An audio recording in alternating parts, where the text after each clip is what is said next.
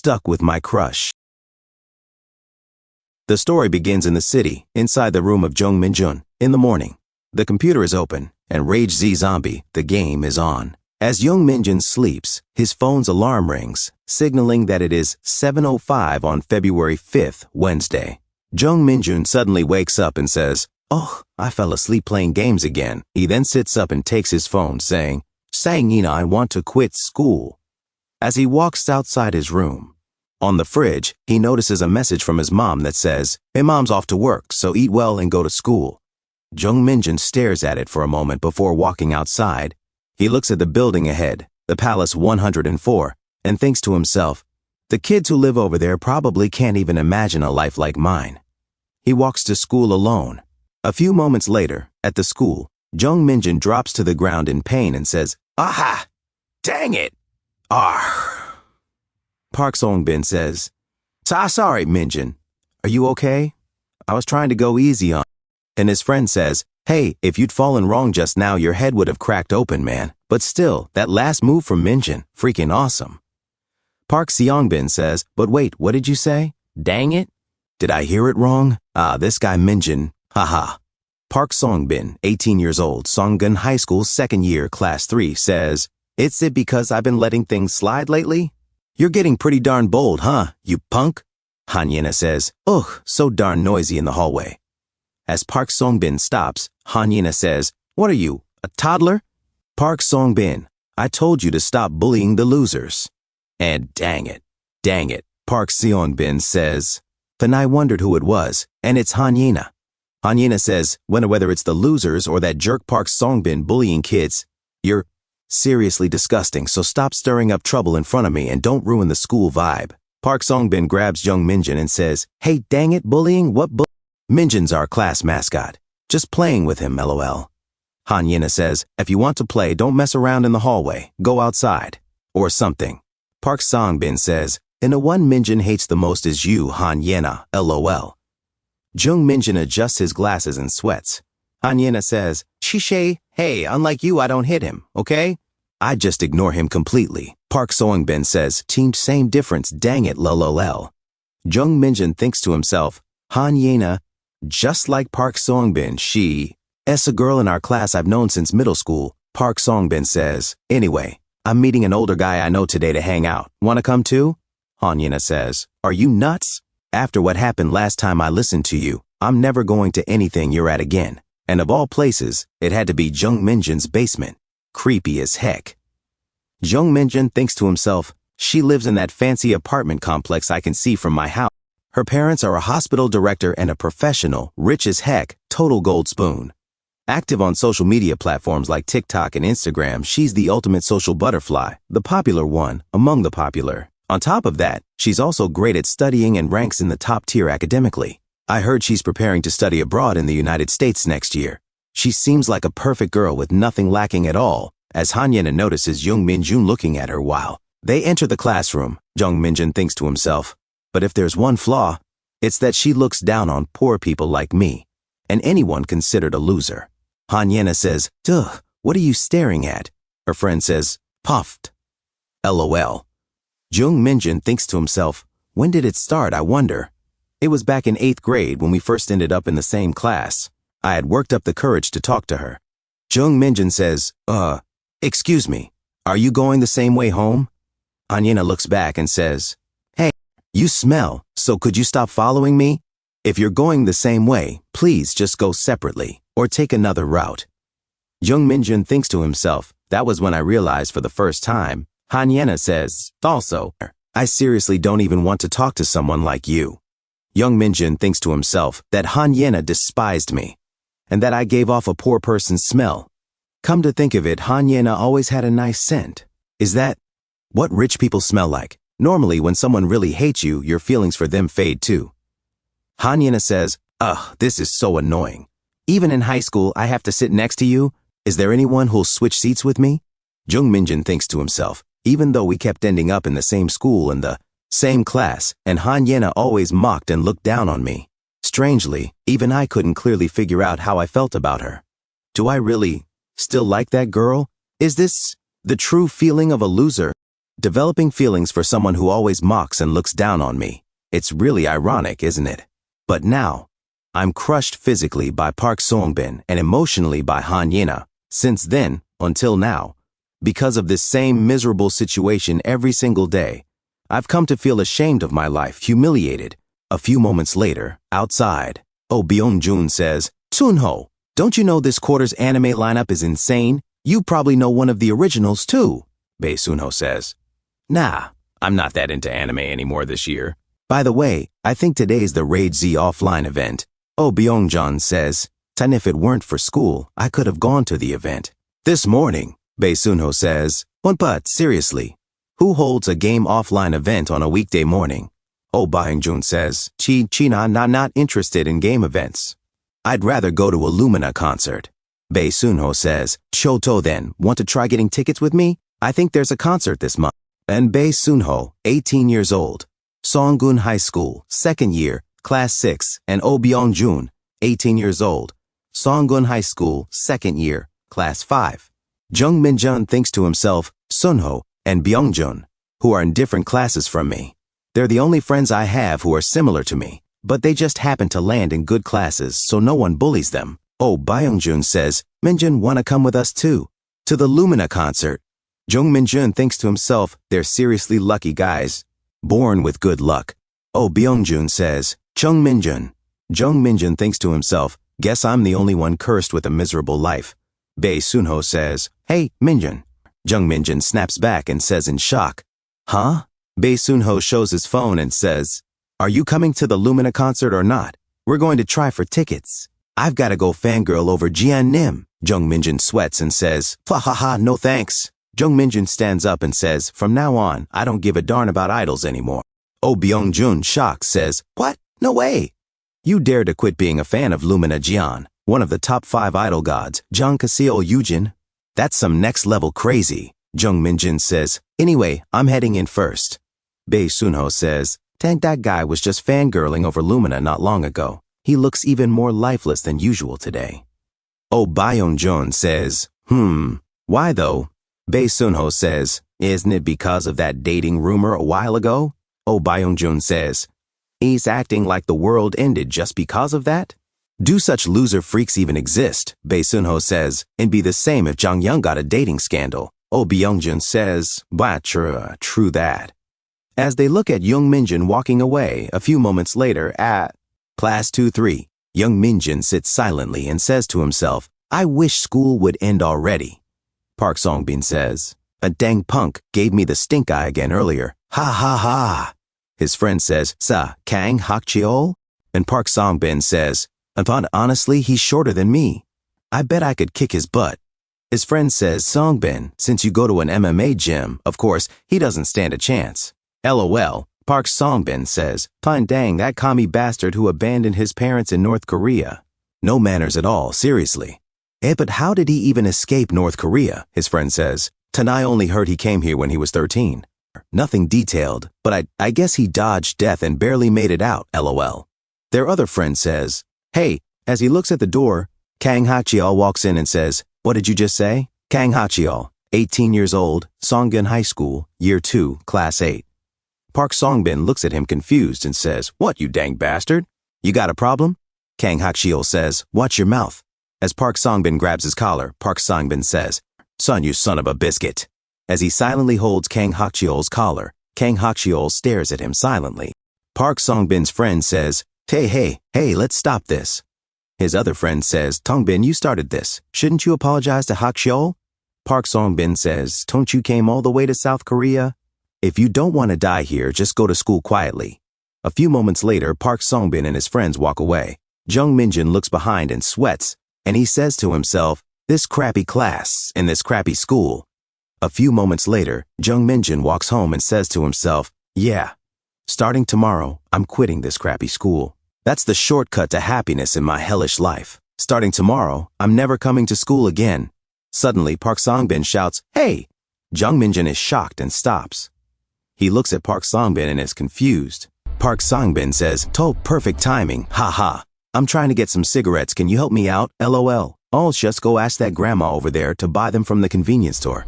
Jung Minjun says to himself, a bastard like you. I'm gonna quit school anyway. I won't ever see you again. I should at least curse that bastard out once. But that's Minjun, who only imagines it and never acts. As Jung Minjun walks away, Park Songbin, confused, says, huh? Hey, Jung Minjun, aren't you coming here? You ignoring me? His friend says, damn, what the heck? Minjun's insane, lol. Now he's totally ignoring Seongbin? LMAO. His blind friend says, Prue, what the heck?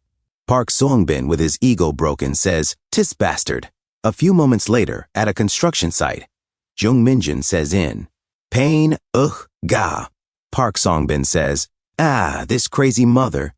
Why is he acting up so much today? This broke-ass trash bastard. Should we just kill him today? And you've gotten too comfortable since middle school, huh? You damn punk, his friend says. Chio, I swear I don't know, his other friend says. In Chai, he been trying to stop Seongbin, but I give up. Even if Minjun dies today. Jung Minjun says, kill me. And Park Songbin is shocked and confused. Jung Minjun says, just kill me already, please. Because I don't want to live anymore. Jung Minjun says, hey, now I kind of feel bad for you, Songbin. Haha. Well, Park Songbin gets angry and says, to freaking bastard, and he kicks Jung Minjun.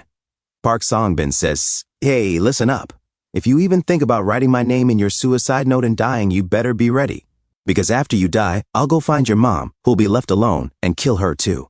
His friend says, whoa. Songbin, that was way too far just now. His other friend says, damn. Park Songbin says, shut the freak up, all of you.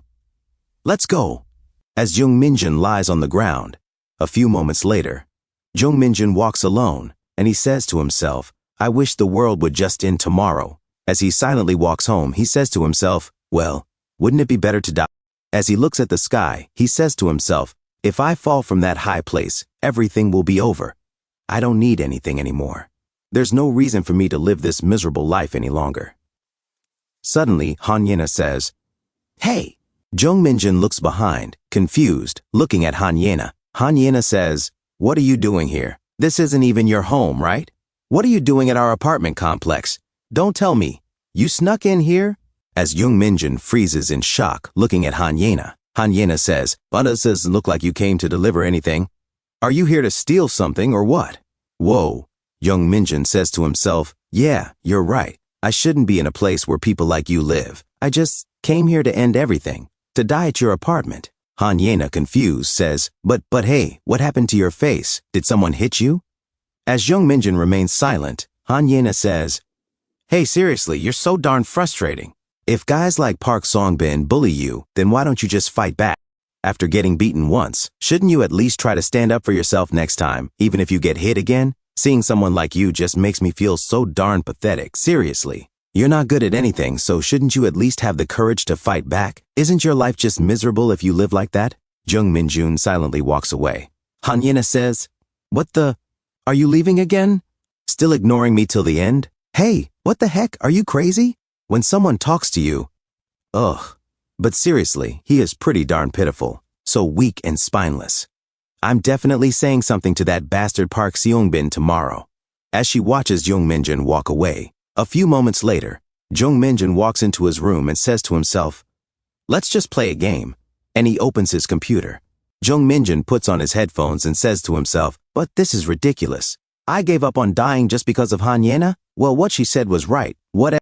I've quit school now anyway.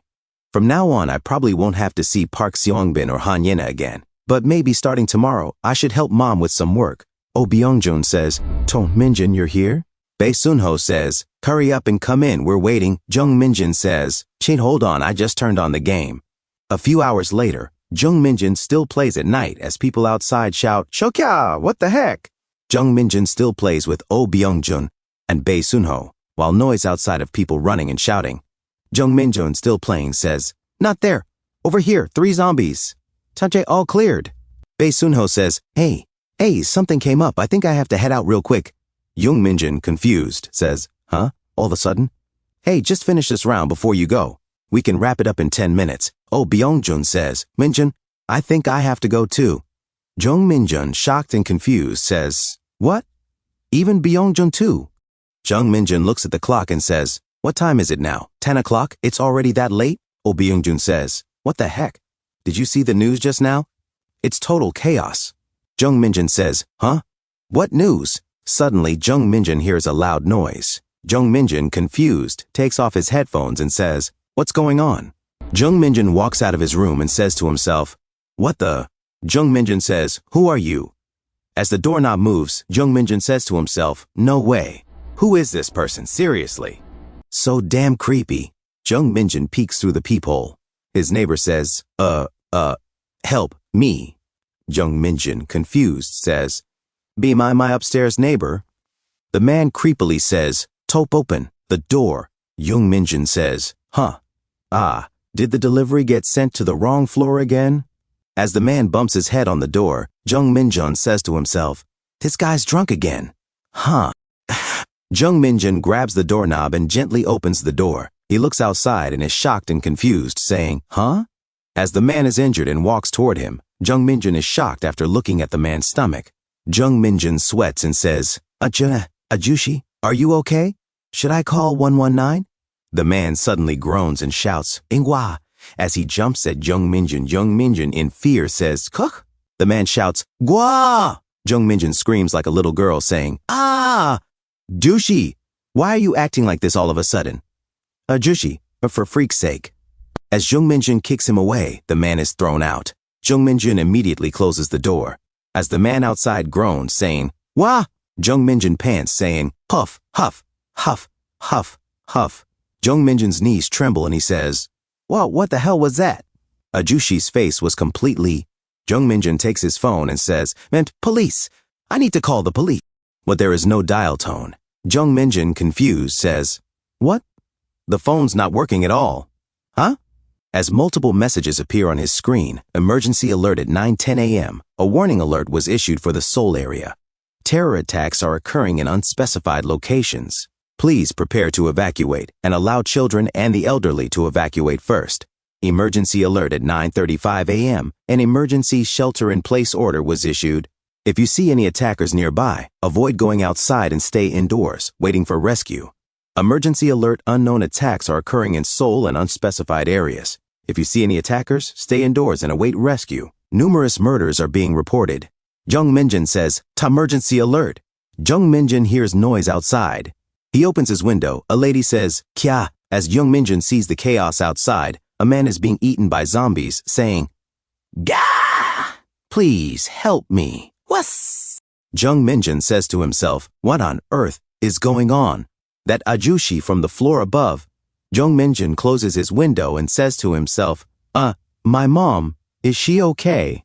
As he dials her phone number, he says to himself, She usually comes home around this time, please." He is shocked and says to himself, "Even my mom's phone is completely out of reach." But a few moments later, Jung Minjun turns off his lights and hides under his blanket, facing the door, as he trembles in fear. Jung Minjun looks at his phone as he trembles. Jung Minjun says, "An internet and everything else has been out since earlier." As the site says cannot connect to the site, Jung Minjun opens his television and says to himself, I better keep the volume down in case it can be heard outside. The news says a series of brutal murders is being committed by a number of unidentified civilians across the country. The government is treating this as an act of indiscriminate terrorism and is currently investigating the cause and those responsible. However, no specific information has been released yet. Newsflash: breaking news, random killings reported in the metropolitan area. The news says, yes, I will repeat myself. The current situation is extremely serious. Jung Minjun says to himself, a terrorism. Something bad is happening. The news says, if possible, remain indoors, lock your windows and doors, and avoid contact with the outside world. Breaking update: there are now reports of killings occurring in Busan as well. As a man bites a boy. The reporter says, similar violent incidents are being reported not only in major cities like Seoul, Busan, and Incheon, but also in smaller towns. Police and military forces have been deployed, but the situation appears difficult to control. Jung Minjun says to himself, this is insane. This isn't just terrorism or causing fear en masse. Don't tell me it's what I think it is. Zombies. Could it be that? Am I dreaming? Could everything fall apart this fast? From Seoul to Busan in just a day. Just why? What's the cause? I shouldn't be standing around like this. Come to think of it, the guy upstairs went outside earlier. If there's no one in the building's stairwell, first I should shut the building's front door. As he looks through the peephole, he says, "No one's here." And he opens the door. He looks around and says to himself, "No way there's someone up the stairs, right?" And he opens the main door and walks outside, saying to himself, quietly. As he sees a zombie, he gets scared and goes back inside, closing the main door. He says, "Phew, now that I think about it, are the people upstairs okay? It's strangely quiet. I'll just stay inside and wait until morning. The police or someone will come to rescue us eventually." A few moments later, in his room, the news reporter says, "Yes, we will continue with the breaking news. Random killings reported in the metropolitan area. Currently, the situation." Suddenly, the television shuts down. Jung Minjun, shocked, says to himself, "Now even the broadcast is cut off." A few moments later, as zombies are heard outside, Jung Minjun tries to sleep, and he says to himself, "And I can't sleep. More importantly, it feels strange. Just yesterday, I wanted to end my own life because of how hellish my life was. I even thought it'd be better if the world just ended. And now, it really has.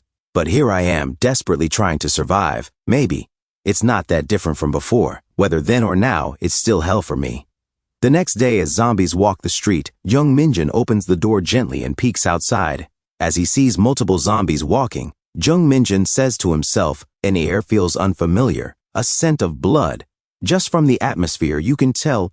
Then he closes the door. He locks the door and says to himself, Going outside right now would be suicide." As he looks at the door of their apartment, a few moments later, Jung Minjun looks at his rations and says to himself, "Let's see. 4 packs of ramen, 6 cup noodles, including instant rice and uncooked rice. Enough for 2 weeks for one person. And a few side dishes. 3 bottles of bottled water. The tap still works, so I should collect as much as possible. Luckily, the gas still seems to be working too. Just judging by the emergency food supply, I think I can survive in the house for about a month. Someone's bound to come help within a month, right? Still, I really hope my mom is okay. I can't call 119 or contact anyone since the phone network is completely down." Now that I think of it, excluding the vacant units, there are 5 households in this building. The ajushi from upstairs turned into one of them, and on the floor above that, there's an elderly couple and an ajumma. I wonder if they're still there. The college guy in the rooftop room. Is he really still there? He usually brings his girlfriend over every Tuesday. Yesterday was Tuesday, so maybe he's still in the rooftop room. A few moments later, Jung Minjun walks to the rooftop. Jung Minjun says to himself, "Still no sign of anyone alive from the other floors. That means last hope. The rooftop guy. Please, tell me he didn't turn out like a Jushi." As Jung Minjun sees the light, he says, "The rooftop door was open." As he silently walks to the rooftop, Jung Minjun says to himself, "Should I call out? No, better not, just in case. What is this? The inside door's open too." As he slowly enters the room, it's dark inside. Jung Minjun says to himself, "No one's here." Suddenly, he sees something and says, "Oh, ha." And he sees blood on the floor and says to himself, Day 2 of the disaster. That day became a major turning point in my life. Jung Minjun says to himself, "Blood, stains, and inside, I can feel a presence." As he trembles, he says to himself, "Freak me. Let's go out slowly." Suddenly, he hits the plant pot and it falls to the ground, shattering and making a loud noise. Jung Minjun says to himself, "Freak?" As he looks behind, the college student says, "Psyche kick." Jung Minjun runs out, saying, "Purr." As he trips on his own leg and drops to the floor, he says in pain, "Ah." Jung Minjun sweats and looks at the college student rushing toward him. As Jung Minjun stands up, he ducks, and the college student hits the end of the roof. Jung Minjun pushes him to the edge, and he falls from the rooftop. As Jung Minjun looks back, he freezes in shock. Jung Minjun drops to the ground and says in fear, He fell." Jung Minjun suddenly rushes inside and locks the door. He says in fear, "Ha, ha," and goes back to their apartment. Jung Minjun drops to the ground and pants, saying, "Ha, ha," as he trembles in fear. Jung Minjun says to himself, "Sint, the rooftop Hyung must be dead, right? Did I just kill someone? No, it's not my fault. That Hyung attacked me first." A few hours later at night, the sun starts to set outside. As Jung Minjun, still in shock, sits on the floor, Jung Minjun says to himself, "Sad day. I was tormented by guilt all day long. Did I really make the rooftop Hyung fall to his death?" Jung Minjun stands up. A few moments later, Jung Minjun goes outside and sees the college student, and he looks closely. Suddenly, the college student turns around. Jung Minjun suddenly froze in shock. He sweats in fear. He says to himself, "Tin, the rooftop Hyung is alive," as Hyung says, "Gur." Jung Minjun says to himself, "Sin, I realized. They're no longer human. I'm sorry, Hyung. But zombies," and he went back inside the building. As Hyung said, "Org," Jung Minjun says to himself, "Since that day, strangely enough, my fear of the infected began to fade away." The next day, day 3 since the apocalypse took place, Jung Minjun ate his meal. Jung Minjun says to himself, "Until the gas is cut off, I can eat this. I wonder when it will be cut off. Is it really right to just keep waiting in this basement until help arrives? After all, the food will run out. Since no one other than the rooftop Hyung has come out, it seems there are no more infected. Should I go back up? To request help, I'll need to light a fire on the roof." As he thinks silently, Jung Minjun looks at the window and says to himself, "I guess I'll have to go out tomorrow. Maybe it's because I already prepared to give up on life a few days ago, or it's because of what I experienced yesterday and the day before. I'm not sure, but those zombie-like people don't particularly scare me anymore." Suddenly, his phone rings. Jung Minjun says to himself, "Pa, Mom?" He answers the phone and says, "Hello? Mom." His mom says, "Minjun, where are you? Are you okay?" Jung Minjun says, "I'm hiding alone in our house right now. Where are you?" His mom says, "I'm at the military while evacuating the day before yesterday, and I am currently at the shelter in Songnam. Don't worry about me. If you're at home, don't go outside. I'll make sure to ask the rescue team to come to our house, right now in Seoul, towards our neighborhood." Suddenly, the line is cut, and Jung Minjun, confused and shocked, says, "Mom? Mom, freak, it's cut off again." Still, I'm glad to hear that Mom is safe. What the? I'm getting messages all of a sudden now. Sunho and Byung-jun. These guys are safe too. As he reads the messages, Byung-jun, freaking hell, check the news. It's a mess. Air raid alert. Air raid alert. All police forces were mobilized. Sunho, seriously, this crazy son of a bee. This isn't the time for jokes. We're off Gojo Satoru. Byung-jun, What meme is this? But is this really sending? It's a bit slow. Did my data get cut off? 1:18 a.m., 1:19 a.m., 1:20 a.m. Sunho and Tono, it seems to be working for me. Byung-jun, Jung Minjun, the only one not checking messages. Sunho, are you at home? Call me. Jung Minjun says, but seriously, to think he would be joking around at a time like this. Sunho and Byung-jun live super close, so they might be able to help each other. But only Mom, Sunho, and Byung-jun contacted me in this situation. Jung Minjun suddenly thinks and says to himself, Han Yena. Of all the people I know, she's the one living closest. Now that I think about it, she did come here last year. And he remembered that time. His friend said, "Oh, so I'm serious. Han Yena saw you on Instagram and asked me to introduce you. Ha ha ha." His other friend said, "Oh, do you really? She doesn't know I have a girlfriend, right?" A blind friend said, "Yeah, lol." His other friend said, "Hey, but do you think Han Yena would really come here? She's usually so uptight." "It's okay, haha. I just told her to come over without hesitation. Ha ha ha. She probably doesn't even know it's Jung Minjun's house." His malnourished friend said, she actually comes here. Does that mean Han Yena wants a boyfriend?" Their other friend said, "Ching Kesent, I'm looking forward to it. Ha ha ha ha. Those Insta photos looked really nice. Ha ha ha." Park Song-bin said, "Ta Changmin, if she comes, I think it's a great opportunity. Up for it?" Changmin said, "Ha ha ha ha ha, you demon. Are you selling her out despite going to the same middle school? Still, would Han Yena really come over?" Park Song-bin said, But if I get caught trying to flirt with her, I'm in real trouble." Changmin said, "Who cares?" Park Song-bin said, "Say hey, Yena just contacted me." Jung Minjun sweats and is shocked. A few moments later, Park Song-bin says, "Wait, hey, Han Yena really came? Ha ha ha." Changmin said, "Bono, really?" "Ha ha ha, is she really coming? Ha ha ha." Shall go outside and let her in, as Jung Minjun is shocked and says to himself, "Did she really come?"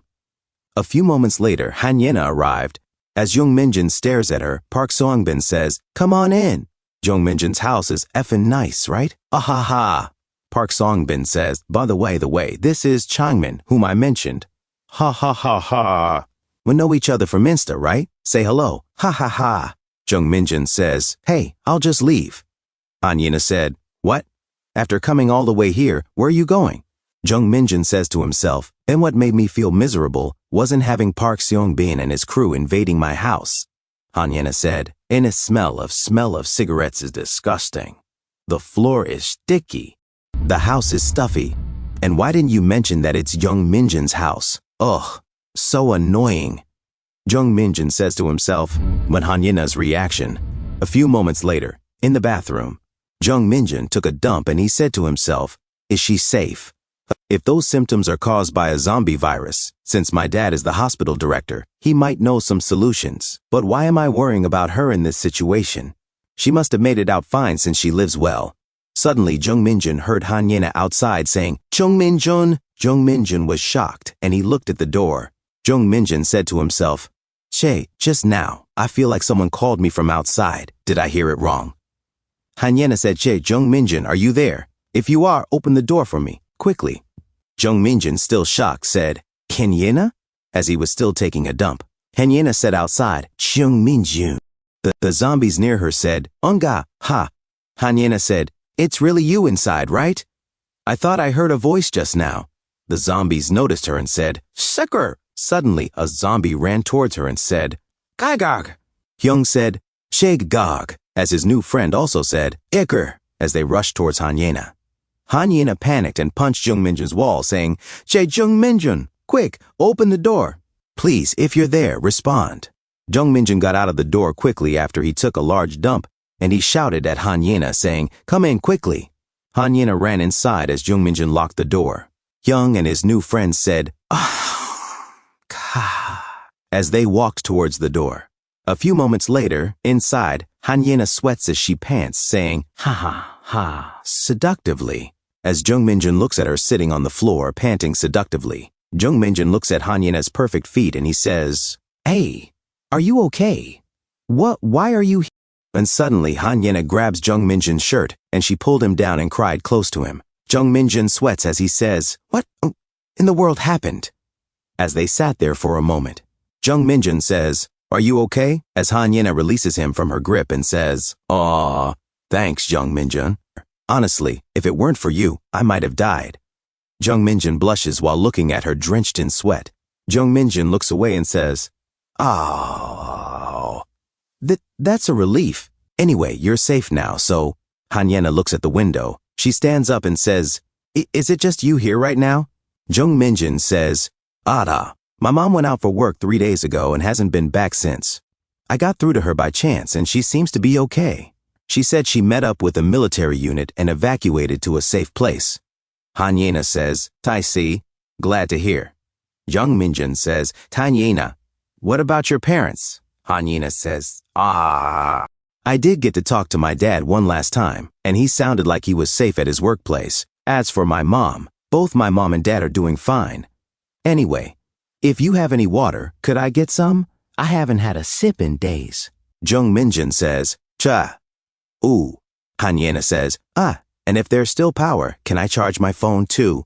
A few minutes later, Hanyina drank 3 bottles of Jung Minjun's water and continues to drink, while Jung Minjun looks at her sexy legs and feet. Jung Minjun says to himself in shock, seriously, how much water is she drinking? We're supposed to be rationing it. If the water gets cut off completely, freak. Then again, she probably risked her life just to get here. As Hanyina finishes drinking the water, Jung Minjun says, did you come here from your home? But why did you come to my place? Hanyina says, Shide, I've been hiding outside this whole time. One Jung Minjun, shocked, says to himself, huh? Hanyina looks far and says, 3 days ago, the day I ran into you near the apartment. Something happened that day, so I went home to change and stepped out for a bit. Suddenly, a zombie said, yay. Hanyina says, then it all started happening out of nowhere. A man running said, wah, run. A lady running said, kya. Hanyina says, Timai just kept running without thinking, as she was exhausted and panting seductively, saying, ha, ha, ha. Hanyina says, Ina and it ended up hiding in the stairwell of a nearby shopping complex. I waited, thinking someone might come rescue me, but no one did. Jung Minjun says, "But then, don't tell me. You stayed there the whole time. Alone?" Hanyena says, "There was one unlocked door by the stairwell. It led to a small meeting room or something like that. The inner door into the building wouldn't open, so I had no choice but to hide in there. Luckily, there was a water jug inside. I survived off of that.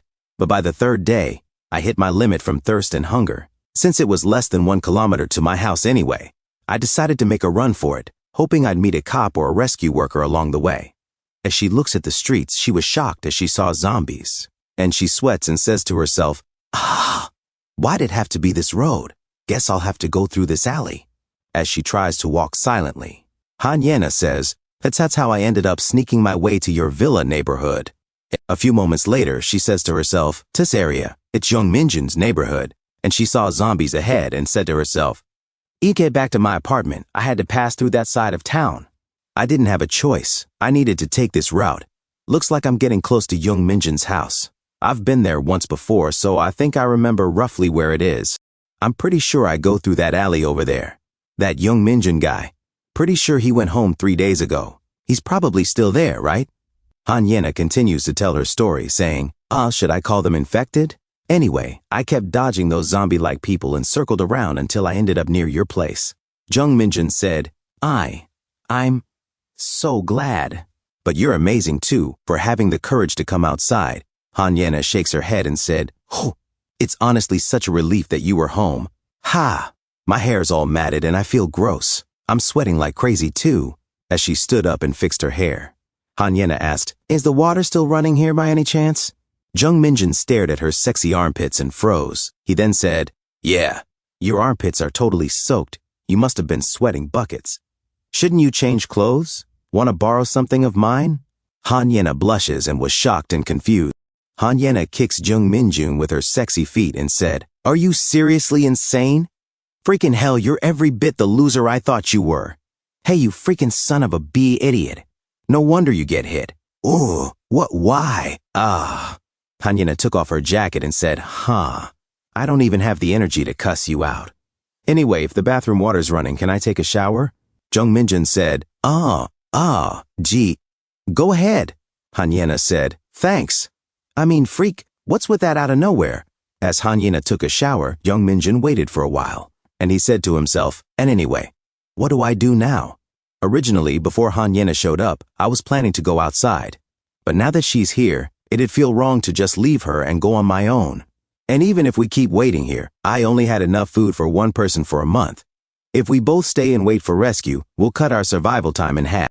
This is so freaking hopeless. But that Hanyena is taking a shower at my house, that's just as unbelievable as the zombie outbreak. Jung Minjun thinks of their time at school. As he walks the halls and saw Hanyena, Jung Minjun said to himself, Back at school, she wouldn't even make eye contact with me. She treated me like I was some kind of bug. Suddenly, Hanyena opens the door. Jung Minjun was shocked. Hanyena said, "Tay, Jung Minjun, lend me some clothes. I've been wearing the same ones for days. I should at least wash them." Jung Minjun said, and he jumps to his things and said, "Oh, of course, Want a t-shirt and pajama pants? Or maybe shorts, long pants?" Hanyena said, "Whatever, just give me something. You're short, so I think they'll fit okay." Jung Minjun gave Hanyena his shirt and looks away, blushing. Hanyena smells his shirt and said, "Ugh, freak. It smells musty. Hey, don't you have anything else?" Jung Minjun said, "Oh, well, I do, but they're probably just as bad." Hanyena said, "Forget it, I'll just wear this." A few moments later, Hanyena wears it and smells it like crazy. And she said, This gross smell is so unbearable. I'll just deal with it until my clothes dry. At least spray some Febreze or something." Jung Minjun sweats and said, I did wash them recently." Hanyena said, "And is this just what happens when you live in a semi-basement? I'm super sensitive to smells, so try to understand." So gross. But whatever, can't be helped, haha. Jung Minjun said to himself, Is she like this because of her personality? Or is she just that thoughtless? Seriously, she's worried about gross smells right now. A few moments later, outside, the zombies talk to each other, saying, Gra, ga. as Hanyena hangs her clothes to dry and she ate some of Jung Minjun's food. Hanyena said, "Hey, Che Jung Minjun." Sen Jung Minjun said, "Huh." Hanyena said, "What do we do now? There's nothing to do but stay here and wait for rescue, right?"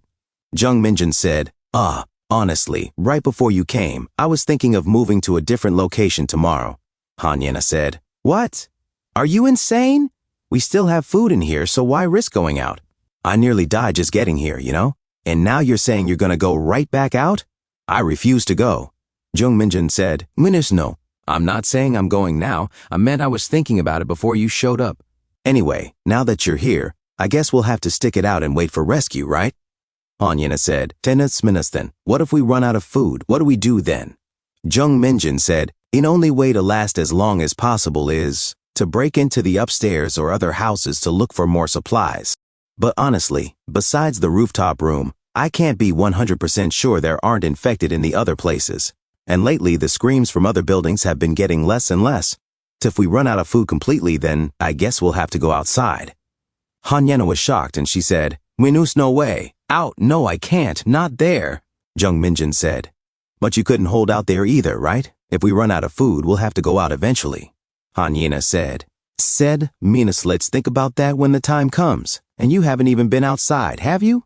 Just stepping out of this neighborhood will change your mind real fast. Those zombie-like people are seriously dangerous. They're terrifying. I almost died just getting here from 1 kilometer away." Jung Minjun said, 1 kilometer is pretty far though. That's impressive. And if you manage to get here safely, then maybe you could manage to avoid them while moving around too." Hanyena said, "What? Hey, aren't you scared of those monsters?" Jung Minjun said, "And know as well as I do. Those people, they're just like zombies. We still need to learn more about them, but from what I saw through the window, if you get attacked and bitten, you end up like them. So it's likely you turn because of infection, right? Honestly, I don't even care if I get infected. Doesn't matter at all. I've got nothing to lose anyway." As Hanyena was silent, she then said, "Nth minus that's your situation. I want to survive. I refuse to end up like them. I'm supposed to study abroad in the US next year." Jung Minjun said, "So the key is to just avoid contact with them, right? You made it all the way here too, didn't you? You even said you didn't get spotted until right before reaching my place. And name one thing about those infected. They don't all rush in like they're trying to kill you. Depending on where they're hurt, some just walk toward you, and some look like they're collapsed, like they're dead. Also, their running speed's actually slower than a normal person sprinting. That means you and I can totally avoid them." As Hanyena sat down and listened, Jung Minjun said, "Then you ever played tag as a kid, right?" Hanyena, confused, said, "Ton tag?" Jung Minjun said, "You just have to think of it like a game of tag. That way dodging them might even feel a little exciting." Hanyena, not impressed, said, "Crazy bastard, calling this tag? What a freaking joke. I'm seriously scared, okay?" Jung Minjun said, "Smina sorry." Hanyena shows off her sexy foot near Jung Minjun and said, "Anyway, I'm gonna sleep. Can you lay out some blankets?" And she lay down and said, "Saying I haven't had a proper night's sleep in days. I'm starting to feel really sleepy." Jung Minjun said, A few moments later, Jung Minjun fixed his futon and put 2 pillows next to each other. Hanyena suddenly said, Hey, are you crazy? You trying to sleep next to me?" Jung Minjun, confused, said, "Huh?" Hanyena pointed outside of Jung Minjun's room and said, "He said you sleep over there." Jung Minjun, confused, looked out, and he looked back at Hanyena and said, "Hey, come on. This is my house, you know? Sleeping in front of the bathroom door is a bit much." Hanyena said, "What? Ha, fine, I get it." And she walked outside of Jung Minjun's room and said, "I forgot I'm just an uninvited guest. Must have lost my mind for a sec. Fine then, I'll sleep over there. You take the comfy spot." "Happy now?" Jung Minjun said. "Who?" Hanyena said, Never mind. I'll just sleep out on the bloody stairwell instead, ha. Sleep tight." Jung Minjun said, Hey, what's your problem? Jamina's just sleep here comfortably." Hanyena said, "No, it's your house, so you should sleep comfortably, okay? Don't worry about a random intruder like me.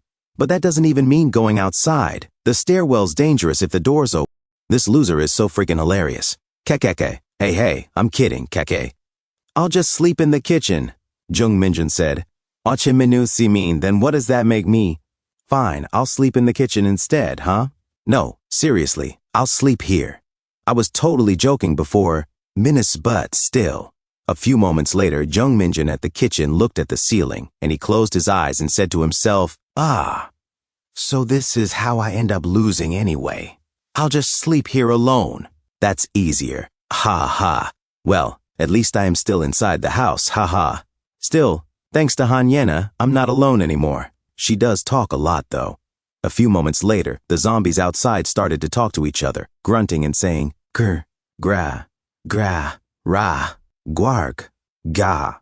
Hanyena, alone in the room, can't sleep, as she continues to hear the zombies outside. She then said, hey, Jung Minjun. Jung Minjun, confused, woke up, and he sits up. Hanyena said, just come in and sleep in the room. As Jung Minjun looks at the door, Hanyena said, it's scary being alone. A few moments later, Jung Minjun came inside his own room as he looks at Hanyena sleep. Hanyena said, this sound, I heard it countless times while hiding on the stairs, but it's still unfamiliar and terrifying. I miss Mom. As Jung Minjun listened silently, and the noises outside continued. A few hours later, the sun rose. As the zombies walked around, they groaned, saying, ugh, ugh, gurk. As Hanyena slept peacefully in Jung Minjun's futon, Jung Minjun stood up and said, how long is she going to sleep? She said she couldn't sleep because she was scared, yet she's really sleeping well. As he stared at Hanyena, a few hours later, Hanyena woke up and sat up, and she moaned seductively, saying, She looked at Jung Minjun and was confused. She then said, where are you going? Jung Minjun put on his jacket and said, I'm thinking of going back up to the rooftop. Hanyena said, and she stood up and said, hey, didn't you say you couldn't confirm if there were more infected up there? What if someone else is still there? Jung Minjun said, it'll be fine. If there is, I'll just avoid them. Do you want to come with me? Hanyena said. Are you crazy? Iminusi can't go? Jung Minjun said, then I'll go alone. You stay here. Hanyena said, A few moments later, Jung Minjun walked up the stairs. As Jung Minjun looked at the main door, he said to himself in shock, there's a crack in the glass. It won't last much longer. Well, even if it's covered with film, glass is still glass. As Jung Minjun walked forward, Hanyena said, and smells bad. Jung Minjun looked behind and was confused. Hanyena said, see, now I have a really bad feeling about this. Jung Minjun looked at her. A few moments later, at the rooftop, Jung Minjun looked at the bathroom of Hyung, and he sweated, saying to himself, it's the rooftop guy's girlfriend. She's not moving. Let's at least say a short prayer for her. A few moments later, Jung Minjun walked out of the room. Hanyena said, no one's inside? Jung Minjun said, well, there is. She's someone who already passed away. I think it's better not to go inside. Hanyena said, Jung Minjun sat down and said, if we want to ask for rescue, maybe we should light a fire here and create smoke or something. But we'd have to light it at the exact time a rescue helicopter passes by, Hanyena said. Then how about we prepare something to burn in advance, and as soon as we hear a helicopter, we light it up. Jung Minjun said, fire doesn't blaze up instantly, right? By the time it's ready, the helicopter might already be gone. Hanyena said, should we check nearby buildings to see if there are any other survivors? And she shouted, hello, is there anyone in the buildings nearby? Jung Minjun said, hey, what if the infected swarm here after hearing your voice? Hanyena said, they can't climb up here anyway, right? Jung Minjun said, won't you never know? The glass door at the building entrance was already cracked. Jung Minjun said to himself, and so, Hanyena and I had to continue surviving alone in this place. A few moments later, inside Jung Minjun's apartment, Hanyena said, hey Jung Minjun, what's your MBTI? Jung Minjun, confused, said, MBTI. I haven't done it. Hanyena said, what? You haven't done it yet? Wow, you're the first person I've ever met who hasn't done an MBTI test. Then you probably don't use Instagram either, huh? Totally seems like it, ha ha ha. Even if you do, I bet you don't even have 50 followers, ha ha. Then what the hell is your joy in life? You got no hobbies or? Jung Minjun said, aside from gaming. Hanyena said, on gaming, what kind of games do you play? Jung Minjun said, I play League of Legends and a few others. Lately, I've been playing this zombie game called Rage Z a lot. Hanyena said, so it's zombie game? LOL, that's insane, ha ha ha. I mean, now that the real world has become a zombie apocalypse, there's no need to play zombie games anymore. Ha ha ha, prift. Oh, but if you take the MBTI test, I bet 100% you'd be an NII. Introvert. Look at you. You're always playing games at home, eating alone. Even at school, you're always zoning out by yourself, haha. Someone like you could never be an NE. Extrovert kek. So are you a P or a JJ Jane? Do you like planning, or are you more spontaneous? Jung Minjin said, well, it's kind of hard to say. And he said to himself, wow, she talks so much. We could literally die tomorrow, yet here we are having this cute little convo. Han Yena said, Fate, hey, what do you think my MBTI is? Jung Minjin said, I'm not sure. I don't really know much about it. And he said to himself, she didn't even glance at me before the zombie outbreak. But I guess now I'm the only one she can talk to. Still, I ended up alone with the girl I used to have a crush on. Han Yena suddenly put her sexy foot at Jung Minjin's hands and said, hey, but like, why did you blah blah blah? Jung Minjin thought to himself, "'Tis this a good thing?" In the past, just the thought of chatting one-on-one with her like this, in the same place, even imagining it would have made me happy. Even though the world's gone to hell and we could die tomorrow, it wouldn't be surprising. Han Yena suddenly teased Jung Minjin while playing with Jung Minjin's chest with her sexy feet and said, Hey, Jung Minjin? Jung Minjin? Jung Minjin, still talking to himself, said, does any of this even mean anything anymore? Han Yena kicked Jung Minjin and said, Sir, are you ignoring me? Why aren't you answering? Jung Minjin snapped out of it and said, Huh? Sorry. I was just thinking about something else. Han Yena said, You're spacing out right in front of me? You crazy freaking loser. As the light outside shined through the window, Han Yena read the comic books of Jung Minjin. A few days later, Han Yena continued to read on the floor. Han Yena said, Jung Minjin, did you finish the laundry? Also, I'm hungry. As Jung Minjin did the laundry, he said to himself, Damn it. I swear I'm gonna leave her behind and escape on my own. What am I, Han Yena's slave? She should do her own damn laundry. As Jung Minjin, a classic MBTI type who absolutely never expresses his emotions outwardly, Jung Minjin said to himself, Now there's no electricity, so I have to wash clothes by hand. Thankfully, the tap still works, so there's enough water. But our emergency food supply is running dangerously low. A few moments later, Jung Minjin said to Han Yena, Hey, Han Yena, I'm heading out. Han Yena, confused, said, Huh? Don't be late today, okay? Be back within 30 minutes. If you make me wait again, you're dead meat. Seriously. Jung Minjin said, Oh, got it. And he said to himself, Damn it. As Jung Minjin opened the main door, he looked around and closed the main door, saying to himself, I patrol the neighborhood once a day.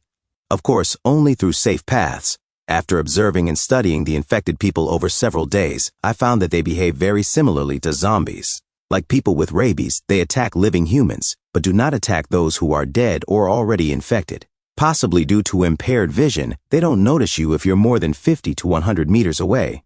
But this seems to vary from one infected to another. They are highly sensitive to sound, so it's crucial to stay quiet. Also during the day, the number of infected is about 2 to 3 times lower than at night. It seems like they move into shadows or corners during the day, and maybe they dislike sunlight. Because of that, you must never go outside at night. But these traits of the infected, the online game I used to play, maybe it's just my imagination, but aside from the setting, the behavior of the infected feels too similar to the ones in that game. Maybe it's because I was too immersed in that game until recently. It must just be a coincidence. There's no way, but if those infected are somehow related to that game, then this is only the beginning. And surely the end of the world will come. A few moments later, at Jung Minjin's building, Han Yena said, I've finished all the comic books. I'm bored out of my mind. And she looked at the clock. She said, that bastard Jung Minjin is late again. He's been listening to me less and less lately. I really need to train this guy better or something. And she looked at the window. She said to herself, the sound of a helicopter again today. But what's the use? As she remembered the other day. As a helicopter passed by, Han Yena shouted, Buenas someone, save me. Jung Minjin shouted, also saying, Over here. We're over here, Han Yena said to herself. Lighting a fire on the rooftop was pointless anyway. As the day passed, Han Yena looked at the clock, as she heard the sound of the clock ticking loudly from the silence. Han Yena sweated and frustrated said, That damn Jung Minjin, why isn't he coming back? As she bit her nails, she walked in circles and said, Minus, it's already been over an hour and a half since he left. Dominus, don't tell me something happened? Did he get attacked by the infected? Seriously. Just come back already. When he gets back, I swear I'll beat the crap out of him. Seriously, does this bastard only listen when he gets hit? Ugh. It's dangerous out there, so why does he keep going out? Starting tomorrow, if he tries to go out again, I'll break his legs if I have to. As the sun set outside, Hanyena sat down and worried. And she started to get frustrated and said, Jung Minjun, please, you're not dead, right? A few moments later, Hanyena looked at the candle and said, the sun's already set now. Didn't they say more infected come out after sunset? Don't tell me, he's not coming back anymore. Please come back soon. Please don't leave me alone. Suddenly, she heard the door open and immediately looked at the door. Jung Minjun came inside and said, Hey, Hanyena, look at this. Jung Minjun was shocked and confused as he looked at Hanyena, saying, Huh? Hanyena stood up silently while looking at Jung Minjun. Her eyes welling up with some tears, she said, Oh, you're 3 hours late, you crazy bastard. Do you really have a death wish? As Jung Minjun was shocked and confused, Hanyena suddenly raised her fist and was about to hit Jung Minjun, saying, Seriously, you need a beating to get your senses straight. Hanyena said, Wait a second. Look at this. And she took out a paper and said, Earlier, a helicopter dropped a ton of leaflets. I went all the way to where they landed to find them. That's why I'm late. Hanyena, confused, said, What?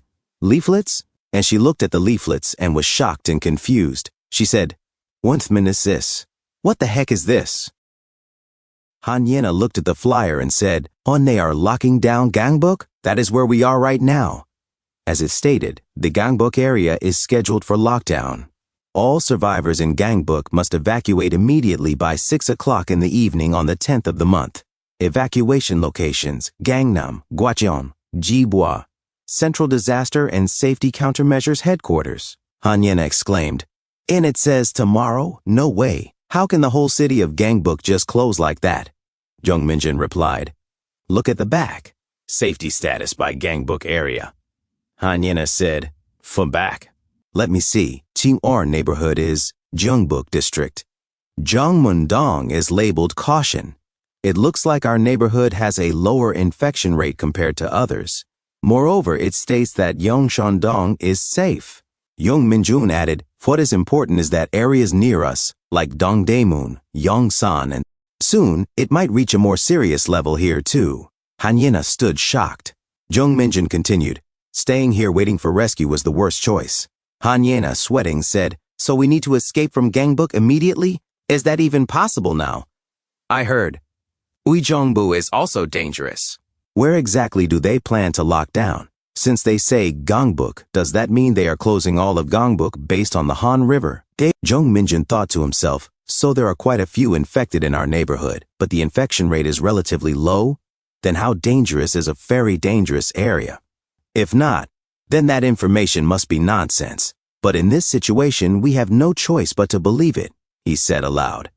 If places like Nawan and Uijeongbu in the north are all in serious condition, then it is impossible to escape north of Seoul Gangbuk. In the end, we have no choice but to cross the Han River. To cross the Han River, the fastest way is through Yongsan or Dongdaemun to Songdong. But since it states that Yongsan and Songdong are also very dangerous, I guess we have to go around to the eastern area. Anyway, time is of the essence. As he took off his bag, he set it down and opened it.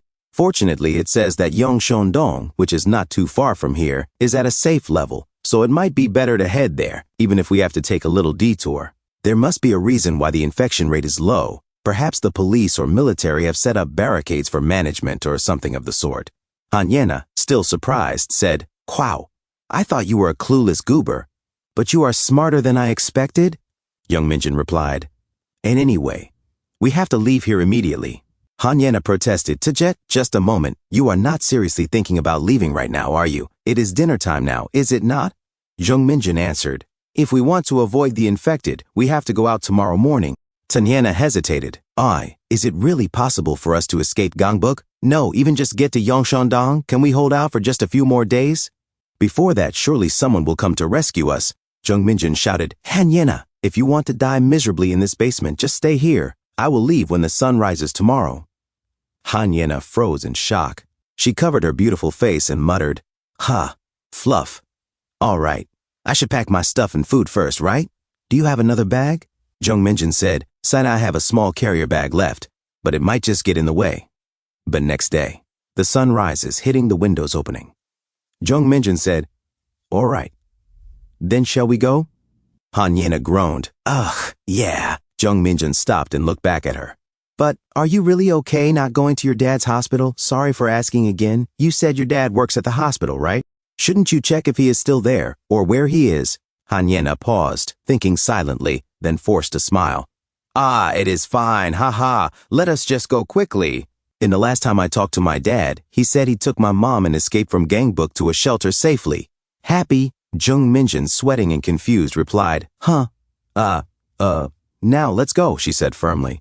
Jung Minjun thought to himself, "What is this?" A few moments later, outside, Jung Minjun sneaks ahead. He sees a zombie nearby. He gives Han Yena a thumbs up, and she runs toward him. As the zombies wander the streets, one groans, "Ugh," another murmurs, "Ugh." Jung Minjun whispered, "This way," Han Yena replied, "Yeah." Ishike. A few moments later, the streets are empty. They see a bus with a poster saying "Happy Birthday to Lumina." Han Yena said, "On any rate, it's surprisingly easy to move out at this time, isn't it? I must have been too tense when I went to your house. I was really scared back then." Jung Minjun said, "And sure you've figured it out by now, but just be careful when going to dark, shady places. There usually are not many infected where sunlight shines brightly. That said, it does not mean the infected will not attack at all, so never let your guard down." Han Yena said, "Yeah, but is Yeongcheondong really this far? Is it not close by?" Jung Minjun replied, "Just hang in there a little longer." Han Yena sighed, "Ha, there's a bicycle at my house. I should have brought it, or riding an electric scooter would be so convenient." Jung Minjun said, "Well, like you said, riding a bicycle or an electric scooter would let us move 3 to 4 times faster. The problem is that communication is down, so we cannot use shared scooters.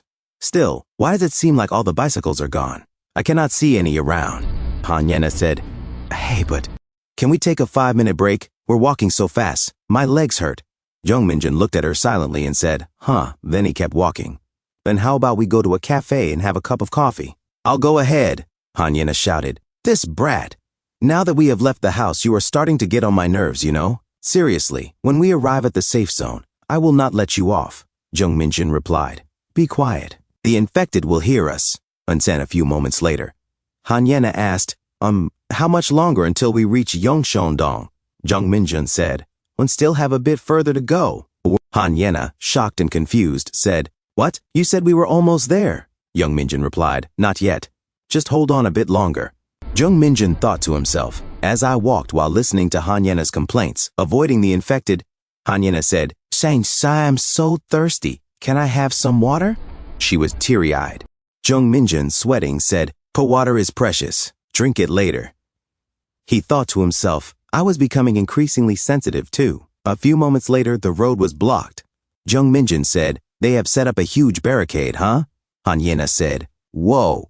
Jung Minjun continued, "Anyway, from here on is Yeongcheondong, and if they have blocked off the neighborhood like that, it definitely looks safer than other places."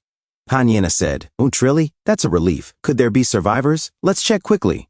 Jung Minjun said, "But if there's this level of barricade, shouldn't the survivors be guarding the area nearby?" Han Yena added, "See, and I have not seen any infected around here either. And there's less of that unique rotten smell too. Jung Minjun warned, "Just in case, do not let your guard down." Han Yena called out, Hey, Jung Minjun. Look over there. It looks like it would be perfect to hide inside. Should we rest there for a bit? I'm seriously tired from walking." Jung Minjun said, "There's no time for that. Stop exaggerating and come quickly." Han Yena shouted, "What? Exaggerating? That son of a biscuit."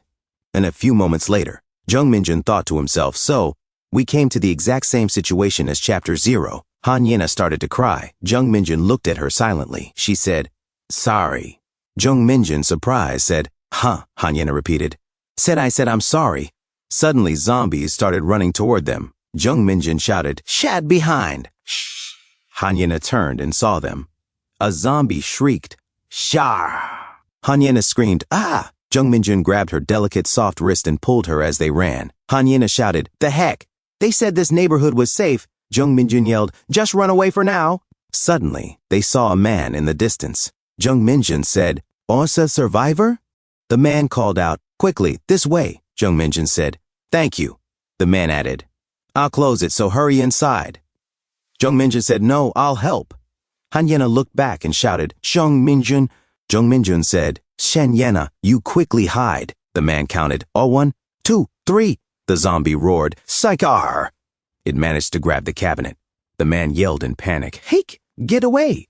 Jung Minjun, sweating in shock, shouted, Mister! The zombie pushed the cabinet down and growled, Gra! The man suddenly ran, shouting, It's broken through! Run away! Han Yena screamed in fear, Hya! Jung Minjun yelled, But run to the back! As they ran, a white-collar zombie chased after them. Jung Minjun helped Han Yena climb the barricade. He said, We have to jump down. Han Yena, trembling, replied. Yeah, they jumped.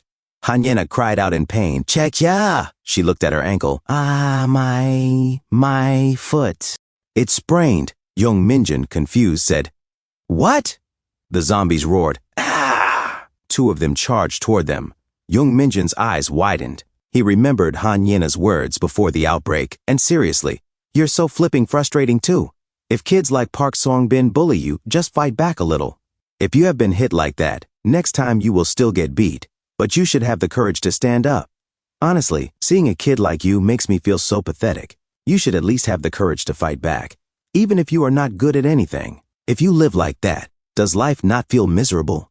Jung Minjun took out a knife from his jacket and thought to himself, Even if I die here. Han Yena was shocked and looked at him. Jung Minjun. He said to himself, Sai will not die just from running away miserably. As the zombies charged toward them, Jung Minjun stood his ground with the knife in hand. As the zombie was about to get near Jung Minjun and Han Yena, a motorcycle rushed toward them. Park Song-bin shouted, Get down! As Jung Minjun looked behind in shock, Park Song-bin hit the face of the zombie. His friend said, Nice shot. Park Song-bin's other friend on an electric scooter said, Hey, grab that rascal too. Park Song-bin shouted, Go down. Go down, you freaking son of a biscuit. His friend said, Hey, get the guy in the suit. Smash his skull in, fudge. Kikiki. Park Seong-bin said, Kia. That impact was insane, gosh darn it, Kikiki. I am telling you, riding a bike and swinging a bat is the peak of fun. Park Song-bin looked behind, confused, when he saw Han Yena and said, Huh? Yo, Han Yena, what are you doing here? Han Yena said, You. Park Song-bin replied, I wonder, who is this guy? Jung Minjun sweated in shock and said to himself, I am so done. Of all people. Park Song-bin said, Jung Minjun, you blockhead, why are you with Han Yena? Kekeke. Park Song-bin, 18 years old, Songgun High, 2nd year, Class 3. Jung Minjun said to himself, I just ran into someone I would rather avoid even more than the infected. As they silently looked at each other, Park Song-bin said, Oh? What is with the knife? Kekiki. Do not tell me you were planning to fight those things with that? Kekiki. I thought you were just a coward, but I guess I was wrong? Kekekekekeke. So you two just ran into each other? What a freaking random combo, Kekekeke. Han Yena said, Yeah, it kinda just happened. I honestly would have died if it were not for you guys. Gee, thanks. Park Song-bin said, Yo, Han Yena, Keke, I saved your life, Kek. Anyway, where were you heading, Yena? Come with us. We have got a hideout with like a dozen survivors. Han Yena said, Really? Is it safe? Park Song-bin said, Yeah, haha. There are adults there too, and it is locked down tight. Super safe. You do not need to worry. Han Yena said, But did you guys hear? They are shutting down Gang Book. Should we not get out of here now? Park Song-bin said, Hey, haha, too late for that already, Kekeke. Han Yena said, What is that supposed to mean? Park Song-bin said, It is a long story, so come to our hideout and we will explain. Can you ride on the back? Han Yena said, Thanks. Park Song-bin's friend said, Hey, if Han Yena is on the scooter, where am I riding? Park Song-bin said, You two can ride the kickboard together, Kiki. As Park Song-bin stared at Han Yena, he said, Kikiki. Hey, but seriously, is it okay to bring Han Yena with us, Kiki? His friend said, Gasp, Kekekeki, good point. Han Yena said, What do you mean? Park Song-bin said, Nothing, haha. Just get on, Kiki. Han Yena looked back at Jung Minjun and said, But what about Jung Minjun? He has got to come too. How are we bringing him? Park Song-bin said, That guy too? Park Song-bin's friend said, Yeah, what are we going to do about him? Just leave him? His other friend said, Will that guy not just slow us down? We have got to save food too, you know. Hey, Jung Minjun! Good luck surviving out here, Kiki. As Han silently sweated, Park Song-bin said, "No, let's take him too. Not like it hurts to have one more person." Jung Minjun said, "Forget it, I am not going." Park Song-bin said, "What?" Jung Minjun said, "I will handle things on my own. I have got somewhere I need to be." Han Yena sweated and said to herself, "Jung Minjun." As Jung Minjun walked away, Park Song-bin said, "Hey, hold up, this person ignoring me again, huh? You remember last time, right? If you ignore me again, I will really mess you up. The country is already in chaos, so I can take you out now, no problem. Understand? Want me to smash your head in just like I did to those zombie creeps earlier?" As Jung Minjun looked back at him, Park Song-bin said, "I am telling you nicely, get over here, you freaking nobody." Han Yena said, "Hey, Park Song-bin, are you out of your mind? What do you mean take him out? And you are the one who hit Minjun last time too, right?" Park Song-bin said, "Seriously, you have not changed a bit." Jung Minjun remembered what Park Song-bin had said before. "Yo, Changmin, if she comes with us, do you not think today is the perfect chance? Want to try something?" His friend said, "I saw her photos on social media. She looked crazy fine. Is she just as hot in person?" Park Song-bin smirked and said, "Yeah, total match, kek." His friend said, "Whoa, fudge. She is insanely hot then, kekekekeki." "But Park Song-bin, why are you even messing with her anyway?" Park Song-bin said, "Did not this guy already do something with her?" Kekeke. Poo ha ha ha ha. As Jung Minjun silently listened in shock, in the present, he sweated while thinking about what they said before. Park Song-bin said to Han Yena, Sorry, kek. I was acting a bit too wild in front of Yena kekeke." Han Yena said, "If you do that again." Park Song-bin said, "Well, stop nagging me already." Jung Minjun said, "All right. Sorry, Song-bin. I will come with you." Park Song-bin looked at him in shock and said, "That is more like it, Minjun. Walking out of this neighborhood right now is basically suicide, you know? Kek, let us go to the hideout first. Rest up and I will ride you to your destination on the bike tomorrow, Kek. Sound good?" A few moments later at the streets, Park Song-bin said, "All right, this way. You have been here before, right, Minjun?" Kekeke. Han Yena, confused, said, "Where even is this?" Jung Minjun said to himself in shock, "This is the way to that abandoned construction site where Park Song-bin always beat me up. They are using this as a hideout." A boy in a white shirt shouted, "Hey, blockhead, you left an opening over there." His friend responded, "Then go fix it yourself, blockhead." Jung Minjun whispered to Han Yena, "Han Yena." Han Yena looked at him, confused. Jung Minjun whispered, "Honestly, I do not think we should be going with these guys. We should take a chance and slip away." Han Yena, still confused, said, "What are you talking about?" Jung Minjun said, "I just get the feeling they are going to do something to us. Something about this does not feel right." Han Yena replied, "Hey, do not worry, kakaka. These guys are total pushovers, kakaka. And Park Song-bin has been my little lackey since elementary school. If he tries to hit you again, I will cover for you, okay? And anyway, there are other survivors and adults at the hideout, right?" Jung Minjun said, "And you are seriously believing that 100% like a fool? Han Yena, maybe they are just school friends to you. But I know what kind of guys they really are better than anyone. You still just see Park Song-bin as some classmate you grew up with?" Han Yena looked at Jung Minjun silently. Then she turned to Park Song-bin and said, "Park Song-bin." Park Song-bin looked back. Han Yena continued, "Look, we are just going to head back. I heard my parents are at the Seopyeong shelter, so I was planning to go there. And if we do not leave today, it will be too late." Park Song-bin said, "Huh, really? There is a shelter in Seopyeong? As far as I know, Seopyeong got completely wiped out. And why would you risk going off with that silly loser Jung Minjun, just the two of you? If you are going to go, just rest today and leave with us tomorrow, yeah?" Han Yena said, "Well, it is just kind of urgent. Anyway, we will get going now." As Han Yena looked back, she said, "Let's go." But the two friends of Park Song-bin stood behind them. A man in a blue sweatshirt blocked Han Yena's path with his bloody bat. Park Song-bin said, "Ha ha. Yena, I already told you, if you are going, go with us tomorrow. Or is there something going on between you and Jung Minjun? What the heck is going on with you two all of a sudden?" "Hey." Han Yena trembled and said, Park Song-bin." Then she gathered her courage and said, I am going. Are you seriously?" Jung Minjun said to himself, "Knew it. I figured this would happen." Then he said aloud, "All right, let's just go with them and talk it out. The sun is going to set soon anyway." Han Yena began to sweat even more. A few moments later, Park Song-bin continued walking ahead and arrived at the construction site. Jung Minjun said to himself, "This is definitely the place. They have built barricades on both sides to keep the infected out. Looks like they put in some effort. Still, it feels kind of slapped together. Jung Minjun looked at Han Yena, who was sweating. He gently tapped her stomach, and Han Yena looked at him, confused. Jung Minjun said, "Do not worry." He smiled at her and said to himself, "I will not leave your side." As Han Yena silently looked at Jung Minjun, suddenly, a zombie shouted, "Gah!" Han Yena was startled and said, "Kya!" "That scared me," the zombie groaned. "Gra! Ah!" One of the boys nearby shouted, "Wah!" Han Yena said, "What the heck? A, are you sure this place is safe? D, do something about it." Park Songbin said, "Ah man, you scare way too easily, ha ha ha. Just chill, there is no way they are breaking in, ha ha ha." Jung Minjun thought to himself, "What do you mean it will not break through? It looks like it could collapse any second. Now that I look closely, we are literally and completely surrounded by infected, aren't we?" The zombies outside shouted, "Grrr, rah, wah." Jung Minjun thought again, who builds a shelter in a place like this?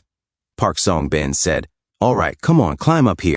Jung Minjun thought, so we are going up to the second floor using a ladder. I guess if they pull the ladder up, the infected cannot follow.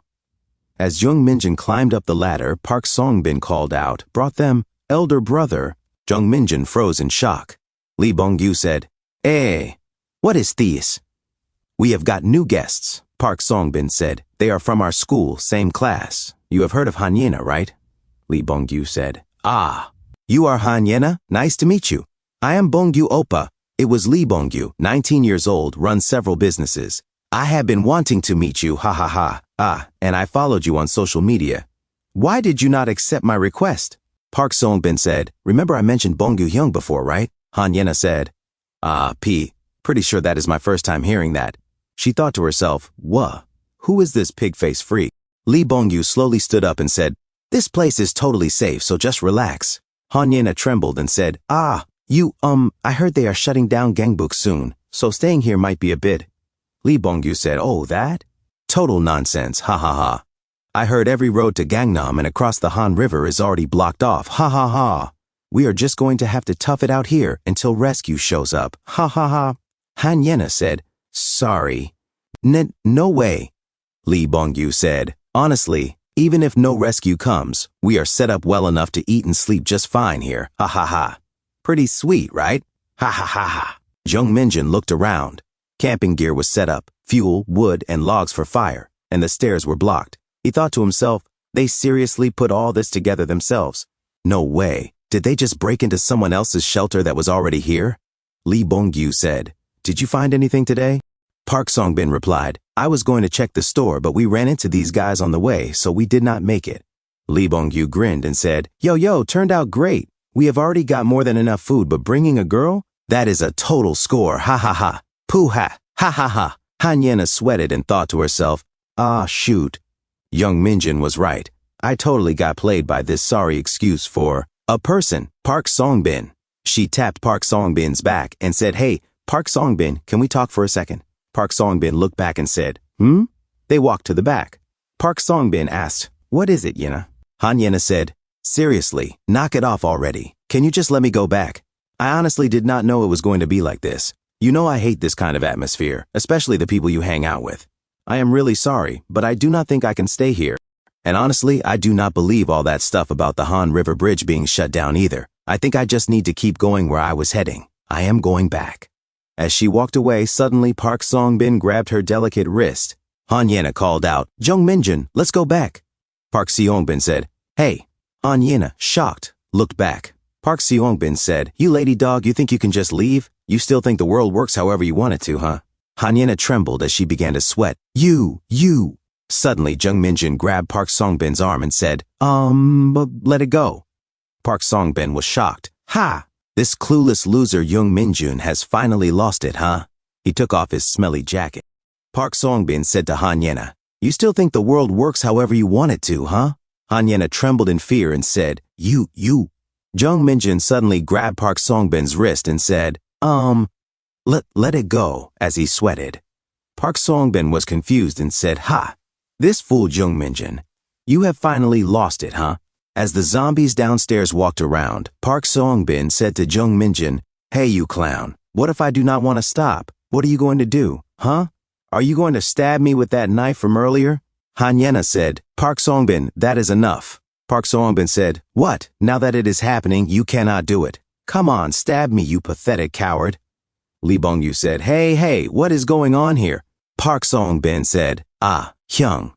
Ha ha. Yena says it is kind of gross in here since it is not indoors like she expected. Hey. Lee Bongyu said, It is fine. You will be sleeping inside the tent anyway. Lee Bongyu added, also this silly guy Jung Minjun is carrying a kitchen knife. I told him to hand it over, but he will not give it up. Lee Bongyu continued, what?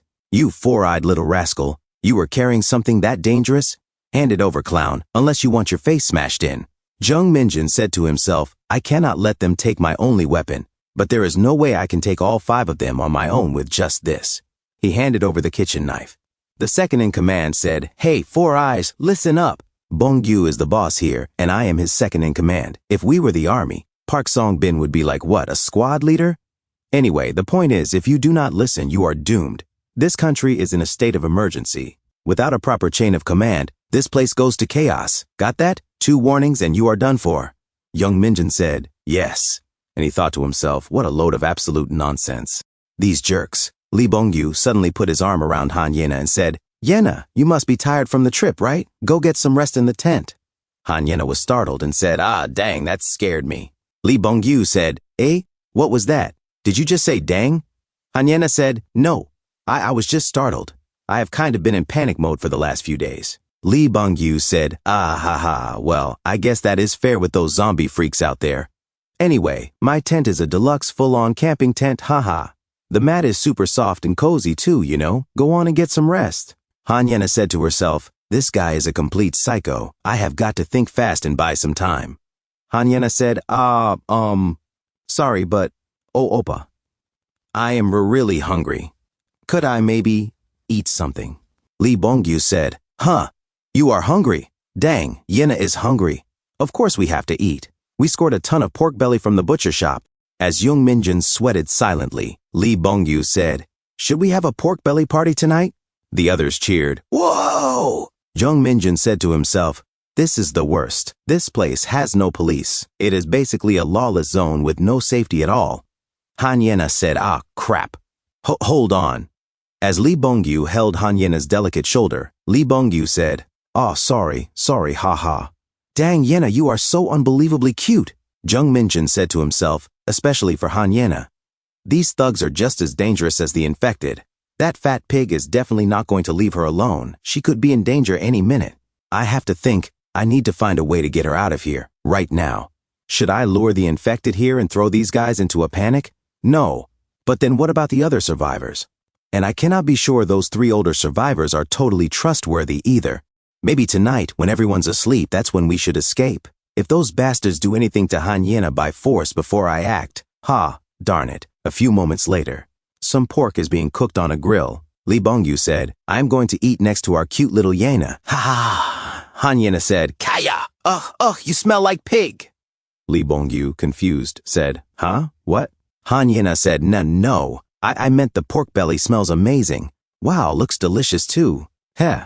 Lee Bongyu said, yeah, it smells good enough to make you curse, Second in command said, that pork belly smell hits hard, A few moments later, second in command hands over the fatty parts of the pork to Jung Minjun. He said, hey, Four Eyes, take this meat to those older guys. Jung Minjun said, Jung Minjun sweats and thinks to himself, just a few pieces? That is too stingy. I should give them some of mine too. As he walked toward the old guys, Jung Minjun said, The old guys looked at Jung Minjun, confused. Jung Minjun said, it is not much, but please have this. An old guy sweated and said, thanks, kid. A few moments later at night, while some wood burns for heat and light, Jung Minjun and Han Yena sit together on the floor. Lee Bongyu suddenly called, Yena, why do you keep staying there? Come here and relax with us. Han Yena said, do not wanna. Lee Bongyu said, it is already bedtime. Han Yena sweated and said, I will just sleep out here by myself. She thought to herself, I will have to sneak out while they are all sleeping. Lee Bongyu stood up and said, ugh, freak, you have been acting cold this whole time, have you not? If you keep this up, what does that make me? Park Songbin stood up and said, hey, that is enough, Young. Lee Bong-gyu was shocked and confused. He said, "What?" Park Song-bin said, "You did not hear me? I said back off, you silly coward." Lee Bong-gyu said, "Park Song-bin, you son of a brat. Are you crazy? Did you get shot in the head or something, dumb freak?" Second in command said, "Hey, what the heck? Park Song-bin, what are you doing?" Park Song-bin said, freak. Ever since I ended up stuck here with you Bong-gyu, I decided I would kill you first, haha. Forget the young crap, you piece of trash. I am the boss now, haha. Lee Bong-gyu shouted, "You brat!" He tries to punch Park Song-bin but misses. Park Song-bin suddenly goes behind Lee Bong-gyu and puts him in a chokehold. Lee Bong-gyu groans in pain. Park Song-bin said, "Just die, you worthless pig." Second in command shouted, "P. Park Song-bin, are you out of your mind, you mother freaker?" Yom-tong hits him with a golf club. Second in command cried out in pain, "Gook!" Park Song-bin said to his friends, "Kill him. Kill them both, those freaks." Lee Bong-gyu groaned, "Gah! Gwah!" He struggles to breathe while second in command is beaten by the others. An old man said, What the heck is going on? Should someone stop them?" Jung Minjun and Han Yena watched from a distance. Jung Minjun said to himself, "This is it." He said to Han Yena, "Now is our chance." Park Song-bin heard him and was shocked as he saw Jung Minjun and Han Yena running away. He said to his friends, "Get those brats." One of them in a blue hoodie grabs Han Yena's jacket. Han Yena said, "Kya!" Jung Minjun looks back and says, Han Yena."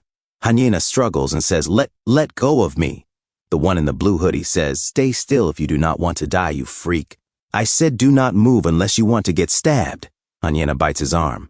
The guy in the blue hoodie screams like a child, You." Han Yena runs away. The guy shouts, "You silly brat." He tries to stab Han Yena from behind, but Jung Minjun suddenly grabs his arm. Han Yena looks back while Jung Minjun protects her and says, Jung Minjun?" The one in the hoodie sweats and says, This little mother freaker. Where does a loser freak like you think you get off?" He kicked Jung Minjun in the stomach. Jung Minjun shouted in pain, "Gah!" Their friend in a blue hoodie slashed Jung Minjun, dropping the knife as blood splattered on the ground. Han Yena, shocked, said, "Ju." She saw Jung Minjun wounded. Jung Minjun muttered in confusion, "Ah." Han Yena shouted, "Jung Minjun." Yom-tang kicked Jung Minjun and yelled, "You worthless punk! You want to go?" The friend in the blue hoodie shouted, "You jerk!" They all started beating Jung Minjun. Han Yena screamed like a terrified girl, "Kia!" Park Song-bin suddenly grabbed Han Yena's delicate wrist and said, "Ugh, hey. You know, Han Yena, I've been into you since middle school. Every other girl gave in so easily. Heh. But you were the only one who didn't, huh? What? You act all high and mighty because your family's rich or something?" Han Yena, terrified, whispered, Park Song-bin?" Park Song-bin sneered, "Playing Queen Bee in that stuck-up school district your Dr. Daddy forced you into. You had fun, didn't you? I'm doing just fine too, you know. I've got money, I eat well, I live well, better clothes, better body. I've got nothing to be ashamed of. So why the heck are you always acting so above me, huh? Let's see what our fancy little Yena tastes like." He smiled like a maniac. Han Yena screamed, "Kya!" An old man shouted, "Hey, kick it!" "No matter what's going on, you can't just..." Park Song-bin kicked the old man and cursed, "Get lost already." The old man groaned in pain, "Gah!" He collapsed, groaning, "Ugh." One of his friends cried out, "Manager Kim, are you okay?" Park Song-bin shouted, "Hey, old man, I warned you last time. I told you, act like a bossy old goat again, and I'd take you out. That's warning number 2. Time for you to go." He suddenly grabbed Manager Kim and hurled him out. Manager Kim screamed in terror, Trey!" Han Yena stood frozen, sweating, watching in horror. Manager Kim fell to the first floor, groaning in agony. "Ah! Gah!" Zombies suddenly rushed at him, growling, "Gah!" Manager Kim cried out, "Please, help me." Han Yena screamed, "Ah!" One of Manager Kim's friends shouted, What the heck are you doing? You threw him down to the first floor." Another friend said, "Are you insane? You maniac?" Park Song-bin barked, "Hey, take care of the other geezers too." The friend in the blue hoodie stammered, What do you mean?" Park Song-bin screamed, "What else?" "Toss everyone except Han Yena down to the first floor." The old men screamed in pain, Please spare me." "Gah!" Han Yena rushed to Jung Minjun and cried, "Jung Minjun, are you okay?" She said in panic, "Hurry, run." Park Song-bin suddenly said, "Where do you think you're going, Yena? It's hell out there. You're staying here with me, got it?" Han Yena screamed, "Kya! Well, let me go."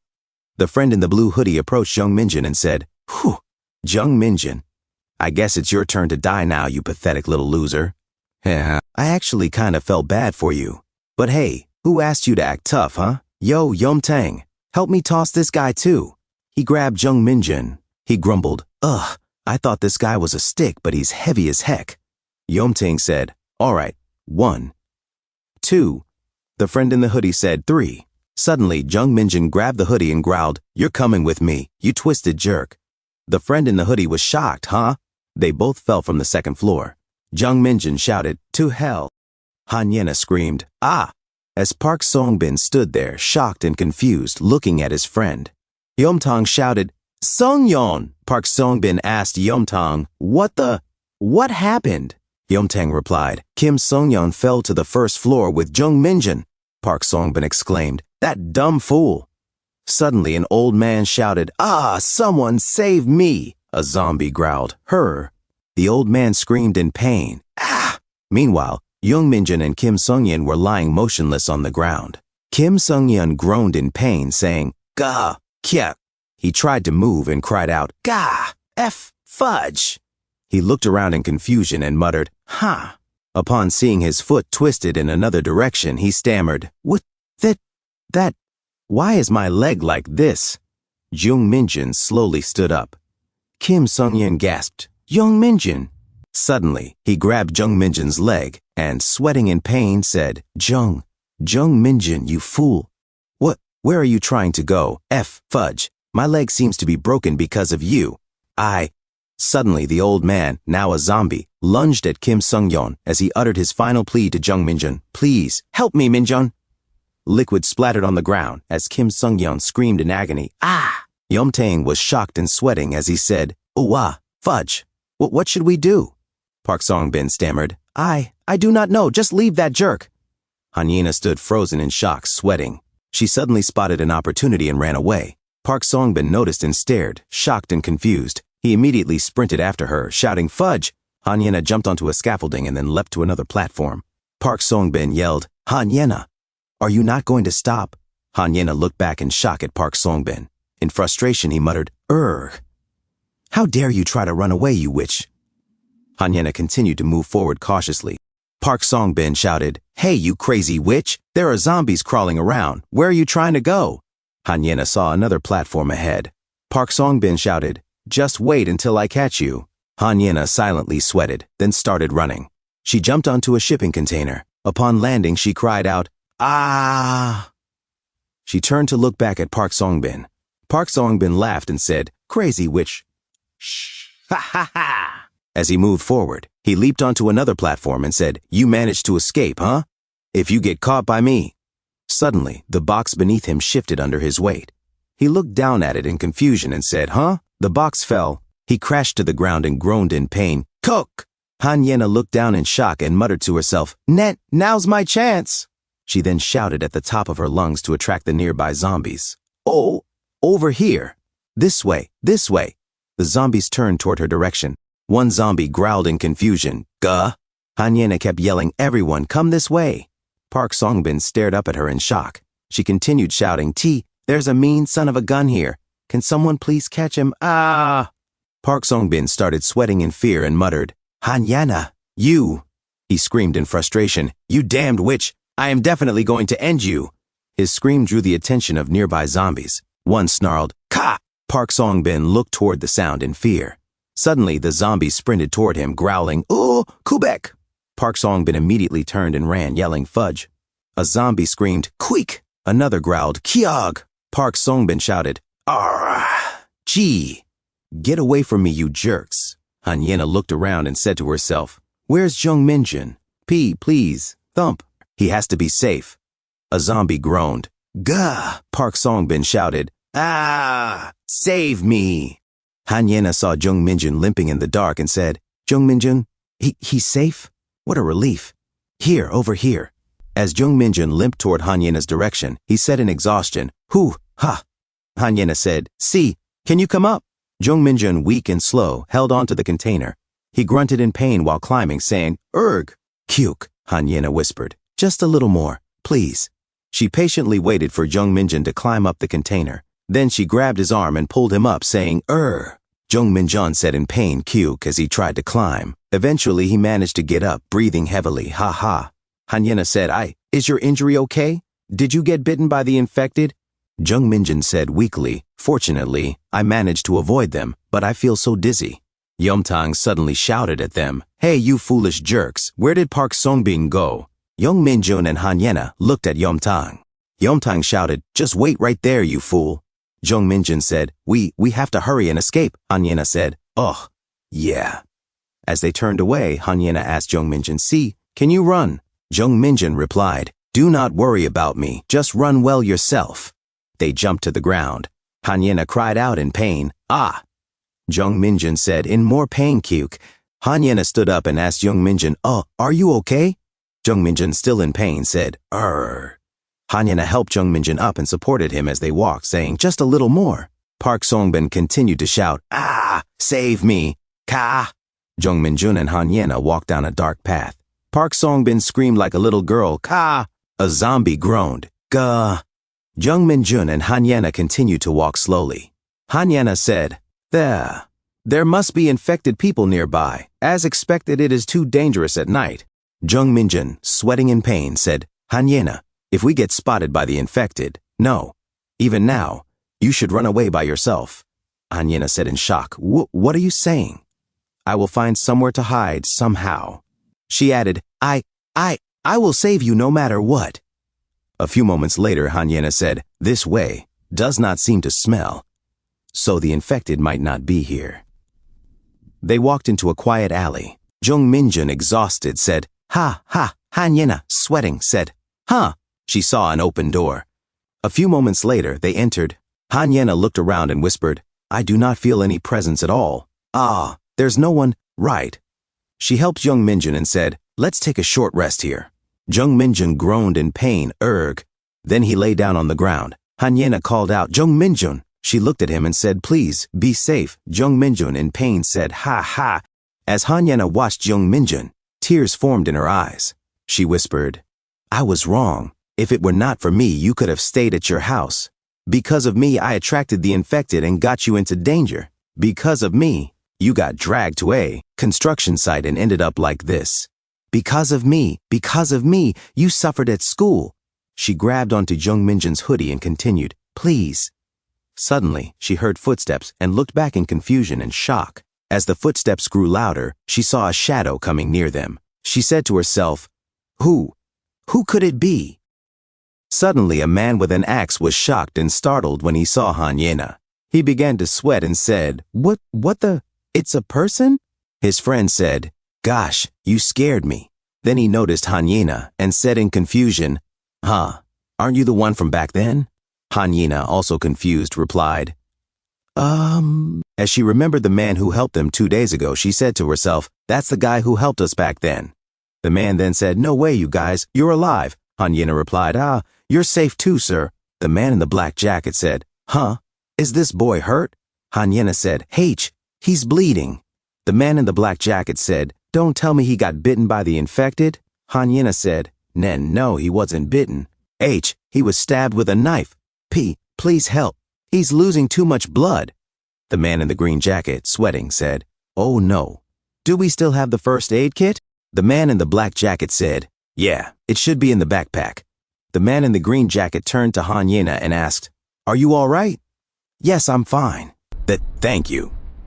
As the man in the black jacket moved behind Han-yena, suddenly he grabbed her from behind.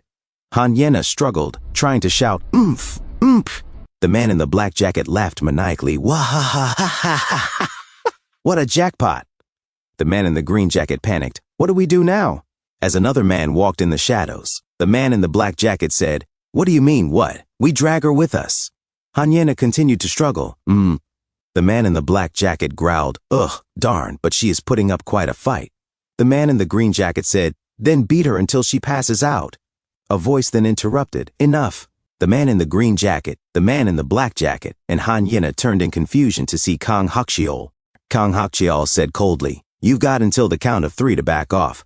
The man in the green jacket asked, "What should we do about that guy?" The man in the black jacket said, "Kill him." The man in the green jacket charged at Kang Hakcheol. Kang Hakcheol dropped his baseball bat named Luciel and drew a knife. As the man in the green jacket swung his pickaxe, Kang Hakcheol ducked and slashed the man's disfigured face. The man cried out in pain, "Gah! Chigah! Gah!" As he struggled to breathe. The man in the black jacket shouted, "We you jerk! D! Don't move! Oh, one wrong move, and I'll snap this girl's neck." Kang Hakcheol raised his knife and threw it like a professional assassin.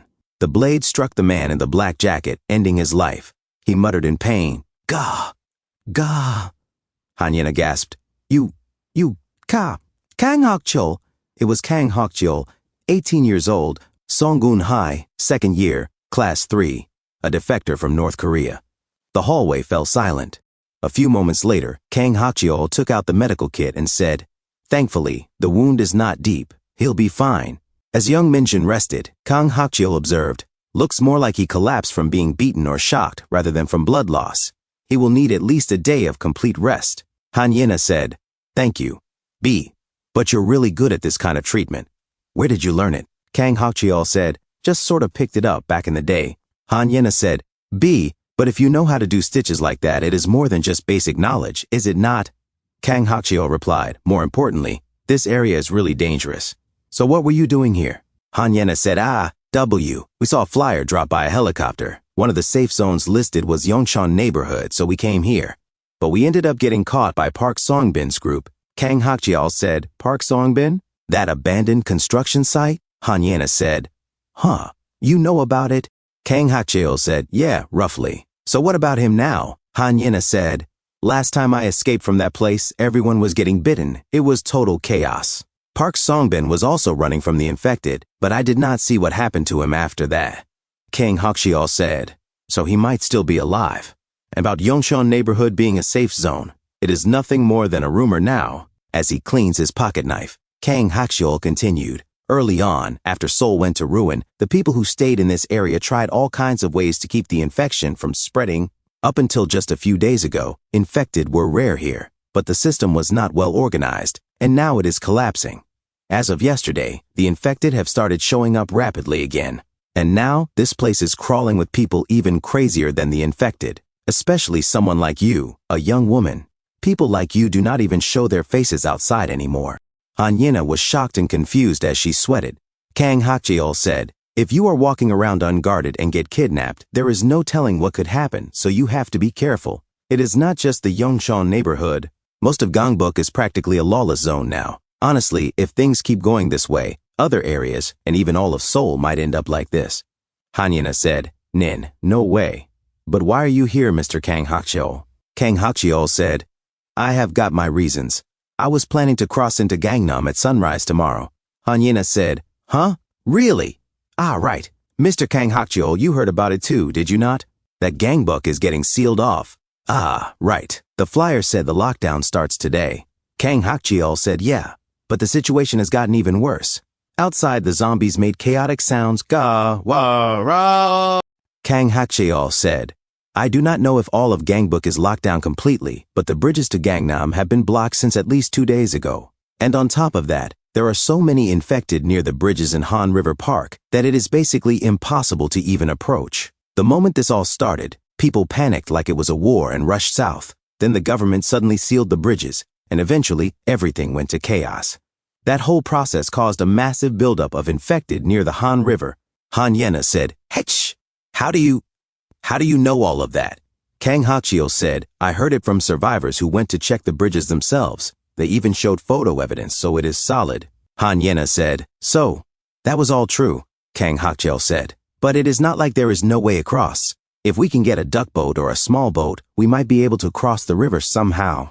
Of course, we would have to avoid all the infected out there." Hanyena said, "But, are we even sure Gangnam is actually safe? Last I heard, infected have been popping up not just in Seoul but all over the country." Kang Hakcheol said, "There is no guarantee that Gangnam is 100% safe. Still, my little sister was moved to a shelter in Gangnam, so I have to make it there no matter what." Hanyena said, "Your sister is at the Gangnam shelter? How did you end up separated?" Kang Hakcheol said, "The day after everything started, my sister, my uncle, and I fled to a nearby temporary shelter. Not long after, a military unit arrived. They said Gangbuk was too dangerous, and they would be moving some survivors elsewhere, but they were only taking the elderly and children first, so I had to stay behind. A soldier said, "We are moving the elderly and children first. Please wait here, we will come back soon." Kang Hakcheol's sister said, "Oh, Oppa!" Kang Hakcheol sweated and shouted, "Wait, please, what? Where are you taking my sister?" The soldier replied, "To the Gangnam shelter." Kang Hakcheol said in the present, "But the military never came back after that." Han Yena said, Then, what about your uncle?" As people screamed, "Kya! Ah! Run!" Kang Hakcheol continued, "Not long after that, an infected appeared inside the shelter, and everything turned into total chaos. My uncle and I tried to escape, but, in the end, my uncle, that is how it happened." Han Yena sweated and said, "Ah." Kang Hakcheol stood up and said, "Anyway, I am leaving at sunrise. If I delay even a single day, it will get a lot worse." Han Yena, shocked and confused, said, "What? You are leaving at sunrise?" Han Yena said, "Wait, can you take us with you too? We were planning to go to Gangnam as well." Kang Hakcheol said, "No can do. From my experience, moving with more than 3 people is too dangerous. The more people there are, the more unexpected problems will occur. At least one of us would probably end up dead. Besides, Jung Minjun needs at least 1 day of rest." Though calling it rest in this situation sounds ridiculous, Han Yena said, Please, I am begging you. I heard Minjun's mother is in Gangnam too. We have to get there somehow." Honestly, with just the 2 of us, we have no idea what we are doing. We have no clue how we are even supposed to escape from here. Please, I will even beg like this if I have to." As Kang Hakcheol looks at her silently while she begs and kneels, Kang Hakcheol said, "You have really changed a lot, Han Yena." Han Yena looked confused. Kang Hakcheol said, "While we were classmates, I honestly did not know much about you, but you seem really different from how you were at school." Kang Hakcheol walked away with his bag and said, "Anyway, let's talk again after sunrise, once Jung Minjun wakes up. Get some rest." Han Yena said, "Thank you." A few moments later, as the sun rises, Jung Minjun and Han Yena rest quietly. Kang Hakcheol said, "Han Yena." As Han Yena mumbled while waking up, she sat up and said in confusion, "Huh?" Kang Hakcheol said, "When you escaped from that construction site, you did not actually confirm what happened to Park Songbin, right?" Han Yena said, Yeah. "But why?" Kang Hakcheol said, "I am thinking of going back there for a bit." Han Yena said, "What?" Kang Hakcheol said, "And if their scooter or kickboard is still there, I might as well bring it back. Plus, there are a few things I need to check." Han Yena said, "Hey, can you just not go back there? The barricades must have collapsed and it is probably crawling with infected too. Most of the people who were there probably got infected already, and Park Songbin must have been attacked too. If something happens to you as well." As Kang Hakcheol smirked, he said, "The construction site is only about 300 meters from here. Want me to tell you something? You know how I escaped North Korea with my younger siblings when I was 12? 10,000 kilometers. Han Yena sweated in shock and confusion. Kang Hakcheol said, "A broker? That was a luxury we could not afford. We had only one uncle who had already defected to South Korea to rely on, and we crossed the Tumen River like surveillance-deep ghosts, avoiding patrols inside North Korea.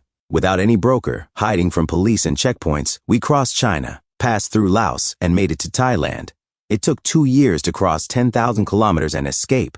Though I did lose one younger brother along the way. When Jung Minjun wakes up, just focus on taking care of him. I will be back." As Kang Hakcheol went outside, a few moments later, he quietly climbed the barrier. As he successfully climbed over the barrier, Kang Hakcheol said, "All right then, let us go see whether that rascal Park Songbin is dead or still alive." Back in the room, Jung Minjun remained asleep. Suddenly, he groaned and said, "Ugh." As Miss Han Yena patiently waited for Jung Minjun to wake up, she was shocked. Han Yena stood up and said, You're awake?" Jung Minjun sat up and said, Where are we?" Han Yena said with her mouth wide open, "Mr. Kang Hakcheol treated you." Jung Minjun, confused, looked at Han Yena, her mouth still wide open, and said, "Kang Hakcheol." "Kang Hakcheol from our class?" Han Yena said, "Yeah, I ran into him by chance after we escaped the construction site." Jung Minjun said, "But I'm sure at the site, after I fell from the 2nd floor with Kim Sung-yeon. I don't really remember.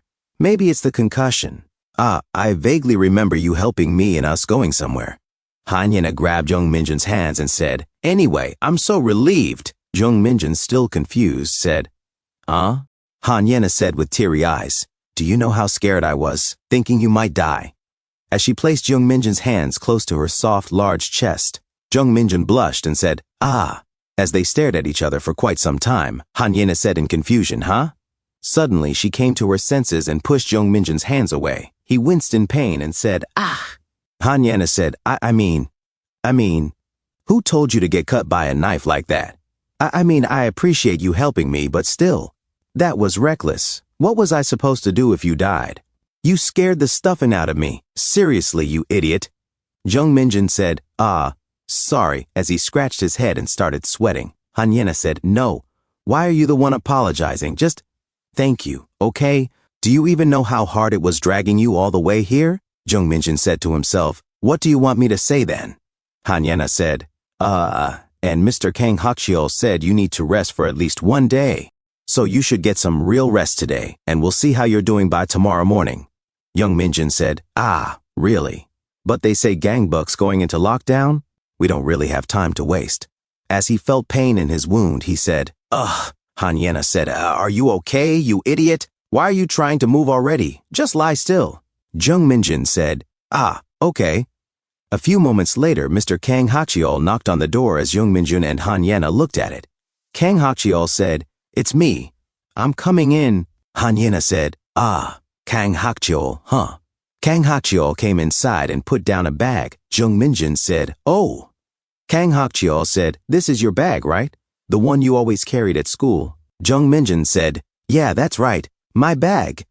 Kang Hakchiol said, "It was on the second floor of the construction site, so I brought it. You had clothes and personal stuff in there. Thought you might need them. Oh, and there was a decent stash of emergency food. I grabbed some of it." Jung Minjun, shocked, said to himself, "Mom bought me this bag. Kinda comforting to see it again." Kang Hakchiol said, "Oh, and one more thing. Your glasses were lying on the ground too." He handed over Jung Minjun's glasses. Jung Minjun, shocked, said, thanks." And he said to himself, "Thank goodness, my glasses." Jung Minjun said to Kang Hakchiol, Yena told me that you were the one who treated me." Kang Hakchiol asked, "How are you feeling?" Jung Minjun replied, "A little dizzy, but I'm all right." Han Yena said, Did you go check the construction site? What about Park Songbin?" Jung Minjun said, Just as I thought, Park Songbin wasn't there." As Lee Bongyu and his friends said, "Ga, gra." Kang Hakchiol said everyone else except him was infected, and the scooter was gone too, probably taken by him. The kickboard was wrecked. Han Yena, sweating, said, So there's still a chance we'll run into Park Songbin again?" Kang Hakchiol said, "Yeah, but don't worry too much. I might lose in a fight, but I always win at killing." Han Yena said, "Key crazy." Kang Hakchiol said, "Anyway, like I said yesterday, I'm planning to escape gangbuk. You guys, think you can keep up with me?" Han Yena and Jung Minjun were shocked. Jung Minjun said, "Oh, of course, we have to get out, even if it's right now." Han Yena said, "What? Hey, you're supposed to rest today." Kang Hakchiol said, "Yena's right. You can travel after you recover." Jung Minjun said, "No, seriously, I'm fine. Things could be worse by tomorrow." Mr. Kang Hakchiol replied, "But still, let's not rush it. Let's make a plan first. If we hurry, we might mess everything up." As he opened a marker, he wrote on the whiteboard and said, "I thought it over and there's a way to cross the Han River." Han Yena said, "Huh? How?" Kang Hakchiol replied, "Using line 5. He began drawing a map, showing a route from Gangbuk, passing through the Han River, into Songpa, and crossing into Gangnam. Jung Minjun said, The underground tunnel beneath the Han River?" Han Yena said, Would that be safe? There's a high chance of infected in densely populated areas like the subway." Kang Hakchiol said, "Line 5 has screen doors at every station. Once we break through those, it's unlikely there will be infected inside the tunnel itself. Of course, the real problem is getting inside the station and past the screen doors. And there are probably a ton of people who thought the same thing as us. The government might have even blocked off the Line 5 tunnel, but I think it's still worth checking out. So the closest Line 5 station from here is Jangan Station. As you guys know, it's a long walk. Especially the moment we leave this neighborhood and enter Jangan District, things are going to get way more dangerous." A few moments later in the afternoon, Kang Hakchiol wrote on the whiteboard, "Survival Rule 1. Do not rush." He said, "This is the first survival rule I came up with. Gangbuk is already locked down, so don't panic over time and don't rush into anything. If there's a safe place, settle there for a few days, recover your strength, and reassess. Never act out of desperation. Jung Min-jun and Han Yena sat on the couch, sweating as they listened. Kang Hak-cheol continued. Second rule. Unless you're moving to another location, if you're just going out near a temporary shelter, go in pairs or solo. Avoid going out as a group of 3 or more unless absolutely necessary. And lastly, if you're ever in a truly life-threatening situation, do not throw your life away trying to save someone else. Like, even if you could survive by running, don't risk yourself trying to save someone else. Just take care of your own life, even me. If it comes down to it, I'm going to survive in my own way. Never try to sacrifice yourself for someone else. Jung Min-jun sweated in silence. The next day, Kang Hak-cheol said, Jung Min-jun. Jung Min-jun looked confused. Kang Hak-cheol handed over Luciel and said, use this as a weapon. Kang Hak-cheol, sweating, looked at Luciel and said, You want me to use something this scary? Han Yena, also sweating, said, Ugh. Kang Hak-cheol said, it's not just for killing the infected. It's also good for threatening bad people. Just holding a weapon like that makes it harder for others to mess with you. And you know this already, but the infected will attack us like they're trying to kill us. When you fight back, stay focused and swing with everything you've got. You need to hit hard enough for that nail bat to pierce their heart or brain. Got it? Jung Min-jun said to himself. Crazy. Kang Hak-cheol said, all right then, let's head out. As they exited Taesong Labor Center a few moments later, outside Kang Hak-cheol, Han Yena, and Jung Min-jun walked the streets. Jung Min-jun said to himself, but is it really okay for me to kill the infected? They used to be normal people, someone else's family. They're coming at me to kill, but it's not like they're doing it by choice. If I kill them, doesn't that make me a murderer too? What if, by some chance, the country's legal system hasn't completely collapsed yet? As Jung Min-jun read the message on the wall saying, you may be charged with murder, he thought. Would what I'm doing be considered a crime later? Kang Hak-cheol said, hey, Jung Min-jun. As Jung Min-jun looked at Kang Hak-cheol, he continued, you're not wasting time on dumb thoughts or worries, right? Just forget stuff like that. This is a matter of life or death. If you want to live, you need to stay sharp. If you don't harden your heart, you're dead meat. Jung Min-jun said, okay. Han Yena stared at something in the distance and said, hey, wait. Kang Hak-cheol looked confused. Han Yena said, this road. Can we not go this way? Han Yena said, I've got a bad feeling. There's probably a bunch of infected that way. Kang Hak-cheol asked, how can you tell? Han Yena answered, I can sort of tell by the smell. That foul, distinct stench. When infected are nearby, you can smell it. And this way, it's especially bad. Kang Hak-cheol was shocked and said, can you sense where the infected are? Han Yena replied, sense? Not exactly. It's more like a feeling, an intuition, and it's not always infected. Sometimes it's just a dead body. Plus, if it's just 1 or 2 infected, I can't really tell unless they're really close. Jung Min-jun was shocked and thought to himself, come to think of it, she's always been unusually sensitive to smells. She reacted strongly to them several times before. Kang Hak-cheol said, I'll go check it out real quick. A few moments later, Kang Hak-cheol was shocked as he saw zombies scattered around, groaning, tra, gru, ar, jkak, gra. Kang Hak-cheol thought to himself, Han Yena, can she really sense the infected? Han Yena asked, there are? I was right, wasn't I? Kang Hak-cheol said, you were right. Going that way is too risky. Han Yena looked around and said, hey, take a look over there. Kang Hak-cheol looked up, confused. What are you looking at? Jung Min-jun said, I think there's a soldier on the rooftop of that building. He's probably infected, right? Kang Hak-cheol thought to himself, huh? He moved ahead and said, come with me for a second. Jung Min-jun replied, confused, huh? As they entered a building, Kang Hak-cheol looked out the window and said, it's fine. There aren't any infected up here. Come on. Han Yena panted, ha ha. Why did we come up here? Kang Hak-cheol used his binoculars. I spotted at least 3 infected soldiers, and yeah, they're all infected. But one of them is still carrying a rifle. Jung Min-jun said, hey, you're not seriously. Wait, are you thinking of taking that rifle? Maybe we should just forget it. Kang Hak-cheol responded, if there's more than 3 of them, getting close to the one with the rifle will be nearly impossible. And what if there's no ammo? We can't even tell if it's loaded, right? Even if we get the rifle, firing it will make a ton of noise and attract a swarm of infected. Jung Min-jun added, and we don't even know how to use. Kang Hak-cheol interrupted. No, I know how to use it. That weapon. We need it. We're taking it. A few moments later, Han Yena said to Kang Hak-cheol, hey, What the heck are you saying? Minjin literally just explained it. How are you going to deal with 3 infected at once in that cramped space? And that rifle. You said it's still strapped to the soldier's body, right? So the only way to take it is, we'd have to kill that infected soldier. There's no other way around it. Young Minjin thought to himself, but there's been something bugging me for a while. He remembered a time in his room, aiming at a zombie approaching him and firing a rifle at it. Young Minjin continued thinking, that lingering unease I haven't been able to shake. If that's the case, that weapon might be something we have to get sooner or later. Young Minjin said aloud, all right, let's take it. Han Yena, sweating, said, what? Hey, you guys are seriously insane, aren't you? Even getting up there looks tough as heck. And how do you even plan to fight those infected? Kang Hachiol replied, then we'll go on our own. You hide here. Han Yena said, fine, then I'll help too. What should I do? Kang Hachiol said, it looks really cramped up there, so if all 3 of us go, it might actually be more dangerous, so it's better if you stay hidden here. Can you hold on to our bags instead? Han Yena said, me? All alone?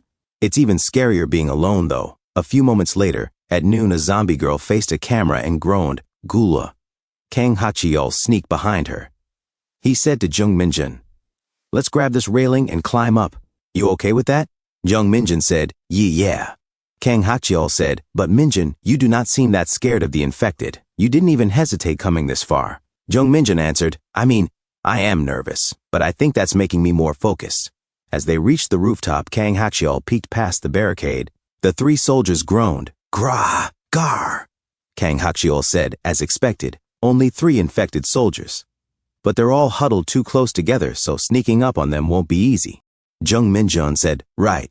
I heard from Yena you're good at throwing knives, right? Are you thinking of using that? Kang Hachiol replied, just throwing a knife won't be enough to take them out instantly. We need to finish this in 10 seconds. Young Minjin, confused and sweating, said, 10 seconds? How are we supposed to take down 3 infected in just 10 seconds? Kang Hachiol said, obviously, I can't take on all 3 by myself. That's why I need your help. I'll rush in first and take down the closest one right away. That will draw the other 2 to me, right? Then you hit one of them with the nail bat. Jung Minjin, shocked, said, what if something goes wrong? Kang Hachiol said, no matter what happens, you only need to take down 1. Just don't freeze up. Can you do it? Jung Minjin said, yeah, I'll try. Kang Hachiol said, Jung Minjin, I get it. You're hanging in there, struggling, but right now survival comes first. We have to do whatever it takes to stay alive. Jung Minjin replied, yeah. He thought to himself, right. Ever since what happened with that guy in the rooftop room, I realized they're not human anymore. They stared at the zombie soldiers. Jung Minjin snuck along the side while Kang Hachiol stood atop the barricade. Then he jumped. The zombies suddenly screamed, Grah! They charged toward Kang Hachiol. He pulled out his pocket knife, thinking, I need to strike clean if I want to finish it in 1 hit. As a zombie soldier ran at him, Kang Hachiol focused. A kill shot. He struck the first zombie clean. Kang Hachiol's eyes widened in shock. Another zombie charged toward him. Crap, he thought. I have to take at least one of them out in 1 blow. He quickly slashed at its neck. It didn't go in deep enough. He realized. The soldier zombie still holding a rifle screamed, Rah! Ugh! Kang Hachiol grunted, then shouted, Jung Minjin! Jung Minjin raised Lucille and swung the bat as hard as he could from behind. The infected soldier held its head. Jung Minjin muttered, sweating in confusion. The zombie turned around and shrieked, Rah! Jung Minjin panicked. Oh, fudge! What the heck? Get away from me! Oh! Kang Hachiol watched the scene, gritting his teeth. That's not going to be enough. Suddenly, the other zombie rose and lunged at him. Grarg! Gah! Ka! He winced and thought, I need to take out the one with the rifle first. He pulled his knife back and stabbed it into the neck of the rifle-wielding zombie. They both collapsed. Kang Hachiol dropped his knife. Shoot! He muttered to himself. The remaining zombie soldier growled, Rah! One infected is on Jung Minjin. Another one's charging at me. Kang Hachiol thought, at this point, all I can do is pray. Please let there be at least 2 bullets left in this rifle. He cocked the rifle. Rar! The approaching zombie howled. Rah! The one grappling Jung Minjin bellowed. Jung Minjin groaned. Kuh! Where the heck is all this strength coming from? Bang! Kang Hachiol fired the rifle. Kang Hachiol! Jung Minjin shouted. The zombie by him stumbled. Koo! Ka! Roar! Kang Hakchiol smirked. Not bad for a rookie, Jung Minjin. Now the real fight begins. Bang! Another shot rang out.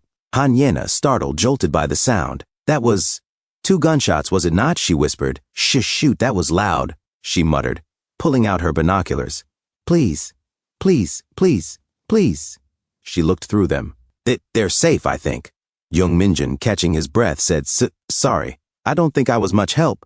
Kang Hakchiol shook his head. No, you drew one of them away. That saved me, but later, we're going to need to practice swinging that bat properly. But seriously, that was impressive, Minjin muttered, firing in that position. Have you shot before? Kang Hakchiol said. Maybe 2 or 3 times when I was 12. Never with my left hand, though. I was just going off instinct. Lucky I didn't hit you. Huh, Jung Minjin responded, still in awe. Kang Hakchiol removed the magazine and thought, let's see how many bullets are left. 1, 2, 3. Huh, Minjin said, confused. Down on the street, the infected moaned and roared. Gra! Gra! Jung Minjin looked around nervously. Hey, I think I hear infected heading this way.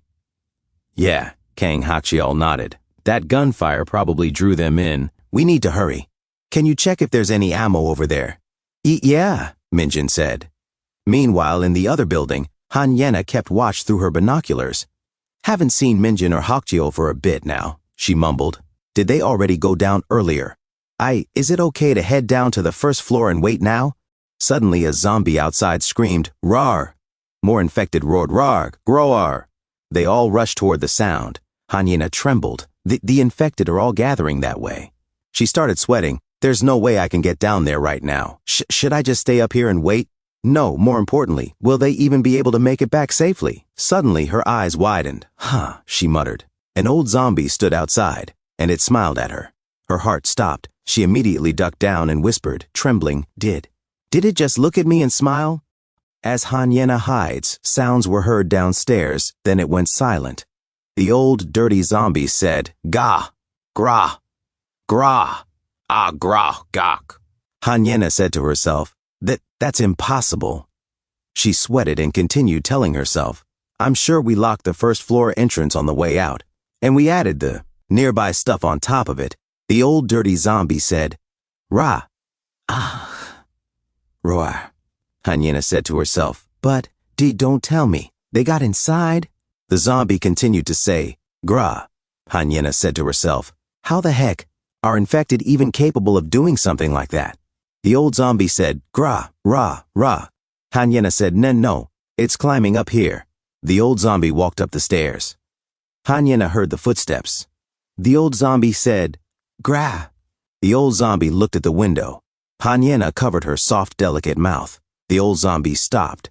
He looked at Han Yena with an eerie smile. Then he walked toward her. Han Yena closed her eyes, then opened them gently. She saw the old, dirty zombie smiling at her, face to face. She was shocked and scared as she shouted, Kya! Ah! Suddenly, Kang Hakchiol stabbed the dirty old zombie in the neck. Blood splattered all over Han Yena's face. Kang Hakchiol said, Are you okay? A few moments later, Kang Hakchiol said, Did you say? The infected smiled at you. Han Yena said, Yeah, it felt like I was facing a person, not a monster. Like the time I ran into that creepy pervert guy. It gave me the same kind of shivers. Kang Hakchiol said. Judging by what we saw, he was definitely infected. And I did lock the main entrance and block it off with stuff I found nearby. While it wasn't the most secure barrier, like the one I left in the room, still, everything was knocked over. Even the door itself was broken when we got here. As Jung Minjin listened, he opened his bottle. Kang Hakchiol said, It's like someone who wasn't infected broke in on purpose. From what I know about infected behavior, they all instinct and aggression, so this shouldn't even be possible. Could it be that one infected still had emotions or habits left? Han Yena sweated and said, Ugh, that's impossible. Jung Minjin said, It's just a guess, but some infected might be, like you said, special types, or they could gradually be evolving. He refilled his bottle with water. As Kang Hakchiol looked at Jung Minjin, confused, Jung Minjin said, What if someday they start climbing ladders, jumping across rooftops, or even developing coordination, strategy, planning attacks on survivors? They might not just evolve mentally, but physically too. Almost in a state where they're brain dead, but with only their attack instincts intensified. Kang Hakchiol said, How do you even know that? Young Minjin said, just a hunch. I mean, I don't know for sure, and it might sound ridiculous, but the way the infected act feels a lot like something from a game I used to play. I was really into it recently, so maybe it's just messing with my head. Kang Hakchiol said, that's kind of a wild theory. Han Yena said, you mean we're inside a game now or something? Jung Minjin said, no, of course not. Just forget I said it. Kang Hakchiol said, anyway, what's real is that this is the worst outbreak in human history, and we have to survive it. Young Minjin said, oh, by the way, when infected blood splashed on you earlier, you're not infected, right? Kang Hakchiol said, I've had infected blood hit me several times now. Just making contact doesn't seem to infect you. So it seems like the only way to get infected is if you're bitten. A few moments later, Kang Hakchiol said, 1K2 rifle with 15 rounds, 2 military knives. I've still got my folding knife, so Minjin, you take one of the knives. Jung Minjin said, the other one. Kang Hakchiol said, Yena, you carry it. Han Yena, confused, said, huh? You want me to hold this? Kang Hakchiol said, you've got to protect yourself. If something like earlier happens again, are you going to keep relying on us every time? And you both should learn how to handle the rifle for me eventually. Han Yena and Jung Minjin looked confused and shocked. Kang Hakchiol said, if I die, Minjin, you might have to use this rifle, and Yena, you might end up needing it too. The room fell silent at the weight of his words. Han Yena said, hey, don't say nonsense like that, seriously. Young Minjin added, you know the people who say that kind of stuff are always the first to die, right? That's like a total cliche in movies and dramas. You're literally following the script right now. Kang Hakchiol replied. What are you even talking about? I'm not dying. I'll do whatever it takes to survive. I'm just saying we need to be ready. If it ever comes to that. Jung Minjun sat down beside Han Yena and said, well, you're not wrong. But honestly, I've always kind of wanted to try shooting a real gun. We probably can't practice firing it for real though because of the noise. And we do not have much ammunition either. How about you, Yena? Don't you want to try shooting too? Han Yena looked away. Suddenly, she moved away from Jung Minjin. She said, who knows? I'm not sure. Jung Minjin looked confused. Han Yena continued, oh, and don't come near me. Still confused, Jung Minjin asked, what's wrong? Han Yena replied, I don't want to. Not right now. Be near you. Jung Minjin began to sweat and muttered to himself, what? Out of nowhere. Did I do something wrong? That's just how she always acted toward you at school, isn't it? Han Yena said to herself, ha, that freaking loner. He's got zero awareness. She sniffed at herself and kept thinking, I haven't even showered in days. It feels disgusting. Perhaps I smell bad or something. I know survival's the priority, but I'm getting caught up in this nonsense. I must be an idiot. Maybe in a more extreme situation, I will not even care anymore. She looked at Jung Minjin and thought, honestly, none of that matters. I just don't want to be near Jung Minjin right now. Since when did I start caring about that idiot? She looked down and muttered internally, so annoying, as her cheeks turned slightly red. And next day, on the streets, as they walked, Kang Hakchiol said, think this way's clear? Han Yena replied, yeah, but there might still be 2 or 3 inside. Can't say for sure about indoors. Jung Minjin added, still, thanks to Yena, this actually feels kind of manageable. At this rate, we might really be able to move around easily. Kang Hakchiol warned, don't let your guard down though. Stay sharp. Kang Hakchiol limped as he walked. Jung Minjin noticed and asked, but are you okay? You've been limping for a while now. Kang Hakchiol said, yeah. I think I twisted something when I fell with that infected soldier. I might have torn a ligament. Jung Minjin began to sweat and was shocked. What? Han Yena said, hey, shouldn't you be resting then? Jung Minjin added, you're the one who said not to push ourselves. Kang Hakchiol said, I thought I was okay earlier, but this isn't a big deal. Compared to when I defected from the north, this is nothing. We should probably start looking for a place to sleep soon. Han Yena looked toward a door and said, Kang Hakchiol asked, what's wrong? Han Yena replied, there's something. Suddenly, a zombie shouted from behind the door, gra. Han Yena jumped back in shock. Kya, that scared me. Jung Minjin said, what was that? Is there an infected inside?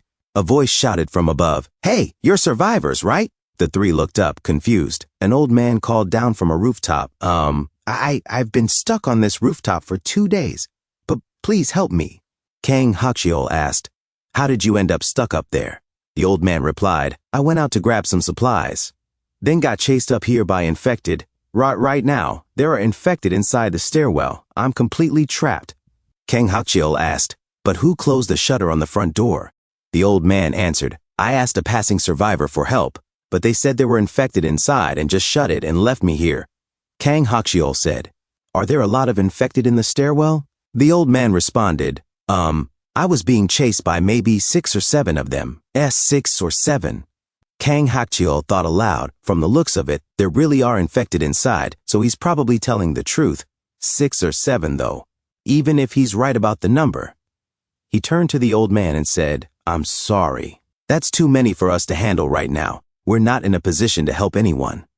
Kang Hakchiol turned and began walking away. Let's go. Jung Minjun stared, confused. Huh? The old man shouted desperately. Wait! Please. I'm begging you. I haven't been home in 2 days. My family's waiting for me. My wife and son are alone, waiting at home.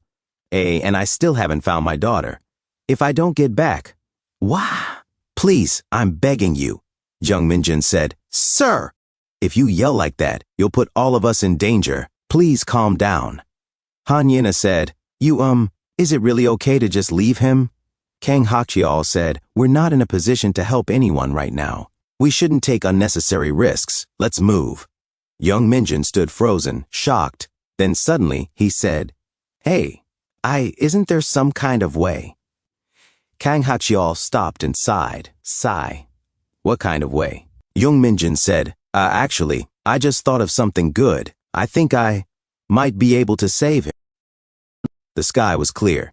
Jung Minjun, Han Yena, and Kang Hakchiol stood before a tunnel blocked by several cars.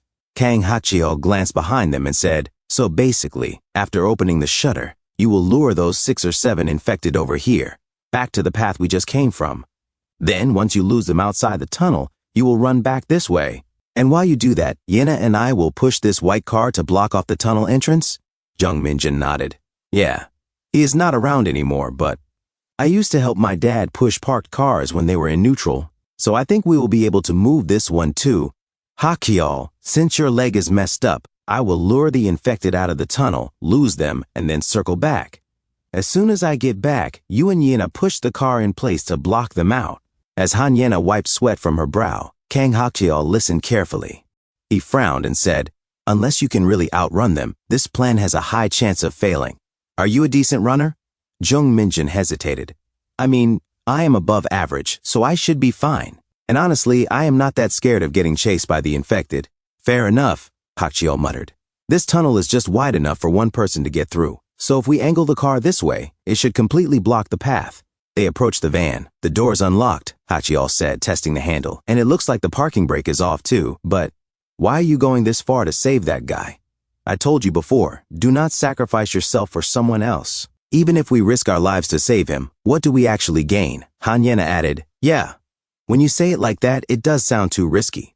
For all we know, he could be a good guy, or a bad one. Jung Minjun stayed silent. A memory flashed in his mind. The old men at the construction site. He had given one of them his own lunch plate. They were kind. They had died. Sweating, he finally said, I do not know. He does not seem like a bad person.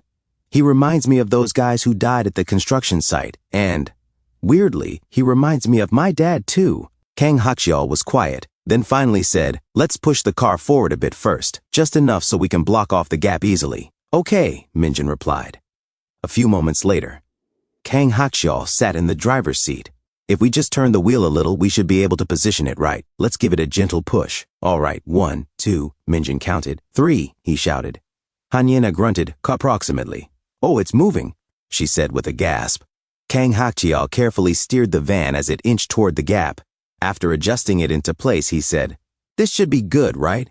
Just in case, I will hide over there and get ready to shoot. Jung Minjun looked worried. But only use the gun if it is a last resort. Yeah, Hakchiol nodded.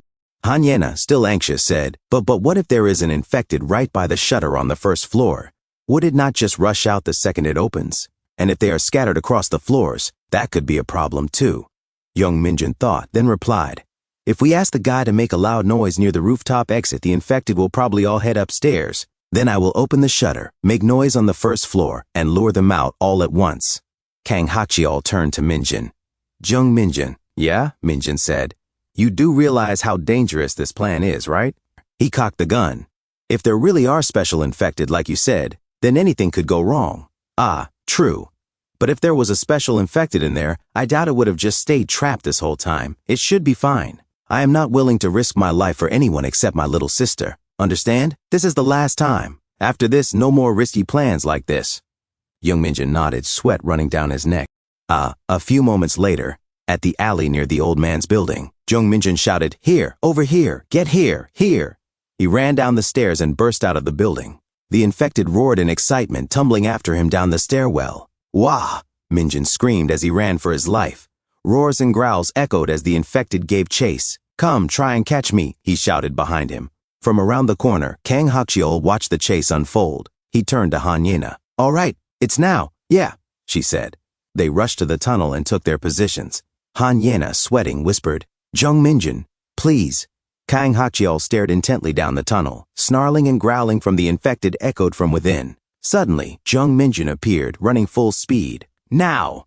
he shouted. "Push it!" As Han Yena and Kang Hakchiol pushed the van toward the opening, they managed to block the path. The zombies' roars continued. Jung Minjin, catching his breath, said, "Whew, it worked." Han Yena said, "Good job." The old man, his voice trembling, said, "Thank you." Jung Minjin was shocked and confused to hear this from the old man. The old man continued, "Really, thank you so much. You saved my life."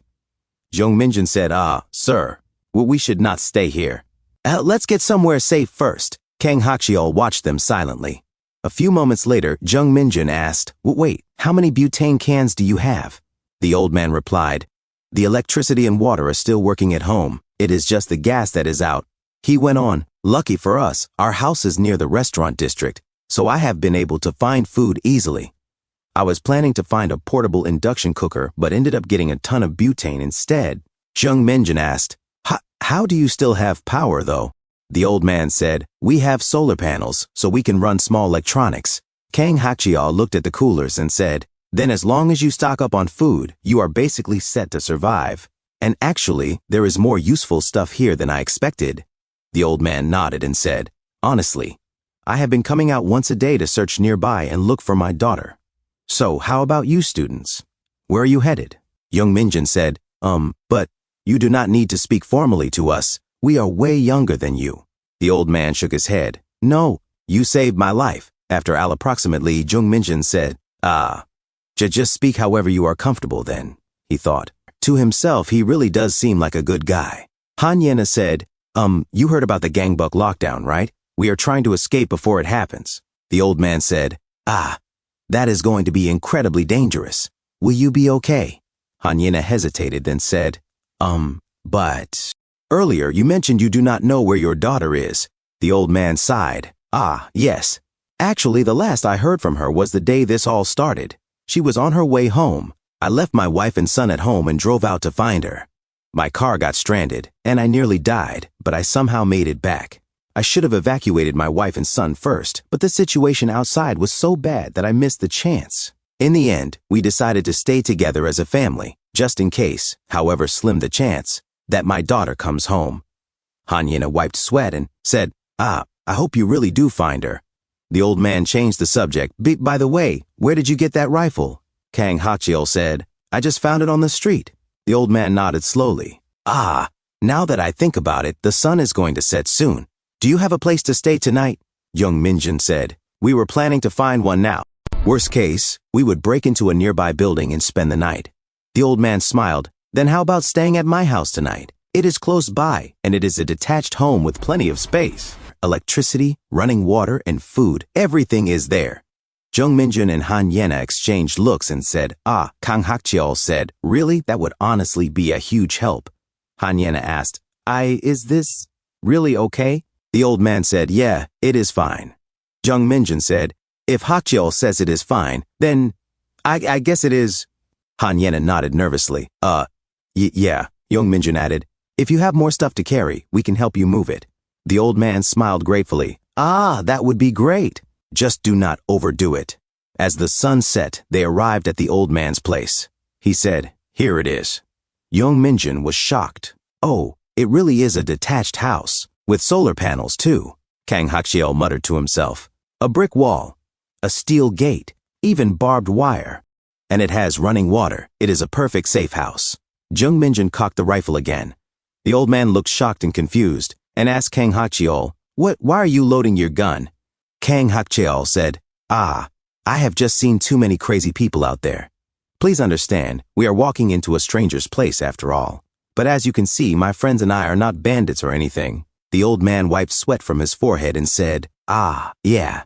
He then opened the door and shouted, Honey, I am home. They entered inside. In a different scene, at the clinic.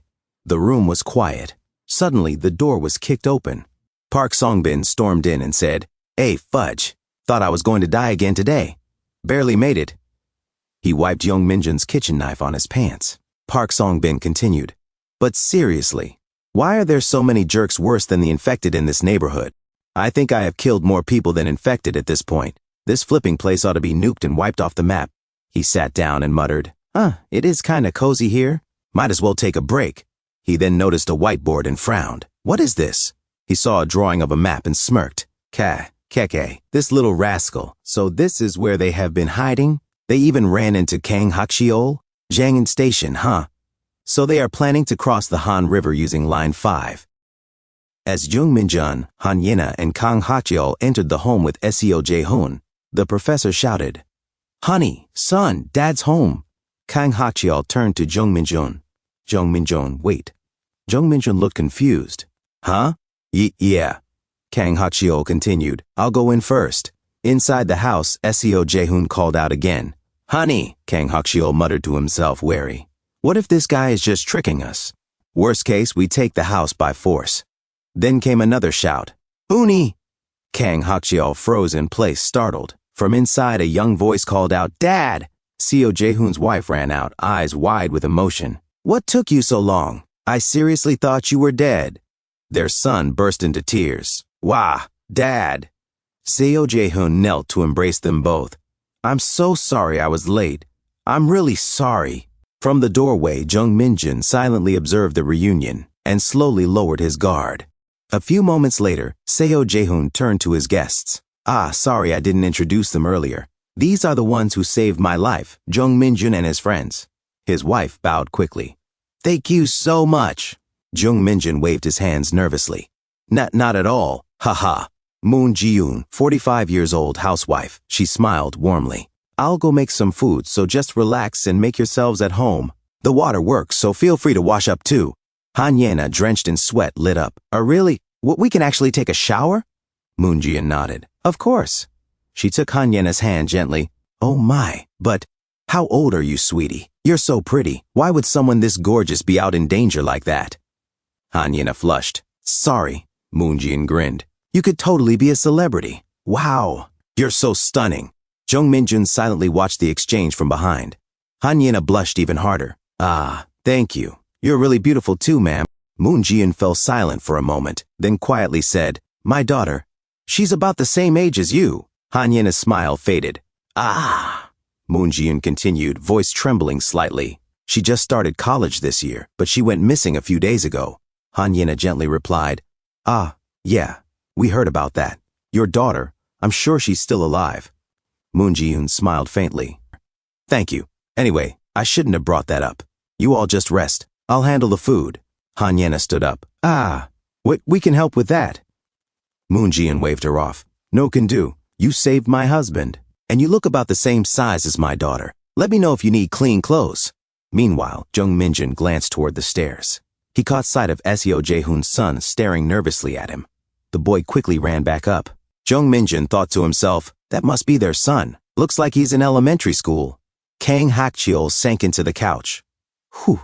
Jung Minjun asked, how's your foot? Kang Hakchiel took off his sock. Jung Minjun gasped. Gasp, crazy. It's really swollen.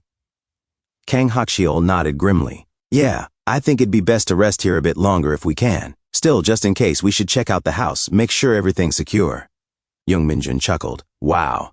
You really don't let your guard down, Hakchiel? That survival mindset really hits different.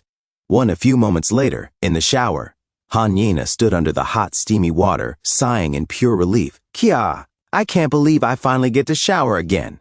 Ugh, I felt like I was gonna die from how gross I was. She grew silent. Her thoughts drifted back to earlier, Jung Minjin sprinting from a swarm of zombies. Why is he trying to act all cool now? It doesn't suit him. So annoying.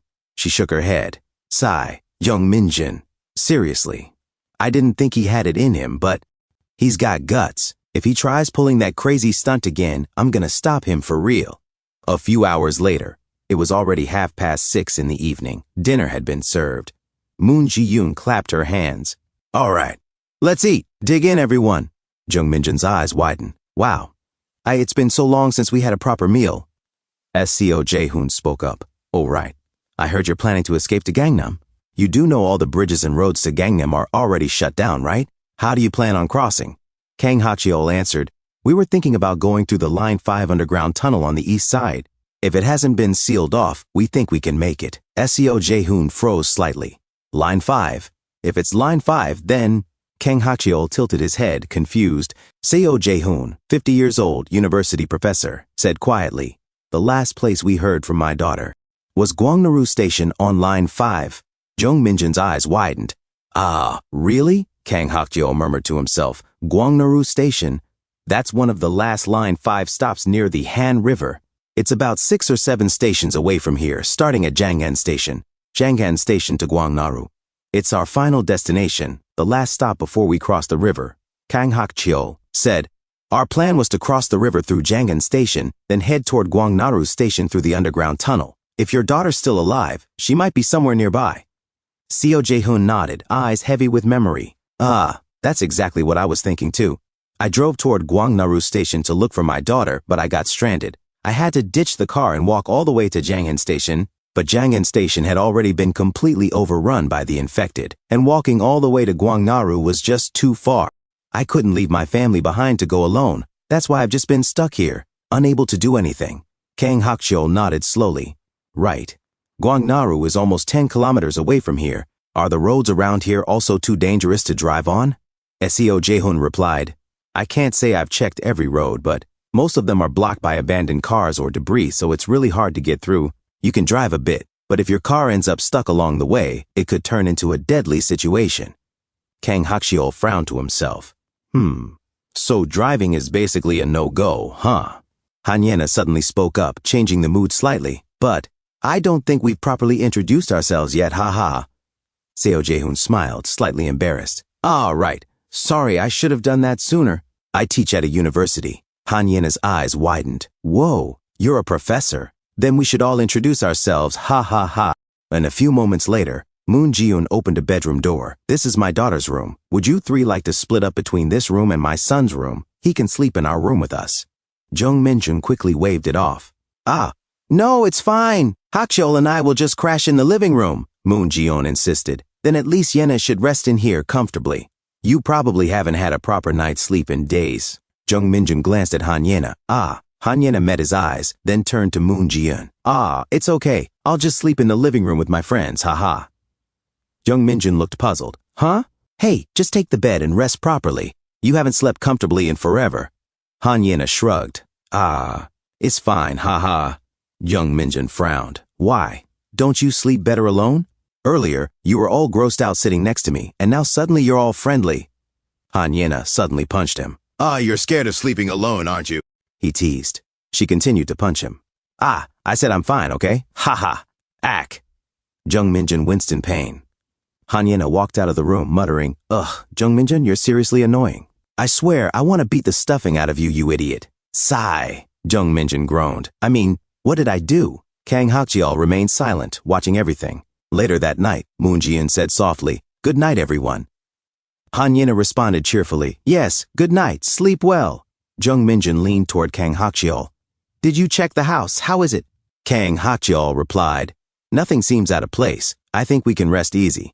Jung Minjun gave him a look. Doesn't seem like you're resting easy when you're even sleeping with your gun strapped on. A few hours later, 10:30 p.m., the three of them lay in silence.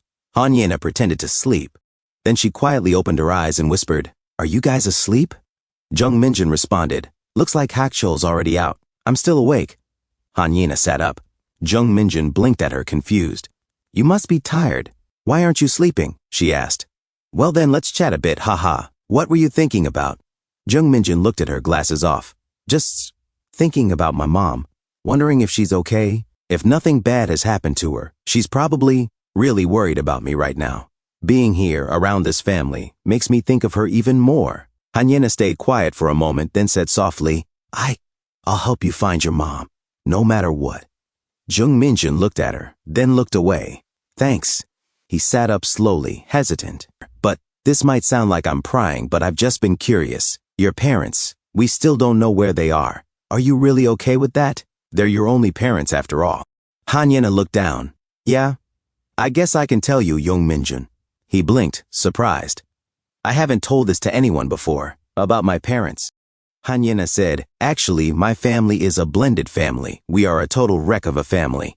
Jung Minjun began sweating and said, Hanyena continued, I do not know if you have heard, but my father was pretty famous. He even appeared on television sometimes. He is also a doctor at a large hospital. And my mother was a medical researcher. They divorced when I was young, and my mother moved to America. After that, I lived with my father and my stepmother, a few days earlier. Hanyena said to Jung Minjun, What? You are doing it again? Jung Minjun walked away. Hanyena called out, So you are just completely ignoring me now? Hey! Fudge, are you deaf? I am talking to you. But Jung Minjun kept walking. Hanyena sighed and muttered, Honestly though, he is kind of pathetic, weak and helpless. I am going to tell Park Songbin to mess him up tomorrow. She watched Jung Minjun silently as he walked away. A few moments later, Hanyena entered the building and said to herself, But if I think about it, I do not really have any right to pity Minjun. I really hate going home. If that crazy lady is there, I will just change quickly and leave. Later, at their apartment, she heard noises from her stepmother. Baby. Hanyena looked at the floor, noticing her stepmother's shoes and bag, and another pair of men's shoes beside them. The squeaking noises grew louder. Hanyena muttered, Fudge, what a crazy woman. She thought to herself, my stepmother openly cheated on my father because she had leverage over him. My father was always busy at the hospital, barely ever home. Hanyena entered her room and took off her school uniform. Suddenly, her stepmother barged in and shouted, Hey, why the heck are you home so early today? Hanyena replied, I am leaving right away anyway. You smell like booze. Disgusting. Her stepmother yelled, Did I not tell you to ring the bell before coming in? Hanyena said, Why would I ring the doorbell to enter my own house? Right. She glanced back with a mocking smile and said, Is it because you do not want me hearing you fooling around with some random guy in the bedroom? Hee. Her stepmother shouted in anger, You little brat. Going to meet another guy, huh? Crazy kid, look how short your ridiculous skirt is. Even though Hanyena was clearly wearing shorts underneath, she said, Like you can talk, You are the one cheating openly, At least I know how to have decent fun, unlike you. Her stepmother snapped, You want to fight? Suddenly a man walked in, buttoning his shirt and asked, Baby, who is that? Your daughter? Her stepmother replied coldly, She is not mine. She is my husband's child. Hanyena took out her phone and snapped photos of her stepmother and the man. She said, Should I send this to father? The man stammered in shock, sweating nervously. What? Hey, do not you dare. Her stepmother scoffed, lit up a cheap cigarette and said, Nah, forget it. Go ahead, send it. The woman's name was Choi Soo-jin, age 36, a former actress turned influencer. Hanyena's stepmother. Hanyena, confused, said, What? Choi Soo-jin grinned and said, Go ahead. Even if your father sees it, he will not dare say a word. He cannot escape me. I have got him cornered. You know it too, right? Want me to tell you some juicy secrets about your father that even you do not know? She blew smoke directly at Hanyena's face to overpower her. Choi Soo-jin continued, It is not like I have anything to lose anyway. So if I blow everything up, who do you think will lose the most? Your father? If he divorces me, he is finished, He would lose his wealth, ruin his hospital, and his reputation would be totally destroyed. That is why. Go ahead and tell him to divorce me. Hanyena remained silent. She then walked out of her room, bumping into Choi Soo-jin and muttered, Crazy woman. Choi Soo-jin shouted, What? Crazy woman? You must really want to fight. The man nervously said, Baby, you drank too much. Choi Soo-jin kept shouting, "Ha, seriously, hee. She is exactly like her trashy mother, hee. Even her nasty way of speaking is the same, hee. What is the use of being smart, hee, when your personality is absolute garbage? If you are going to leave, then get lost already, you ridiculous brat." Hanyena slammed the door shut. A few moments later, outside, Hanyena muttered to herself, "Fudge, this place is disgusting. From now on, I am never coming back to this hellhole. Never. I will never set foot here again. I would rather the world ended tomorrow." She went to a karaoke bar. A woman in the crowd sang loudly, even in darkness, "I will shine for yo, we are Lumina." Hanyena thought to herself, what is this news? Things got crazy suddenly. A woman beside her gasped, "Crazy. I have to go. My mother just had an accident. She is in critical condition." Her friend shouted, "Hey, then should you not hurry up and go?" Hanyena looked at them, confused. A few moments later, outside, as Hanyena walked, she muttered, "What? Why am I getting so many emergency alerts suddenly? Even my messages are blowing up." Suddenly, a man screamed, "Cow!" As Hanyena stood confused, a man came running toward her and shouted, "Wow, run!" A woman running behind also screamed, "Ka!" A few hours later, Hanyena arrived at the stairwell of a building. Exhausted from running, she panted, "Huff, huff, I barely escaped." She looked up at a room above. She entered and said to herself, "Even 119 emergency is not working. What the heck is going on? Let me try calling father." No answer. Even at a time like this, well, he never put me first anyway. "Mother, you are in America now, so you definitely cannot help. Who else can I call for help?"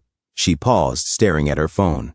Then she whispered to herself, "The one person I hate most." She dialed. The screen said, "Dialing. Stepmother woman." Choi Soo-jin answered and said, "What is it?" Hanyena, panicked, replied, "Yes, hello?" Choi Soo-jin snapped, "What do you want? I am busy right now." Hanyena stammered, I am trapped on the emergency stairs of a building near the main street. Help me. I tried calling emergency services, but nobody is picking up." Choi Soo-jin exclaimed, "Fudge, what the heck are you saying? Figure it out yourself." Hanyena, sweating in fear, mumbled, "What?" Choi Soo-jin shouted, "Our apartment is in chaos too. I am hanging up. I have got to save myself." Hanyena pleaded, Hey, wait, you have a car, right? It is near the FD building by Young Pilates. Please come pick me." She heard chaos on the other end of the line. Hanyena stood silently. Then she remembered a time with her mother. "Yena, open the door. Yena, let us talk just a moment." Hanyena had sat on the other side of the door and replied, "Just go away." She cried and whispered, "Mom, I miss you." Later, Hanyena continued speaking to Jung Minjun. "In the end, my stepmother abandoned me and ran. My father never even answered my calls. So, I do not care if I ever find either of them. I do not care what happened to them. I just miss my mom right now." Jung Minjun asked, "Then your mom is still in America?" Hanyena replied, "After she moved there, she tried reaching out a few times, but I never answered. I have never called her first either." Jung Minjun said to himself, "Now I understand. Is that why she kept saying she wanted to study abroad in America?" Hanyena continued, "When she left for America, I said something I should not have, something that really hurt her. Up until this whole disaster started, I hesitated to call. Even if I called now, she is in America and could not help anyway. So, there is nobody left around me now." Jung Minjun looked at her. He said, "Do not say that. You are not alone." As Hanyena listened, Jung Minjun continued, "You have got me." He paused, then added, "And Hakshil too." He looked at her with assurance. "So, let us survive this together. No matter what." Hanyena was shocked. She blushed slightly and softly replied, A few seconds later, Jung Minjun asked, "Should we get some sleep now?" Hanyena answered, Outside, a zombie grunted in agreement, Gar. A few hours later, the sun shone brightly. Hanyena slept peacefully, already on Jung Minjun's side of the futon. Meanwhile, Kang Hakcheol dreamed quietly. He remembered an old man shouting at him, "You little brat.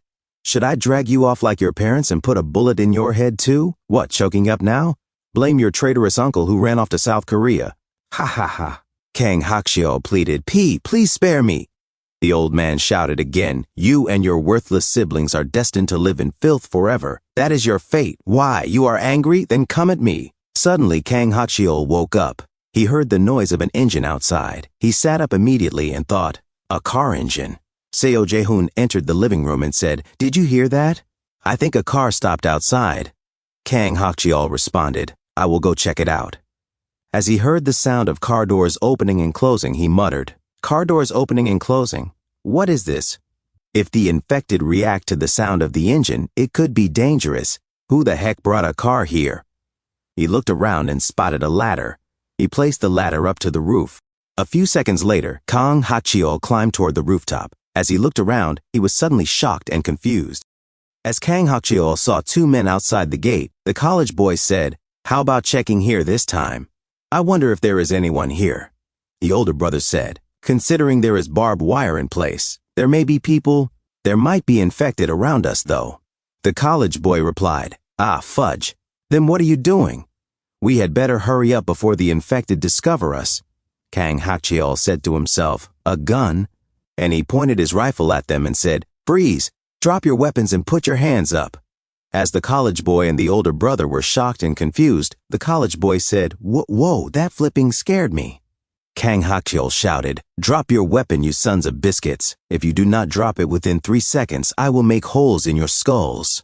The college boy placed his Desert Eagle on the ground, and Kang Hak-cheol said, "Both of you step back 3 meters. Then he thought to himself, "Hold on.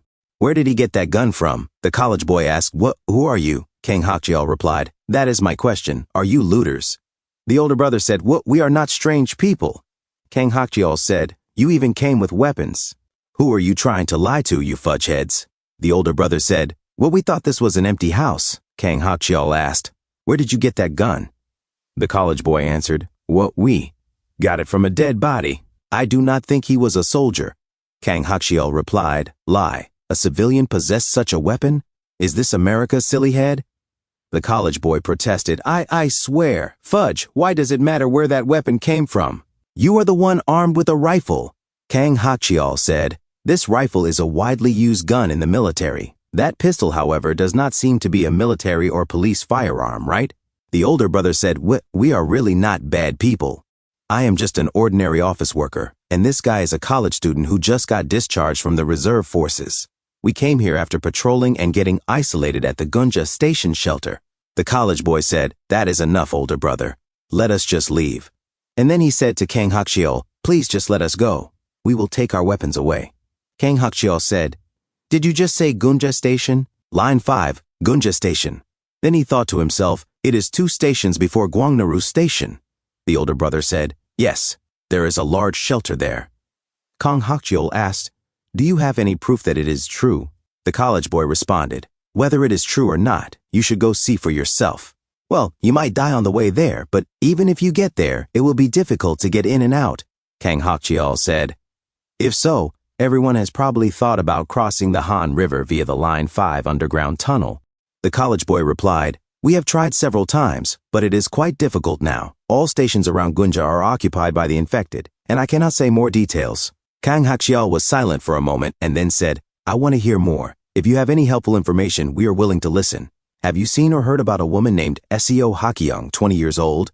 The college boy repeated, "Seo Hak-young." The older brother added, "First of all, the surrounding infected might gather, so let us go inside and talk." Kang Hak-cheol said, "But weapons are not allowed inside." A few moments later, inside the house, Professor Seo Jae-hoon sweated and said, "Gunja station shelter?" The older brother said, "It is a fairly large shelter with about hundreds of survivors, and the entrance is thoroughly blocked. The organization is somewhat systematic." Professor Seo Jae-hoon said, "Hundreds of people?" The college boy explained, "We were patrolling around a 1 to 2 kilometer radius from Gunja station, but after being isolated and being chased by the infected, we ended up here. We got the vehicle midway between this neighborhood and Gunja station." Kang Hak-cheol interrupted, "That is not the point. Please talk about what we just discussed." The older brother said, You said that you lost contact around the time your daughter passed Gwangnaru Station while she was returning home on Line 5, right?" Professor Seo Jae-hoon replied, "Yes, that is right." The older brother continued, and the exact time when the call was cut off was 8:10 in the evening that day. Professor Seo Jae-hoon sweated and said, "Yes," as he remembered when he answered the phone and said, "Hello? What do you mean?" Seo Hak-young said, "People are attacking and causing chaos on the subway right now." Professor Seo Jae-hoon asked, Who are those people?" Seo Hakyung answered, I do not know. I am running to the next car with the others and blocking people from coming in. I am scared, Dad. Professor Seo Jae-hoon said, Where are you now? Seo Hakyung replied, I am almost at Gwangnaru Station. Ah, wait. Professor Seo Jae-hoon then heard chaos on the other end of the line. He said, After that, I do not know if she got off the subway when it stopped at Gwangnaru Station. Hyung said, I also boarded a subway heading from Gwangnaru toward Gunja Station that day. Professor Seo Jae-hoon asked, Really? Hyung replied. An infected person appeared in one of the cars inside the train. The subway passed through Gwangnaru Station and Akasan Station without stopping, like an express train, and then stopped at Gunja Station. The time was around 8:10 to 8:15 in the evening. It is very likely that we took the same train. Kang Hakcheol said, If what they said is true, there is a high possibility that your daughter is at Gunja Station. Professor Seo Jae-hoon, sweating, said, Then, have you seen my daughter?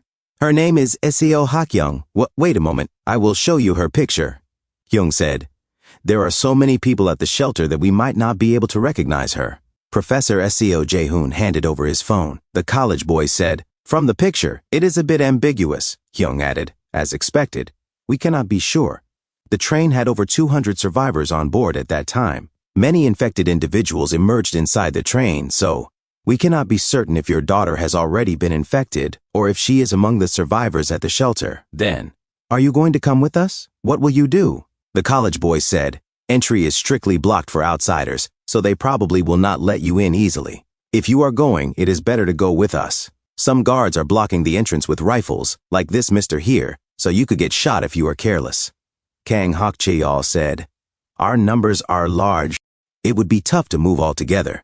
Hyung said, Then let us set a rendezvous point halfway to Gunja Station. If you are moving by car, I can tell you the route for that. We will find a hiding spot around here and leave tomorrow, and I will give this to you. He handed over a radio. Kang Hakcheol said, A walkie-talkie? Hyung replied, It will be on standby within 500 meters to 1 kilometer, so talk to me. Use it while keeping your distance from our group until the rendezvous point. In return, please give us 2 days' worth of supplies. If we do this much, you will trust us, right? Kang Hakcheol remained silent and stared at him. A few moments later, inside the living room, Han Yena said, Gunja Station shelter? Kang Hakcheol answered, Yes, we agreed to meet at a midpoint and head to Gunja Station. They are hiding nearby and will leave tomorrow. Han Yena said, What if they are lying? Kang Hakcheol replied, They have no reason to lie. And although they have weapons, from how they act and speak, they do not seem like bad people. Then he looked at Professor Seo Jae-hoon and asked, What will you do, Professor? Tomorrow. We are thinking of leaving. If we move on foot, it is probably impossible for us to travel together with your family. But if we find a 6-seat vehicle, we might be able to move together to some extent. Professor Seo Jae-hoon began to sweat. Kang Hakcheol continued, Of course, only along the route they have told us about. But as you said, if the vehicle gets stranded, I will not be able to guarantee our safety either. I am making this clear. If a dangerous situation arises, I will only look after myself, and you will have to take care of your family on your own. Please think about it carefully. Professor Seo Jae-hoon looked down, still sweating. Moon Ji-yeon said softly, Honey. A few moments later, in the kitchen, Han Yena said to herself, If we are leaving tomorrow, we should prepare some supplies. If the professor's family is coming, we will need quite a bit. I should get a backpack that I can carry. But where did Jung Minjun go? She walked upstairs. Jung Minjun said, Hajun, you play so many games, yet you study well too? That is really impressive. Hajun replied, So if you do not play Roblox or Brawl Stars, what game do you play, Young? Jung Minjun said, I also play LAN-pub, but recently I have been playing a zombie game called Rage Z. Hajun said, Oh, me too. Actually, I am not supposed to play that because of the age restriction, but I play it secretly without my parents knowing. I dream of becoming a game developer, just like the creators of that game. Jung Minjun said, Oh, your dream is to become a game developer? You study well, so I think you can definitely do it. Han Yena walked into the room and said, Hey, when did you two get so close? Ha ha. Jung Minjun, confused, replied, Huh? Ah. We were just talking about some men stuff. Han Yena looked at the wall, confused. She then looked at the poster and said, Oh, are you a Lumina fan? The poster read, Lumina Girls. Hajun said, Yes, I like John Nuna. Han Yena said, So cute. Moon Ji-yoon called out, "Hajun, come down here for a moment. Let's talk for a bit." Hajun replied, "Okay." As Jung Min-jun stared at the poster, Han Yena silently observed him. He focused on one particular girl. Han Yena asked, "Hey, Jung Min-jun, laugh out loud. Why are you staring so intently? Is she your ideal type?" Jung Min-jun responded, "Ah, I knew her when I was little." "Yujan." Han Yena was shocked and confused. She then shouted, "Ha! That's a load of nonsense. You're saying you knew Lumina's Jian? Ha ha ha. Hey, pull out her contact info. Even as a joke, that's way too unrealistic. Ha ha ha. Poo ha ha."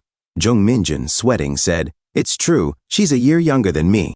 But of course, I haven't contacted her. She moved away after entering middle school. When I heard she became an idol, I was still cheering for her from afar. Well, she's now in a completely different world than mine." Han Yena looked at him silently, unamused. Jung Min-jun added, "Fine. If you don't want to believe me, then don't. I told my friends about it too, and they made me sound like I was delusional."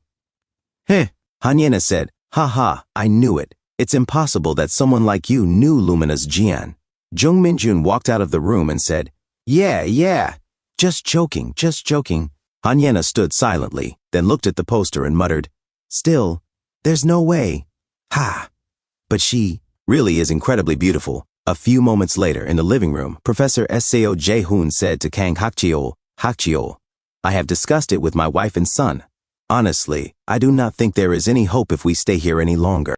We will also head to Gunja Station Shelter together." Kang Hakcheol, shocked, said then, about the vehicle, Professor Sao Jae-hoon said, "I have a vehicle in mind. It is a sports utility vehicle, so it is perfect.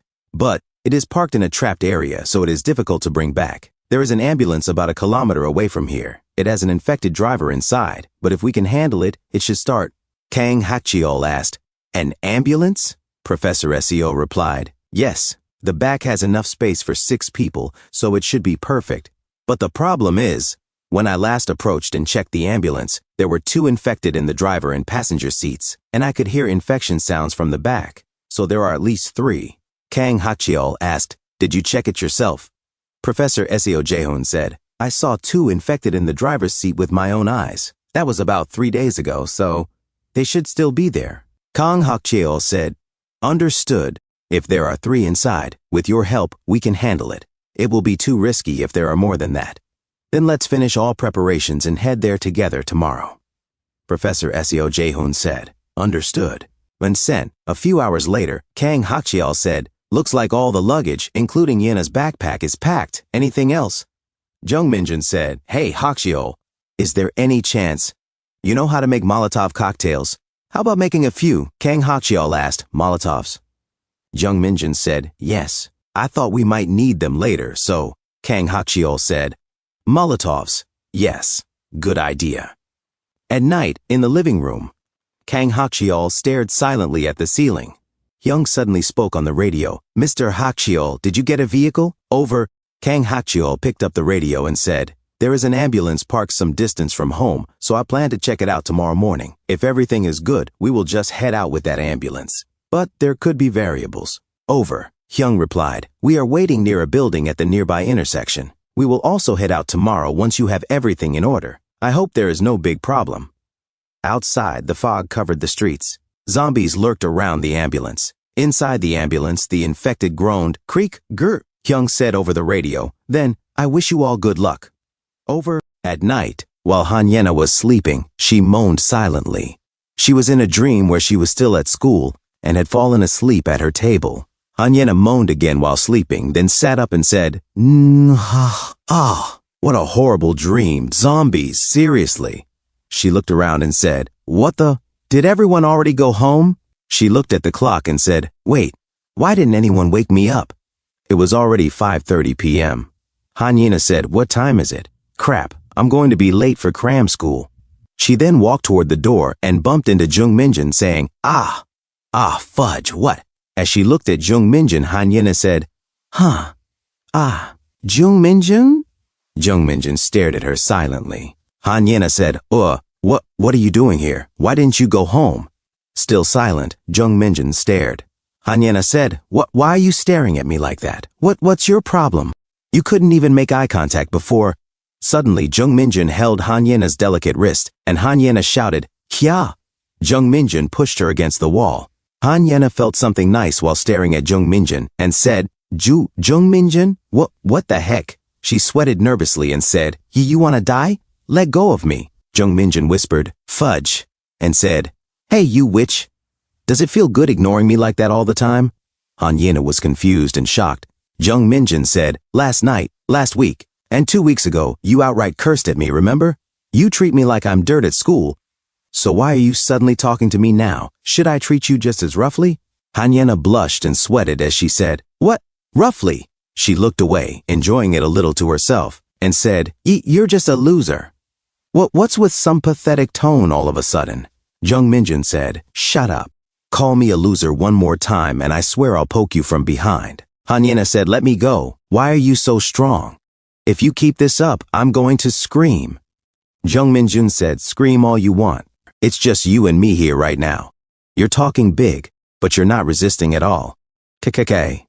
Acting all tough on the outside, but you're kinda cute, eh? Han Yena said, Shut up.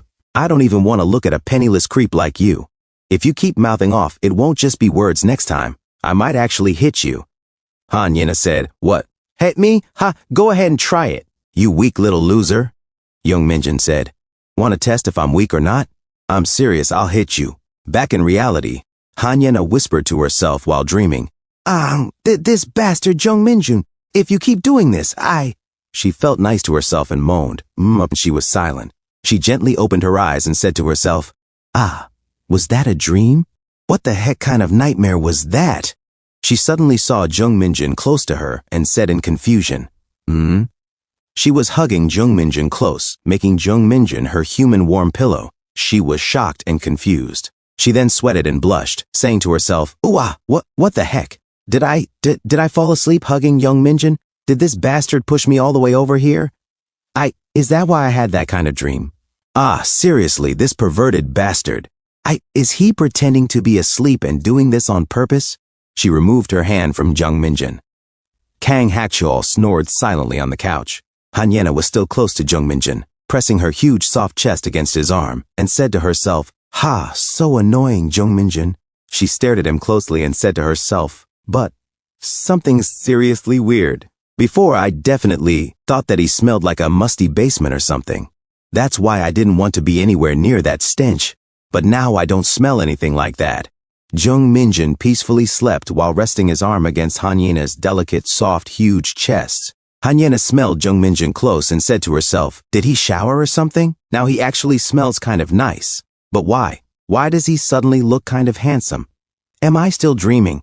Has the apocalypse messed up my brain or something? He definitely didn't look like this before. Is it just because he took off his glasses and has his eyes closed? Suddenly, Jung Minjun opened his eyes abruptly and saw Han Yena staring closely at him.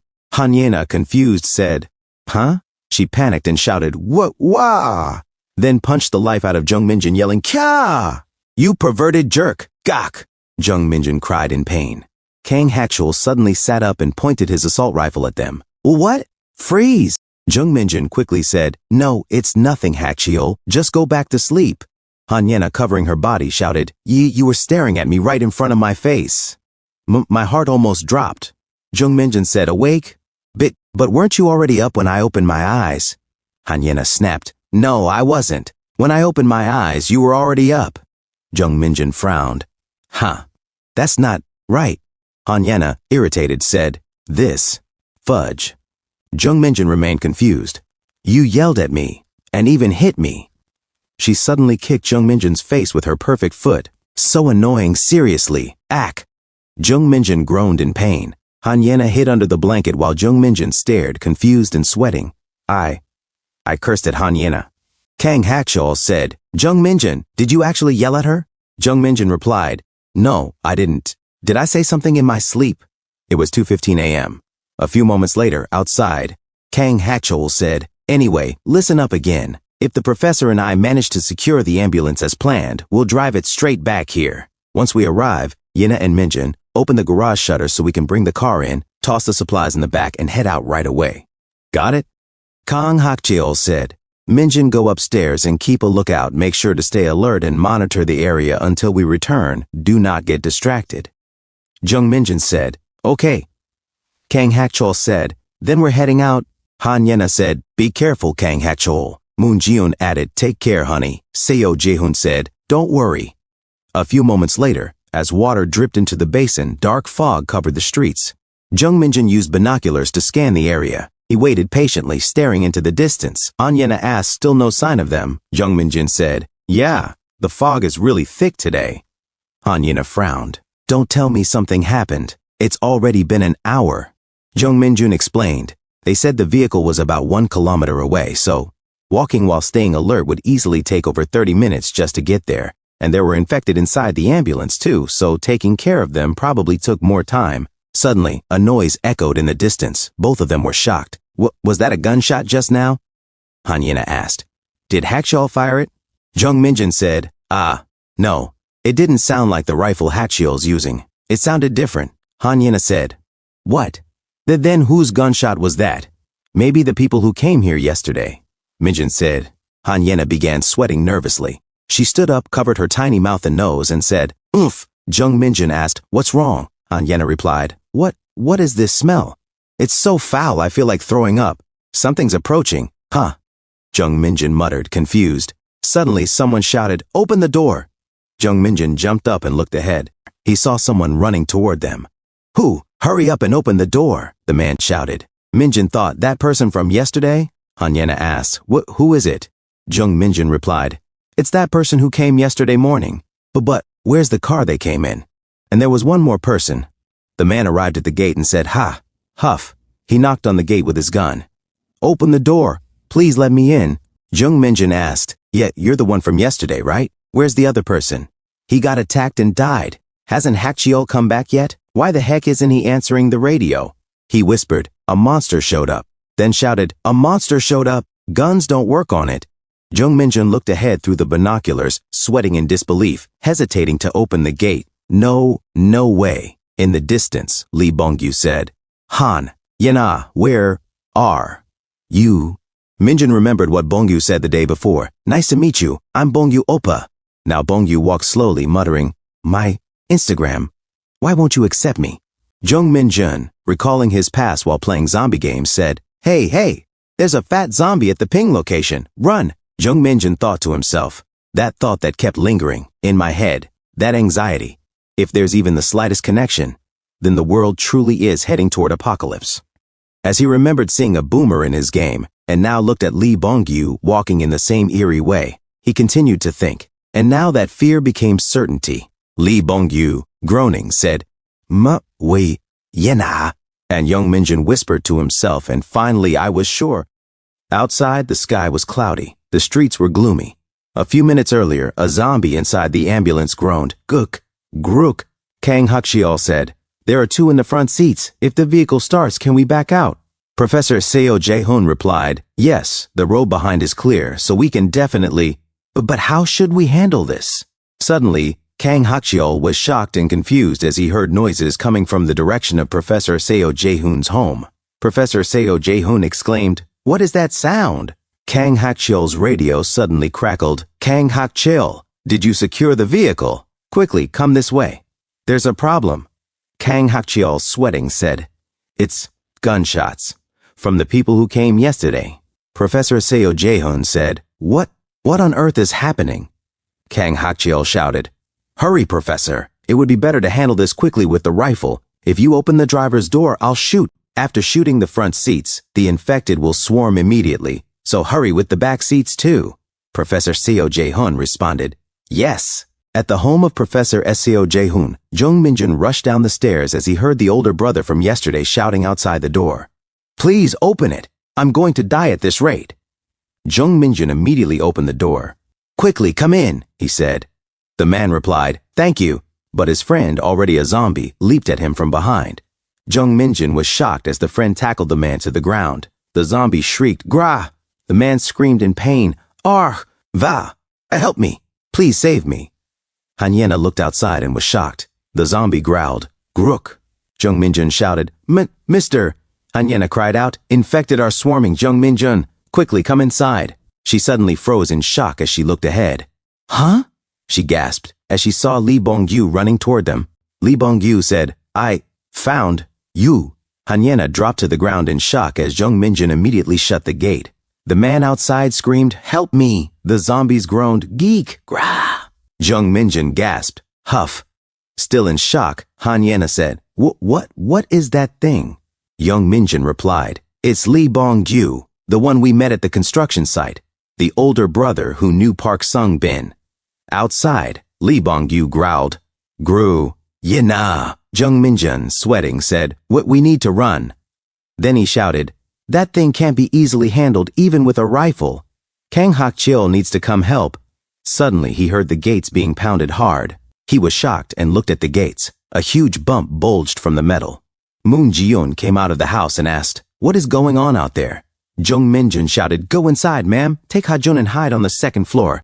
Jung Minjun said to himself, "Fire, right, Molotov cocktails." He looked at Hanyena and said, Hanyena, listen to me carefully. You absolutely have to help me." Still frozen in shock, Hanyena did not respond. Jung Minjun shouted, "Hanyena, get a grip and listen to me." Hanyena suddenly flinched. Jung Minjun grabbed her delicate shoulder and said, "That thing will definitely break through the gate and come in. It might even break down the front door to find you, so I'll throw Molotov cocktails at the gate to buy time with the flames. There's gasoline left from when we made Molotov cocktails yesterday, right? When that thing breaks through the gate and comes inside, you pour gasoline on it from above. Then I'll attack more with Molotov cocktails. More infected will gather around, so after you pour all the gasoline, you need to throw Molotov cocktails from above to attack too. Out of 8 Molotov cocktails, I get 4, you get 4. Can you do it?" Hanyena, still unmoving and sweating, hesitated. Jung Minjun shouted again, "Can you do it?" Hanyena responded, "Yeah." Jung Minjun came inside the house with Hanyena and said quickly, "Go up to the second floor." He took some soju bottles filled with gasoline. Jung Minjun came back out and said to himself, "Because of that sound, more infected will gather. The moment the door breaks, all the gathered infected will rush in at once. But if my guess is right, no matter how maximized their attack instincts are, infected are vulnerable to fire. Of course, they'll jump into the flames, but we can at least prevent the indiscriminate entry of infected." Jung Minjun threw a Molotov in front of the gate. Suddenly, with a heavy punch, Lee Bong-gyu broke the gate open.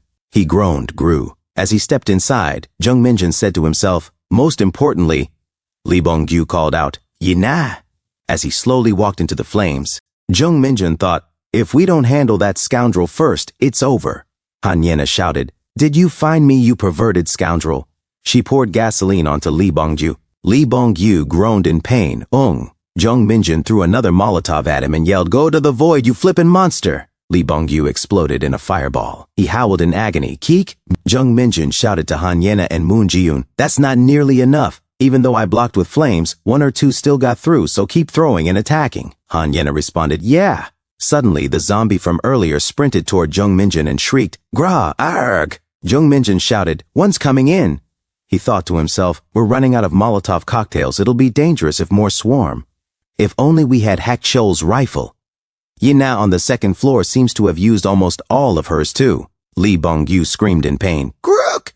Jung Minjun gritted his teeth and thought, "Darn, this is the last one."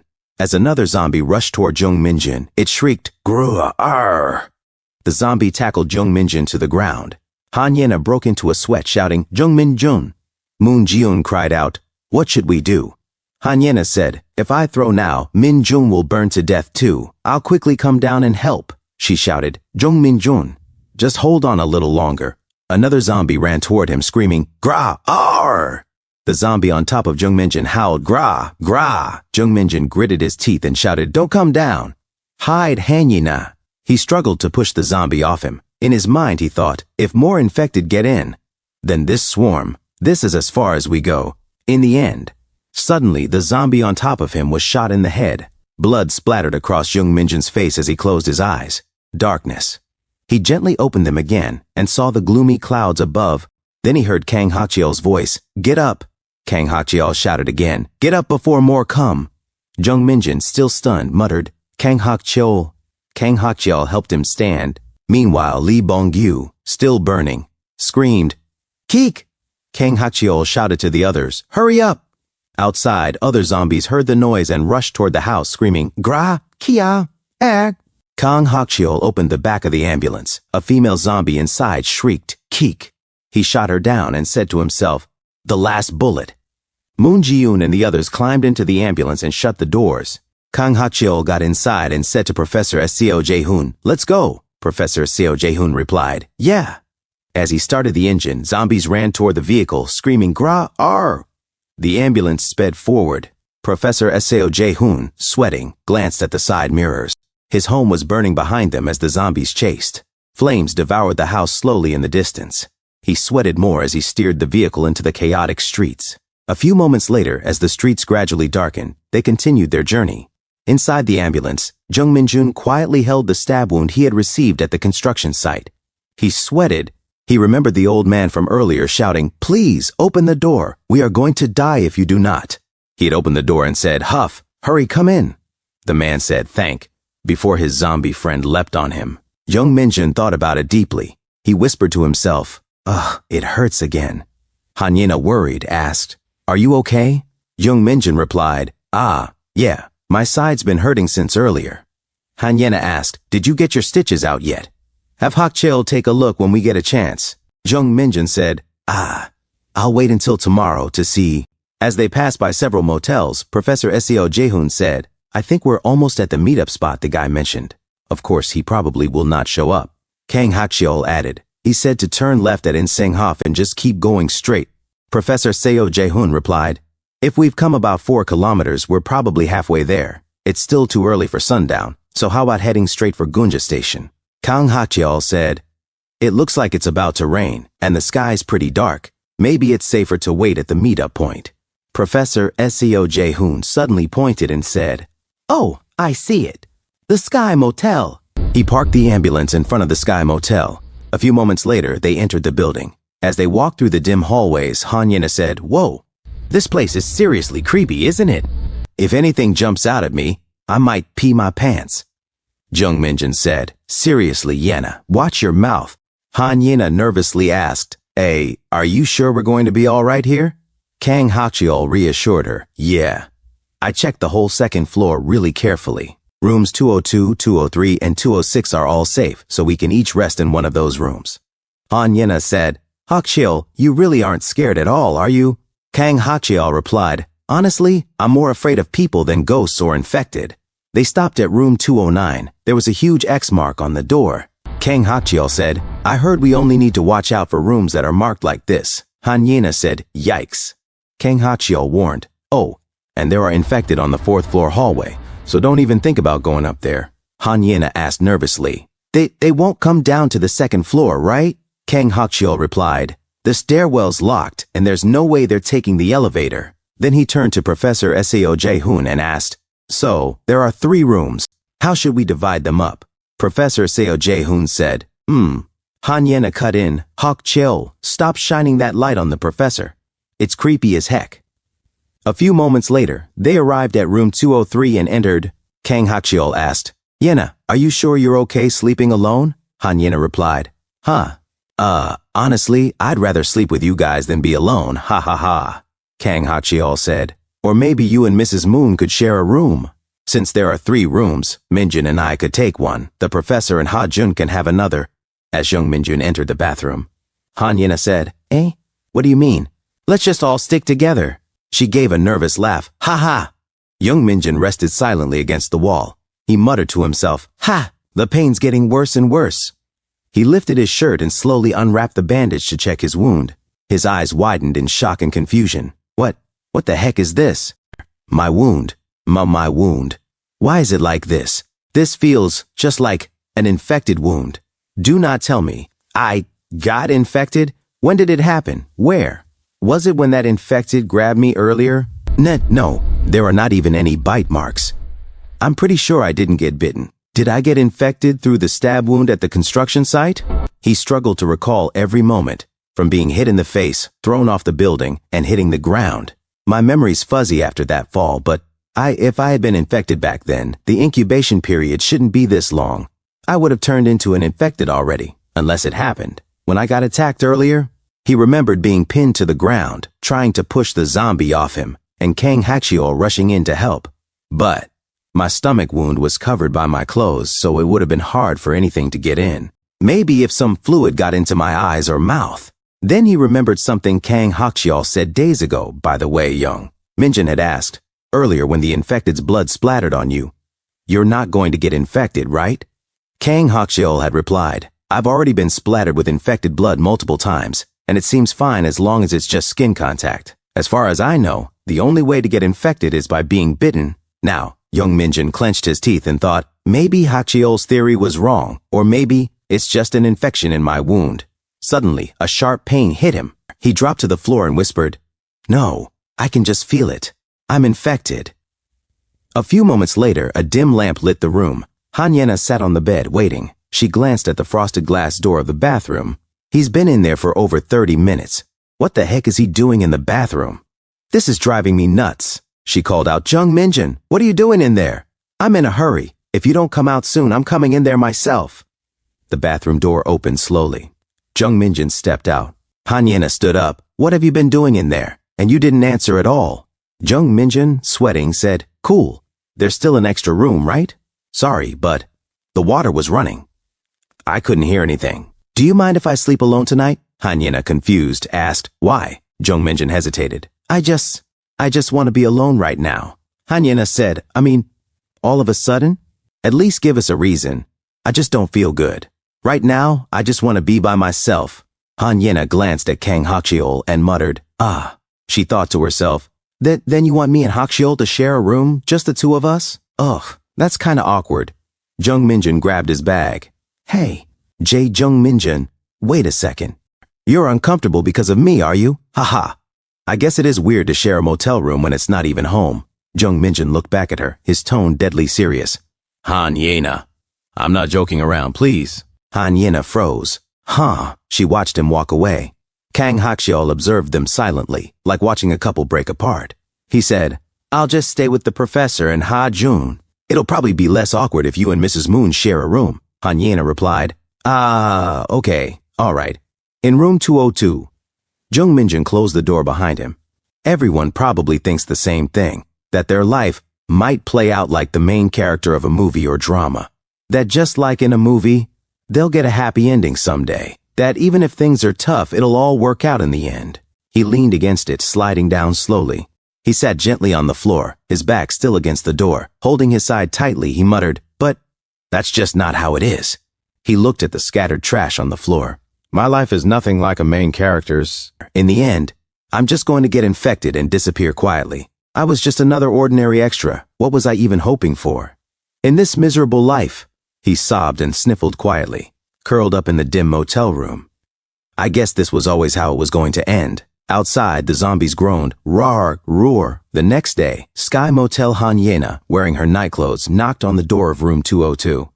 "Jung Minjin, are you awake?" Jung Minjin. Kang Hakchiol approached and said, "I'll try to open the door." He grabbed the knob, tried it, then frowned. "It's locked." He started to sweat. "I hope I'm wrong, but," he whispered anxiously, "Jung Minjin, I think he's been infected." Hanyena's face suddenly froze in shock as she began to sweat. "What? That is ridiculous. He said yesterday he was not bitten." Kang Hakchiol said, "Did any of us actually check for ourselves?" Hanyena replied, If he really is infected, if we start banging on the door, would he not be freaking out like the infected do? But it is quiet." Kang Hakchiol said, "If he is okay, he would open the door. If he is not an infected, maybe he has already stopped breathing." Hanyena froze in place, her voice trembling in disbelief. "Hey, Hakchiol, you psycho, do not even joke about stuff like that." She suddenly started banging on the door. "Hey, Jung Minjin, open up now, stop messing around." "Ha, are you pranking me or something? Enough with the drama, just open up. This is not funny." She paused and spoke more softly. "Jung Minjin." She resumed pounding on the door. "Darn it, are you not going to open up? Hurry, open the door. Bang. Open this right now. Open the door, you idiot. Bang. Open." Suddenly she heard the door unlock. Tears welled up in her eyes. "Hey, are you Kang Hakchiol pointed his flashlight toward the doorway. Jung Minjin stood weakly and said, "Guys, something's wrong with my body." He was drenched in sweat, and the infection was visibly spreading all over him. 18 years ago in the United States, Elliot Jin shouted to Daniel Jin, "We need to go now. Did you not hear what Auntie said? She told us not to get close to this house. There is some crazy guy living here," Daniel Jin said. "I know. An apocalypse nutcase? People say a crazy guy lives here who believes the world is ending soon. I am just curious, about why he thinks that way. Elliot Jin replied, sweating. You are going to get shot for real if you keep it up. Daniel Jin calmly responded, I heard there has not been a shooting in this neighborhood for decades. He is probably not some lunatic who just shoots anyone. Elliot Jin said nervously, I do not know. It was 18 years ago. Pennsylvania, United States. A gate stood with a warning, do not enter. Elliot Jin walked away. I am going home first. If Auntie gets mad, do not blame me. Daniel Jin silently looked at the gate. Suddenly, a man shouted, Who is there? There will be zombies crawling all over the place soon, so why are you out there in danger? Daniel Jin, startled, said, Sorry. He looked confused. Zombies? What is that? The man asked. Were you just talking with that kid in some foreign language? Daniel Jin replied, Korean. The man said, Ah. Are you the son of the Asian couple who lives nearby? Daniel Jin answered, I am not their son. I just stay with my uncle's family. I have only been here for a year. The man asked, Where are your parents then? Daniel Jin paused. They passed away. Both my mom and dad in Korea, so my twin sibling and I were sent here. The man said, Ah, I see. Sorry to hear that. Anyway, it is dangerous out here. Get back inside. There will be zombies everywhere soon. Daniel Jin thought to himself, he really does sound crazy. The man continued, Are you looking for somewhere to hide? Daniel Jin asked, confused. Sorry, is this like some kind of role play? He thought. Daniel Jin said, I am being chased by those so-called zombies. I have been running away. The man exclaimed, Goodness! So the zombies are finally showing themselves in this world? You were not bitten anywhere, right? Daniel Jin replied, Yes. The man opened the shutters. Daniel Jin looked inside, sweating. The man shouted, Get inside, quick! Daniel Jin entered. The man closed the gate behind him. A few moments later, inside the house, in the living room, Daniel Jin asked, But you keep saying zombie over and over. What even is that? The man said, Ho, you really do not know anything, huh? When people sin and die, do you know where they go? Straight to hell. But if over thousands of years too many people sin and die, and hell runs out of room, what do you think happens? A writing on the wall read, The end is near. The man continued, God will bring judgment, a merciless, severe judgment. If hell becomes packed full of sinners, then the souls who cannot get in will wander the earth. Daniel Jin looked on in shock. The man shouted, Divine retribution is coming. The end is near. If you do not get ready like I did, there's no way you'll survive. Let me show you something incredible. The man pulled open a cabinet, revealing rows of supplies and weapons. Daniel Jin looked around in shock. Whoa. What the heck is that? The man said calmly. The end will come someday. It always does. He gestured toward a reinforced vehicle, a fully modified doomsday car. Back in the Sky Motel, room 202, 18 years later, Seoul, Korea. Han Yena said, Hey Kang Hak-cheol, you're really aiming that at him. Kang Hak-cheol replied, You never know. What if he suddenly snaps and attacks us? Han Yena turned to the older man. What do you think, Professor? Are you sure he's infected? Professor Seo Jae-hoon wiped sweat from his brow. Yes. This doesn't look like a normal reaction to a stab wound. A fever of 42 degrees. That's impossible. If only we had a specialist, we could be sure, Young Minjin said weakly. But I just can't figure out how. I got infected. I didn't get bitten earlier. And what doesn't make sense, the symptoms started right where I got cut by the knife. Han Yena said, if he was infected back at the construction site days ago, he would have turned by now. The incubation period isn't that long, is it? Professor Seo Jae-hoon said, I think it depends on where he's bitten. Sometimes it's just a few minutes, up to a few hours. I'm not sure, but I doubt it'd ever be more than a day. Kang Hak-cheol added, judging by Minjin's condition, I'd say he's definitely infected. The symptoms starting from the stab wound means maybe there was infected blood or fluid on the knife, or maybe the open wound got exposed somehow. If that's the case, then he was already infected before I treated him. As for why the symptoms are showing up now, I have no idea. Han Yena stared in shock, her mind racing. Then, are you saying Minjin's been infected for days? Kang Hak-cheol nodded slowly. Yeah. Professor Seo Jae-hoon stammered. So if... Kang Hak-cheol interrupted. If Minjin doesn't turn by tomorrow... He paused. Silence. Minjin. Maybe he's immune. Of course, I'm not exactly a medical expert, so I can't say for sure. Young Minjin's eyes widened. He's saying, I might be immune. A large bead of sweat rolled down his cheek. A few hours later, at night, outside the infected groaned, Rah! Grar. As the sun rose, light streamed through the window and landed on Jung Minjun's face. Hanyena had sat by his side all night. Jung Minjun slowly opened his eyes. Hanyena leaned forward. You're awake? Your fever's way down and your face looks a lot better. How are you feeling? Jung Minjun sat up slowly. Wait, how long did I sleep? Hanyena replied, since yesterday. It felt like you slept for dozens of hours. Jung Minjun blinked. Yena, what are you doing here? Hanyena said, huh? I'm checking on you, what else? Jung Minjun looked away. Aren't you scared, being next to me, when I might turn into an infected? Hanyena paused, then smirked. Hey, if a loser like you turned, you wouldn't be scary at all, okay? Ha. Plus, Hakshaw said you might be immune. Ha. She smiled awkwardly. Hanyena added, it's already been a long time. Jung Minjun stared at her, a bit awestruck. You've changed a lot, you know? I mean, you even looked after a loser like me. You looked pretty badass throwing Molotovs at the professor's house too. Hanyena's face turned red. What? Hey, do you think I'm some delicate flower or something? Even if you weren't there, I would have survived somehow. And about taking care of you, I just wanted to check on your... She stopped, noticing Jung Minjun smiling at her. Jung Minjun said, thanks, at least to me. You're like a totally different person compared to a few days ago. I never thought I'd end up relying on you. Anyway, thanks. Hanyena looked down and blushed as she said, I'm the one who should be thankful. I mean, we gotta do whatever it takes to survive. But are you sure you're okay? Jung Minjun said, yeah, way better than yesterday. Yesterday, I was honestly hovering between life and death, but a few hours later. Kang Hachial came inside and sat down, saying to Jung Minjun, so, you're saying that Lee Bongyu looked almost exactly like the zombies in that game you played? Jung Minjun said, yeah, I'm sure of it. This whole situation, it's gotta be connected to that game. Kang Hachial said, then, you're saying the game company created the virus and released it? Jung Minjun said, well, I have no idea about that. The developer is actually pretty famous, you know. What was his name again? Seo Hajun suddenly came inside the room and said, CEO of Red Mine Studios, Daniel Jin. As Jung Minjun looked at Seo Hajun, confused, Seo Hajun said, that guy. He's someone I really respect as a developer. Seo Hajun, 12 years old, 6th grader at Unsuk Elementary, sweats. Jung Minjun said, right. Hajun, you want to be a game developer, don't you? Kang Hakchil said, Daniel Jin? Yina, have you heard of him? Hanyena said, I think I've heard the name before. Seo Hajun said, he's a Korean-American genius developer. Back in high school, he made a huge hit indie game called Hollow Code in North America. He grew Red Mine Studios and released a bunch of other successful games.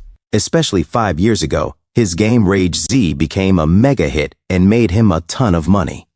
Red Mine Studios? Seo Hajun continued. After that, he started investing big in artificial intelligence, medical and biotech industries, even buying out related companies. In North America, he's basically become as big a deal in it as Elon Musk. But he's only recently gotten famous in Korea. Kang Hakchol said, medical, biotech, huh? Seo Hajun said, and I heard he has a twin brother, something Jin? He's supposed to be pretty famous too. You could probably find out if you looked it up online, but there's no internet right now. Kang Hachial thought and said, zombie business. Games, medical, it all matches up a little too perfectly. Hanyena said, if his company really is involved in all this, why, what's the point? Shio Hajun said, that, I honestly have no idea. Jung Minjun sweats. Then a different scene, in an interrogation room. A CIA agent said, Daniel Jin, 29 years old. Before moving to America, you were from a pretty well-off family in Korea, but together with your twin brother Elliot Jin, you testified to being bullied as a kid. Your mother was a famous actress in Korea until the late 2000s. She got caught up in a tax evasion scandal, and public backlash eventually forced her to retire from entertainment. After getting hit with massive penalties and damages, in the end, she could not take it and ended her own life. Later, it was revealed that it was all due to the tax accountant's intentional omissions and mistakes, and a mistake by the tax office. But around that time, your father lost everything too, after a string of real estate and construction scams, and the business failed. The family racked up billions in debt, and your father also took his own life. So together with your twin, you went to America to live with your uncle, your only remaining family. At 17, you made your first Big profits with a game you developed. But even the uncle and aunt you guys trusted ended up embezzling your money, betraying their only family left. After that, you started and built up Red Mind Studios, and started investing heavily in medical and biotech fields, becoming a major player in the future of medicine. Let's just get to the point. Daniel Jin said, "We don't have time to sit around like this. We need to go to Korea immediately." The agent said, "If you really suffered that much from your own countrymen, you probably would have wanted to kill them all. But still, did you really need to go this far? Daniel Jin, you're the one who spread the virus in Korea, right?" At the interrogation room, Daniel Jin said, "How many times do I have to tell you? It was not me. You should be suspicious of my brother instead." Daniel Jin, 29 years old, Red Mind Studios Chief Executive Officer. Aiden Brooks, 47 years old, Central Intelligence Agency Special Activities Center Operations Commander, former United States Marine Corps, Marine Special Operations Command, with over 20 years of special operations experience, said, "Elliot Jin went missing after entering Korea. Do you know why he went there?" Daniel Jin replied, "I have no idea. But if my brother and the core members of the research team all headed to Korea right before this whole thing started, is it not obvious?" Aiden Brooks said, "You were the one who acquired Elliot's research lab, right? Even if your brother really was the one who created the virus. Are you saying you did not know a thing about it? To me, that is even harder to believe." Right after the zombie outbreak in Korea, stocks for biotechnology vaccine companies skyrocketed, and your affiliate shares went up 500% in a month. Funny how perfect that timing is, do you not think? I am convinced you are the one who started all this. Daniel Jin said, "Forget it, seriously. He has always been like that. He always said Koreans deserve to go to the underworld." Aiden Brooks said, "Are you telling me Elliot Jin, who supposedly devoted his life to saving humanity, actually said things like that?" Daniel Jin replied, "So you are saying I told my brother to make a zombie virus and unleash it on Korea? You are saying I did something that insane just to turn a zombie game into reality? I have been growing my company for the future of humanity. While we are sitting here arguing, people back home are dying by the thousands. The Centers for Disease Control and every other research agency have completely failed to make a vaccine or get the situation under control. If the virus really did originate from our lab, then we are the only ones who might be able to stop it." Aiden Brooks said, "The vaccine will be developed in the United States under Central Intelligence Agency supervision." Daniel Jin asked, "Then, are you saying you are bringing an infected sample back to America?" Aiden Brooks replied, "It is already on its way." Daniel Jin said, "If the first infection happens here, you are going to regret it." Aiden Brooks responded, "Right now, it is not just Korea. It is spreading to China, Japan, and all of Southeast Asia. This virus is definitely going to hit America too. If I am going to clean up my brother's mess, I have to go to Korea myself." Aiden Brooks then said to Camila Rosa, "Still no word on Elliot Jin's whereabouts, right?" Camila Rosa replied, "Yes. No updates from our agents on the ground." Morris Blake, 36 years old, Central Intelligence Agency Special Activities Center Special Operations Group Tactical Officer, former Delta Force with extensive combat and black operations experience in the Middle East and Africa, said so far everything Daniel Jin has said checks out. There is no evidence to the contrary. Elliot Jin is still the prime suspect. Camila Rosa, 27 years old, Central Intelligence Agency Special Activities Center Special Operations Group, field operative, born in Puerto Rico, former Drug Enforcement Administration Foreign Deployed Advisory and Support, team member with extensive cartel operation experience in South America, said, "But until we confirm Elliot Jin's location, Daniel Jin cannot be released. We will handle securing Elliot Jin ourselves." Daniel Jin said, "All right, then let us do this. I will go to Korea with you. I will not act on my own. Watch me all you want. I will not leave Central Intelligence Agency custody. He is not going to avoid me. He will come to me, I guarantee it. Nobody knows my brother better than I do. I am the only one who can save humanity now." When 2 days ago, the day Kang Hakseol went out searching for an ambulance, Park Songbin quietly strolled the streets and muttered to himself, "Darn it, this fog is ridiculously thick. Only got 30% battery left. Need to find a place to charge soon. Almost at Jangan Station. Hope those scoundrels have not changed their destination. Even if they are not there, they will probably cross the river on Line 5 anyway. I will check Gunja Station, Akasan Station, and the whole route." A zombie appeared, growling, "Grrr." Park Songbin stopped. As the zombie came toward him, snarling, "Grah." Park Songbin pulled a knife from his bag, prepared to attack, and stabbed with all his strength. He continued stabbing the zombie and said, "Stabbing with a knife really does have a special feel. It is way more thrilling than punching." No wonder serial killers cannot stop. But these infected monsters cannot even beg for their lives, so it is starting to get boring. Suddenly he heard gunshots. Park Song-bin muttered, "What is that noise?" "Sounds like gunshots." "Do not tell me. Actual guns? In Korea?" "Well, I guess it could be the military. If someone has a gun, that would be one tremendous weapon. What are the soldiers even doing if they cannot keep the infected under control? Forget it. Anyway, let us go check it out." A few moments later, Park Song-bin continued to ride his scooter. "That is really close," he said to himself as the gunshots continued. "I mean, seriously. How many shots is that? Must be more than 10. Suddenly a voice shouted, "Hey, are you a survivor? You should not go that way. All the infected are swarming over there. I am badly hurt. Please help me." Park Song-bin was shocked, staring at the man. A few moments later, inside the house, Park Song-bin asked, "Is that true?" The boy said, "There are some survivors about 300 meters from here. We were supposed to meet at the Sky Motel in Unsak neighborhood, but then today, that monster suddenly showed up out of nowhere. It was a huge mess. I barely escaped with my life. My right leg is totally useless now, but at least I did not get bitten. My group probably thinks I am dead. They probably ran to the house where the other survivors are, asking for help. From the amount of gunfire, it sounds like they ran into some serious trouble over there too. I just hope they made it out in the ambulance safely." Park Seong-bin said, "At least you are alive. That is what matters. I will help however I can." "But are those survivors soldiers? I heard a ton of gunshots." The boy replied, "No, they are not soldiers. I heard one of them is a defector from North Korea. Looked like a high schooler to me."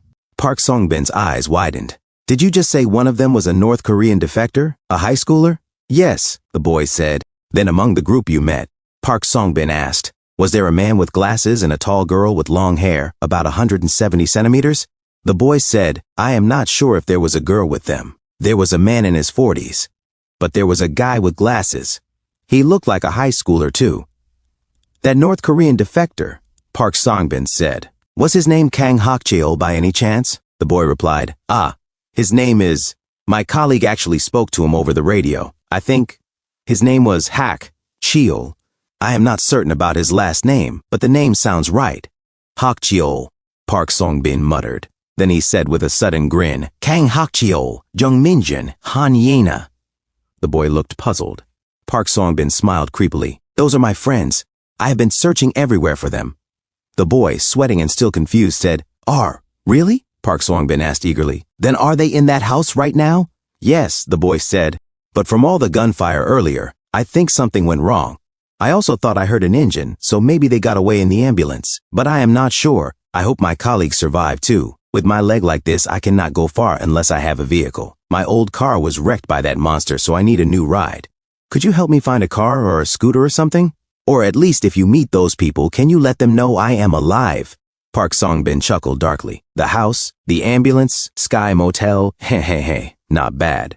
Did not expect this at all, but thanks to you, I just hit the jackpot." The boy frowned in confusion as Park Song-bin reached for his bag. "Let us see what you have got in your bag," Park Song-bin said. What? My bag?" the boy stammered. "Well, you are dead anyway, are you not?" Park Song-bin said coldly. "You will not mind if I take it, right?" Sweating, the boy asked, Wait, are you? You are so unbearably chatty," Park Song-bin sneered. "Why should I do a favor for a cripple like you? If you are hurt, just die already, you useless brat," boy shouted. "Hey, you son of a witch, you said you would help me. Help you?" Park Song-bin laughed. "Why would I help a worthless piece of trash like you? Heh, and how do I know you are not bitten or infected? Ha! Are you scared to die alone? Let me help you out then." The boy screamed. The house fell silent. A few moments later, outside, Park Song-bin took the electric scooter and muttered, "Of all times, my battery had to die now, darn it." And that was when I made my biggest mistake. What neighborhood was the Sky Motel in again? What was it called? 2 days later, at the Sky Motel, now. Jung Min-jun said, "But in the lore of that zombie game, there was no such thing as immunity, right? If Daniel Jin was really trying to make the game into reality, I am probably some kind of glitch in his design, am I not?" Han Yena replied, There is probably a team developing a vaccine somewhere. If someone immune shows up, it would really help with the vaccine research. Min-jun, you might just be humanity's last hope." Young Min-jun said, Still, I should make sure I really am immune first." If only we could find a doctor or a medical team to check. Kang Hakjeol said, honestly, all this about the zombie game feels like a wild theory. What really sticks in my mind is the weapons those people had last time. One of them looked like a desert eagle. That is not a gun you normally find in Korea. Jung Minjun said, maybe it came from a live shooting range? I think there is one in Myeongdong, Kang Hakjeol replied. That would be the most likely route. But how did it end up all the way here? In any case, something about it just feels off. Jung Minjun hesitated, sweating slightly. Kang Hakjeol said, anyway, the weather has cleared up and Minjun is looking better. Maybe it is time for us to move on, right? Seo Hajin said, I will go tell my parents to get ready. Kang Hakjeol said, before that, let me check the best route to Gunja Station. It is still about 5 or 6 kilometers, so we should map at least 1 or 2 kilometers of the car route. Jung Minjun asked, mind if I go too? Kang Hakjeol said, will you be okay? Han Yena, secretly concerned about Jung Minjun, immediately objected, what? You are not going anywhere, Minjun. Huh? Jung Minjun asked, confused. Acting almost like his girlfriend without realizing it, Han Yena said, where do you think you are going? What if you collapse again? Jung Minjun said, I am totally fine now. You see I am good, right? Are you seriously going to leave me here, you stubborn fool? Han Yena snapped. No, I mean, if you are going, I will just tag along too, she blurted out. Hey. Minjun blinked, still confused. Kang Hakjeol muttered, seriously. Han Yena really is stuck to Minjun like glue. Heh, what? Han Yena stammered, her face turning red. No, it is not like that. Minjun was practically just on death's door yesterday. I am just worried, okay? Hakjeol, are you not worried at all? What kind of friend are you? Kang Hakjeol said with a smirk. Aha, is that what this is approximately? Then why are you getting so mad? Flustered, Han Yena shoved Jung Minjun. I do not know, you pest. Go if you want. Blast it. Minjun winced in pain. Han Yena sat down, glaring at the wall. Gee, go ahead and collapse for all I care. See if I care if you drop dead. What the heck is going on? Minjun muttered before walking out. Let us go, Hakjeol. Okay, Kang Hakjeol replied. Han Yena turned back to look at them, both shocked and confused. With the sharp tone of an angry girlfriend and eyes that could kill, she muttered to herself, that jerk is actually leaving? And outside the Sky Motel, Park Song-bin walked slowly, then spotted the ambulance parked nearby. Ha, is this it? Searched every motel around here to finally find this place. Sky Motel, he said, grinning. As Park Song-bin stood in front of the Sky Motel, he creepily muttered, hey, I'm so excited at the thought of meeting my Yena. Suddenly he flinched. Wait a minute, that bastard Kang Hakjeol. He said he had a gun, didn't he? If that bastard is with him, I'll be at a disadvantage. Damn. Let's use my head a bit. Suddenly he heard a creaking noise. Park Song-bin hid as Kang Hakjeol said, Jung Minjun, do you want to take the rifle? Jung Minjun replied in confusion. Huh? No, there's only one bullet left, Kang Hakjeol said. Still, I told you how to use it last time, so you should know. Jung Minjun said, more than that, I'm most curious about your story of defecting from North Korea. I haven't told you the full story yet, Kang Hakjeol replied. It would probably take days to tell you everything. I couldn't afford to use a broker back then. Jung Minjun said, isn't it nearly impossible to defect through China without a broker? Kang Hakjeol answered, I really did risk my life. Park Song-bin thought to himself, to think Kang Hakjeol and Jung Minjun are coming out now. It's a real gun. Are they coming out to scout the area? That means, inside that motel, Han Yena must be defenseless. Even if there's another guy with them, there's no way he's more dangerous than me, right? A few moments later, on the streets, zombies roamed and groaned. Kel, eek. Jung Minjun asked, so you already handled a gun when you were young? It was right before I escaped from North Korea, Kang Hakjeol said. That was the first time I killed someone with a gun. Really? Jung Minjun asked. Kang Hakjeol continued. In the past, my uncle had already defected and settled here. Using that as an excuse, my family was treated as traitors. My parents were dragged away somewhere, tormented, and then died. After that, there was a soldier who relentlessly tormented my younger siblings and me. One day, I was beaten to the brink of death by that soldier, and I thought I was really going to die. During a moment when that guy let his guard down, I snatched his gun and pulled the trigger. That very day, I took my siblings and left on a long journey. I was 12 back then. Jung Minjun, sweating, said, oh, amazing. Most students in our country live comfortably without worrying about survival. Are all North Koreans as good at survival as you? Huh? No, that's not the case, Kang Hakjeol replied. Not all North Koreans are strong survivors. They have less stamina, are thinner, and smaller than us. Truthfully, there's nothing special about me either. It's just, I have various experiences from the 2 years I spent on the brink of death while escaping. Ah, still, don't you want to go back to your hometown? Young Minjin asked. No, never, Kang Hachiol said. When at the Sky Motel, room 203, Han Yena silently thought to herself. Moon Jiyeon entered the room and asked, why are you suddenly so sulky? Ah, it's nothing. It's just my friends are annoying me. Especially Jong Minjun. He's a weak guy, but he keeps trying to go out and risk his life, Han Yena replied. Moon Jiyeon laughed, but he's doing it for us. Hachiol is with him, so don't worry too much. I'm not worried because Hachiol is there. I don't know either. He's just annoying. No, if he dies like that, what am I supposed to do? As Moon Jiyeon remained silent, admiring Han Yena's beauty, she said, Yena, you like that friend, don't you, huh? Han Yena's eyes became serious. No, I don't. Ho ho ho. Well, it can happen. If not, then forget I said anything, Moon Jiyeon replied. Han Yena was shocked and thought to herself, me?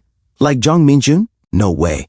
Is it because I've been so obsessed with Jong Minjun lately? I wonder if it looked that way to a third party. No, this isn't a feeling of liking him. Right now, the person I have to rely on is only Jong Minjun. That's why it's like this. She remembered how Jong Minjun once smiled at her and said, Yena, you've changed a lot, nursing a loser bastard like me.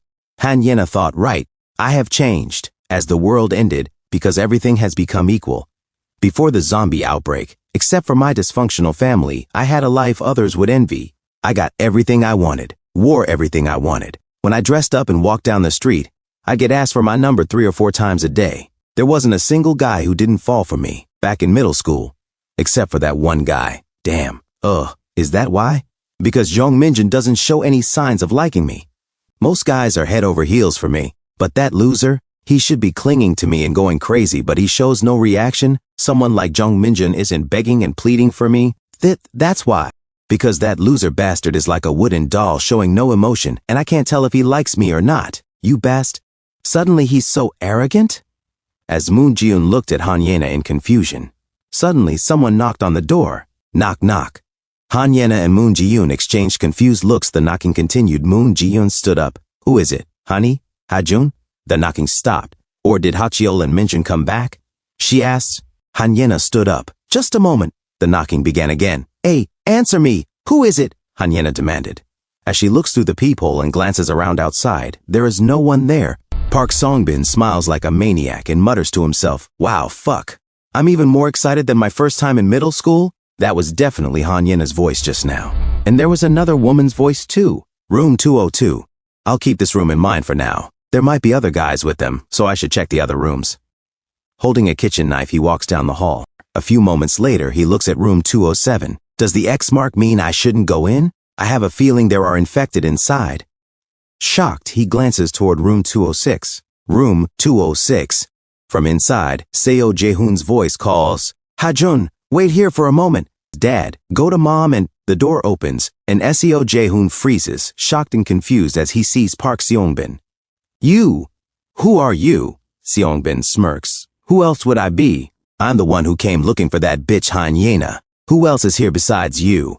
Jaehoon stammers, What? No, who are you? Seongbin pulls out his kitchen knife.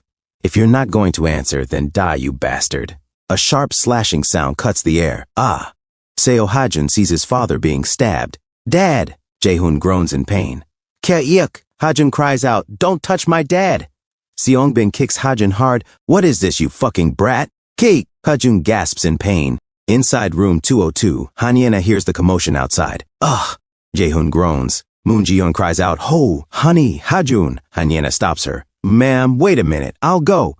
She glances at her bag. Nah, the dagger Hachiol gave me. She finds the knife and immediately heads outside. Kang Hachiol shouts, Get inside, Han Yena! She freezes, confused, as she sees Jung Minjun and Hachiol rushing toward the commotion. Hachiol looks inside and sees Songbin on top of Jaehoon. Koeyik, Jaehoon groans. I asked who else is here. Answer me, you bitch, Songbin growls. Hachiol raises his rifle. Don't move, you son of a bitch. Songbin slowly stands. Dad. Hajun whimpers. Hachiol steadies his aim. The last remaining bullet. To think I'd use it on you, Park Songbin. Farewell. He pulls the trigger. Click. What is this? Fuck. To think it would malfunction at a time like this. Seongbin charges. Hakshiol drops the rifle and pulls a knife from his belt.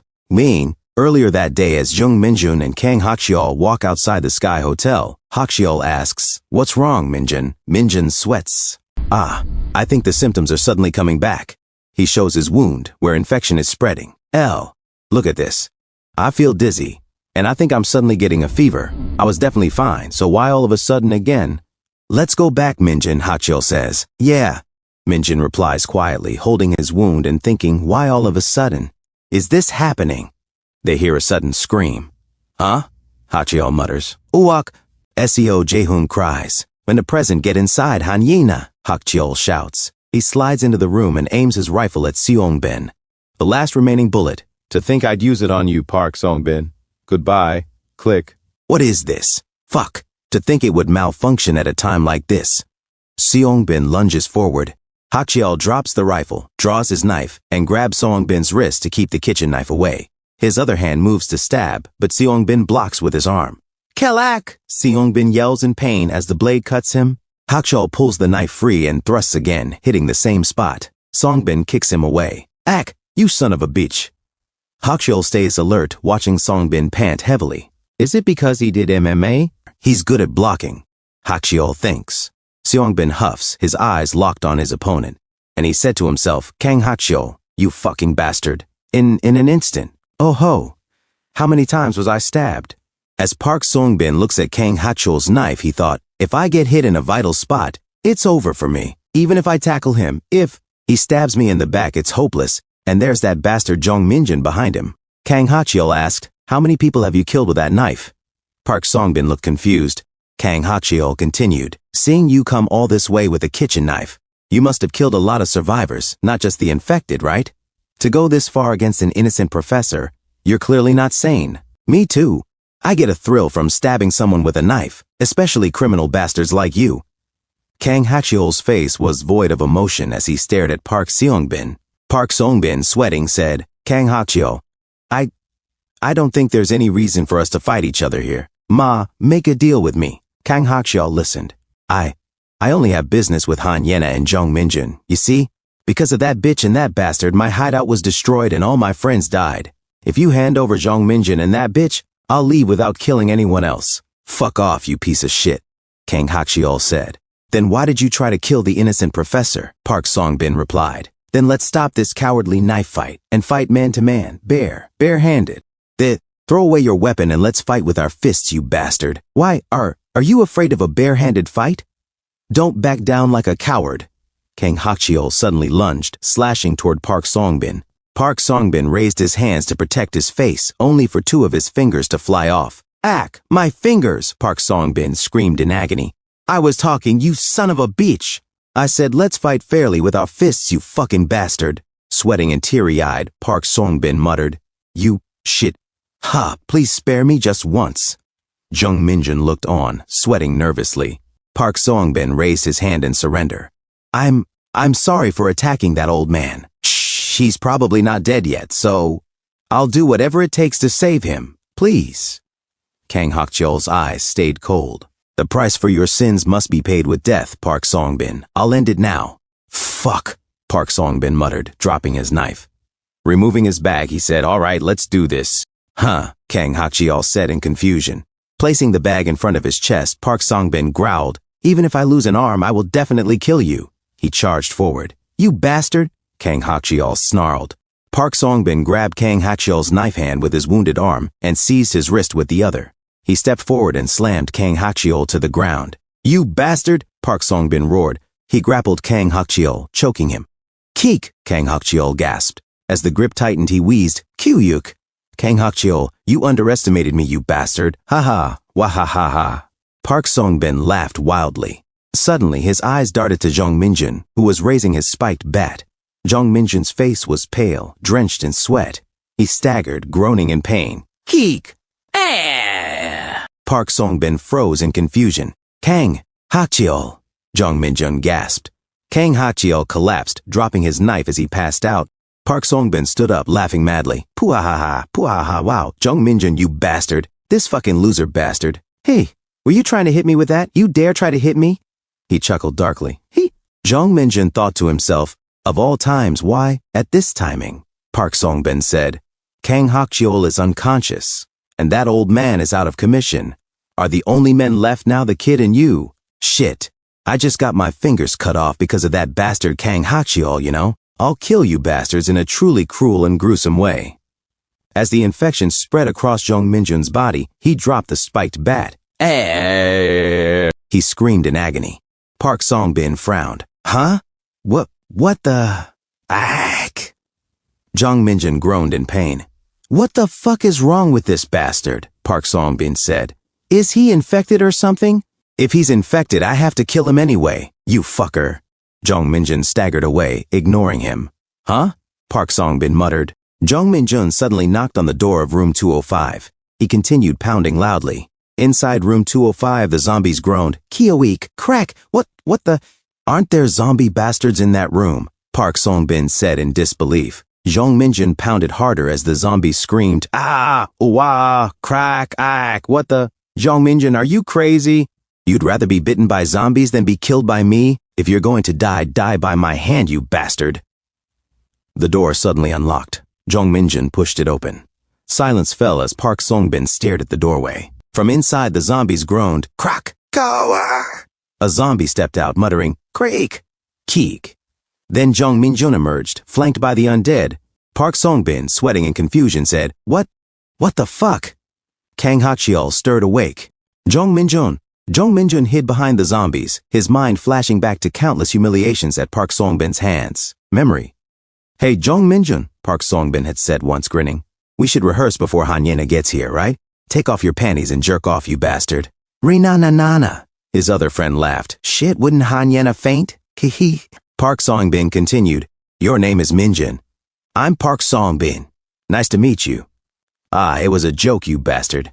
Why the long face? Hey, this bastard Jung Minjun got a boner.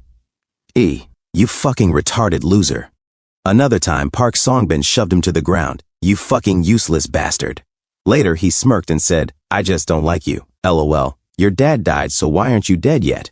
A few days ago at the construction site, Park Songbin snarled, If you dare write my name in your suicide note and die, you'd better be prepared.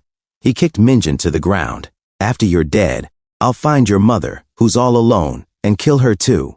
Present, Jung Minjun thought, the reason my life became like this is all because of Park Songbin. It's all because of you. He pointed straight at him. That bastard. Kill him, he roared.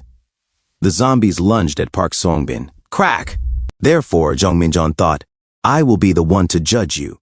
As the zombies charged at Park Songbin, he said in shock, What the fudge? Kang Hakcheol, sweating, looked at the incoming zombies. He suddenly ran toward the nearest room and said, I do not know what happened, but I need to hide in the room. He tried to open the door, then immediately closed it. Outside, Park Songbin stabbed an incoming zombie's face and shouted, Fudge! He slashed at another zombie's face. Suddenly, another zombie charged at him and shrieked, Keek! Park Songbin grunted, Quick! This! Fudging! He managed to stab the zombie in the ear. Exhausted, he panted, Hook! Huck! Jung Minjun, this rascal! He looked down the hall, shocked and confused as Jung Minjun had disappeared.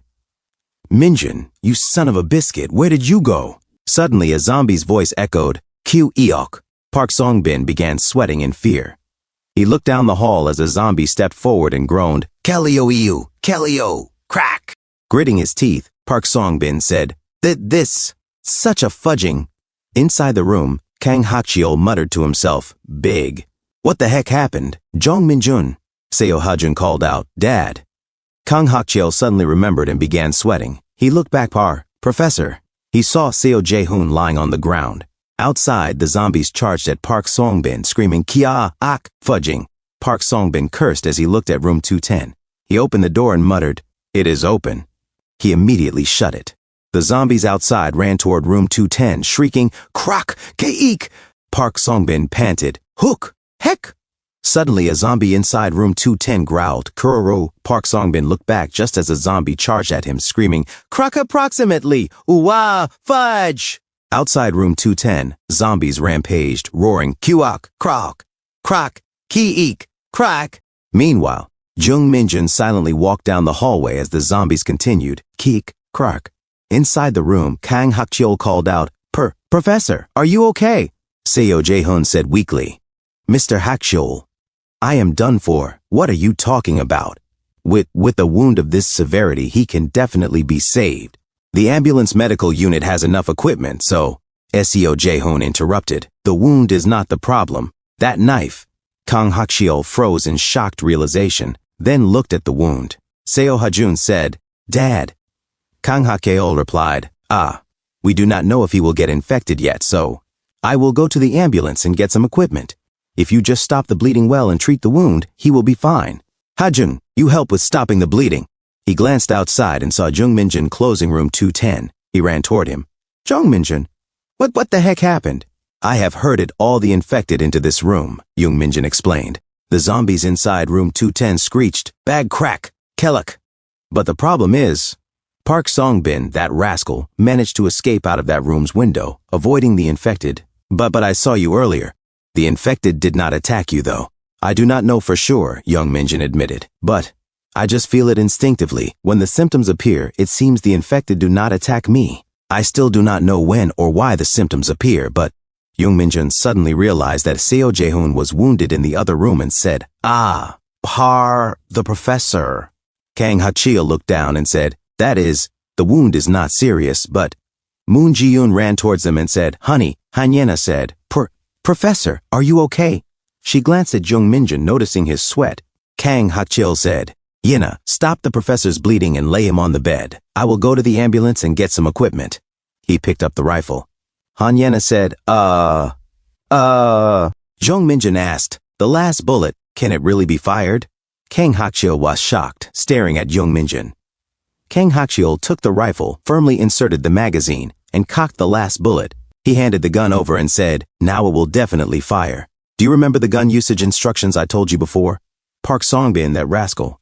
He must not have gone far due to excessive bleeding. First, treat the professor, then with me. Jung Min-jun said, no, I have to end him with my own hands. Professor, I am taking good care of him. Jung Min-jun fell silent. A few moments later, outside the Sky Motel, Park Song-bin's blood trailed along the ground. The zombies outside moaned, "Yoo-yoo-ee-yoo."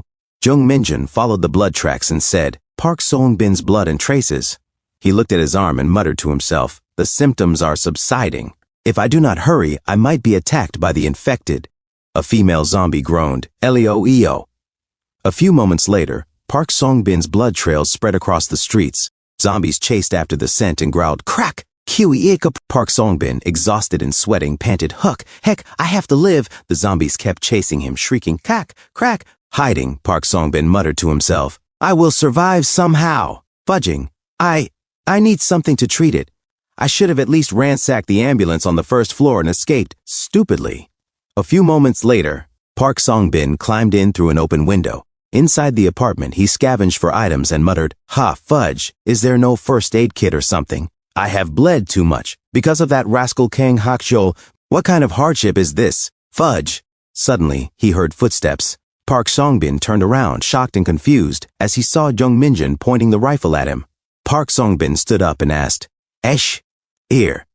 How did you get all the way here? Jung Min-jun replied, well, somehow your blood smell permeated the air. Park Song-bin said, Jung Min-jun, I do not know what kind of trick you used. The infected did not attack you, did they? And someone like you knows how to use that gun? I saw earlier that it did not even fire. It is not broken, is it? Jung Min-jun did not flinch. Park Song-bin asked, Jung Min-jun, have you ever ended anyone's life? Jung Min-jun said, I have not ended anyone's life yet, even an infected person, while surviving until now.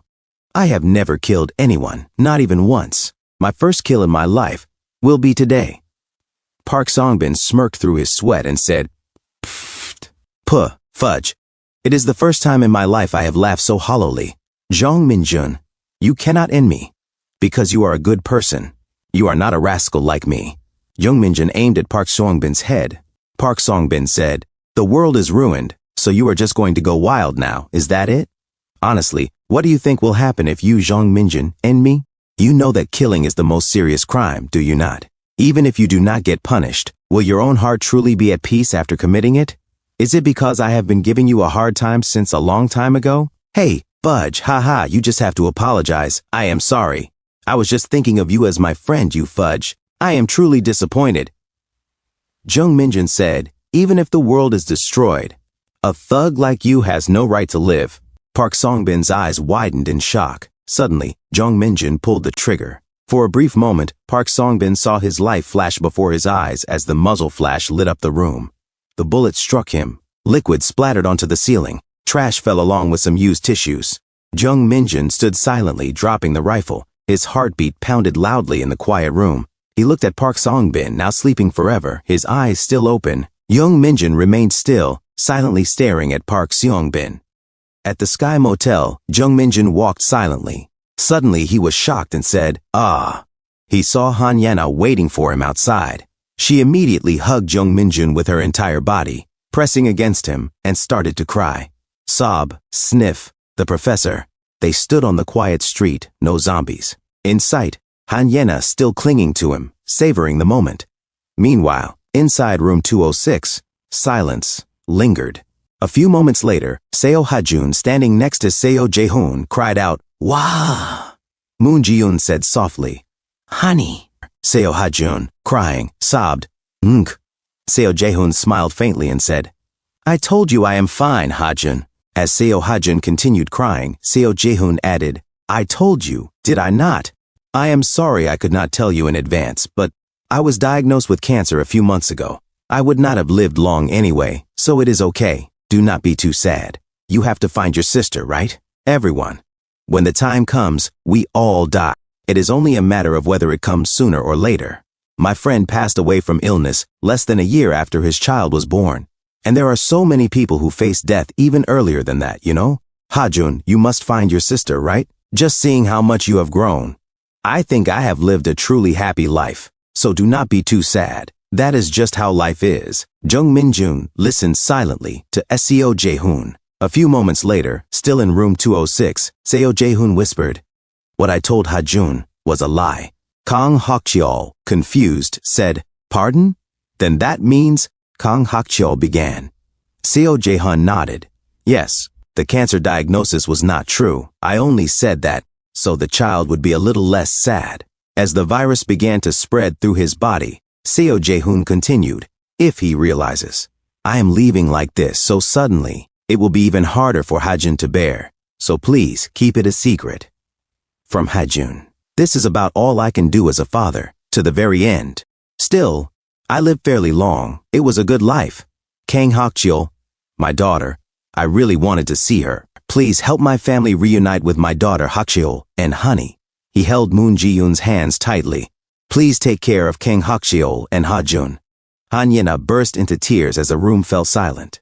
Kang Hokcheol remembered Seo Jaehoon's words, "If I turn into an infected, do not go out of your way to kill me. Just leave me in this room. Once I am infected, I am no longer human. If I stay locked here, I might starve to death eventually. But if I remain alive as an infected, and if the chaos in the world settles down, and a cure is developed, or a treatment that can make us fully recover is found, if by any chance that happens." Suddenly, Seo Jaehoon sat up from the bed, growling, "Grr." Kang Hokcheol remembered his last words, "Come back for me." "Then, I will be waiting." Kang Hokcheol stepped out of the room, glancing back one last time. A few moments later, on the rooftop of the Sky Motel, Han Yana asked, "Will there ever be a cure that can bring the infected back to themselves?" Kang Hokcheol sighed.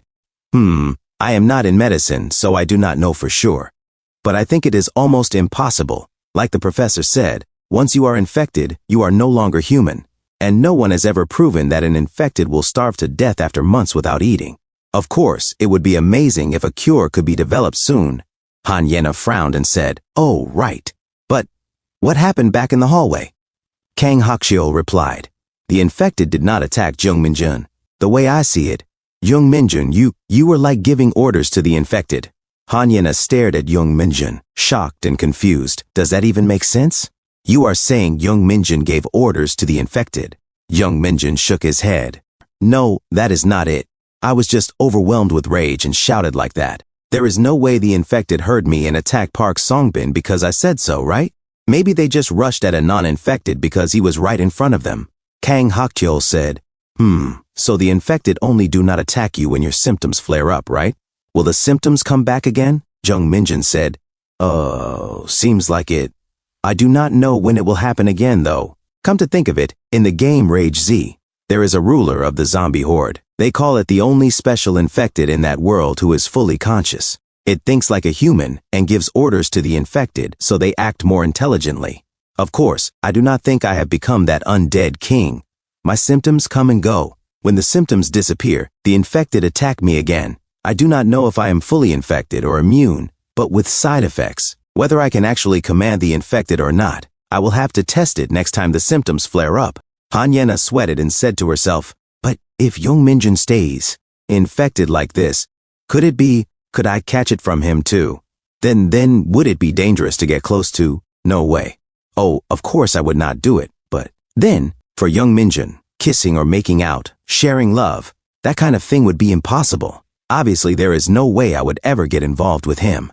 But what if Jung Minjun's body is infected so he cannot share love with anyone? I mean, obviously, seriously, clearly and absolutely, there is no way in heaven I would ever do that with this jerk. But is he doomed to go his whole life without even kissing anyone, a lifelong virgin? Then what do we do? As Han Yena came to the realization, her eyes grew wide, and she said to herself, seriously? He is freaking pitiful, Jung Minjun, to go your whole life without ever being with a girl. As she walked away, she said softly to herself, please, I hope, you are not in a fully infected state. Jung Minjun, confused, looked at Han Yena making a scene for herself on the rooftop. A few moments later, Kang Hachiel said, we are not forgetting anything, right? Moon Jiun said, yes. Kang Hachiel said, madam, I will just drive. I do not have a license, but in a world like this, that does not matter anymore. Yes, got it. Kang Hachiel glanced at Seo Hajun. Seo Hajun looked sad and silent. Kang Hachiel said to Jung Minjun, you sit in the back together with Yena, and I will put Hajun in the front seat. Jung Minjun, confused, said, okay. Kang Hachiel said, it is about 4 to 5 kilometers to Gunja Station. Getting isolated in a dangerous spot while driving would be the worst. We will go as carefully as possible. Kang Hachiel started the engine of the ambulance, and they drove off. Kang Hachiel said, Seo Hajun. Seo Hajun said, yes? Kang Hachiel said, I escaped from North Korea when I was about your age. My parents had already passed away before that, and when I escaped with my younger siblings, 7 and 9 years old, we went through so much. I lost my little brother in the process too. But back then, aside from accepting my situation, there was not anything I could do, other than desperately surviving and making it out. I did not even have time to grieve. I cannot give you fancy words of comfort, but what matters is this. If we find your sister, the only one who can protect your only family, your sister and your mother, is you, and you alone. So, keep your head straight. You are not just an ordinary kid anymore. Seo Hajun began sweating as the weight of reality sank in, and he said, yes. Suddenly, Kang Hachiel saw something on the road ahead and stopped the ambulance. Wait, there is something, he said, as the others grew confused. Kang Hachiel parked the ambulance. Ahead of them was a car covered in blood, reinforced with armor and spikes. A zombie stood in front of the car, snarling, Rah! Grana. Kang Hachiel was shocked and confused. He muttered to himself, What kind of vehicle is that? Is it coming this way? Then he shouted to the others, keep your heads down. Seo Hajun said, What is it? Jung Minjun, sweating, said, I do not know who it is, but whoever is in that vehicle, they are definitely dangerous. As the armored car with a zombie in front cruised down the street, Han Yena sweated in fear and said, What is that? Jung Minjun asked. Did it stop because the infected appeared? The zombie screeched, Kak!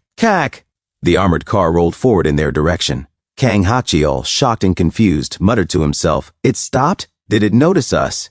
If we have to fight, should we deal with them using close-range weapons? If there are more than 2, it will be dangerous.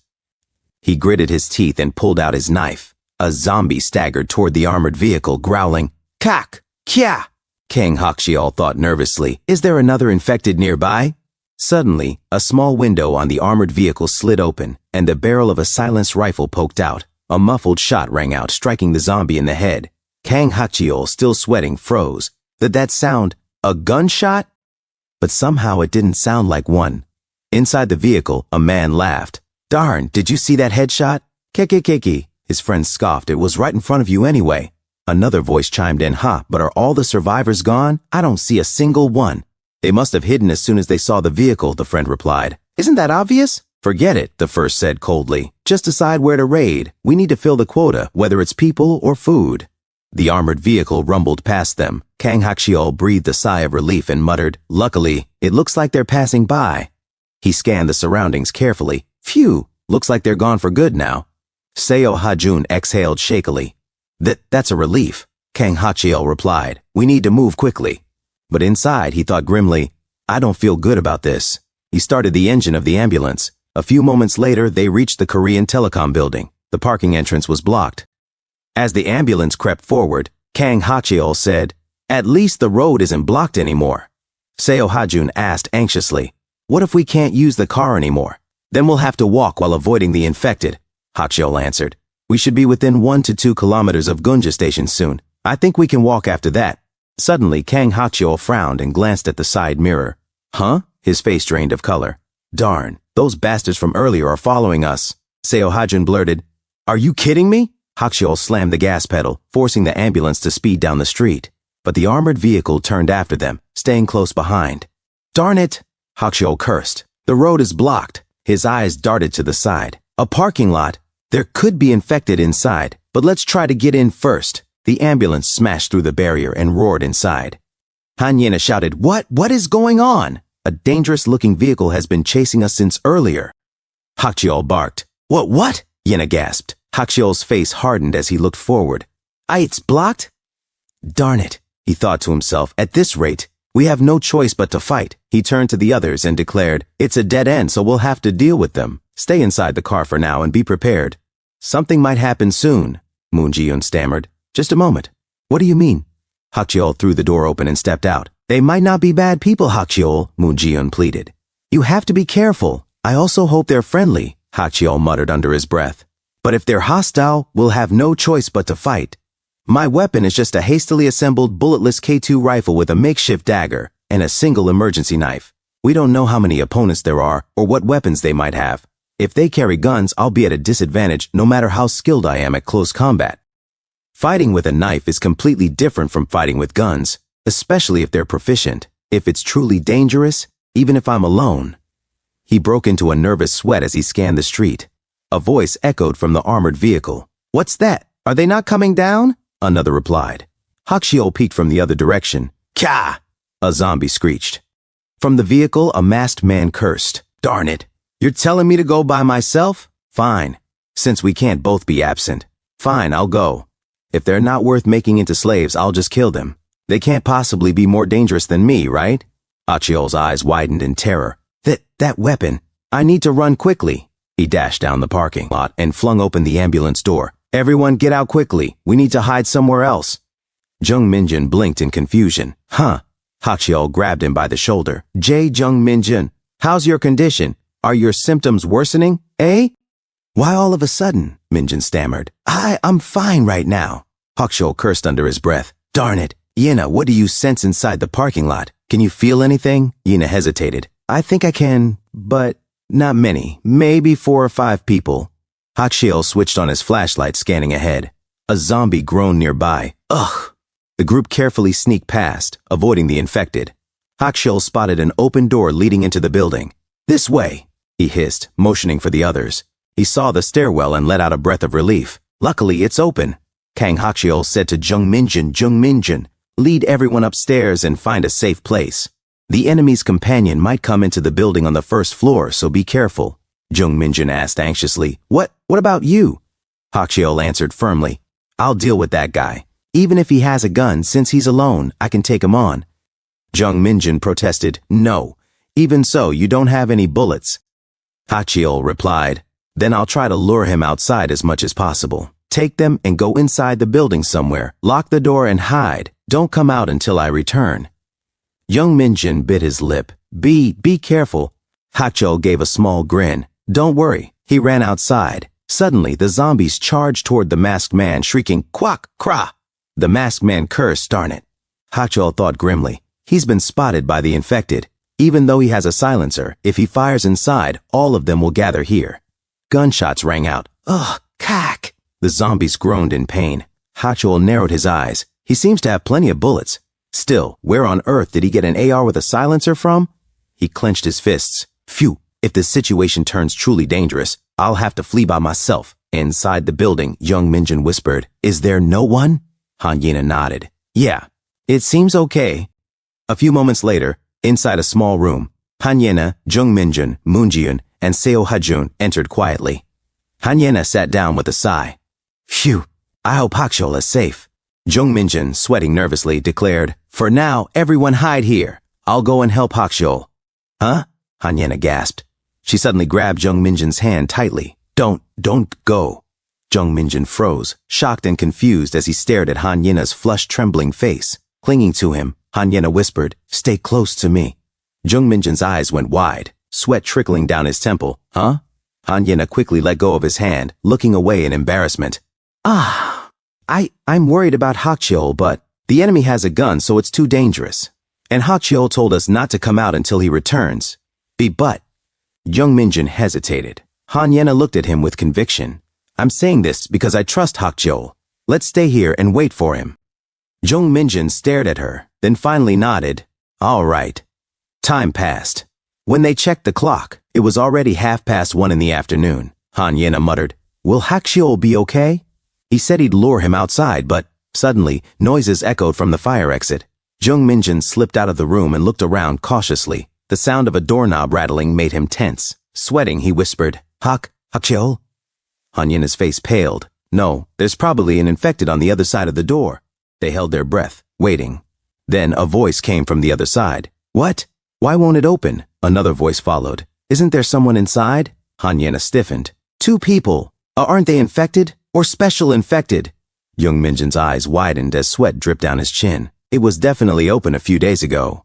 The first voice complained. Darn, I hid my stuff inside. The second one groaned. The first voice lowered suspiciously. Don't tell me, there are really people in there. Jung Minjun whispered. Wait. Huh? Hanyena hissed, panicked. Ignoring her, Jung Minjun walked toward the door. Hey! Jung Minjun, don't get close. This is definitely infected. But Jung Minjun unlocked the door anyway. You're crazy. You're going to open it? Hanyena cried. The door creaked open. Jung Minjun froze in shock. What is this? Byungjun? Bae Sunho? Standing there were 2 boys. Byungjun, 18 years old, Songun High School, 2nd year, Class 5. Bae Sunho, 18 years old, Songun High School, 2nd year, Class 6. Jung Minjun demanded, Why are you here? Both of them blinked in surprise. Huh? Byungjun exclaimed. Jung Minjun? Hey, what are you doing here? No, that's what I should be asking. Jung Minjun retorted. Bae Sunho pointed. What?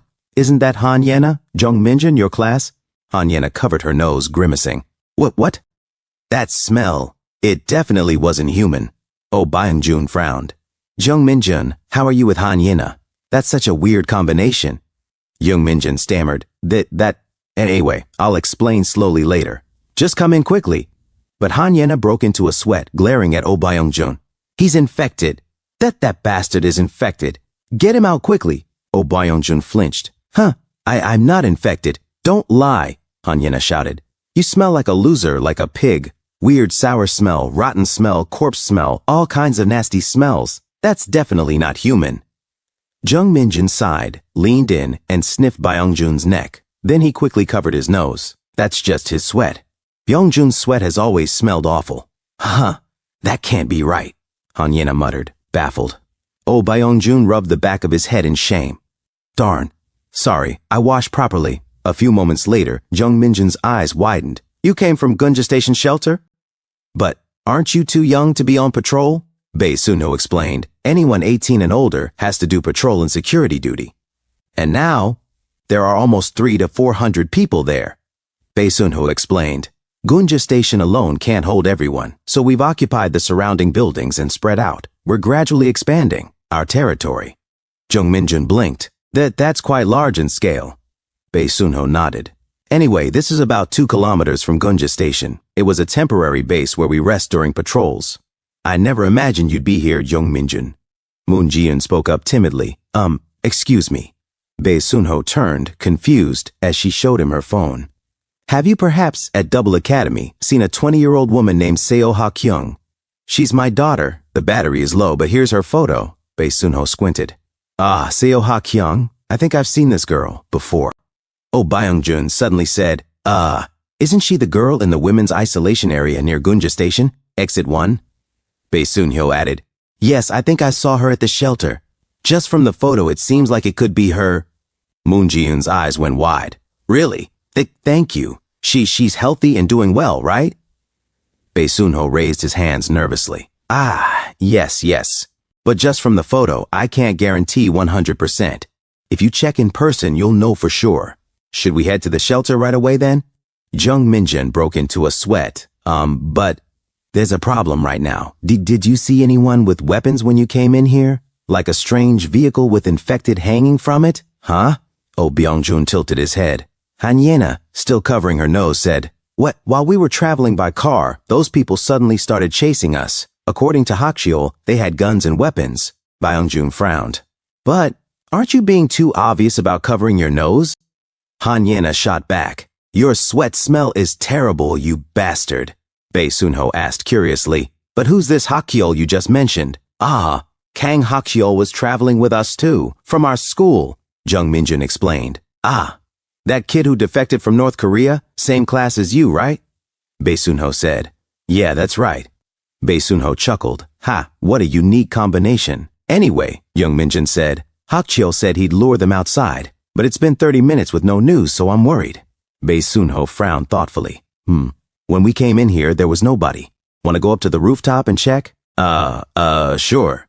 Suddenly, Hanyena tugged at Jung Minjun's hoodie. Wait. The three of them turned, and she said softly, Jung Minjun, stay with me. Can't we just send them to check? Bae Sunho froze, eyes widening. Hanyena stammered. Or take me along too. Byung-jun and Sunho both fell silent, shocked as they watched how close she was to Jung Minjun. Jung Minjun shook his head. Don't worry. I'll go up to this building's rooftop with my friends just to check the surroundings. Yena, you wait here with Hajun and his mom. Is that okay? Hanyena, sweating in beauty, nodded like a good girl. Yeah, you absolutely cannot go far, okay? Got it? Byung-jun and Sunho both exchanged a look, silent and seething with jealousy. A few moments later, up the stairs and onto the rooftop, the three boys looked around. Jung Minjun peered down the street. What? There really isn't anyone. You said that vehicle was waiting outside the building for sure. Hacheol is safe, right? If they had shot from their side, we would have heard gunshots. Maybe we couldn't hear because of the silencer? But even with a silencer, there should have been some sound. Hey, Jung Minjun, Byung-jun said suddenly. Before Minjun could react, Byung-jun grabbed his hoodie aggressively. Hey, you foolish bastard! What? Minjun's eyes widened in shock.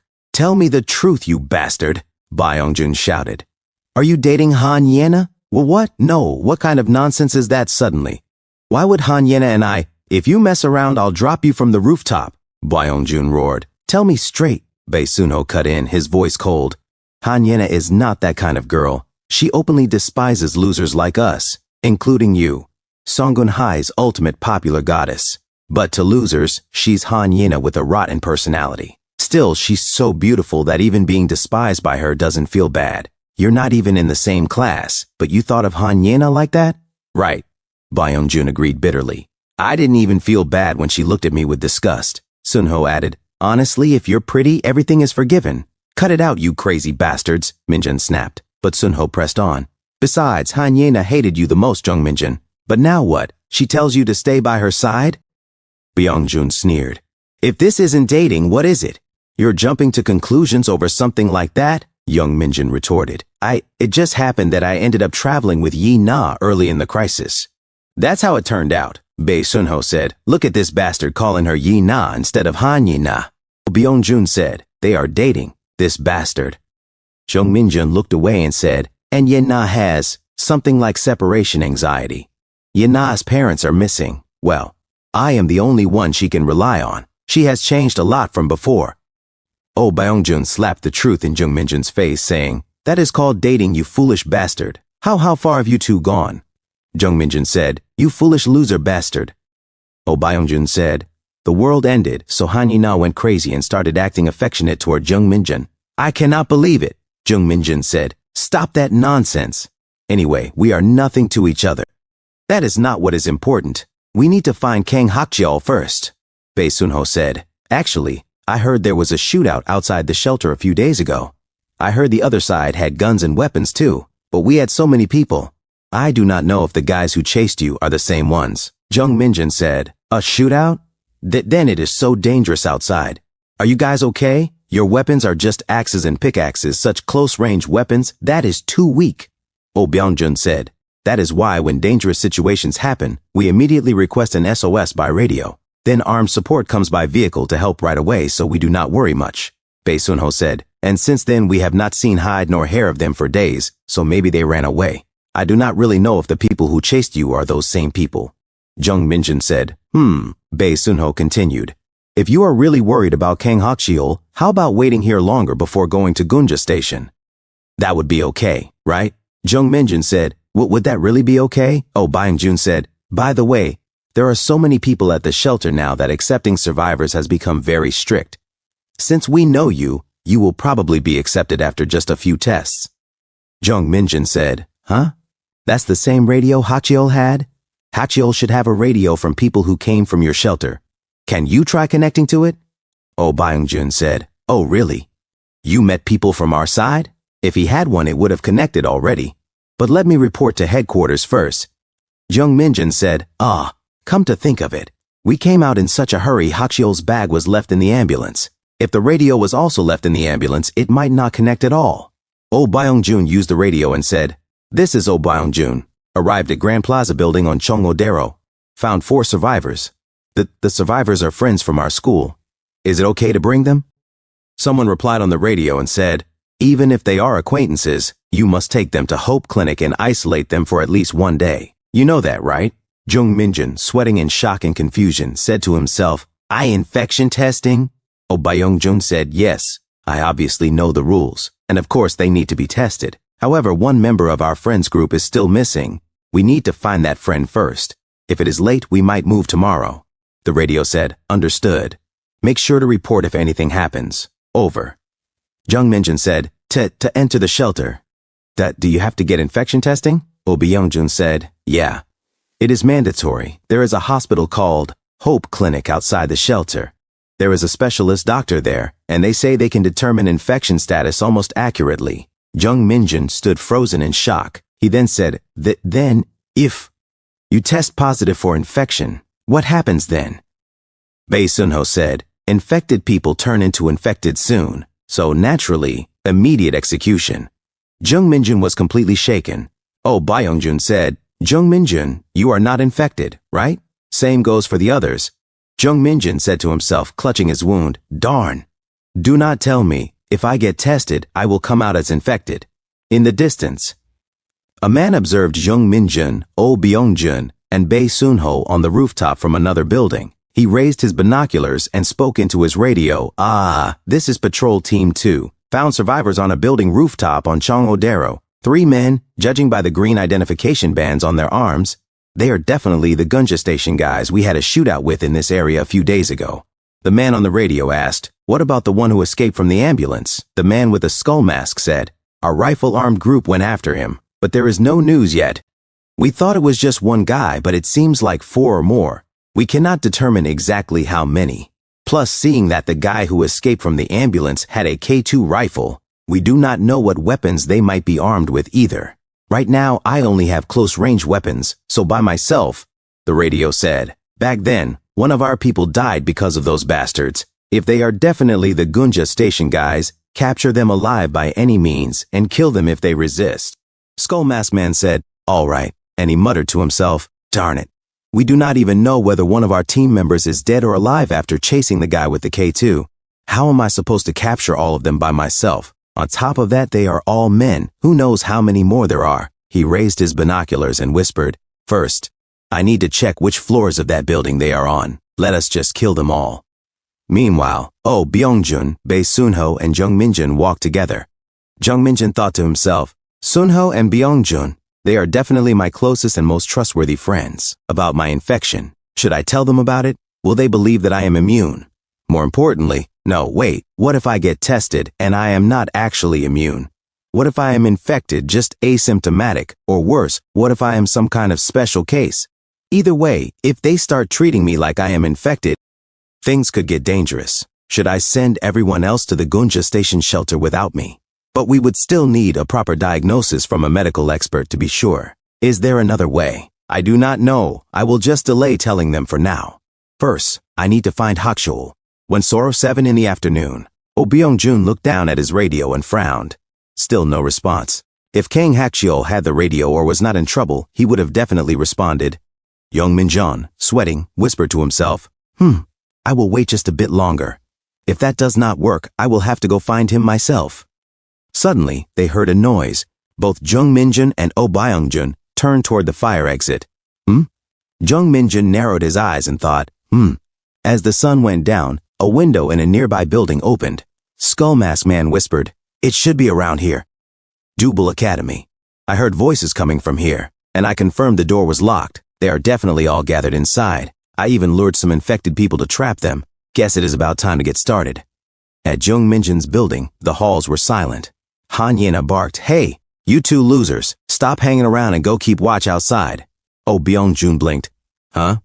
No. I mean, what the heck? Why only us? Han Yena frowned. You guys know this place better than anyone. Just then, the sound of breaking glass echoed. Jung Min-jun froze, sweat dripping down his face. What was that? Was it the sound of glass breaking? Another crash followed. Again? Did someone throw something? He rushed toward the commotion, and flames lit up the corridor. "Fire!" he shouted. He spun toward Oh Byung-jun and Bae Sunho. "Get the fire extinguisher." He turned to another room and cursed. "Here too?" Someone threw a Molotov cocktail. Looking at Han Yena, he barked. "Looks like our location has been exposed to them. We need to move somewhere else." Han Yena broke into a nervous sweat. What? Oh Byung-jun grabbed his radio.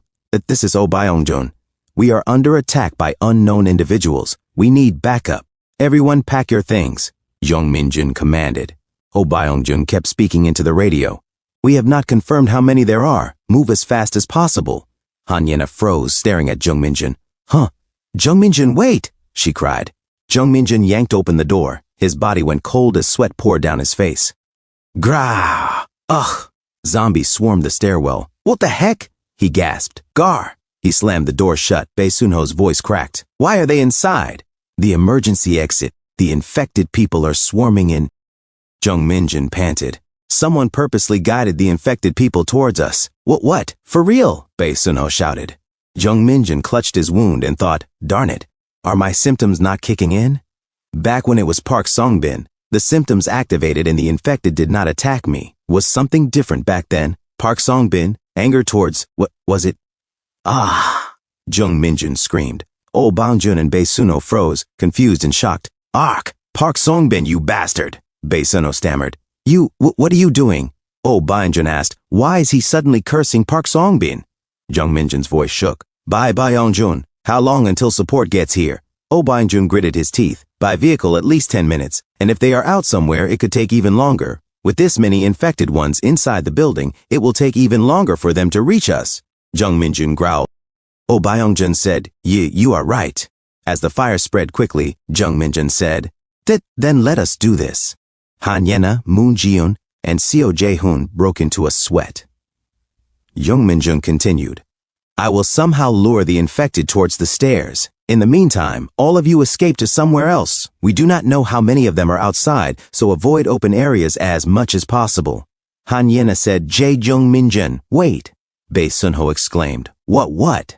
Hey, what if you get bitten and infected? Jung Min-jun said, we do not have any other choice right now.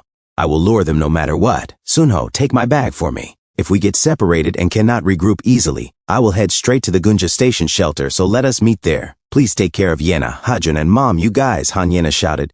Jung Min-jun, wait! As she tried to grab Jung Min-jun, he ran too fast and she was not able to stop him. She stood silently, watching as he ran toward the fire exit, her eyes trembling. At the stairs, Jung Min-jun shouted at the zombies, Over here, you bastards! The zombies roared, Grah! They suddenly chased after him. Jung Min-jun ran fast, panting, Ha! Huff! He said to himself, Huff, huff, it is okay. If I really am immune, it is better for me to get bitten than my friends. As long as they do not tear me apart until death, even if I get bitten, it will not matter. A foreigner lady zombie rushed at him, shrieking, "Grah!" Jung Minjin gritted his teeth. Darn it, how many of them are there? He forced his way up to the rooftop, gasping, "Huff, huff. If I can shake them off on the rooftop and get back inside." He glanced at the ledge. The zombies growled, "Grah!" Jung Minjin looked back, then down over the edge, his forehead dripping with sweat. He thought to himself, on the first day of the zombie outbreak, I went up to the apartment where Han Yena lived, ready to jump and end it all. If I had not run into Yena that day, that would have been the last day of my life. Looking back, I am basically alive thanks to her. And now here I am struggling with everything I have to survive. Yeah, I promised Yena we would survive this together, so I am not dying until I see it through. He raised his middle finger at the incoming zombies and shouted, "You think I am going to die because of you bastards?" Inside his heart, he roared, "I am not scared at all." And then he leapt. Ah, darn it. At the stairs, Han Yena slowly walked down. Bae Sunho asked, "Is the lower floor okay?" Han Yena looked up toward the rooftop, her mind filled with the image of Jung Minjin. Oh Byungjun answered, "Yeah, all clear." Han Yena whispered to herself, "Jung Minjun." Bae Sunho called, "Han Yena, hurry, this way." As she followed, Han Yena silently prayed, "Please, come back alive." As Jung Minjun leapt toward the next building, he told himself, "I am not scared." Midair he shrieked like a frightened child, "Ooh-ah!" Then he gasped, "Fudge!" He landed on the rooftop of the next building with a ragged cry, "Ooh-ah!" He tumbled through a scattering of tables and hit the ground, crying out in pain, "Gah! Ah! Ugh!" He tried to sit up, clutching himself. He whimpered, "D, did I overdo it? B, but I am glad I am alive." He stared at his legs and muttered, "Shoot, I think I landed wrong." A rasping chuckle came from nearby. The skull mask man said, "Kukuku, I was going to kill them all if I could not capture them, and they actually came to me on their own. What a stroke of luck." Jung Minjin groaned, "You guys are the ones." "What? Who the hell are you?" The skull mask man sneered. "You're from the Gunja station lot, right?" "And no, but wait," Jung Minjin stammered. The skull mask man kicked him in the gut. Jung Minjin gasped, "Gah!" The man spat, "I saw you with those Gunja station people earlier. Where are those bastards?" Jung Minjin clutched his wound. "Oh, of all places, at my injured spot," he thought. The skull mask man picked up his radio. "This is Patrol Team 2. We have captured one from the Gunja station group." A companion's voice crackled. "I will be there soon." "Good. I will hold him and try to get information," the skull mask man said. Jung Minjin tried to steady his breathing. "Gah! W, wait!" The man raised his foot as Jung Minjin's scream echoed. A few moments later, a voice called out, "Nobody's outside, right?" Bae Sunho answered, "Yeah, it's clear." Oh Byungjun's radio buzzed. "This is Kim Dongjun. I have just arrived in front of your building." Oh Byungjun exhaled, "Yes, we are moving out." He looked to the others and breathed, "Thank God. They said our team is here. Now we can—" Han Yena interrupted, "I'll stay here. You guys go first." Oh Byungjun went still. "What?" "We said to meet at Gunja Station Shelter if Jung Minjin's joining is uncertain. This place is dangerous. We should go to Gunja Station first," someone protested. "So you're saying we should just leave Jung Minjin behind?" Another snapped. "We still have not found Kang Hakchuol. I am not going until I find him." Bae Sunho wiped sweat from his brow. "What if Jung Minjin and Kang Hakchuol get to Gunja Station first while we're out looking?" Moonjian said, "Yeah, Yena, let's head to the shelter first and look for them with other people's help. It is too dangerous to stay here. Gunja Station is about 2 kilometers away. If Minjin or Hakchuol are okay, we will meet them quickly." Han Yena said nothing, only sweating. A few moments later, in the other building, Jung Minjun's blood had left a dark trail across the floor. Inside, the skull mask man, the one they called Toilet Man, muttered, "The Gunja Station people. Seeing the military uniforms, there might be soldiers mixed in. No wonder the ambulance escapee had a K2. We were outgunned." Jung Minjin protested, "Weak, we are not with them." "Lying comes easy to you," the skull mask man sneered. "We just met them on the way. We do not even know for sure if they are from Gunja Station," Jung Minjin said. "From what I saw, it did not look like you were meeting those guys for the first time. Look more like old friends," the man answered. Jung Minjin coughed. "More importantly, the next building is on fire, so we need to get out now." The skull mask man shrugged. "The fire will not reach this building too quickly, so do not worry. My teammate who chased your guys will meet us here. If they are alive, they should be here by midnight at the latest." If they do not show up by then, we will assume my teammate is dead, and then I will have to kill you too. You better pray that guy shows up. He noticed the mark at Jung Minjun's neck and froze. What the? This son of a biscuit. What's wrong with you? Could you be infected? Someone barked. Jung Minjun, sweating and terrified, said, "But what? Of all times," he thought. The skull mask man jeered. "This bastard's infected for sure, ha ha. You're dead meat anyway. Fudge, when the hell did you even get infected?" "I am not infected," Jung Minjun cried, fumbling to pull a zip tie from his wrist. Some of the men laughed cruelly. "I could let him turn into a zombie and play with him. Though nah, fudge it. Let's just kill him," one joked. "Wait," Jung Minjun begged. Then a loud knocking sounded at the door. The skull mask man froze, shocked and confused. He crept to the door and called out, "Dobong-san?" A moment of tense silence. He called again, louder, "Dobong-san." Jung Minjun's pulse hammered. "Dobong-san. Is that some kind of code?" he wondered.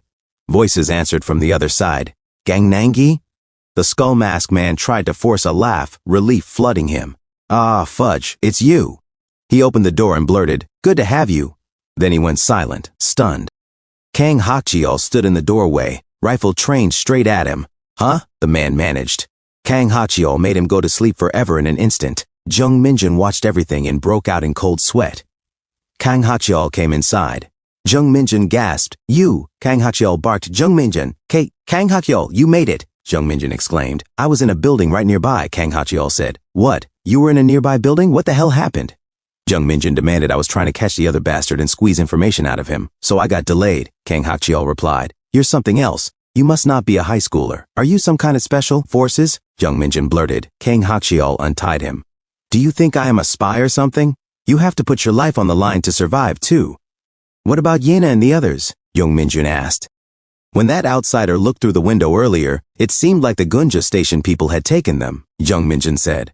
"Gunja Station folks, can they be trusted?" Kang Hakjiol asked.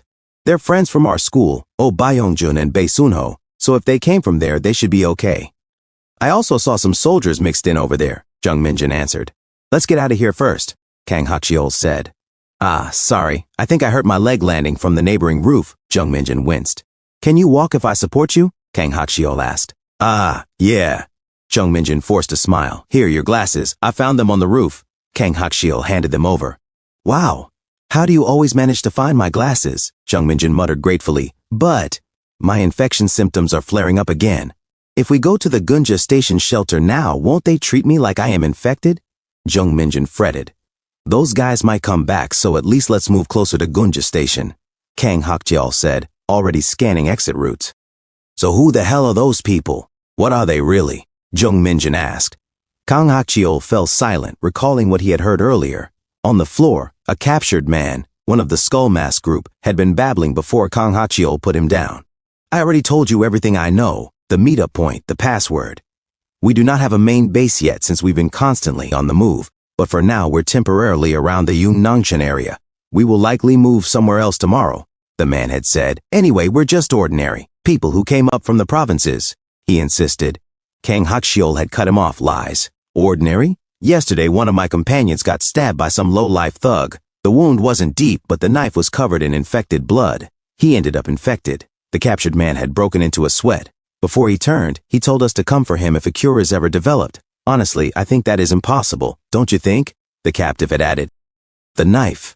It's the same one I used earlier when I took out a few infected while I was running, so the blade's covered in infected blood too. If I gave you a few stabs with this knife, you'd turn, right? I'm not planning to kill you, but I do want to run an experiment to see how infected blood actually transmits," the man had confessed. "I mean, we're from Yongchon prison in the provinces. At the start of the outbreak, infected showed up in the prison unexpectedly, which triggered huge riots and many inmates, including me, escaped. A few of the inmates I met in that prison. As soon as we heard Seoul had fallen into chaos, we came here," he pleaded. Kang Hakjiol had looked him dead in the eye. "So you're the criminals who snuck into Seoul to steal from banks and department stores during the chaos?" I am not that kind of bad criminal," the captive stammered. "All criminals are the same," Kang Hakjiol said coldly. Please spare me," the man begged. Kang Hakjiol demanded. "Prison escapees, and you have weapons like this? Did you get them off a Special Forces corps or what? Give a real source." "I didn't personally obtain them. I heard those weapons were recently sourced. A few days ago, something fell from a helicopter. When they checked the drop site, there were 2 assault rifles and a grenade in the crate, like a supply drop, the captive muttered, and Kang Hakchiol's expression hardened. One rifle is with our leader, another was taken from a dead soldier by someone else. We've got a few grenades, the rest of the weapons are just melee. My guess is someone is supplying gear to special forces type groups, the man had added. Kang Hakchiol had said, someone seems to be deliberately spreading weapons around. Maybe it's to suppress the chaos. I don't know if it's the government or another country. Jung Minjin thought to himself, weapon supply drops. Don't tell me. Kang Hakchiol suddenly looked up and squinted ahead. Huh, he said in confusion. Jung Minjin followed his gaze and paled. Bodies were scattered on the floor ahead. A banner hung above the street, its letters blunt and threatening. Shoot on approach? As Jung Minjin and Kang Hakchiol looked at the burning car, they noticed a sign. Jung Minjin said, to Gunja Station. Shelter. Did we arrive? Kang Hakchiol looked ahead and said, wait. Then he looked upward and added, there's someone up there? A soldier pointed his rifle at them. Jung Minjin broke into a sweat and said, What? Kang Hakchiol shouted, get away! Suddenly, pain surged through Jung Minjin's body, and he shut his eyes. Zombies began chasing them, only to be shot by the soldier above.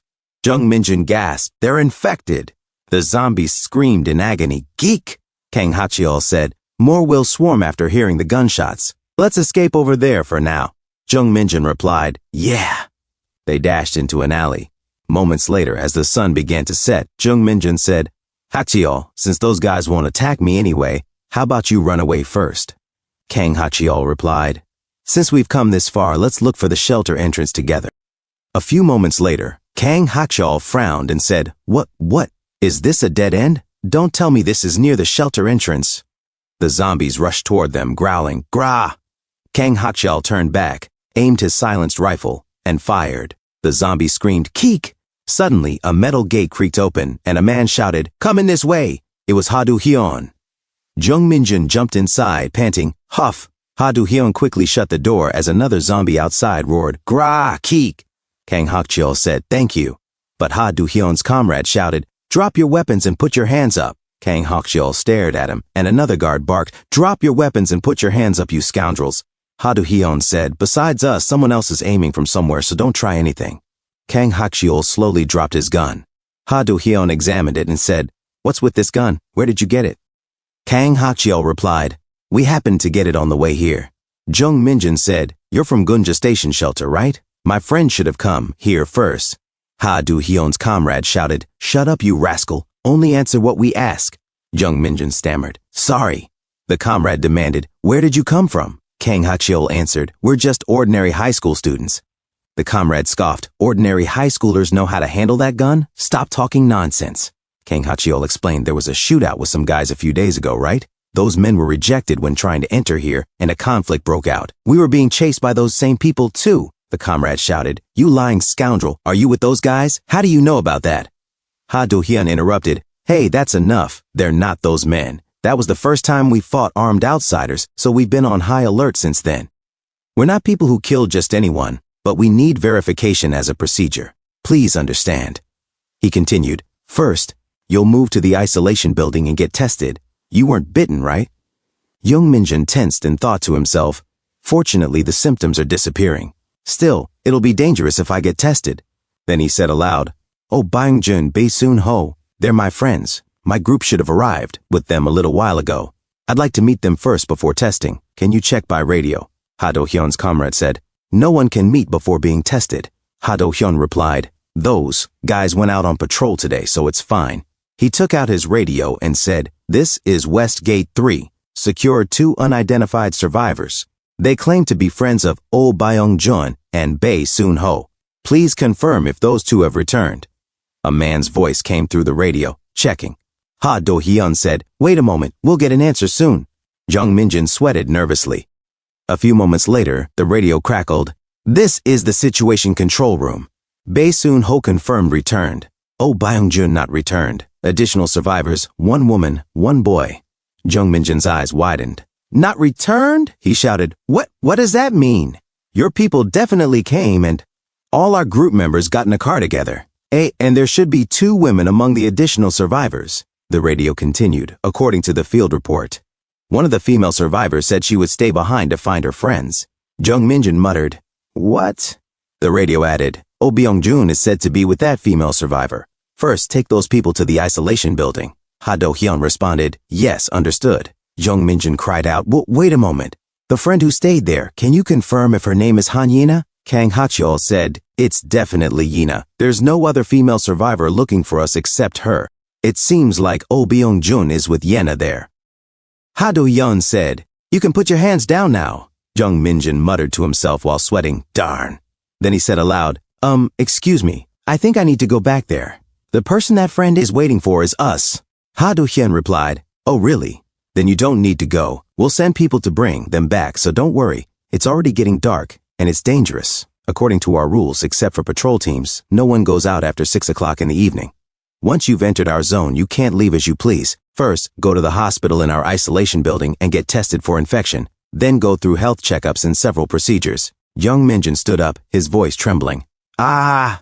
Ha Do-hyun said, Your friend Bae Soon-ho will come here too, so let's go meet him.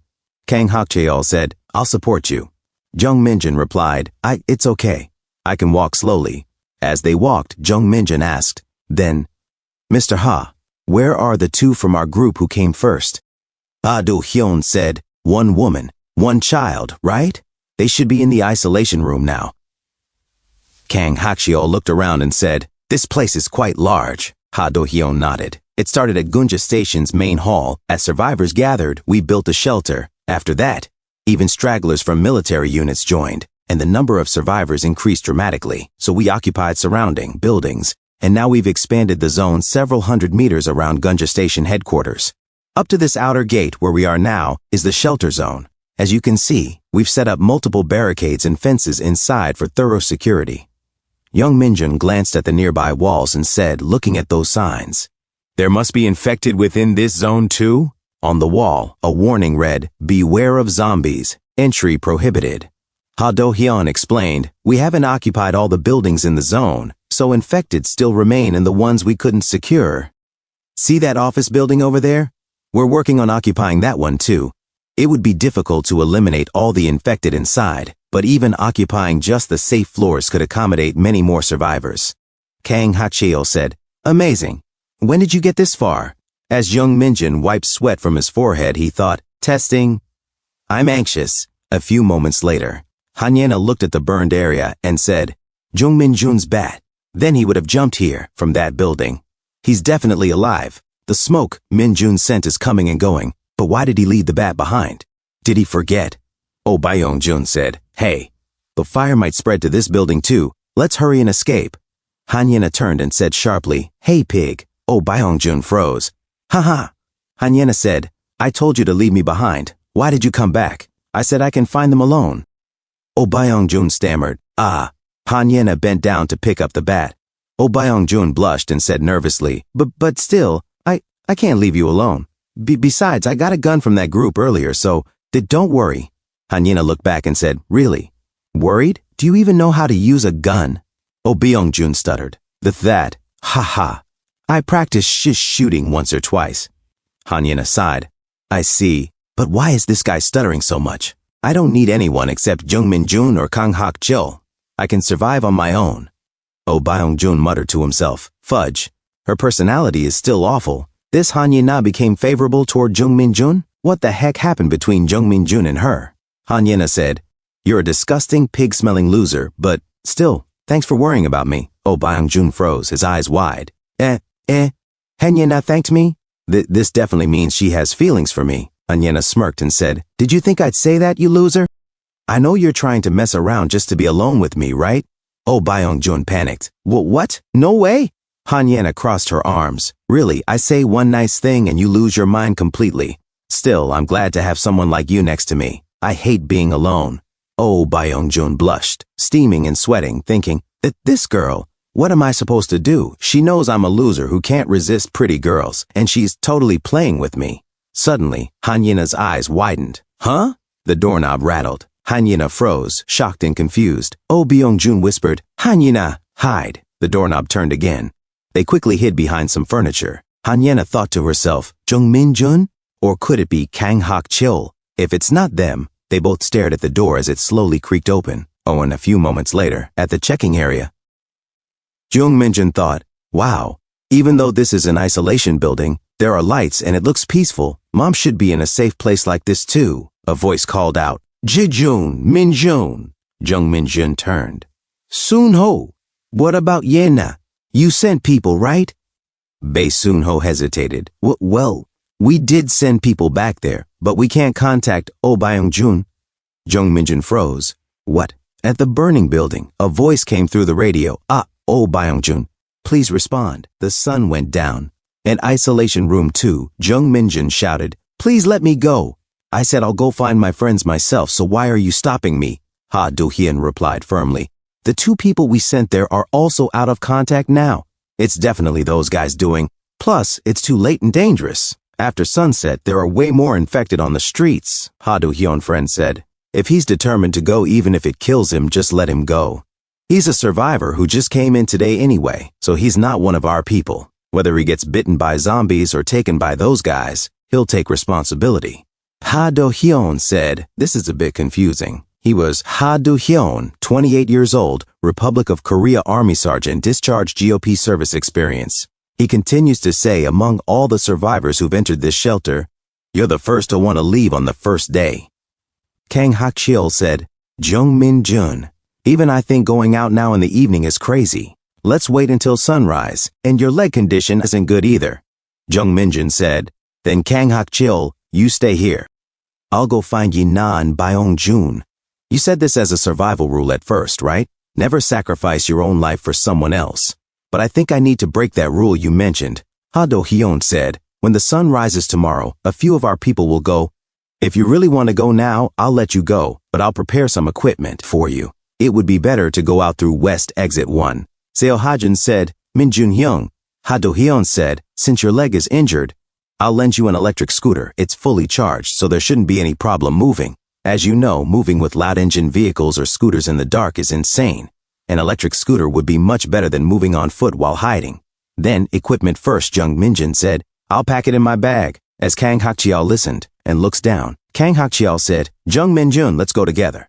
As Jung Min-jun and Ha Do-hyun looks back at Kang Hak-cheol, Kang Hak-cheol said, Kang Hak-cheol, I'll go with Min-jun too. Can I get my gun back though? Jung Min-jun sweats and said, Kang Hak-cheol. As Ha Do-hyun and Ha Do-hyun friend looks back at Kang Hak-cheol and Ha Do-hyun friend said, Everyone's gone crazy. A few moments later, Ha Do-hyun said, Here. As the zombie said, Grew. Ha Do-hyun said, Go out, go straight right, then turn left and keep going. There will be quite a few infected over there too. We'll use gunshots to lure the infected elsewhere. Take this. If you've used a rifle before, you should be able to handle it well. This is all we can do for you. Jung Min-jun said thank you. Ha Do-hyun said to the radio, We're ready. Fire.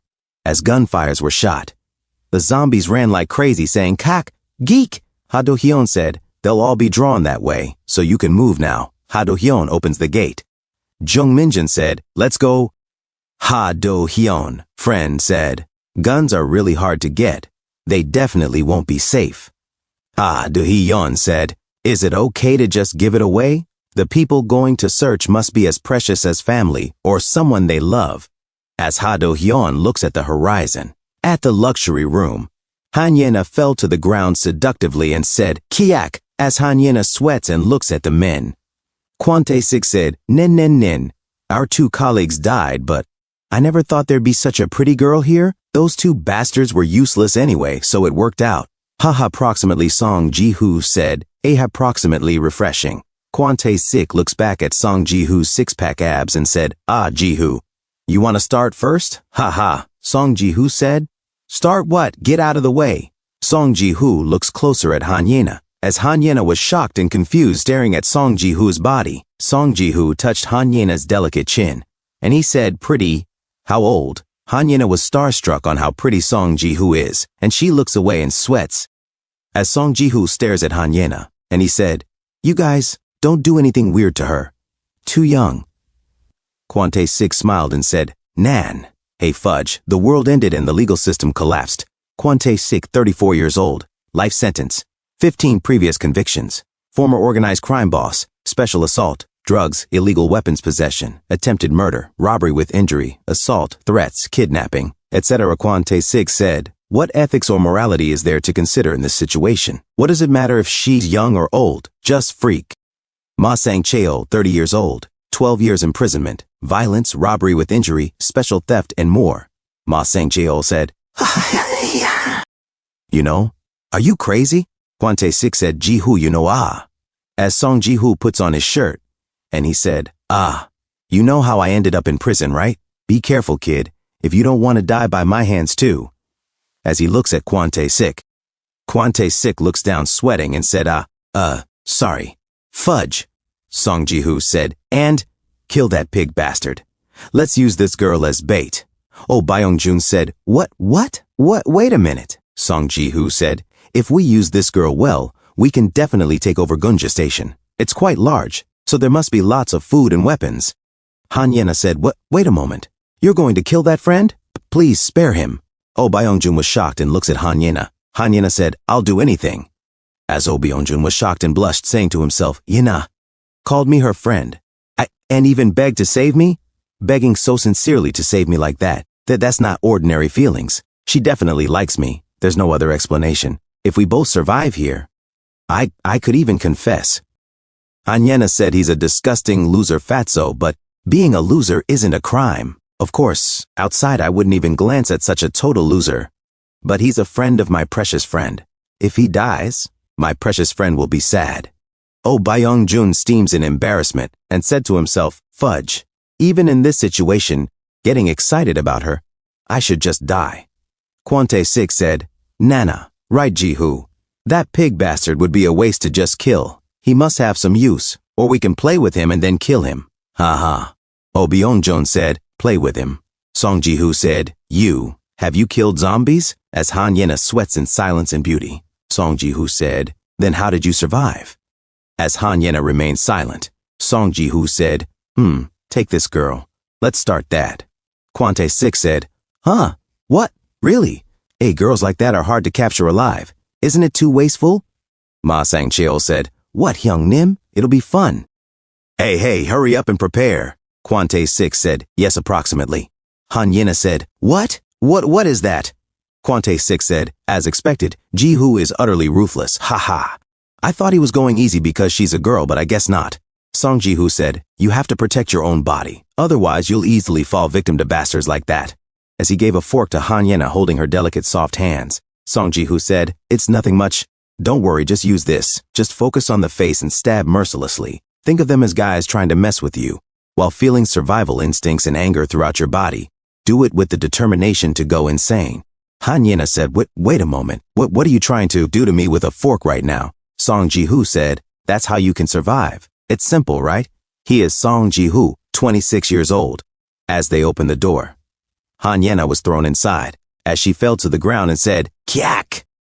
The door was closed. As Han Yena stood up and said, what the hell? Han Yena remained looking at the door, as a zombie said, Gak, kak, geek. Han Yena said, maybe, as she held the fork. Song Ji-hoo kicked the door open. As Han Yena was shocked and confused, a zombie without arms was thrown inside. As it said, geek. Song Ji-hoo said, I gave you a handicap to make fighting easier. I cut off both arms, so it should be doable, right? To survive in this harsh world with such weakness, you'll need to go half crazy. Now, let's see you survive. As he closed the door, the zombie said, grr, as Han Yena in fear opens her eyes wide and sweats. As she said, how am I supposed to, with this? No, I can't. As she holds her fork, the zombie shouts at Han Yena saying, Keek, kyak. As the zombie shouted at Han Yena, Rar! Han Yena screamed back, Kya! The zombie lunged forward, trying to bite her with its bare gums. Startled, Han Yena dropped her two-slotted cheese fork onto the floor. She raised her arms defensively, struggling to hold back the armless, toothless zombie. Kya! She cried again in fear, as the zombie roared once more. Please, someone, anyone, she shouted desperately. Suddenly, Song Ji-hoo appeared, grabbed the zombie, and threw it hard against the wall. Han Yena froze in shock. Kwon Tae-sik exclaimed, what the heck? Why are you helping, Ji-hoo? Is it getting too boring for you? Ha ha! Song Ji-hoo chuckled as he picked up the cheese fork. I told you, didn't I? You need to go half crazy to survive, right? He placed the cheese fork back into Han Yena's trembling hand. Just this once, I'll help you. Here, hold it like this. Wait. Han Yena stammered. The zombie suddenly charged again with a guttural "Kuak." Song Ji-hoo grabbed it by the neck. "Keek!" it screeched as he pinned it to the wall. "Grook! Kek! Keek!" the zombie rasped as it struggled. "Kyak! What are you doing?" Han Yena cried. "This is all for you," Song Ji-hoo said coldly. "Feel it carefully, what it feels like when you have to go half crazy to survive." Come on, wait," Han Yena whimpered, closing her eyes tightly. Together, they swung the fork down, striking the zombie. "Kak!" it howled in agony as blood splattered across Song Ji-hoo's face. The zombie collapsed to the floor. Han Yena dropped the bloody cheese fork, trembling. "You need to go this far to completely cut off the airway," Song Ji-hoo explained calmly. Han Yena fell weakly to the ground. "Since it's your first time, you might be shocked. Scared even," he continued. "It's supposed to change you gradually. This is all for you, so steel your heart. Without my help, we'll keep going until you can kill one by yourself. Let's rest for 30 minutes and practice again, got it?" He walked away, leaving Han Yena staring blankly at the fallen zombie. Outside, as the sun began to set, Young Min-jun and Kang Hak-cheol rode their electric scooter down the street. Behind them, several athletic zombies chased, screeching, "Grak! Quake!" "You're sure he said Gyeongdae Ipgu, right?" Kang Hak-cheol asked. "Yeah, I'm sure," Young Min-jun replied, sweating nervously as memories flashed in his mind. In the men's restroom, the skull-masked man had said, "We're still in the building next to Grand Plaza, and we're holding one of the Gunja station group." A voice on the radio had replied, "We're near Gyeongdae Ipdu station, about 1 to 2 kilometers away. We've secured a place to use as a hideout." "Please, come quickly, Hyung-nim," the skull-masked man said. "We're hiding because the Gunja station guys might come." "I'll be there soon," his friend had replied. "Just in case, tell me the hideout location. If there's a problem or we miss each other, I'll go there," the skull-masked man pressed. "Hey, you stupid fool," his friend retorted. "If the hideout location gets exposed, will you take responsibility? It's near Gyeongdae IPGU station. I can't tell you the exact place. Anyway, only 2 or 3 people including me will go there, so wait." "Darn it, a guy his age being Song Ji-hoo's lackey. If I ask, he should just tell me," the skull-masked man grumbled. Back in the present, Young Min-jun said, "If it's near Gyeongdae IPGU station, that's line 2, right? Is it okay not to go straight there?" "Let's check that building where they were last first," Kang Hak-yeol said. "They said Oh Byung-jun's last radio contact was from the rooftop of the next building. They might not have been caught by those guys." "Huh? The fire's gotten bigger than before. Will it be okay?" Young Min-jun asked. "The next building should still be fine," Kang Hak-cheol shouted back. "Grook, Keek!" the zombies screamed behind them. "Let's hurry," Young Min-jun urged. Moments later, inside the building, Young Min-jun sighed in relief. Fortunately, this side is still safe. Kang Hak-yeol pointed at a lifeless man lying nearby, looking at the armband. "They're from the Gunja station group." This can't be," Young Min-jun whispered. Kang Hak-cheol scanned the floor, spotting shell casings. Shell casings? They were attacked with the same rifle as mine. It's definitely those guys. How do you know?" Young Min-jun asked. "The position of the casings," Kang Hak-cheol said. "These people didn't even get a chance to fire back. They were ambushed and robbed. The rifle I have now belonged to the man I fought, and they said they had one more weapon like this." "Well, what if Yena and Byung-jun were attacked too?" Young Min-jun said in panic. Kang Hak-cheol looked up grimly. "Let's go up first." Moments later, the fire spread rapidly. On the rooftop, Young Min-jun spotted a radio. "A radio! I think it's Oh Byung-jun!" "No body, just dropped belongings," Kang Hak-cheol muttered. "There's a high chance they've been captured." He picked up the radio and spoke. "This is Kang Hak-cheol. We've arrived at the rooftop. Confirmed 2 of our people dead at the emergency stairs, but didn't find the bodies of Oh Byung-jun and our female companion. We secured Oh Byung-jun's radio. We'll head to Gyeongdae Ipju station immediately." Ha Do-hyun's voice came through. "Understood. Be careful." Young Min-jun swallowed nervously as sweat dripped down his face. By sunrise, Kang Hak-yeol said, "Gyeongdae Ipju station exit. The alley near here, right? From here we need to move quietly. Let's." "Yeah, but there are dozens of buildings in this alley. How are we supposed to find them?" Young Min-jun asked. Kang Hakil narrowed his eyes as he spotted a shadow on the rooftop. He muttered. Oh Sang-min, a 27-year-old serving a 6-year sentence for assault, theft, and illegal distribution, lit a cigarette. There is no one around except the infected anyway. The Gunja Station people will not find this place. Darn it, why am I even keeping watch? It is not like those zombie freaks will invade, he muttered. That Song Ji-hoo rascal, he is a year younger than me and acts like he is the boss. I am stuck doing lackey work. A flash of light struck his eyes from a distance. Huh?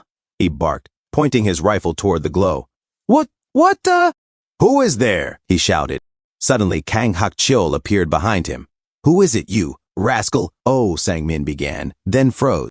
That is what I want to ask, Kang Hak-chil replied. Oh, what? Oh, Sang-min stammered, confused. Are you a prison escapee? Kang Hak-chil asked. Huh? Wahoo! Oh, Sang-min spluttered. Only answer what I ask.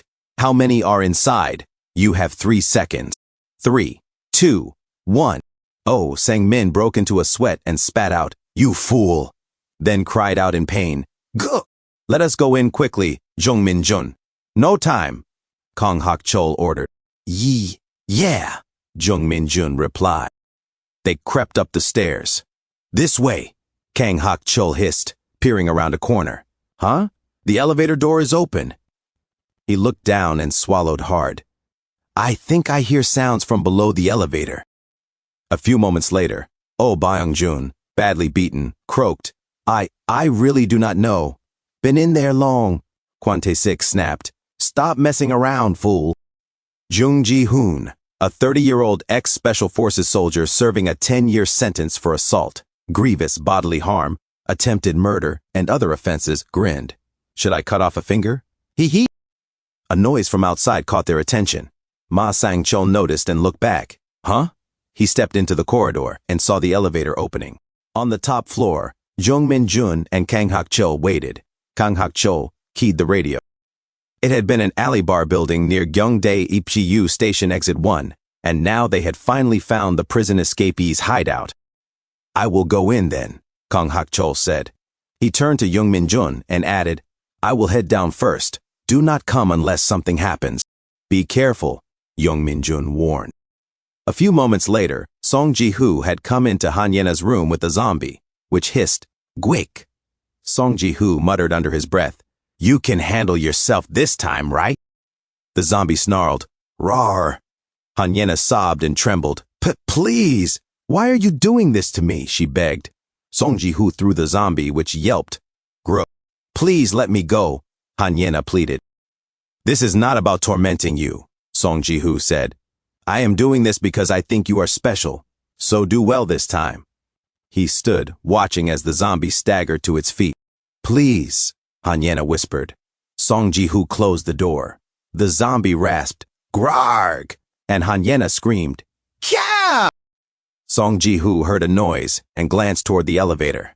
Kang Hak-chil opened the service entrance and peered inside. He hopped down to the floor below, sweating as he emerged. Ma Sang-chil walked toward the elevator, muttering to himself. The sound came from the elevator. He came closer, then froze when he saw Kang Hak-chil. Huh? Who? He stammered. Kang Hak-chil, equally startled, reacted instantly and shot Ma Sang-chil in the leg. Ma Sang-chil howled in pain, letting out a high, surprised cry. Ak! Ooh! Flip! Someone cursed. Inside the room, Kwon Tae-sik heard the commotion and snarled, What? Jung Ji-hoon peered down the hallway, saw Ma Sang-chil collapsed on the floor and trembled.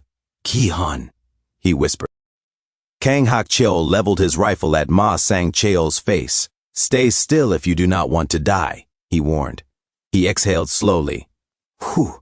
Even for me, I never enlisted in the military or learned close quarters combat.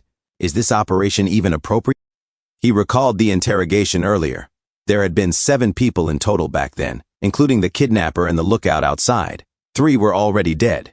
Excluding the hostage they held now, at least 3 people remained inside. They were armed, assault rifles and even grenades. If the attackers had killed the Gunja Station members and taken more rifles, then at least 2 of them would still be armed. Using this man as a hostage to lure Ye-na and Oh Byung-jun out would be the most effective tactic. Jung Ji-hoon inhaled deeply. Sang-chil got shot, presumably by the Gunja station attackers. He is armed with a gun. Kwon Tae-sik spat. What? This? Flip. Hey, give me the gun. Give me the gun, Hyung-nem. Jung Ji-hoon barked, cocking the rifle. I am from Special Forces, you know. Kang Hak-chil shouted again. I came to find our two people. They are in there, right? No one answered. He called out, Oh Byung-jun, Anya na. If you are inside, answer. Oh Byung-jun's pained voice replied. Ah, both I and Hanya na are in here. Kwon Tae-sik broke into a sweat. This, Flip, one of the men snarled. Shut up, you bastard! Oh Byung-jun whimpered in pain. Gwek. Jung Min-jun froze. Oh Byung-jun's voice? At least it seemed both Yi-na and Byung-jun were still alive. Jung Ji-hoon shouted, Reveal your identity first, you scoundrels. So what are you going to do? One of the captors shot back. Kang Hak-chil paused, then said, I am Kang Hak-chil from the underwater demolition team, Gunja Station. Dozens of soldiers have surrounded this building from all sides. You will soon be suppressed by force. There are 3 of you inside, right? Kwon Tae-sik sweated and whispered nervously, You oot means Special Forces. Flip, are we screwed? Jung Ji-hoon said, He does not seem very professional. UDT could be a lie. If several people really infiltrated, they would have come in simultaneously, one of them muttered. But from what I see, he is alone. At most 2 or 3 people. Numerically, we do not seem to be at a disadvantage. Kwon Tae-sik cursed softly. Flip, but that rascal knows our numbers. Jung Ji-hoon said, seeing how he slipped in and started shooting right away. He definitely has guts. Either he is a crazy, reckless man, or a clumsy fellow pretending to be a professional. One of the two. Kang Hak-chol said, Let us make a deal. I am aiming at your comrade in my line of sight right now. 1 shot, and he is instantly dead. In exchange for saving this guy, let our 2 people go. Jung Ji-hoon asked, What should we do? Kwon Tae-sik said, Well, where is Song Ji-hoo? Is he on the side with that girl? Flip. Just throw the grenade. Jung Ji-hoon said, What? Kwon Tae-sik barked, I said throw the grenade, Flip. Jung Ji-hoon hesitated. But what about Sang-chil? Kwon Tae-sik snapped. That mess. He has just been causing trouble anyway. Throw it, you scoundrel, the boss snarled. If it is a trap, we might all die trying to save Ma Sang-chil. Ma Sang-chil stammered. Jik grenade! Flip, save me, Hyung-nim. Just let them go. Ji-hoo, please save me. Kang Hak-chol blinked in confusion. Huh? Song Ji-hoo stepped out from the shadows. You really are dragging this out over nothing. Kang Hak-chil thought to himself, is he coming this way? Ma Sang-chil sweated and called out, Ji-hoo! Song Ji-hoo said calmly, Survival rule number 1. If your teammates are in danger because of you, just accept the sacrifice. And with that, he shot Ma Sang-chil instantly, ending him where he stood. Kang Hak-chol was shocked. This Flip, he thought. Song Ji-hoo suddenly grabbed Kang Hak-chol's rifle and kneed him in the stomach. Kang Hak-chol collapsed to the ground. But before Song Ji-hoo could react further, he froze. Jung Min-jun was pointing a pistol straight at him. Song Ji-hoo immediately swung the rifle back toward Jung Min-jun. Han Ye-na and Oh Byung-jun, just let them go, Jung Min-jun pleaded, his voice cracking. Song Ji-hoo muttered, Han Ye-na, so that girl's name is Han Ye-na, and lowered his rifle. Do not shoot, Ki-hun-hyung. Can we just let that fat friend go? Everyone except Han Ye-na. That girl, I feel something special about her, even though I have not known her long. Jung Min-jun's hand trembled as sweat dripped down his cheek.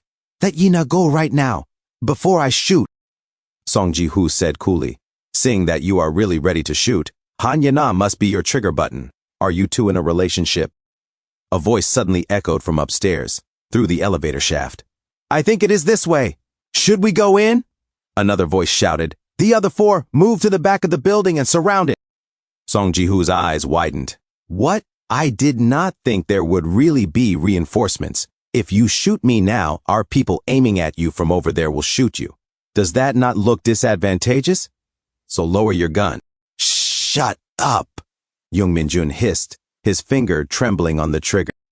Song Ji-hoo sighed. Whew. He turned around and started walking away. Do as you please. I am leaving and you do not have time for this right now. You should hurry to Han Ye-na. What? Young Min-jun shouted. Song Ji-hoo smirked. She is playing with a zombie alone in a room. Jung Min-jun's eyes widened. What did you do to Yina? Song Ji-hoo said, let us meet again if we get the chance. Kwon Tae-sik called from the hallway. Ji-hoo, hurry, this way. Young Min-jun bolted toward the room. He saw Oh Byung-jun badly beaten on the floor.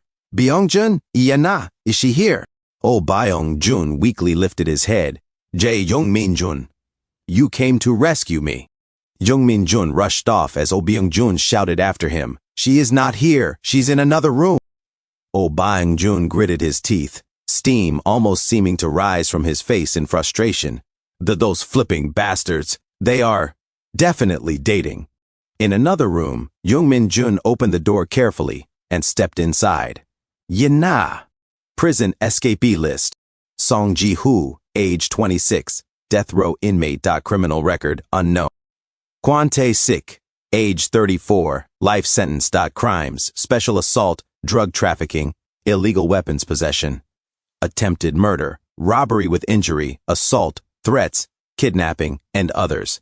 15 previous convictions. Former organized crime boss. Jong Ki-hun, age 30, 10 years imprisonment. Crimes, special assault, attempted murder, and others. Former special forces. Ma Sang-cheol, crimes, violence, robbery with injury, special theft, and others. Shot and killed by Song Ji-hoo. Oh Sang-min, crimes, assault, theft, illegal distribution, and others. Stabbed and killed by Kang Hak-cho. Unidentified Korean man, crimes, assault, theft, drug possession, severely beaten and then shot dead by Kang Hak-cheol. Skeleton mask Korean boy, crimes, drug distribution, violent involvement, and others. Shot and killed by Kang Hak-cheol. Black Korean boy, crimes, theft, fraud, and others.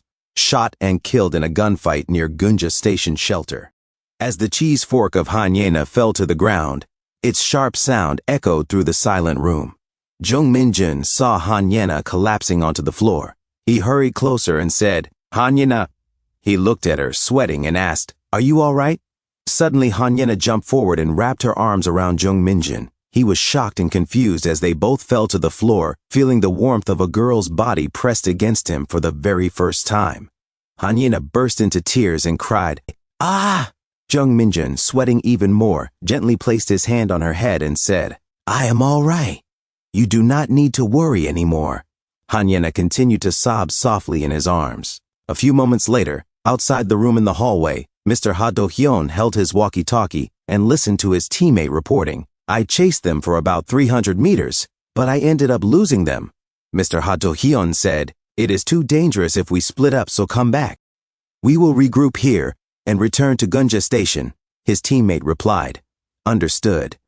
Mr. Ha Do-hyun sighed and muttered, Ha, those scoundrels. Anyway, good work. I heard you are a high school student, but you are impressive. Mr. Kang Hak-cheol said, I killed too many of them. I am worried they might come for revenge. Mr. Ha Do-hyun answered, Do not worry. We will simply be more vigilant. Of course, their numbers decreased, but we cannot let our guard down. But where did you learn to use guns?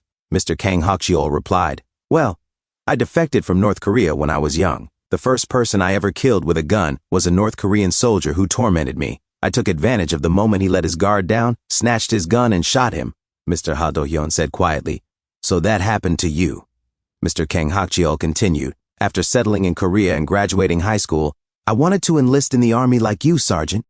Then he said, Sergeant Ha Do-hyun, I have something important to tell you separately. Mr. Ha Do-hyun looked confused. A few moments later in room 201, Jung Min-jun showed his infected wound. Mr. Ha Do-hyun said, This cannot be. Looking at the wound area, it definitely seems infected. When did this start? Jung Min-jun answered, Well, I think it has been over 1 week, but I might have been infected even earlier. Mr. Kang Hak-cheol said, It should not be known, right? Mr. Ha Do-hyun replied, Yes, let us keep it between us for now. But we will have to tell the shelter's doctor. I will explain it properly. Fortunately, that doctor is someone very close to me. Let us go get tested first. I will take responsibility, so do not worry. Jung Min-jun broke into a cold sweat and said in shock, Ah! He took out the pistol and handed it back to Mr. Ha Do-hyun. The gun, I used it well. Oh, of course I did not actually fire it. Mr. Ha Do-hyun shook his head. No, it is fine. Simply keep it. Jung Minjun blinked in confusion. What? Ah, thank you. A few moments later at night, Jung Minjun said to himself, we then had to undergo testing and about 1 full day of quarantine in isolation room 2 before we were allowed to stay at the Gunja Station shelter. But since our final destination was Gangnam shelter, we could not remain here for long. Mr. Kang Hakjeol asked Mr. Ha Do-hyun, my younger sister and Minjun's mother are at Gangnam shelter. Have you heard any news from Gangnam? Jung Minjun said to himself, according to Sergeant Ha Do-hyun. About 1 week ago, through radio emergency broadcasts, they learned various news and the current situation. He heard that Gangnam shelter really exists and is operating as the largest shelter in Seoul. However, except for short-range radios, all communication equipment is disabled, so they do not know the current situation inside Gangnam shelter. Whew, I hope that side is safe like here as well. Summarizing the situation, Sergeant Ha Do-hyun learned through radio broadcasts, right now South Korea, indeed the entire Korean peninsula, is enduring the worst possible disaster. The speed and spread of the infection are tremendous, engulfing the entire country, and the South Korean central government has essentially collapsed. From Seoul to Busan, there are no safe cities. However, various shelters from small to large appear to be operating in many places, maintaining order and peace. Some prisons are exposed to danger due to escaped inmates, but others are being used as sealed shelters with perfect lockdown from the outside. The situation in South Korea's neighboring countries is also severe. In North Korea's case, they sealed all borders and seas, but it is unknown whether infected individuals have appeared inside. Japan issued an immediate lockdown order as soon as South Korea's disaster began, so their initial response was good. But some Japanese people and Korean refugees attempting to escape by boat brought infection into Japan. A zombie schoolgirl wandered the streets and murmured, "Roa, ah." Jung Minjun said to himself, eventually infected individuals appeared inside Japan despite the strict lockdown. China failed in its initial response and became the second country after Korea to face a major outbreak. Due to infected individuals flowing in from Korea, the number of cases increased explosively nationwide. Infected have also been reported in Thailand, Taiwan, and Indonesia. In the case of America, they are making efforts by thoroughly sealing United States Forces Korea bases and embassies, and by sending planes and helicopters to evacuate their citizens. There is news that infected individuals appeared in some United States military units in Korea, but the later situation remains unclear. Amid this global danger, it seems certain that America was intervening more actively than any other country. But what would happen going forward remained unknown. Sergeant Ha Do-hyun speculated that the cause of this zombie crisis was not a natural phenomenon, but rather serial bioterrorism carried out according to someone's meticulous plan. Sudden, simultaneous infections nationwide. Communication becoming completely disabled in one day. Infected individuals appearing even inside military bases and prisons. It was far too abnormal to be a coincidence. Some people speculated that North Korea was behind it, but the exact cause remained unrevealed. However, the most likely cause, in Jung Minjun's opinion, was the game Rage Z, the day the crisis began. Bae Soon-ho said, "By the way, I think the Rage Z offline event is today." Jung Minjun said to himself, under circumstances where Rage Z held a large-scale offline event, infected individuals similar to the in-game zombies began appearing in reality.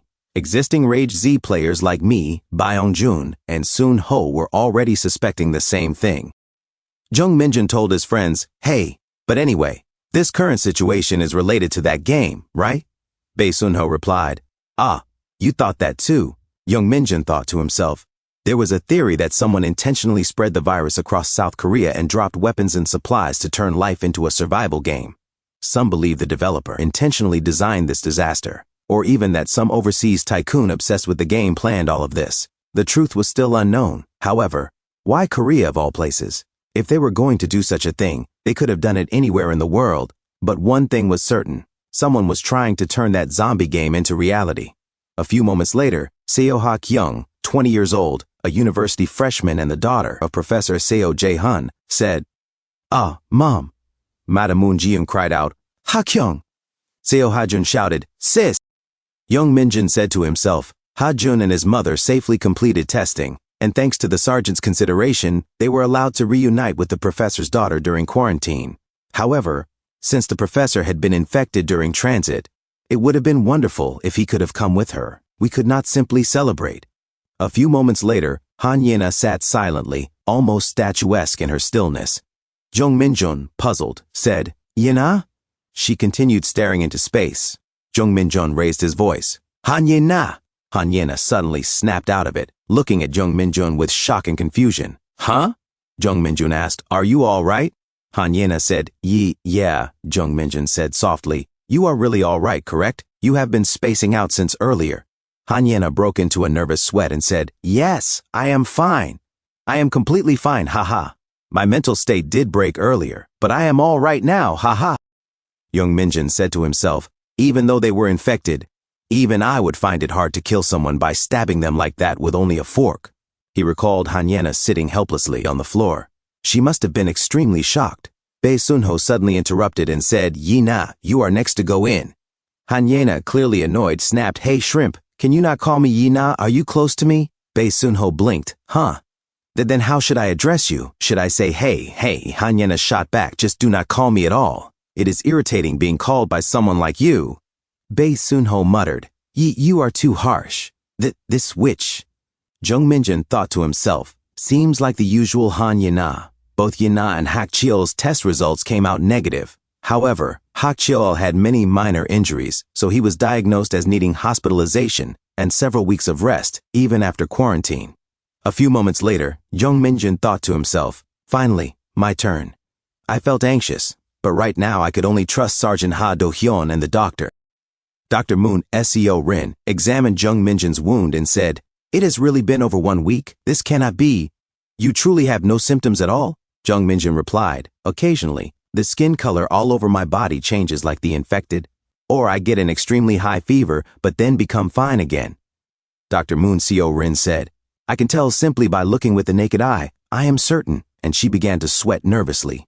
She was Moon Seo Rin, 27 years old, former internal medicine resident 2nd year, and the girlfriend of Sergeant Ha Do-hyun. She looked at him and said, You are infected. Jung Minjun froze in shock. Dr. Moon continued, Of course, I will draw blood for detailed testing, but if there is no major change, even though it has been over 1 full day since infection, immunity is most likely. Jung Minjun whispered, So I am immune. Dr. Moon nodded. You absolutely must be immune. It could be a decisive factor in developing a cure. Jung Minjun asked, Then what happens to me? Will I become a sacrifice for the cure? In games or movies, when they make vaccines, people die and all that. Dr. Moon said, That is just movies. Inside this shelter, we do not have the personnel to develop vaccines or cures. As you know, our country's situation right now, perhaps Japan or America can. She added, I did hear about it beforehand from my boyfriend, Sergeant Ha Do-hyun. For now, I will keep your infection a secret. Jung Minjun said, Thank you, Dr. Moon replied. But there is something you need to understand, a promise you absolutely must keep. Jung Minjun stared at her in confusion. A few moments later, Jung Minjun came out and told Han Yena, I am infected. Han Yena broke into a sweat. I see. So you are immune then? Jung Minjun nodded. The doctor will continue researching. But the doctor told me something. Han Yena suddenly widened her eyes. Right. Without warning, she sprinted toward Dr. Moon Seo Rin's office and shouted, Wait, move aside. Jung Minjun flinched, shocked and confused. Wah! Han Yena burst through the door and shouted, Doctor! Moon Seo Rin jumped. Oh, you startled me. Han Yena said, I have something extremely urgent to ask. Moon Seo Rin sighed. What? I need to get off work. Can we talk tomorrow? Han Yena insisted, I need to know right now. It is a really extremely important matter. Moon Seo Rin looked bewildered and started sweating. A few moments later, Han Yena and Dr. Moon sat down. Dr. Moon said, So what is it? You dragged me here and now you are hesitating. Han Yena swallowed hard, sweating. She turned red, looked away and whispered, Please do not tell anyone that I asked this. Moon Seo Rin frowned. What? Yes, what is it? Han Yena leaned forward and whispered almost silently, Jung Minjun, if I am infected with a woman, can I not do it?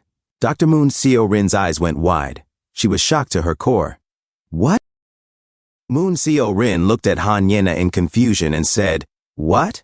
The hallway outside was completely silent. Moon Seo Rin asked again, Cannot do what? Han Yena blushed. Sweat rolled down her cheek as she stammered, I mean, if Jung Minjun really is infected with a woman, that Anyway, that kind of thing. Moon Seo Rin was shocked once more. Her eyes widened so much that she did not even need surgery to create double eyelids. Moon Seo Rin said, I am talking about that. Why suddenly that? Why are you asking such a silly question? Han Yena fell silent. Moon Seo Rin suddenly clapped and said, Ah, so Yena and Minjun are dating. Han Yena was stunned. What? She pretended to not know, then suddenly grew furious like a ghost about to explode. What do you mean? We are not dating. We are just like siblings. We are simply close like siblings. She stood up and barked. Anyway, if that guy cannot even date women, that is a huge problem. He would have to live as a lifelong single and could not even have gentle physical affection with women. He could not have children.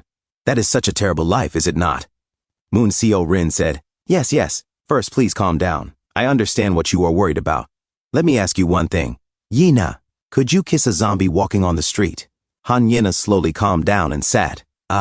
Moon Seo Rin continued. Min Jun is the same type of infected as they are. I do not know if you heard the explanation we gave him. He is definitely infected. So unless curative treatment is developed, you absolutely must not get too close to him.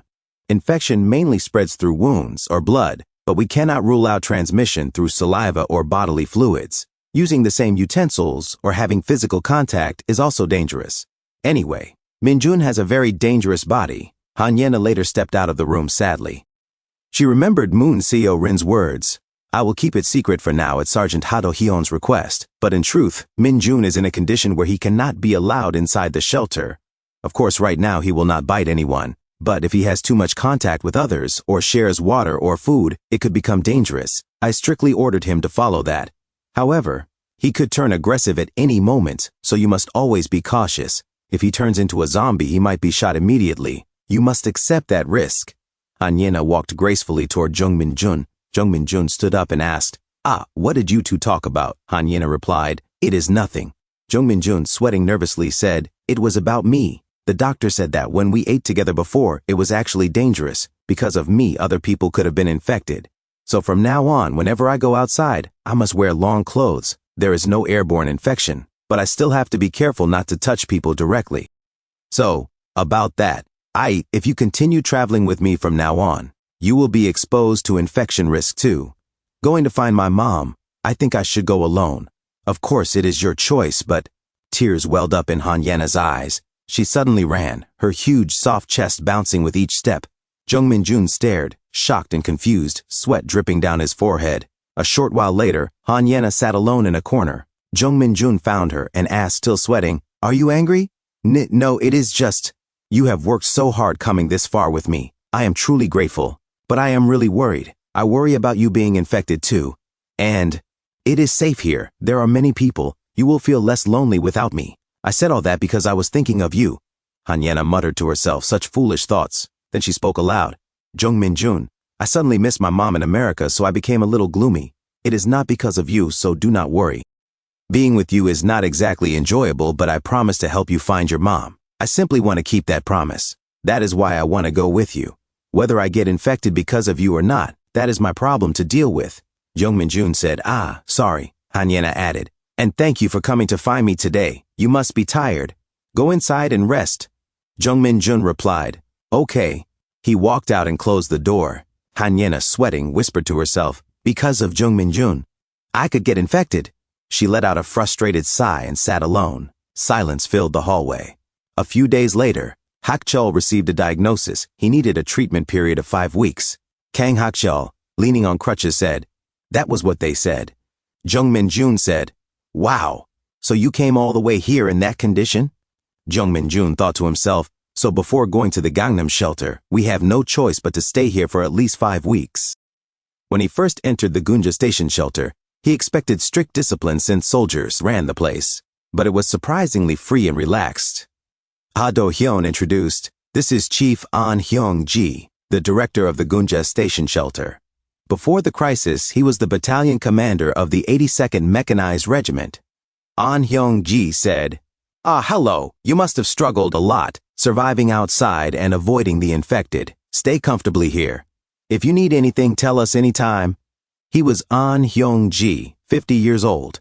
former Republic of Korea Army 82nd Mechanized Regiment Battalion Commander, and the current Gunja Station Shelter Director, Jung Min-jun thought to himself, Chief An seemed very kind. But I heard later, after his wife and children were attacked by the infected, he began to hate them extremely. An Hyung-ji roared, "Those scoundrels are infected. Execute them all." Jung Min-jun thought. After that, he no longer viewed the infected as people. He would order immediate execution even before someone fully turned, so my infection must never be discovered. Since Bae-yong-jun and Soon-ho already learned about my infection status. Bae-sun-ho stammered, Is that really true? Oh, Bae-yong-jun only stood silently, his large body trembling.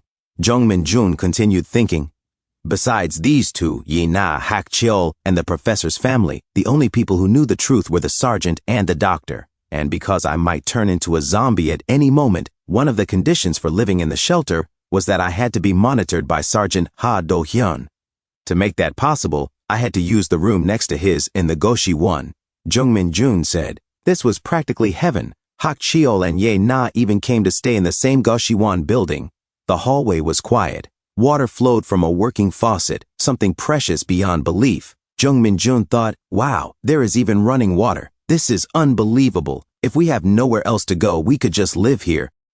If the shelter zone gradually expands the way the sergeant hopes, it will become even more comfortable. But, to meet your mom, we will eventually have to leave. He fell silent as memories rose. Sleeping on the floor beside Hanyena a few days earlier, Hanyena had told him, I will definitely help you find your mother. And he remembered the words she repeated afterward. I made a promise to help you, and I want to keep that promise. That is why I want to go with you. Jung Min-jun thought, did I make a mistake in what I said? Since Ye-na was opening her heart to me more than before, I knew we had become closer and more comfortable with each other. But that also meant Ye-na had become someone precious to me. If she were to get infected because of me, or lose her life, I did not even want to imagine it. In another building, Ha Do-hyun explained, at first the shelter area began only at the Gunja Station platform, but now it has grown large enough to be divided by buildings. The number of survivors kept increasing over time, so securing additional zones was unavoidable. Jung Min-jun thought. Inside the shelter, there were only minimal rules, and the atmosphere was peaceful enough to feel like the world before the crisis. That peacefulness felt strangely unfamiliar. At the Monster MMA gym, Ha Do-hyun said, this is the physical training center. Various training and education programs are held here. Jung Min-jun thought. They operated everything systematically. Physical training, survival education, shooting practice, and more. All males 17 and older were required to undergo a certain period of training and were obligated to perform security or patrol duties. A few women volunteered as well. Bae-sun-ho said, oh right, there are a few more kids from our school among the survivors here. Jung Min-jun asked, really? Bae-sun-ho replied, they are right over there. Suddenly, one of Hanyena's friends shouted, Ye-na! Hanyena jumped in shock. Huh? You are here? Her friend screamed. Wow, unbelievable, what? Ye-na, you are alive? Another friend chimed in. You are the new survivor who came in this time? Hey, remember the day we went to karaoke? On the way home, we almost died. Another girl said, my parents came to pick me up, but I got separated from them in the car, so I ended up here. Hanyena sighed deeply. Seriously, I have so much to talk about. Jung Min-jun thought. They were girls from Ye-na's first-year class. Ye-na had been friends with all the girls evenly. One of the friends looked over and whispered, what? Is that Jung Min-jun? Jung Min-jun broke into a sweat. Huh? Hanyena's friend asked, did he come with you too, Ye-na? How come? Hanyena glanced back at Jung Min-jun and smiled softly. It just turned out that way. Jung Min-jun, you know them too, right? Jung Min-jun replied, yes. One friend leaned in and whispered, but Ye-na and Jung Min-jun, that is a really strange pairing. Another friend laughed. I am more surprised that Jung Min-jun is still alive. Hey, you are too harsh. Another friend scolded. Amal asked, but Ye-na, what about your parents? Hanyena began sweating. Anyway, there is too much to talk about. Let us talk later. We can see each other again, right? Yeah. We are staying in this building. Her friend answered. Okay, see you later, Hanyena said. Jung Min-jun listened quietly as the girls chatted. A little while later, a rice cooker and several eggs sat on the table. Ha Do-hyun asked, an underground tunnel? Kang Hak-cheol, balancing on crutches, replied, since all the Han River bridges are blocked, I was thinking of going to Gangnam through the Line 5 underground tunnel. That is why I came to Gunja Station on Line 5. Ha Do-hyun sighed. Of course we thought about that too. The problem is, right now it is difficult, especially with our current situation and manpower. Unless a helicopter comes to pick us up, getting to Gangnam is nearly impossible. He added, if you stay here for a few days you will not even think about going anywhere.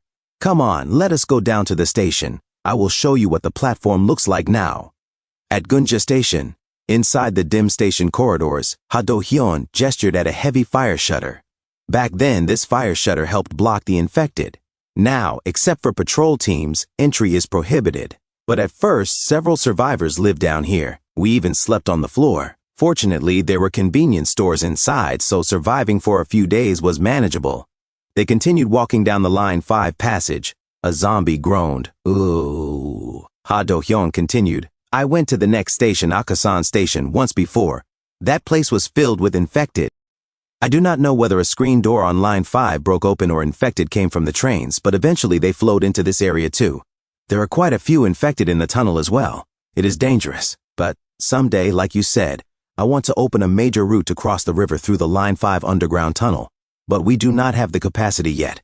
All our manpower has gone into building wire fences and barricades around the shelter and expanding the safe zones. And even if we break through the tunnel and cross, if the government or Songpa and Gangdong districts have blocked the other side, then we truly have no solution. Jung Min-jun began sweating heavily. He spoke cautiously. I sometimes have infection symptoms flare up, and only then, strangely, infected do not attack me. My physical condition becomes the worst, like I am about to collapse. But during that moment, I am safe even among infected. So if the symptoms appear again, how about I cross that tunnel first? Ha Do-hyun stared at him, stunned and speechless. Ha Do-hyun said, so, when the infection symptoms appear, zombies do not attack you. Is that what you are saying? How long does it usually take for those symptoms to appear and fade again? Jung Min-jun said, well, it seems to be about 1 to 2 or even 3 hours.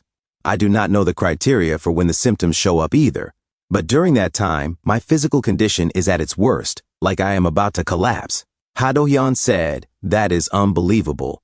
But the problem is, let us say the symptoms appear and you personally cross the Line 5 Han River Tunnel. To check if the other side is blocked, you would have to go past Gwangnaru Station to Chinho Station. And the distance from here to there alone is about 4 kilometers. It is quite far. Assuming you walk, that is a 2-hour round trip. What if the symptoms disappear before then? Would you not get eaten by zombies? Jung Min-jun said, then how about riding an electric scooter? I think I could go and come back within 1 hour. Ha Do-hyun said, we would have to check if the subway tracks and floor are even in a condition for a scooter, and it is not clear when those symptoms appear or disappear. It looks far too dangerous. We are already continuously losing people just maintaining and operating this shelter. Last time, 2 people died. He added, of course that was because of those prison escapees. Those guys might come again, so we need to focus on security right now.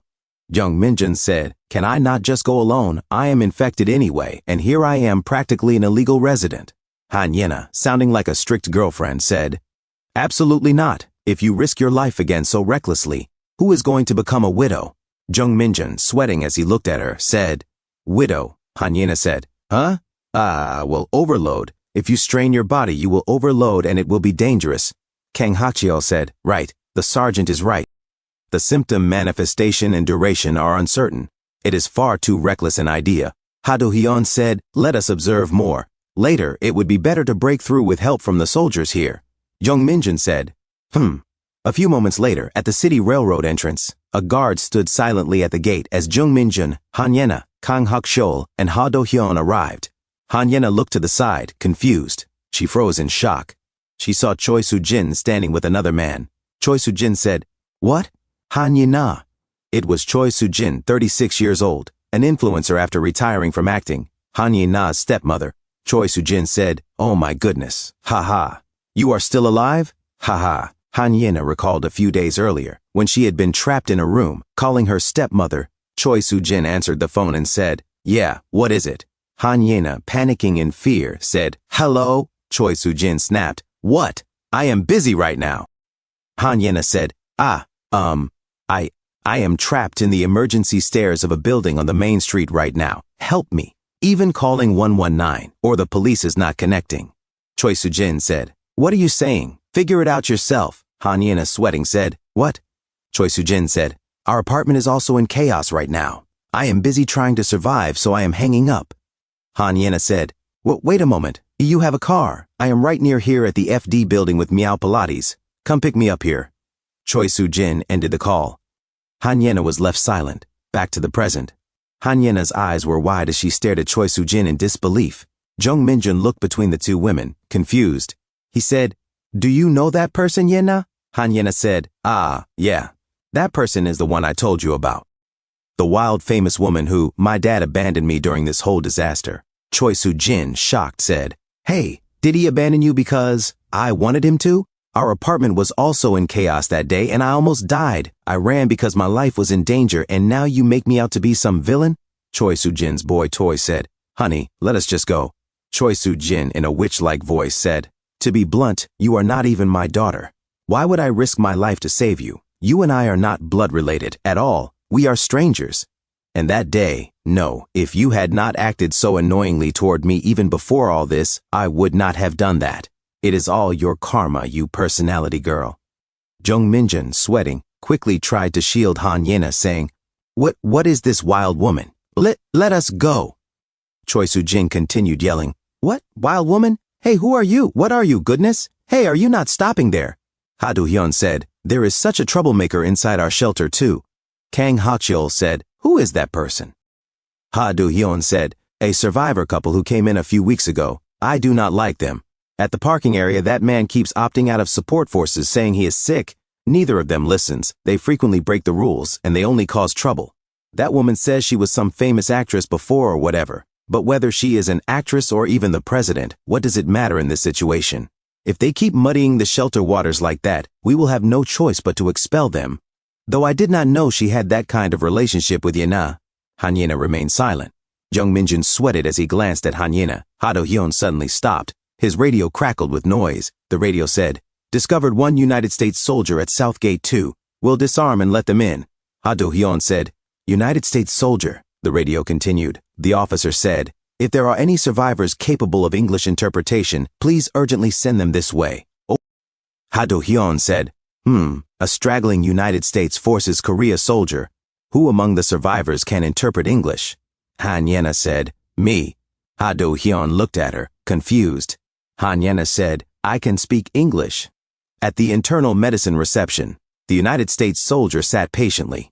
He said, I was out on patrol after setting up a base at a nearby school. That is when I found this place. It was David Briggs, Sergeant David Briggs, 27 years old, Camp Humphreys, 2nd Division, Pyeongtaek. David Briggs said, There are 5 men left in my unit. The other 4 are holding position at the base. Everyone else did not make it. Han Yena translated into Korean. He was on patrol after setting up a temporary base at a nearby school and then came here. He says there are currently 5 people remaining and the rest were wiped out. David Briggs said, A few weeks ago we managed to contact headquarters and the Okinawa Air Base. They said they would send a rescue bird, but then the connection suddenly went dead again, Kang Ha-cheol whispered. Han Yena looks different, Jung Min-jun said, as expected of someone who went to an English kindergarten. That rich kid level is shining through. David Briggs said, I am not entirely sure, but it feels like someone is deliberately jamming our communications. Han Yena translated, Okinawa Air Force Base said they would send rescue helicopters, but it seems there is communication interference. Ha Do-hyun said, Then, perhaps, would it be possible for all the survivors here to escape Korea with the United States military's help? There are about 500 people in total. Han Yena translated. David Briggs said, With that many people, it would be difficult for us too. The real problem is, we have also lost contact with headquarters. We will keep trying to reach them anyway. Just do not get your hopes up too much. Han Yena said in Korean, There are simply too many people here, so it seems impossible. And the connection with headquarters is cut. They will keep trying to make contact. Ha Do-hyun muttered to himself, Wait, if we could send Min-jun, through this soldier, someone who is immune, to the United States side, would cure or vaccine development be possible? He stared nervously at young Min-jun. A few moments later, at the vending machine, the sun was about to set outside. It was already 9:30 in the evening, inside the clinic of Moon Seo Rin. Moon Seo-rin opened the door, peeked into the hallway, then immediately closed it again. She sat down in her chair. She took out her phone and said, "Whew, please, quickly. So much time has passed. The drone still has not come. Could it be? I thought it might be, but..." She swallowed hard. Could it be? I discovered an immune person. I must report to Savior Jin quickly. But her phone had no signal. Suddenly, she received a Wi-Fi connection. 2 bars. She gasped. I got a signal. Finally, I can report to the Savior. Ha! Has it been a month? She called. A man's voice answered. Any problems? Moon Seo-rin said, "This is Gunja Station Shelter, Researcher 135. Among the survivors who entered here, I have discovered an immune person." The man said, "What?" "I will connect you to the Savior right away." Moon Seo-rin froze and began sweating. Then Jin's voice came through, cold and calm. "Go ahead." Moon Seo-rin said, "Savior, you might not believe it. They are 100% infected, but they are different from the other infected. If the normal level is 0 and the infection level is 100, they keep going back and forth between 0 and 100. I cannot fully figure it out myself. It is different from a special infected. What is certain is, they are a perfectly normal immune person. I cannot determine the reason myself.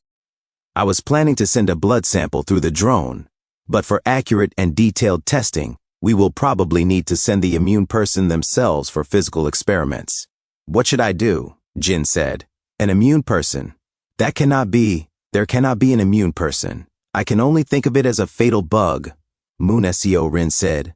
"Then what should I do? A bug? Should it be eliminated after all?" Jin said. "No. First send the blood sample. And, as you said, we will need to bring that immune person and experiment. The existence of an immune person means there is a defect in the currently spreading virus. If we research well and supplement it, we could evolve it into a more powerful form that is completely impossible to cure." Moon Seo-rin trembled in horror. She said, But, how can I send the immune person there by myself right now?" Suddenly, Ha Do-hyun knocked on the door. Moon Seo-rin jolted in fear. Ha Do-hyun said, "Are you inside, honey?" Then muttered to himself, "Why did you lock the door?" Moon Seo-rin opened the door and said quickly, Yeah, honey." Ha Do-hyun said, "Why did you lock the door?" Moon Seo-rin said, "Huh? I was changing clothes." But why are you here at this hour? It is roll call time." Ha Do-hyun said, I have something important to talk about. Just the 2 of us." Moon Seo-rin said, Can we talk about it later?" She looked terrified, sweat gathering at her temples. Ha Do-hyun said, "Why? It is really important. You know one United States soldier came in earlier, right?" Moon Seo-rin said, "Yeah, the infection test was normal." Ha Do-hyun continued, "And I had a good idea. That soldier keeps trying to contact headquarters." Moon Seo-rin said, So? Ha Do-hyun said, "So, if we send Min-jun, who is immune, or at least Min-jun's blood sample, through him to America, I think the United States side could develop a cure or vaccine. If the development succeeds, this hellish world will be over." Moon Seo-rin stared at him, her expression twisting with panic and dread. She said, "What did you say?" "No way. Wait, did you tell that soldier we have an immune person here?" Ha Do-hyun said, No, I have not talked about it yet." Moon Seo-rin exhaled in relief. Ha Do-hyun said, "But this is not a problem that can be solved with only us knowing. Somehow, we need someone's help. Whether it is a vaccine or a cure." Moon Seo-rin said, "Honey, can we really trust that soldier? He is someone who has not been properly verified. If we hand over blood samples to him, will he really send them safely to a laboratory? There is no guarantee a cure or vaccine will be made properly." Ha Do-hyun said, "That is..." Moon Seo-rin continued, "What if something happens after we hand over Min-jun, the only immune person? Unless a verified laboratory or a government agency comes directly, I absolutely cannot hand over blood sample." Ha Do-hyun broke into a nervous sweat. "Okay." Suddenly his radio burst to life. "Unidentified flying object detected in the airspace above the central building. It is nighttime, so accurate identification is difficult, but it is presumed to be a drone." Ha Do-hyun said in shock, "What?" Moon Seo-rin turned toward the window, trembling. The radio continued, "We are attempting to shoot it down, but it is not easy." Moon Seo-rin's breathing quickened. Ha Do-hyun said, "This is Sergeant Ha Do-hyun. I will head there right away." Moon Seo-rin said, "The drone? What is that?" Ha Do-hyun said, "Someone from outside must have sent it. Wait here until the situation ends, honey. Moon Seo-rin said. Be careful. Ha Do-hyun rushed out and closed the door behind him. Moon Seo-rin stood still for a moment, then whispered, Whew! She suddenly darted toward her phone. Darn it! Connect again! Please, please! But there was no Wi-Fi signal. Ha! It disconnected. She wiped her sweating brow. Darn it.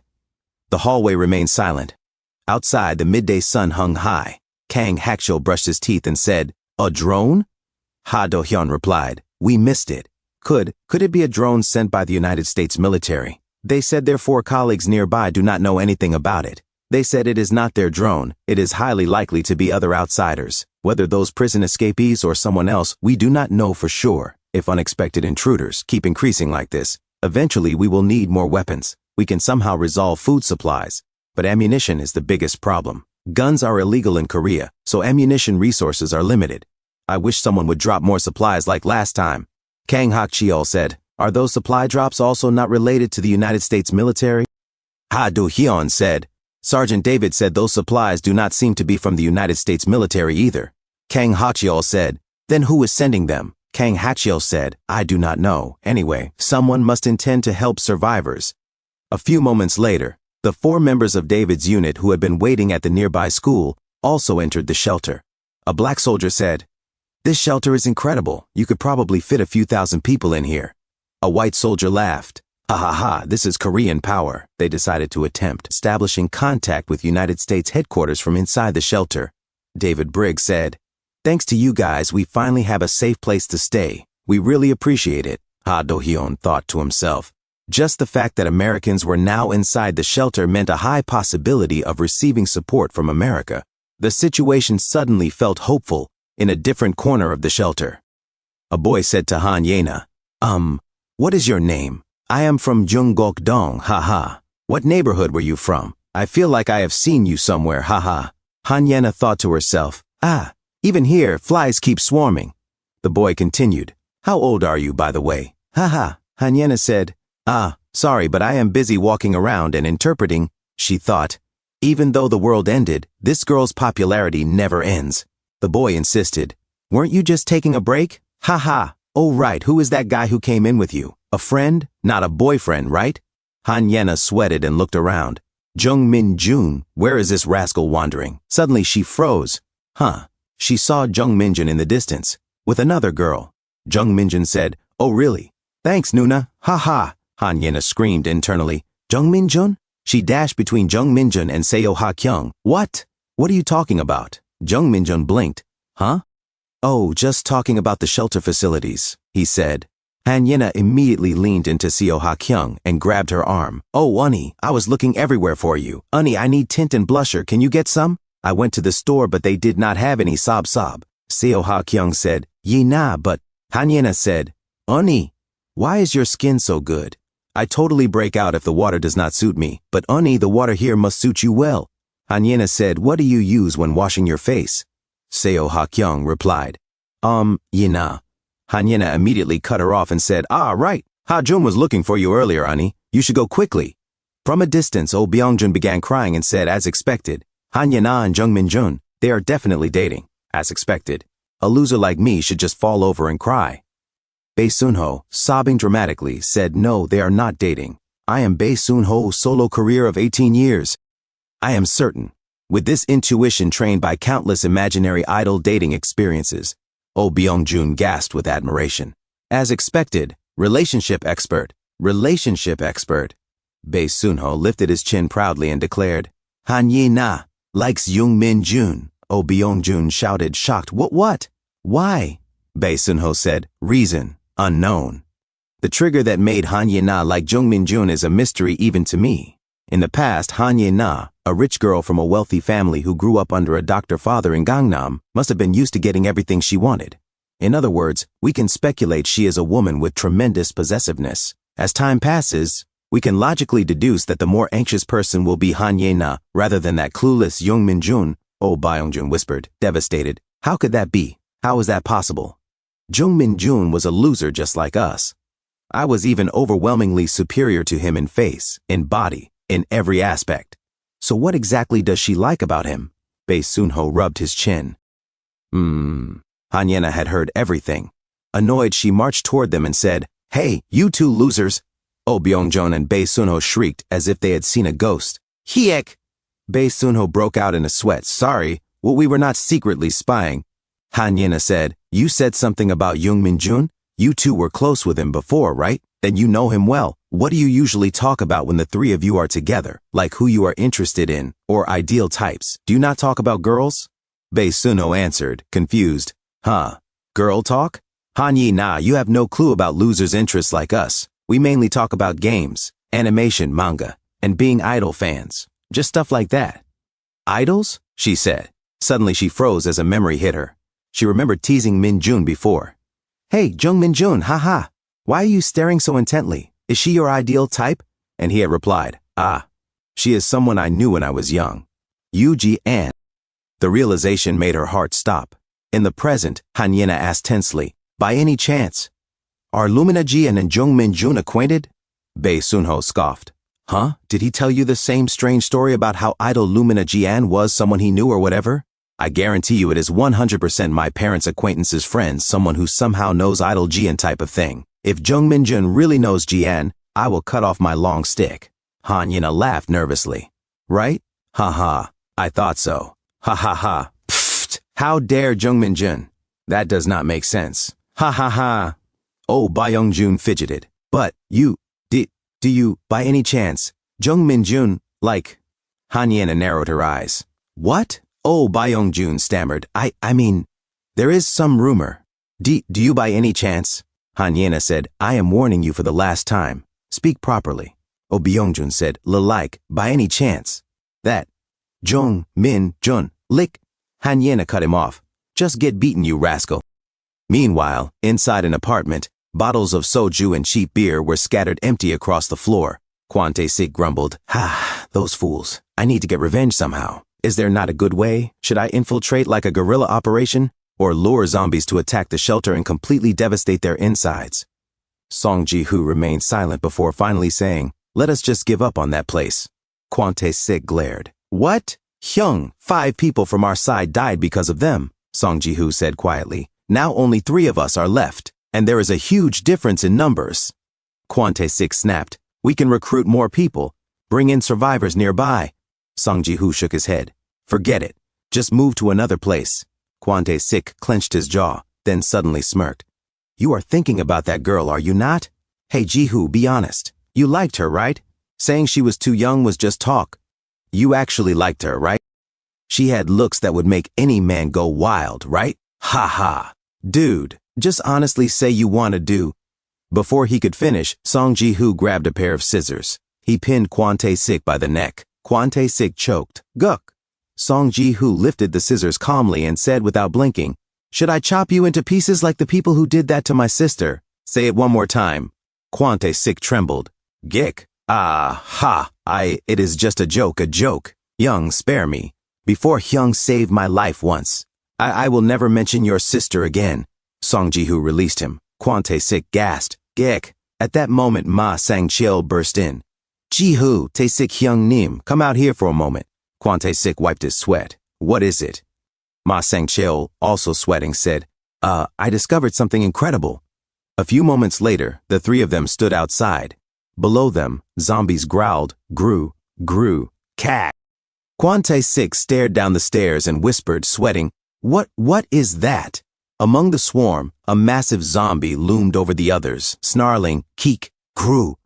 The smaller zombies clustered around it, screeching, "Kok, grok, go." Back in the room, Ma Sang-cheol said, "That is actually a good idea. With that, we could probably gather a few dozen of them. If we lure a zombie horde near the shelter and force the people there to start shooting, the gunfire will just pull even more zombies toward the fence.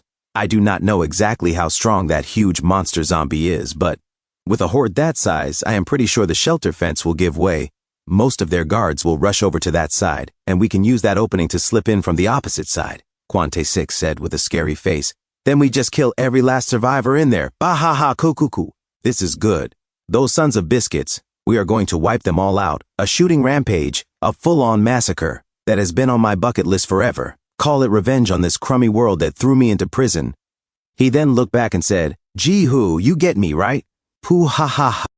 Song Ji-hoo said, so using zombies to throw the shelter into chaos means we are not planning to take over that shelter anymore, right? This is purely a revenge operation now. Kwon Tae-sik said, trying to look serious. That is right. Song Ji-hoo said, got it, but that girl, I have to find Han Yena. Everyone else can die for all I care.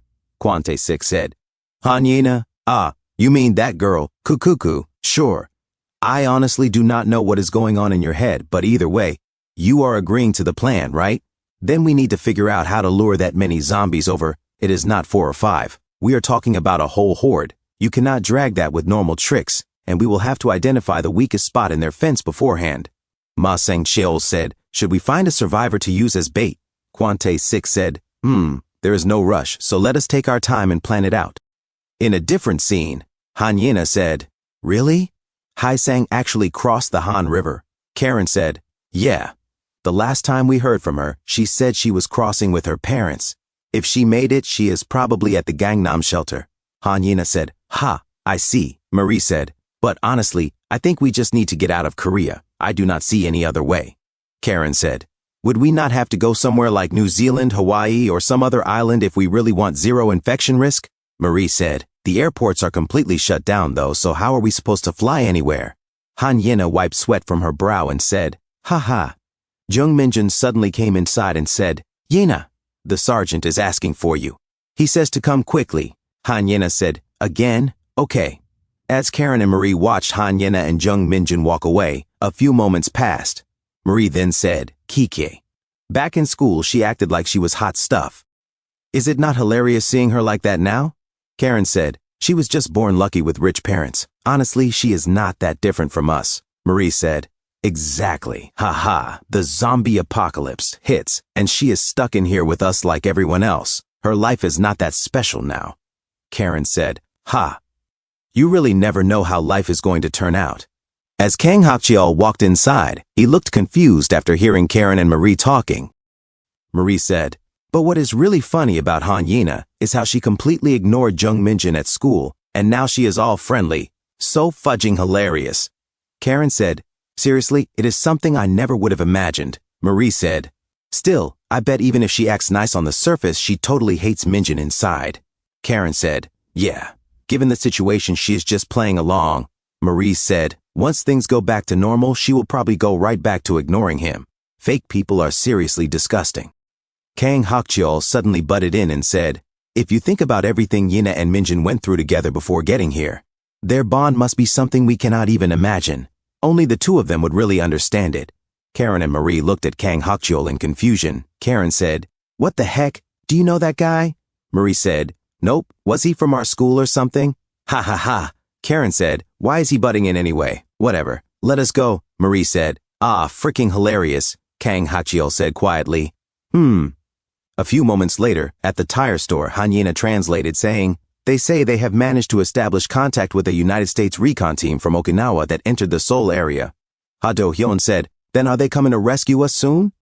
Han Yena said, they have already shared our location with them, but they said they will only know for sure about any evacuation orders once word comes from the United States mainland. But realistically, it will be hard to evacuate everyone here. Depending on how things go, only these soldiers might be pulled out, or this whole area could be designated as a major United States base and used as a hub to analyze the outbreak and collect data in Korea. He said he is just a lowly sergeant, so it is not like he can decide anything, but he said he will try his best. Ha Do-hyun wiped sweat from his face and said, I see. Han Yena thought silently for a moment. Then she said to Sergeant David Briggs, if possible, could I also go to the United States with you? My friend Jung Minjun. He is immune to the virus. Ha Do-hyun looked shocked and confused as he caught fragments of what Han Yena was saying. Sergeant David Briggs was stunned and said, what? Han Yena continued to speak in English and said, and my mother is a medical researcher working in the United States. If I could bring Minjun to her, I am sure she could help. Please, take me with Minjun to the United States. Let us go with you. My mother-in-law. Sorry, I mean Minjun's mother. Maybe she is at the Gangnam shelter. If possible, it would be great if we could take her with us as well. Sergeant David Briggs was shocked and said, wait, he is immune? Can you explain that in detail? Ha Do-hyun was shocked and said to himself, just now.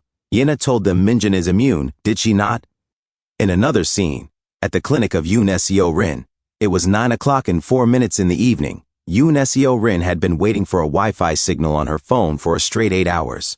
She wiped sweat from her face and muttered to herself, "They usually only contact us on preset days, but the Savior's side must know this is a serious matter too, so they might try to reach out again right away. If not, they will probably send support personnel soon enough. There is no way I can manage Young Minjun by myself." Suddenly, Ha Do-yeon knocked on the door. "Honey," he called out, "can I come in?" Yoon Seo Rin froze, sweat dripping down her face. Her eyes did not blink for a straight 5 minutes before she stammered, "Ah, yes, come in." A few moments later, with a microscope resting on her desk, Yoon Seo Rin said while still sweating, "What is it now, coming by at this hour?" Ha Do-yeon remained silent for a moment. He looked at Yoon Seo Rin and then said, "About Minjin being immune. I told that to the United States soldier." Yoon Seo Rin froze, her expression resembling that of a teenage girl who had just been told she was pregnant before graduation.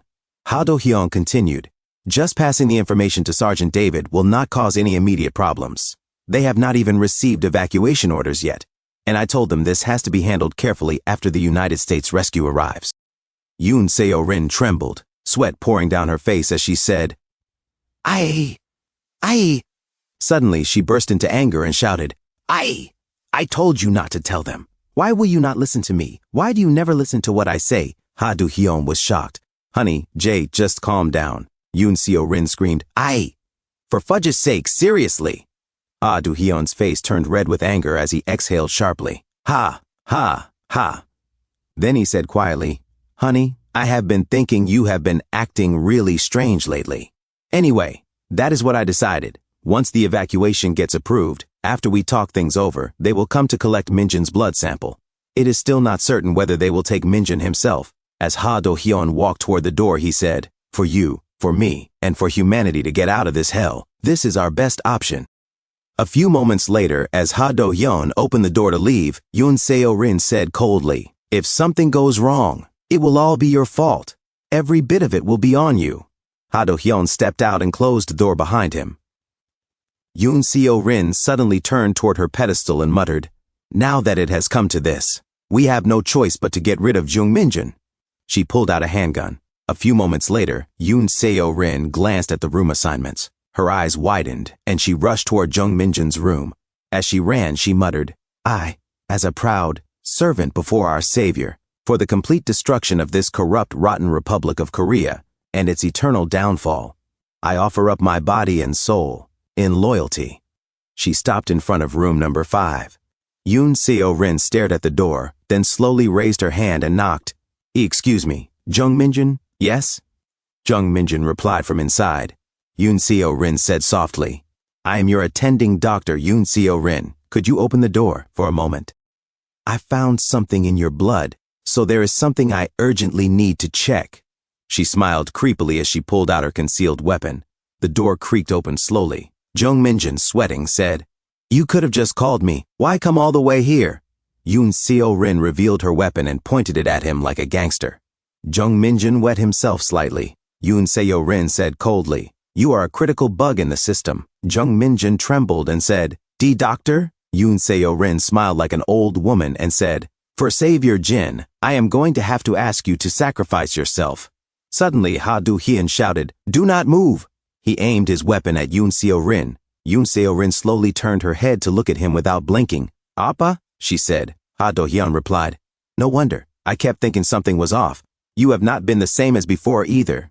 Yoon Seo Rin whispered, "Oppa, I found something huge. Minjin is a special infect. He can talk and act like a normal person, but his instincts are no different from the other zombies. He pretended to be normal and came in here to infect every last one of us. Minjin's main goal is to infect us all. We are all exposed to danger right now. If we let Minjin live like this, we are all going to die. He is basically a ticking time bomb. Someone in this shelter could get bitten today or tomorrow. I am doing this for everyone here. How could you do this to me, Oppa?" Ha Do-yeon froze, still pointing his weapon at Yoon Seo Rin. Sweat rolled down his face as he said, "You are not the Yoon Seo Rin I know. It is like some demon got inside your body. You are like a completely different person." Yoon Seo Rin stared at him again, her smile twisting. "A demon? Fudge. Ha ha. I never thought you would say that to me. Kukuku. If you are going to shoot, then shoot. Even if I die from your bullet, I have to kill Minjin before I go.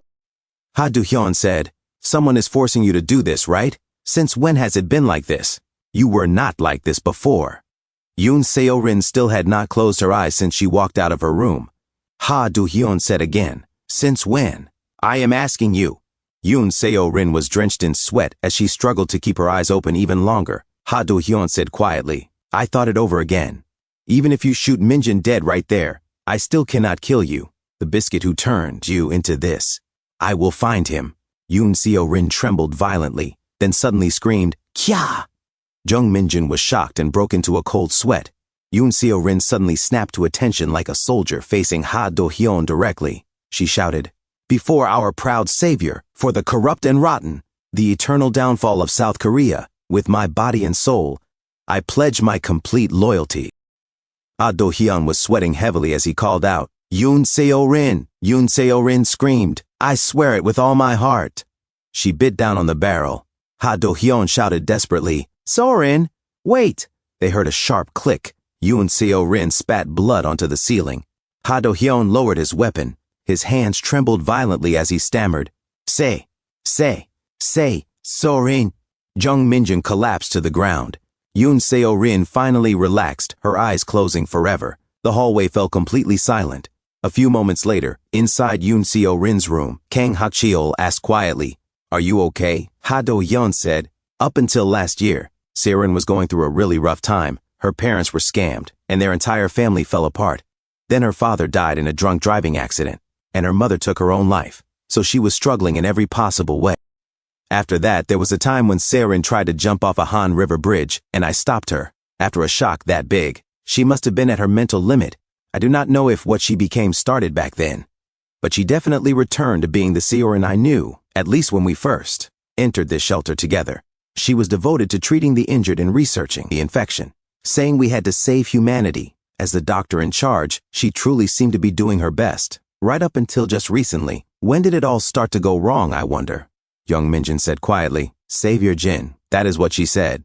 Ha Do-hyun looked confused. Jung Minjin continued, that so-called savior, what is he really? Is it some kind of cult or something?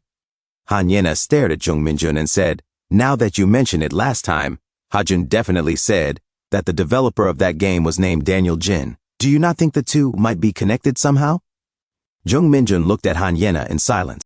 Kang Hak-cheol said, I searched through her belongings, but aside from her phone, there was nothing useful. But it is locked, so I cannot even access it. If an iPhone is locked, is there really no way to unlock it unless you are the owner? And Yena replied, Bar, if it is locked, there is absolutely no way to open it. Brr. And with no internet, we cannot even look anything up. Jung Minjin muttered to himself. Zombie game. Daniel Jin, Korean-born, Korean-American, Korean-born. What in the world happened? The hallway remained eerily silent. Few days later, and Yena stood quietly outside Jung Minjin's room and muttered to herself, Why is he not coming out? He knocked and called out, Are you inside? Come out! Jung Minjin replied weakly from inside, I do not think I can go out. The symptoms are flaring up again. And Yena gasped, What? Few moments later, they brought cup noodles and rice to Jung Minjin. Han Yena and Ha Do-hyun watched him closely. Ha Do-hyun asked, Why all of a sudden? Jung Minjin replied, I have had a bit of a cold since yesterday. Maybe my immunity dropped and I caught some kind of cold virus from outside, so that might be why this is happening. I am not really sure, but it feels different from before. Ha Do-hyun frowned and asked, Different how? Jung Minjin shook his head slightly. It is hard to explain in words. It just feels different. Ha Do-hyun thought for a moment, then said, Anyway, do not come out no matter what. Stay inside your room only. If anyone sees you like this, it will be a disaster. Jung Minjin nodded faintly. Yes. Han Yena sat quietly beside him, still beautiful, her expression filled with worry. A few moments later, outside the shelter, soldiers patrolled the perimeter. Suddenly, loud sirens echoed through the area. Kang Hak-cheol reacted immediately. Huh? He raised his binoculars. What is with the sudden siren? His face went pale. Jae-young snapped to attention. Private First Class Park. Jae-young. Kang Hak-cheol cocked his rifle and shouted, Radio every guard in the shelter right now and tell them all. Grab every round and every weapon they have, and gather at West Outer Gate 1 immediately. Down the streets, the sirens continued to blare. A police car door burst open, and zombies poured out, "Rar! Rudar!" More followed, "Rar! Groar! Roar!" A massive zombie struggled to lift its head, layers of fat hanging from its neck. Inside room number 5, Jung Minjun struggled to sleep. Sweat soaked his clothes as he groaned. "Ha! My whole body feels like it is melting. I am going crazy." He sat up abruptly, panting. The virus spread through his body. "Something feels off," he muttered. He looked at his hand in shock. "What is this?" Suddenly, sirens echoed outside. He froze. What was that? A loud announcement rang out. "Emergency situation. Grenade explosion at West Outer Gate 1. A section of the fence has been destroyed, and there is a high risk of infected flooding in. All survivors outside, evacuate indoors immediately." Jung Minjun stared blankly, trembling. "What?" A few hours earlier, Ma Sangchel said, "The key is in, and the engine has started, so it is drivable." Kwante Sik replied, "Nice. Good job, Ki-hoon. We do not even need to go get that bulletproof car we made before, right?" Ma Sangchel said, "I think we can turn on the siren and lure those zombies. If we put it in drive at the right spot and let the car roll toward the fence, all the zombies will swarm there. Then, if we destroy the fence with a grenade, all the zombies will rush into the Gunja station shelter." Kwante Sik said, "Hurting the zombies seems like the hardest part. Can you handle it?" Ma Sangchel replied, "I already scoped out the spot to get out of the police car and where to throw the grenade." Kwante Sik said, "As expected, Ki-hoon." Ma Sangchel added, "Oh, and I also found a taser and handcuffs." Kwante Sik said, "Oh ho, I have not seen one since I got caught by the police back in the day. Ha ha ha. A taser, huh? Can we even use it on zombies?" Suddenly, Kwante Sik froze. He looked at the ground and said, "Those police uniforms." A few moments later, inside the room, Kwante Sik said, "Wearing prisoner clothes was good because survivors would not mess with us, but is this not better?" Ma Sangchel said, "Wow, young Nim, you look totally legit. Pretending to be police would make it easier to deceive survivors." Kwante Sik looked at Song Ji-hoo and said, "Can I use the taser, Ji-hoo?" Song Ji-hoo replied, "I will do whatever you want. It probably will not work on the infected anyway." Kwante Sik suddenly pulled out the taser and pointed it at Song Ji-hoo. Song Ji-hoo blinked in confusion and said, "Huh?" "The taser discharged."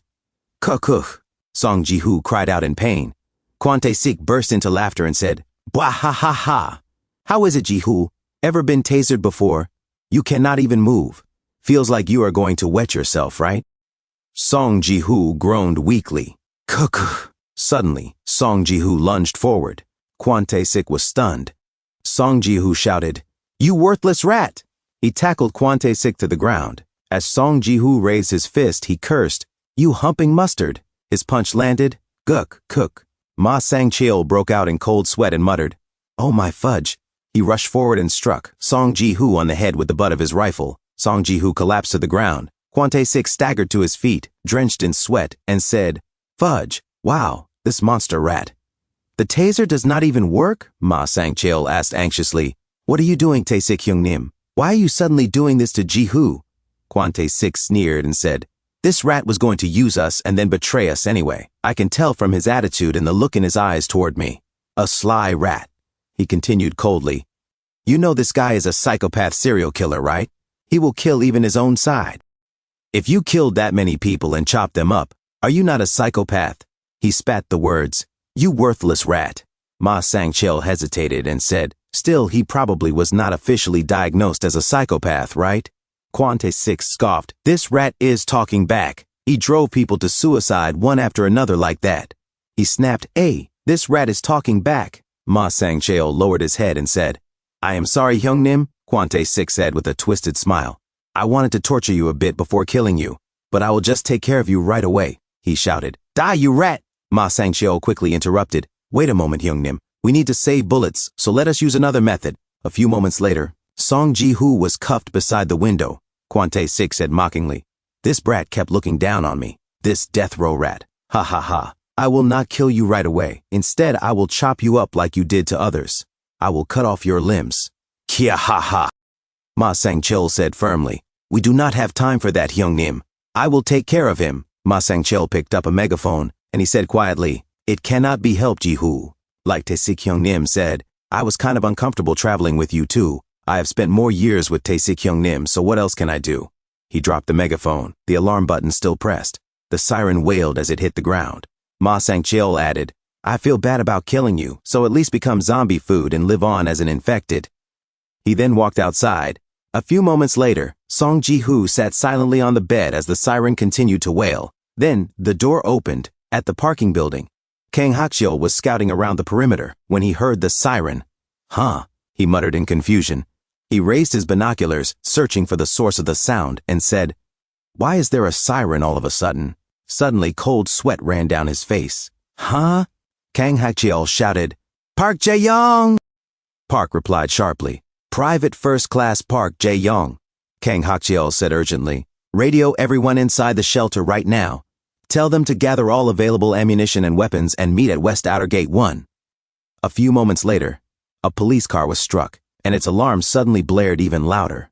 The zombies rushed toward the sound. Kak, creak, gook. Among the normal zombies, a massive one lumbered forward. Cars crashed into one another, triggering more police alarms. Ma Sang-chil suddenly rushed ahead and peered behind the wall. He saw that nobody was guarding the other side. He pulled the pin from a grenade. A confused soldier muttered, "Huh." 2 grenades landed near him.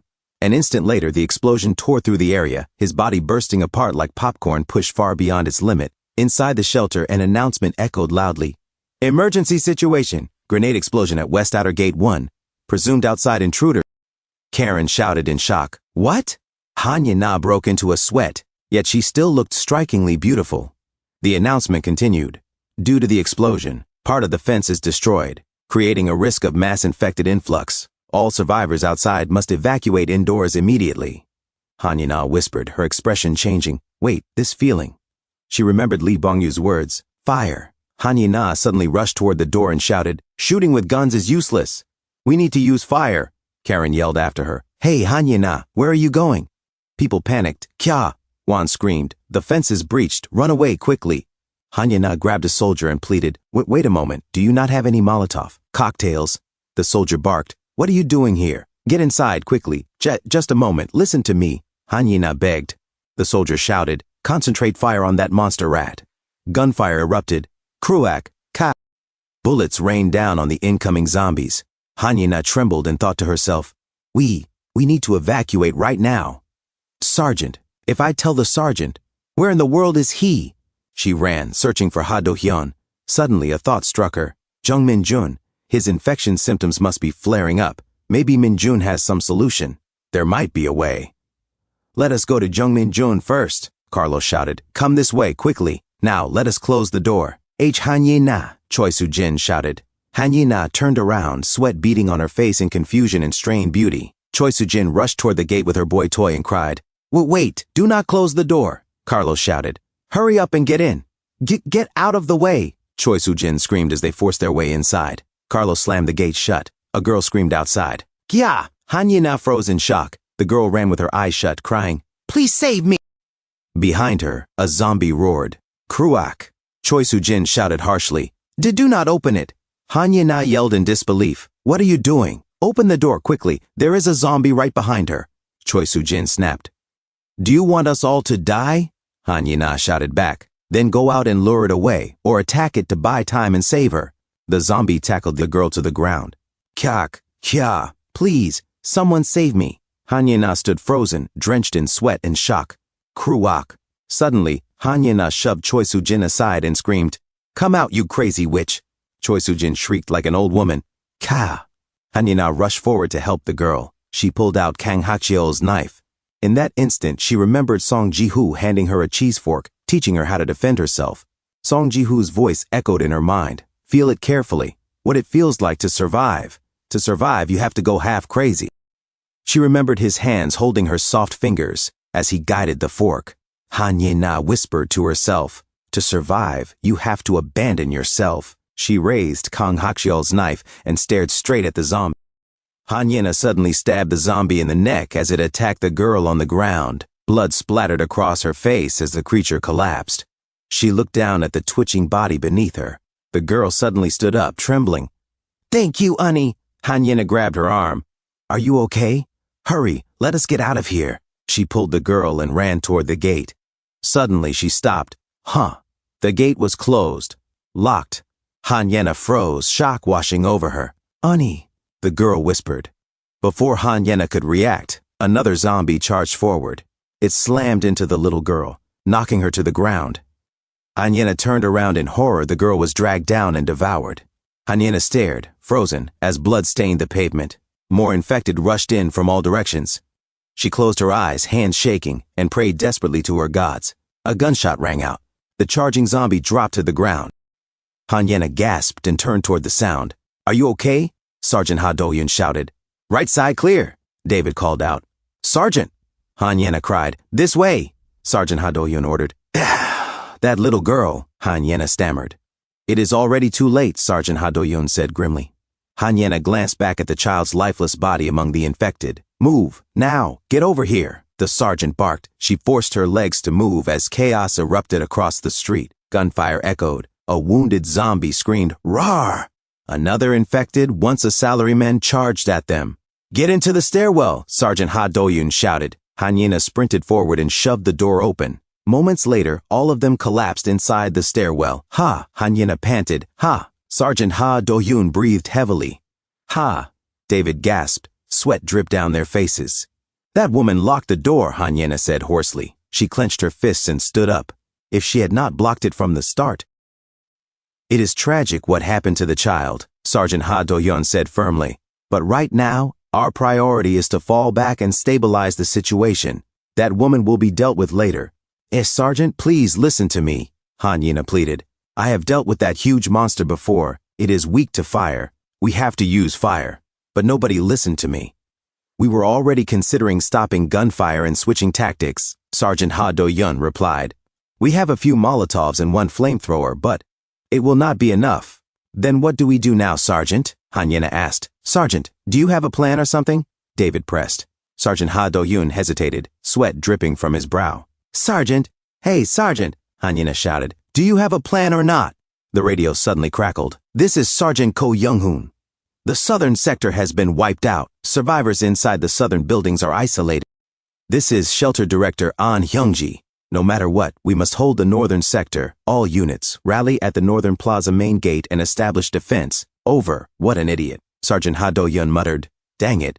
This is Sergeant Ha Do-yun. Cease fire immediately and have all units fall back indoors. Gunfire could rile the infected even more and draw all surrounding infected here. We will abandon the southern sector.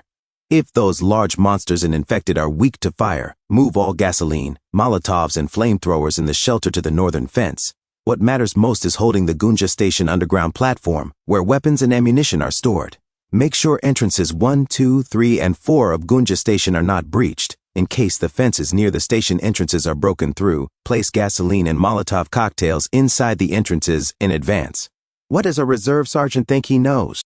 Sergeant Ko Young-hoon snapped over the radio. The infected are swarming the northern fence right now. This is Sergeant Ko Young-hoon. Sergeant Ha is right, sir. Another voice interjected. We need to cease fire and stabilize the situation first. Over. Anyway, all units, cease fire immediately. However, if any infected survivors are spotted within the survivor zone, they are to be shot on sight. That is all. Sergeant Ha Do-yun exhaled sharply. Ha! At this rate, we might all get wiped out. But, where is Minjun? If what he said is true, then when his infection symptoms flare up, does that mean he can move around freely? I am not sure either, Hanyena replied. The symptoms might have already subsided again. Minjun, Sergeant Ha Do-yun murmured. We have to keep Jung Minjun alive and get him out of here. If his symptoms are gone, then he is probably trapped in the Goshiwon right now, unable to do anything. First, we need to bring Jung Minjun to the safe northern sector. Yena, it is too dangerous for you to try to reach the northern sector alone. Come with us to the Goshiwon and let us bring Minjun back together. He turned sharply toward David. You, how many bullets do you have left? I am running low, David replied. About 12 rounds. 12, Sergeant Ha Do-yun snapped. 12 shots? I have more than you. We are done for. This whole southern sector is going to be crawling with infected. On the way to the Goshiwon, I will draw them off. We need to pull them farther south anyway, so they do not keep swarming the northern sector. Yena, go into the Goshiwon with David and bring Minjun out. and make sure Minjin wears a mask and a hat so no one realizes he is infected. You mean? Han Yena hesitated. Sergeant, you are going to lure all those infected by yourself? Yeah, Sergeant Ha Do-yun said quietly. The others have stopped firing too. I will get to the rooftop of a building I picked and use gunfire to draw them. And before that, on the way to find Minjin, I will cover you properly. Han Yena turned to David and translated softly. He said he will lure the infected away. So I should go with you to bring Minjin out. David shouted. What? With infected all over the place, luring them out alone is way too dangerous. I will do it. Sergeant Ha Do-hyun's voice cut through the chaos. Han Yena turned to him. David says there are infected everywhere, so it is too dangerous. He will do the luring himself, she clarified. Sergeant Ha Do-hyun leaned closer. Hey, listen. I am not your commanding officer, but you have to stay alive and make sure Minjin gets to the United States. That kid might be humanity's only hope. Young Minjin sweated as the reality of the situation sank in. Move before it is too late, Sergeant Ha Do-hyun urged. Go down this way and head out. You will be fine. David called. Got it. Move out, Private Yin. Moments later, outside, the gunfire stopped. For a brief moment, the chaos seemed to pause. But the shelter's southern plaza had been completely devastated. Dozens of casualties littered the streets. Sergeant Ha Do-hyun's plan was simple but dangerous. He would provide cover while Yena and David safely extracted Young Minjin from the Goshiwon, simultaneously luring the infected south so the northern sector would remain isolated and protected, Han Yena asked, voice trembling. Do you think Kang Hakcheo might be at the Goshiwon too? Sergeant Ha Do-hyun shook his head. I ran into Hakcheo earlier and told him to take Hajin's family and evacuate north. He will be fine, a sudden roar echoed. A female office worker had been caught. Rar! She screamed. Sergeant Ha Do-hyun fired a few bullets, felling her, while David and Han Yena sprinted on. Moments later, they reached the building where Jung Minjin was staying. David said, I will hold the line here. Go check on Minjin. Move. Yes, sir. Han Yena called back, running up the stairwell. Minjin, please be inside. She arrived at his room, her heart pounding. Minjin, are you in? Her voice caught. She froze. Huh? Jung Minjin was standing there, groaning. Nich! Han Yena's eyes widened. Jung Minjin? She stepped closer. Are you okay? Suddenly, he grabbed her delicate wrist. She gasped. Ka! He pinned her against the wall, his breathing ragged. Ha, huff, ha, ha. His skin flushed, eyes glowing red as the infection spread across him. Han Yena's heart raced. This is just like that scene from my dream. She flushed, torn between fear and disbelief. Wait, Minjin, this is way too sudden, even if you're completely into me. But now, of all places, young Minjin's gaze dropped to her soft exposed collarbone. A heat surged through him, his voice low and strained. You look delicious. Han Yena froze, eyes wide in shock. What? She turned away, trying to stifle a laugh. Kia, you perverted rascal. She struggled lightly, her voice both defensive and teasing, not resisting at all. What do you mean by that? Ha! Let go of me. You think I'd fall for a loser like you that easily? Ha, infection or whatever. I get that you're in a hurry. But this is not the time for this. The shelter is in complete chaos right now. Jung Minjin's breathing faltered as pain lanced through his wound. Han Yena's eyes widened. Are you okay? He clutched his arm, gritting his teeth. It feels like I am actually controlling it, this infection symptom. I think I can suppress it on my own now. Han Yena stared at him, a mixture of shock, fear, and disbelief washing over her. Han Yena said, What do you mean? You can control the symptoms? Jung Minjin replied, his voice unsteady. I think I can control them to a certain extent. Sweat rolled down his face as he continued. But when I am in the infected state, my body feels like absolute heck. I do not know how long I can hold out. I am not fully used to it yet, but... He swallowed hard. I think I can switch back to normal whenever I want.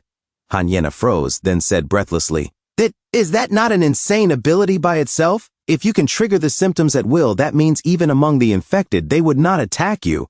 Minjin shook his head. But it freaks me out. It feels like I am shaving years off my life.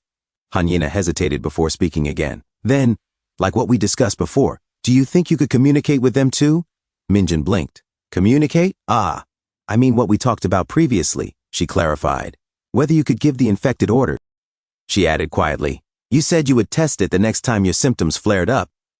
Right, Minjin said. I did say that. But right now, we do not have the luxury to do that, so I think we will have to see how things play out. Han Yena nodded firmly. Anyway, we do not have time. Let us go, now. Yeah, Minjin replied. A few moments later, outside, Minjin pulled on a hoodie, a cap, and a mask, covering himself completely. He cocked the pistol and muttered to himself, "The handgun Sergeant Ha Do-yeon gave me, just in case I should load it." Sergeant David Briggs asked grimly, "Do you really think this is possible?" "Controlling the zombies. That is why we are testing it only in an emergency," Han Yena replied. Suddenly, gunfire echoed in the distance. Han Yena gasped. The sergeant's gunfire. The infected immediately began sprinting toward the sound, shrieking wildly, "Kra! Rar!" Minjin's eyes widened. "The infected are moving. Now!" He stepped forward and gave a thumbs up to Han Yena and Sergeant Briggs. Han Yena moved closer to Minjin, then suddenly stopped, staring ahead in shock as sweat broke out on her face. A zombie burst toward her. "Rar! Kya!" Han Yena screamed. "Now!" Minjin thought desperately. He stepped in front of her and shouted, "Stop right there!" The infected did not slow down. "Kapa!" Han Yena stared blankly. "Eh? I said stop!" Minjin shouted again. "What the heck, Minjin?" she cried. "It is still charging at me. Ta the pistol!" Minjin panicked. "Crud!" Gunfire erupted. Ratatatatat. Sergeant Briggs shouted, "Move! Move!" The infected roared as they surged forward. Roar! Rah! Minjin and Han Yena turned and ran. Another infected lunged, screaming wildly. The sky above them remained clear. The weather was almost peaceful. They finally reached the gates. "Ha! Ha!" Han Yena gasped. "I am a survivor. Open the door, please." A guard shouted, "You were not bitten anywhere." Yes," she answered quickly. "I was not bitten. You there," the guard barked. "Take off your hat." "Excuse me," Han Yena pleaded. "It is urgent, so please just open the door first." "Stay still." Minjin slowly removed his hat and mask, sweat dripping down his face. "As you can see," he said quietly. "I am fine." The guard nodded. "All right. Things are critical, so we will let you in for now. But if you show even the slightest infection symptoms inside, you know what happens, right?" Han Yena exhaled shakily and glanced at Minjin, thinking, please let the sergeant make it back safely too. A few moments later, they entered the shelter. "You guys are all okay," Kang Hakchiol exclaimed. "So you were all here," Han Yena said with relief. "Thank goodness. Looks like all of us need to arm ourselves," Kang Hakchiol said grimly. "And prepare for an emergency?" "Oh, really?" Minjin asked. Han Yena suddenly stiffened, staring into the distance.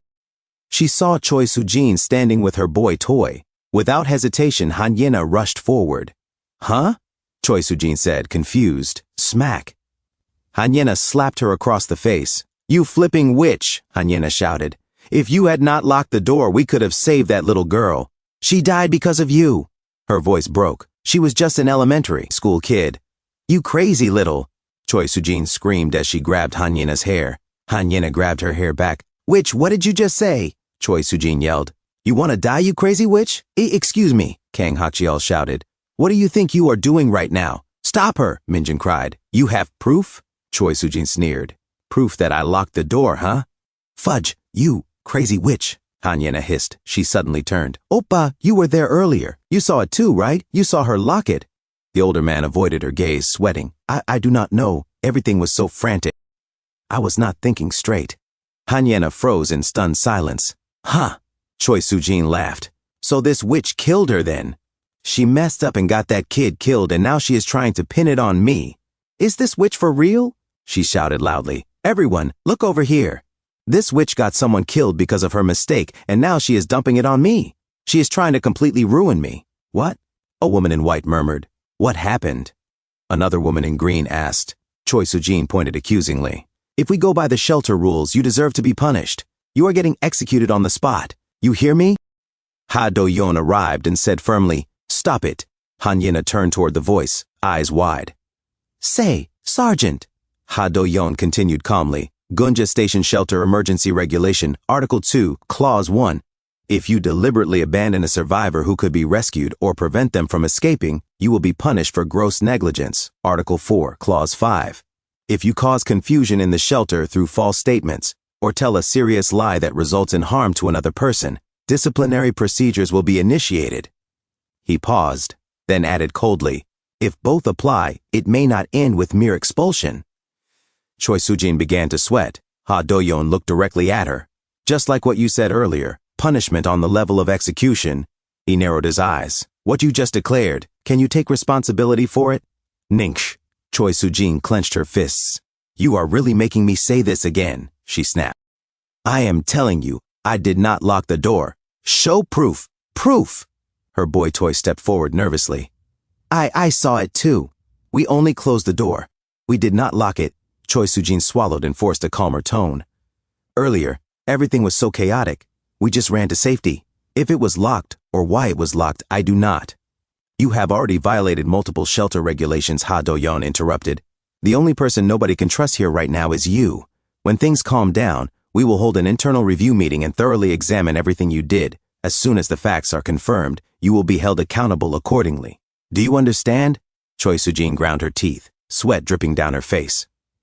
You think you can speak to me like that, you blasted soldier? She shouted. Do you even know who I am? If I post this on social media, I will ruin you. Got it? Jung Minjun, Hanyena, and the others listened in silence. A few moments later, at the underground station, I managed to lure most of them toward the southern intersection, Ha Do-yeon reported, but dealing with that many infected is beyond what we can handle. We will also run out of ammunition. Blast it, another soldier muttered. Do we just keep drawing them away with noise and pushing them back? There is also a chance the infected will flow back in this direction. We need to secure as much gasoline as possible, Ha Do-yeon said, and prepare Molotov cocktails. Have a flamethrower on standby at the North Plaza main gate. What? An Hyungi shouted. You said you lured them south. Then why are they coming back here? The problem is, Ha Do-yeon said gravely, this entire situation was deliberately caused by someone, which means those scoundrels could drag the infected back here again at any time. Outside, Ma Seng-sheol scouted the area, rifle raised. He spotted a guard at the gate. A single shot rang out. The guard collapsed, never waking again. A massive infected creature lifted its head atop a building. Rar, gra, ah. Gunfire at the north outer gate, a soldier shouted. We have external intruders. I knew it, Ha Do-yeon muttered. It is those people. The infected are going to swarm back this way. What did you say? An Hyungi shouted. All personnel, an officer yelled. Prepare for a mass infected assault. At the same time, our priority is to locate the escaped convicts, but, Sergeant Ha Do-yeon, can you handle it? I will track those convicts down, Ha Do-yeon replied immediately. Everyone else focus on defending against the infected. David, he called. Where are your other teammates? 3 of our people are either trapped down south or already killed in action, David Briggs reported. Right now, it is just me and one other. Then stay glued to Minjun, Ha Do-yeon ordered. No matter what. Your mission is to protect Minjun. Understood. Got it, David replied. What about you? Ha Do-yeon cocked his rifle. I am going to find those escaped convict scoundrels first, he said calmly. Then I will eliminate them. They are definitely somewhere nearby. Those sons of witches, David muttered. Can I go with you too, Sergeant? Kang Hakcheol asked. Kang Hakcheol, Ha Do-yeon said sharply. You are not fully recovered yet. Are you sure you can handle it? We are probably facing 2 or 3 of them, Kang Hakcheol replied. It is too dangerous for you to go alone. Young Minjun listened quietly, eyes drifting toward the station gates, the underground tunnel. Suno, Minjun asked suddenly, do you know how many survivors are in here right now? There have been massive casualties in the South Zone, Bae Suno replied grimly. And too many survivors are still trapped, so it is hard to estimate. But just on the Gunja station platform alone, there should be over 100 people taking shelter. If they break through, all the way to here. He hesitated. Then we are really in trouble, right? Yeah, Minjun replied softly. You could say that. Sweat dripped down his face as he stared at the signs overhead. He gripped the whistle in his hand. What? Bae Sunho gasped. The sergeant told you to stay hidden and not move. If the worst happens, Minjun said quietly, and this place turns into a full-blown massacre. What then? Either way. His grip tightened. Someday I'm going to have to cross it myself. So this is our chance. Right now, I can cross the Han River through the underground tunnel. Light beams swept across the rail tracks, revealing infected loitering in the darkness. Bae Sunho said, So you are saying you will open the platform, screen door, and go inside.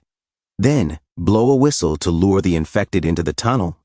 From Gunja Station, across the Han River, to the next stop, Chinho Station? All right, let us assume you really do lure all the infected away, like the Pied Piper, just as you said. Then what about the massive swarm that will line up and chase after you? Do you have any way to trap them somewhere? Oh, Byung-jun spoke next. That is right.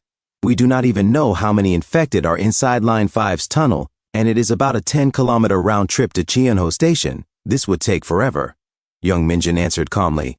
The most realistic option is herding them into a middle station. Gwangnaru Station. Well, there are other stations too. The real issue is how long I can keep the infection symptoms active. But I think I can last at least 4 to 5 hours, so maybe I can finish within that time. Bae Sunho frowned. But at some point, communications will be cut off, and the infected routes could get tangled as well. The risk is enormous. Sergeant David Briggs, who could not understand Korean, asked in confusion, "What in the world are you all talking about?" Oh, Byung-jun hesitated. But are you even going to get Yena's permission before you go? Jung Minjun blinked. Huh, permission? What are you talking about? Oh, Byung-jun replied quietly. Yena is not going to let this slide. At that moment, Han Yena walked down toward them. What? She said. So you were all here? Sergeant Briggs gestured, urgently. Yena, get over here. I need you to translate. It looks like Minjun is planning something completely unhinged. Han Yena stared at them in disbelief. What the fox? Young Minjun, visibly infected and faintly flushed, muttered, Shh! Busted! A few moments later, What? Han Yena shouted. No! Absolutely not. You are going to go alone and clear Line 5's tunnel by luring infected. Why now of all times? Have you lost your mind? And why are you flipping your infection switch whenever you want? What if you get exposed? Jung Minjun said firmly. Yena, your voice is the problem. You are going to get all of us caught. Yena, I know you are worried. But if we are going to cross the Han River, there is no other way, and using my infection symptoms is the most reliable method we have. If we want to reach Gangnam, we have to cross the river eventually anyway. Sergeant David Briggs added, Sergeant Ha told me to protect Minjun. And if the infected really do not attack him, this might actually work. If we can get through Line 5's tunnel, this could mean we can move across all of Seoul. Han Yena wiped sweat from her brow. Her thoughts tangled around Jung Minjun. Jung Minjun continued, Then what if we test it and only go as far as the next stop, Akasan Station? Bae Sunho's eyes widened. Oh, that is not a bad idea. Han Yena snapped. No, why are you all agreeing with this? You are really going to send Minjun alone into a tunnel crawling with infected. What if his symptoms shut off halfway through? He will get attacked. Jung Minjun placed his hand gently on Han Yena's shoulder. I am saying this because I am confident I will be safe, Yena. I will come back alive, so do not worry so much. Just wait here, okay? Han Yena froze, then turned away, flustered and sweating. Ha! Wow, seriously? Ha ha ha.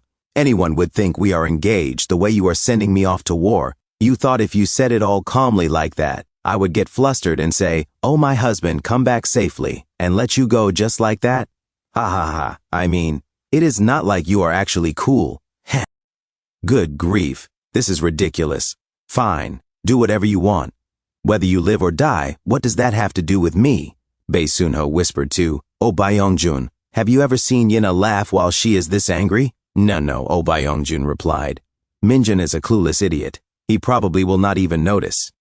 A few moments later, Jung Minjun jumped down onto the rails. As he looked ahead, the infected growled. Grr, rar. The platform doors closed behind him. Jung Minjun gave him a thumbs up. Close the door. Oh Byung-jun returned the gesture. Okay. Jung Minjun raised the whistle to his lips and blew with all his strength. The infected jolted. Bar. Grr. Bae Sunho murmured. Wow. Is that guy not scared at all? Han Yena clenched her fists. Ha! This is seriously insane. The infected shuffled closer to Jung Minjun. Bar. Roar. Jung Minjun thought to himself, just like I thought. They come toward me when they hear the whistle, but they are not attacking. Sergeant Briggs whispered in awe. I cannot believe this. They really are not attacking him. Han Yena exhaled shakily. Phew. Please be safe, Minjun. Good luck. Jung Minjun smiled faintly to himself. All right, let us go, everyone. He walked forward and the infected followed him like a procession. Rar, grar, to the next station. Elsewhere. Outside, Ma Sang-chel carried a chain cutter over his shoulder. Kuku. As expected, there is nobody on the south entrance side. Everyone must have been drawn toward Ji-hoon's position. If things go according to plan, once the infected break through Gunja Station's platform, more than half of those maniacs will be wiped out. After that, we sweep the remaining buildings on the south side and seize all the weapons and supplies. You people got 5 of ours killed, he said coldly. So it is only fair that you pay for it, right? As he spoke, he began cutting through the fence. The lock snapped open with a sharp metallic crack. Ma Sang-cheol pushed the door open and muttered to himself, "These loudspeakers are even more useful than I expected. Good thing I grabbed a few of them." He tossed one onto the floor. The siren immediately blared. The infected stirred at once, their heads snapping toward the noise. Cray, gurk, ray. Ma Sang-cheol's eyes widened slightly. I should hide before the infected starts swarming in another area. An Yongji froze. What is that noise? Kang Hakshio frowned. Sirens? From the distance, infected screams echoed through the station. Rar, grar. Kang Hakshio cursed under his breath. What the fox? Do not tell me entrance number 2 has been breached. Do we have Molotov cocktails? Gasoline? The infected suddenly burst onto the platform. They are over by entrance number 4. An Hyung-ji shouted. I will go get Fox it, Kang Hakshio roared. I told you to bring them here already. The infected charged. Ramar. F Fox. Kang Hakshio gasped. Wait, An Hyung-ji shouted. Bah. Han Yena spun around. What is that noise? Hurry, Bae Sun-ho said urgently. Let us check it out. Outside, more infected surged toward the sound. Krana, stop shooting. An Hyung-ji shouted. Cease fire. If this breaks through, we are finished. Entrance number 2 has been breached. Close all inner fire doors. The heavy shutters slammed down. Han Yena, Bae Sun-ho, Oh Byung-jun, and Sergeant David Briggs broke into a cold sweat. What is happening? Bae Sun-ho shouted to a civilian. The infected broke through entrance number 2. The man yelled back. The fire doors are closing. Evacuate to the north entrance immediately. They ran. Suddenly, the shutters dropped. Han Yena was left behind. Yena, Bae Sun-ho shouted. What? Oh Byung-jun cried. The fire shutter. Someone did not make it inside, Bae Sun-ho yelled. Please open it. Han Yena froze, her mouth falling open in shock. Open it now, Sergeant Briggs shouted. Last warning. I cannot open it right now, the man cried. Hurry, Oh Byung-jun shouted. Run! Yena, Bae Sun-ho yelled. Go back down to the platform and come up the stairs on the other side. The other stairs, Han Yena gasped. The infected charged toward her. Ramar. Sergeant Briggs raised his rifle. Good grief. Do not shoot, Han Yena shouted. You will draw them in. I will run. She turned and sprinted. If I want to go the other way like Bae Sun-ho said, she thought desperately, I have to go down to the platform and come back up from the opposite side. That fire shutter cannot close. Please. From a distance. Han Yena, a man shouted. This way. She froze in confusion, then ran toward them. Ha! Ha! The man slammed the shutter shut. Bear! Grawl! An Yena collapsed, panting. Ha! Ha! Phew! This is south exit number 3, right? She asked shakily. That is the opposite direction from the north sector. I checked above exit number 3. The man said. The outer fence is still locked. We should be safe. There is no way the infected have broken through this far. Let us stay quiet for now. Once things calm down, we can move. Ha! Choi Soo-jin muttered. Fox, I seriously almost died. Han Yena stared at them in disbelief. But why are my stepmother and this man here? And in a situation like this? Anyway, Han Yena said shakily. Thank you. You saved me. Suddenly, Choi Soo-jin grabbed her from behind and threw her to the ground. Kya! Ah! Choi Soo-jin stepped forward. Ha, Fox. I just wanted to rest for a moment. Hey, do you know why we saved you? Because of you. Do you have any idea how furious you made me? You arrogant little witch. She pressed her heel down on Han Yena. Honey, the man said uneasily. Do you really have to do this right now? Let her catch her breath first. Kya! Han Yena cried. Ah! Oh wow, Choi Soo-jin said lightly. I completely forgot I was wearing heels. Oops, does that hurt? Our pretty, precious nuisance. You really surprised me. Saving some foolish little child like that. Ha ha ha! She sat down heavily on Han Yena, pinning her. The Yena I know was raised like a flower in a greenhouse. Selfish, spoiled, rotten to the core. So who changed you like this, Honestly, if you had any sense at all, you would have locked the door and run. People like you, who cannot read the situation, are the reason this place turned into such a mess. But really, more than anyone else. You are the one I have wanted to kill the most. My useless stepdaughter, with my own hands. Do you know why? Because your smug little face irritates me, and if your father dies, all his money goes to you instead of me, though I suppose that does not even matter anymore in this world. Ha ha ha. Her smile twitched. That door, she said softly. I was the one who locked it, Yena. She smiled without flinching, her eyes closed as she finished speaking. The zombies swarmed Han Yena's location. Kurg, Kuar. Choi Soo-jin was still sitting on top of Han Yena as she spoke calmly. Oh, that is right. And as for your idiotic, spineless biological older brother, shall I tell you what happened to him? Whether he is dead or alive? Are you not curious? Han Yena began to sweat as she stared at Choi Soo-jin.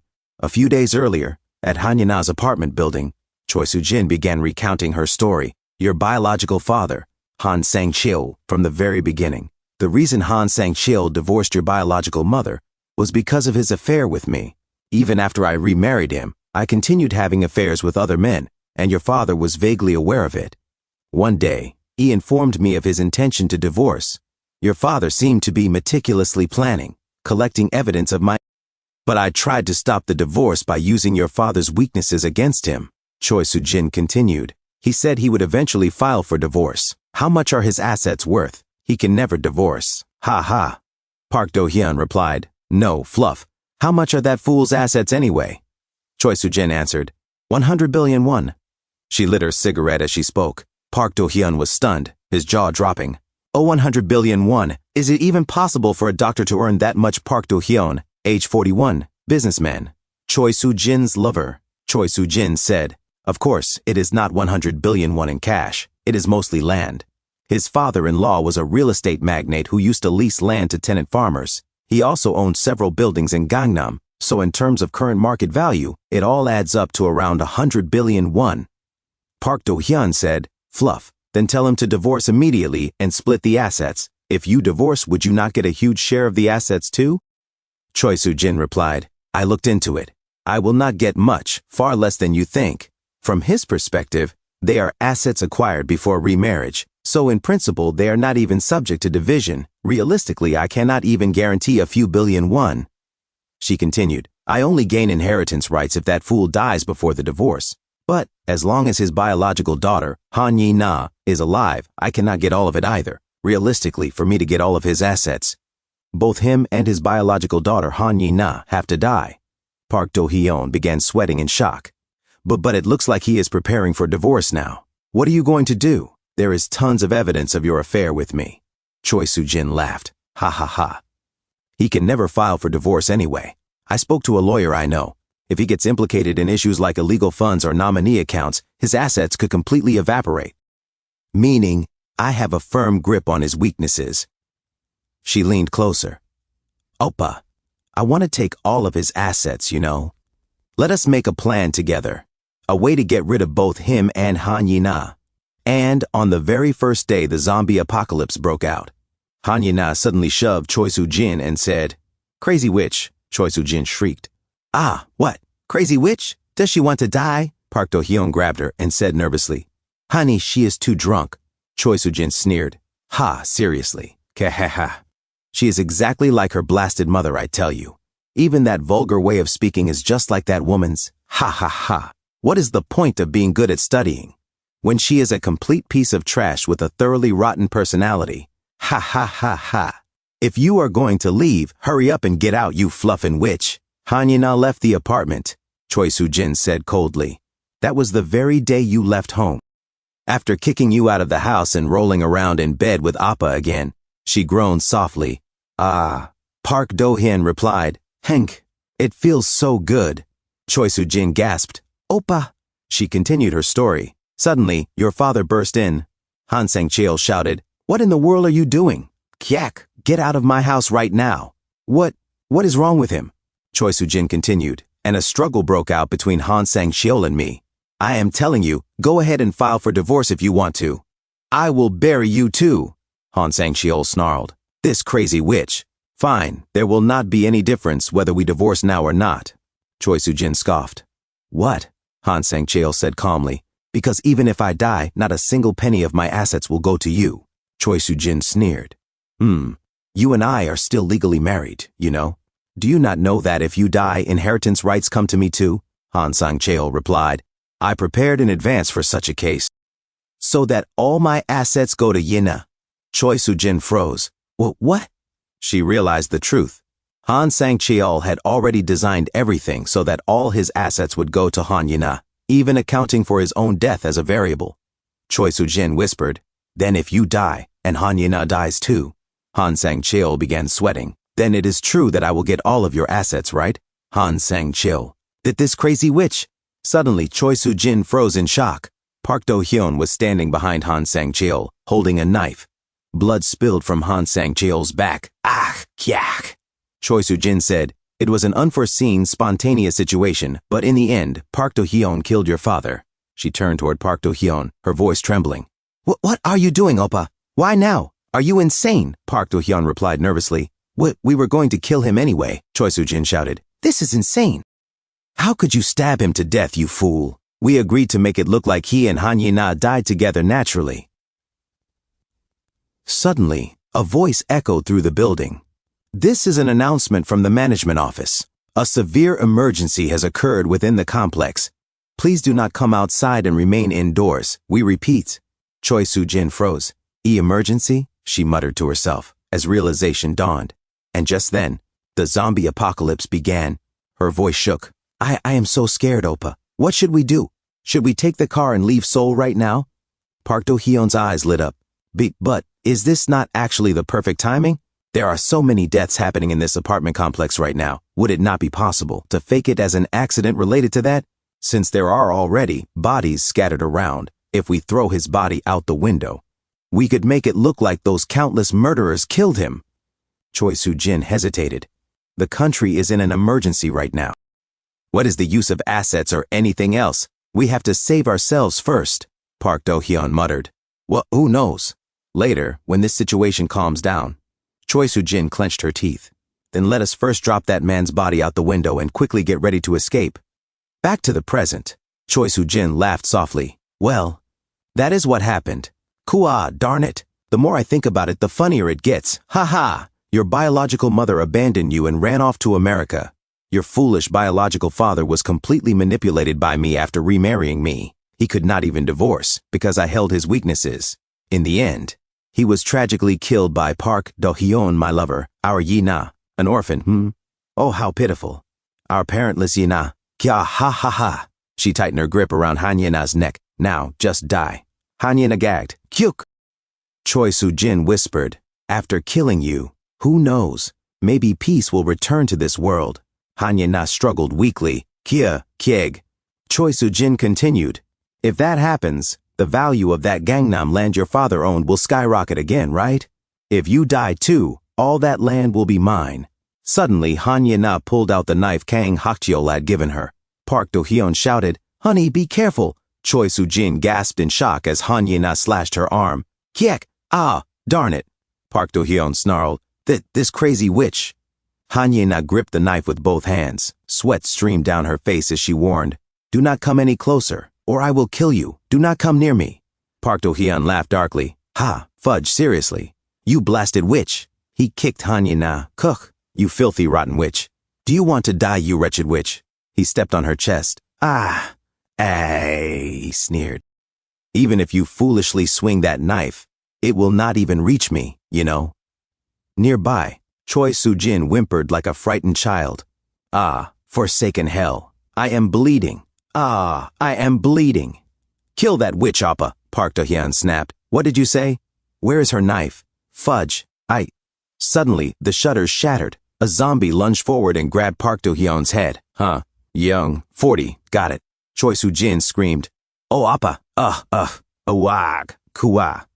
A sickening popping sound echoed as liquid splattered across the wall. Ah, kakia. Park Do-hyun Oppa. Han Yina and Choi Soo-jin fled as zombies swarmed behind them. Crack, ha! They burst out of the station. Han Yina reached the door and froze. Blast it. It is locked. She kept running, forcing herself onward and climbed onto the roof. She barely managed to pull herself up. I have to run. She stood, leaped over the fence and fell hard to the ground. Kiak! Behind her, Choi Soo-jin gasped, "This is insane." She looked back and saw the zombies closing in. Krah! Crack! Fudge! She jumped, crashing to the floor. Kyak! She stood up and saw Han Yi-na running ahead. Krah! I have to hide. She chased after her, panting. Ha! Ha! My legs hurt so much. Suddenly, Choi Soo-jin grabbed Han Yi-na from behind, yanking her down. Ah! Han Yi-na sat up and froze. A child stood before her. Her memories flooded back. A little girl running toward the gate, chased by a zombie. Han Yi-na charging forward, knife raised. Another zombie tackling the girl to the ground. The child lying motionless, back in the present. The girl tilted her head and croaked, "Krr." They stared at each other in silence. The little girl zombie growled at Han Yi-na. Grr. She tilted her head, thinking, then growled again. Grr. As she stared closely at Han Yi-na, her mouth twisting strangely, Han Yi-na began to sweat and froze in place. Ah. They stared at each other in silence. Suddenly, the little girl zombie turned her head and looked behind Han Yi-na.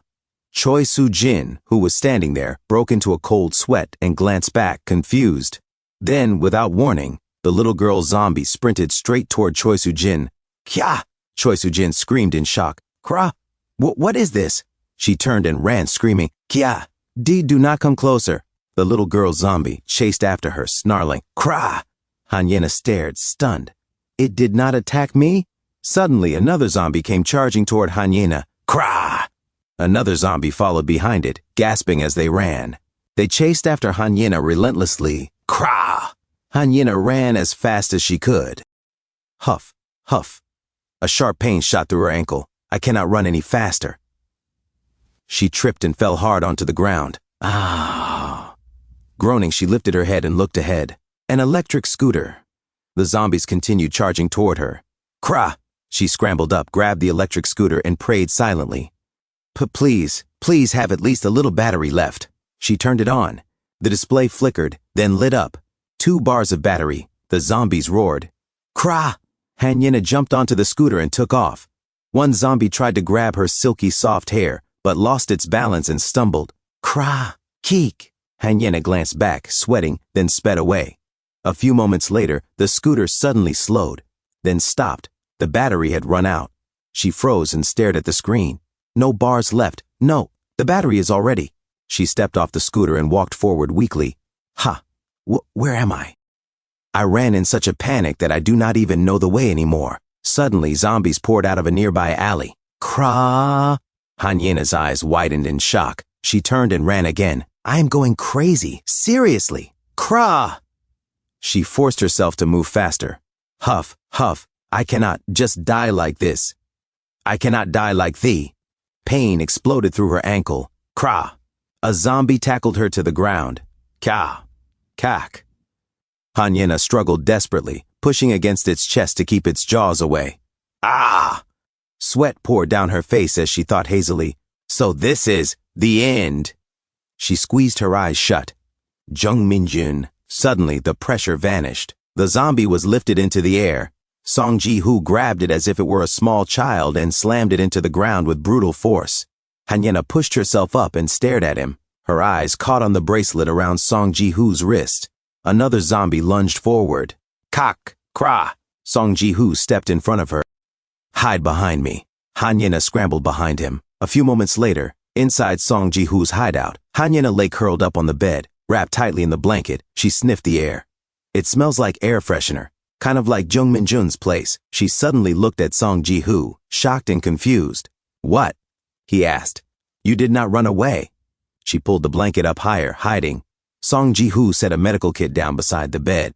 Han Yi-na's heart pounded. What is it? What are you trying to do to me? Move the blanket, Song Ji-hoo said calmly. Her feet were exposed. Kya! She screamed. If you touch even a single hair on my body, I will not let you gi. Song Ji-hoo cut her off. It feels like your ligament is stretched. You should ice it, and you will need some rest as well. Song Ji-hoo gently placed an ice pack against Han Yi-na's ankle. Han Yi-na stiffened in shock and looked up at him. Song Ji-hoo spoke again. Why? Why did you save me? Han Yi-na clenched the blanket. Last time you threw me into a room with infected, and you tormented me, Song Ji-hoo replied calmly, even if I am a death row escapee. I do not just kill anyone. You need to get a little dirtier than that. Huh? Kanyena blurted out. Annoyed, she snapped. Get dirtier? What does that even mean? I knew it. All men are the same. You pervert. There is only one person in this world who is allowed to dirty me, and that is LKSDFJLSDF. Her voice trailed off into embarrassed mumbling. Song Ji-hoo stared at her, confused. Just from looking at you, he said slowly. You seem like you lived a very protected princess-like life. I told you last time too, about what you need to do to survive. He glanced at her ankle. Anyway, with that leg, it will be hard to move right away. So you will need to rest here for a few days and recover. Huh? Kanyena exclaimed. No way. The shelter is in chaos right now. I have to find my friend. Ah, Song Ji-hoo muttered. Those people from earlier, well, if you really insist on going, I will not stop you, but if you move around with that foot, you will be attacked by zombies immediately. If you really want to know what is happening, I will go there, check it out, and tell you what it is like. There are some troublemakers I need to find anyway. He stood up. Kanyena frowned. Just a while ago, you even tried to kill my friends. How am I supposed to trust you? The target has changed now, Song Ji-hoo replied. Anyway, I am going to look for them and check the situation. If I am not back by 6 p.m., assume I am dead and survive on your own. If you do not trust me, you can run away right now too. I put some food in the fridge, so if you are hungry, eat whatever you want. Kanyena sat there in silence, sweating. Song Ji-hoo turned and left the room. What the heck is he? Really? She muttered. Elsewhere, inside another building, kya, kra! Zombies shrieked in the distance. Kang Hak-cheol and Ha Do-hyun moved cautiously down the corridor, searching for the other inmates. They are definitely on this floor, Kang Hak-cheol said. Just how much ammunition do they have? Ha Do-hyun muttered. It feels like it should be running out by now. Suddenly, he stopped at a corner. Peeking carefully, he whispered to himself, there they are. He stared at a nearby door. No talking at all. Judging from the shooting pattern, it looks like just one person. Every second counts. I have to stop this as fast as possible. He kicked the door open. The moment he rushed inside, he froze. Staring back at him was his own reflection in a mirror. The noise was coming from a Marshall Bluetooth speaker placed on the floor. At the same time, Ma Sang-cheol stepped out from the side, pointing his rifle at Ha Do-hyun. Ma Sang-cheol was drenched in sweat. As Ha Do-hyun stood frozen in shock, Ma Sang-cheol raised his gun and aimed straight at him. Suddenly, multiple gunshots rang out. A bullet struck the wall. Ha Do-hyun staggered as one shot tore into his shoulder, blood spraying across his uniform. At that very moment, Kang Hak-cheol fired back without hesitation. Ma Sang-cheol collapsed into the corner, his body going completely still. Kang Hak-cheol slowly rose to his feet. I cannot believe I almost got dragged into such a ridiculous diversion. I suppose you truly have to experience the real thing firsthand. A Do-hyun groaned in pain. Erg. Kang Hak-cheol turned sharply. Sergeant, are you all right? Blood seeped through Ha Do-hyun's fingers as he clutched his shoulder. It only grazed me. I am fine, Ha Do-hyun replied through clenched teeth. I can still move. That was not just a graze, Kang Hak-cheol protested. You need treatment first. I can hold out using pressure points, Ha Do-hyun said steadily. Check that man's condition first. Kang Hak-cheol glanced toward the fallen attacker. It looks like that was his last round, so he really was out of ammunition, Ha Do-hyun muttered. He tore off part of his jacket and tightly wrapped it around his wound. Anyway, thank you, he added quietly. You saved my life. No, Kang Hak-cheol replied. I should have covered you better. I will search for the other escaped convicts. Stand by for a moment. There cannot be more than 2 of them. If there truly are 2, it could be dangerous for you alone, Ha Do-hyun countered. I can still use one arm. Let us move together. Are you certain you will be all right? With that speaker blaring, the infected are probably swarming this way, Ha Do-hyun said grimly. We need to leave first. Those scoundrels are one problem, but there are far too many infected around here now. It is dangerous. If you see any protective gear, put it on immediately. Understood. A voice crackled through the radio. This is Bae Sunho. The North Concourse at Gunja Station has been breached as well. It is practically wiped out. Blasted, Ha Do-hyun muttered. Byungjun, David and I made it down to the underground platform, Bae Sunho continued. There was no way out, so we forced open the screen doors and moved onto the tracks. What? Ha Do-hyun exclaimed. The tracks should be crawling, with infected. Where is Jung Minjun? Minjin went ahead, Baesunho replied hesitantly. He lured the infected toward Akasan station. Yena got separated while running. We do not know whether she is alive or dead. Ha Do-hyun exhaled sharply. We will search for Yena, but you must protect Minjin, no matter what. Yes, sir, Baesunho answered quickly. Do not worry about Minjin, Sergeant. Keep the radio open at all times, Ha Do-hyun ordered. Report immediately if anything happens. Understood. Blast it, Oh Byung-jun whispered. Is Yena all right? I do not know, Baesunho admitted. The odds may be slim. There is no way back to the concourse. For now, we follow the tracks and find Minjin. A distant snarl echoed ahead. Rar, Groar. Minjin had better still be alive, Oh Byung-jun muttered. He talks boldly, Baesunho said. He will probably be fine, Sergeant David Briggs spoke firmly in English. Keep it as quiet as possible. Let us move. Please, stay alive, Minjin, Baesunho whispered. They advanced carefully along the rails. After a few tense minutes, Oh Byung-jun murmured, There truly are no infected on the tracks. As expected, Baesunho replied. Perhaps we should have evacuated the survivors this way. He pressed the radio again. This is Baesunho. We are almost at the next station, Akasan Station. Sergeant, he is not responding. He will be all right, correct? Sniff. Oh Byung-jun struggled to hold back tears. We are going to make it, right? Do not speak such weak nonsense, Baesunho snapped, though his own voice trembled. You are making me nervous too. Now, the only person we can trust is David. I never imagined we would rely on the United States Army in a situation like this, he added.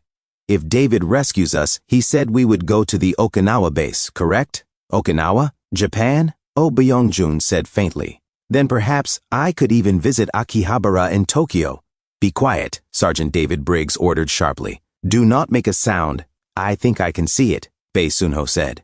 Akasan Station. I still do not see any infected on the tracks, Oh Byung-jun observed. They approached the platform. Sergeant David Briggs peered toward a room near the entrance. What the? Baesunho whispered.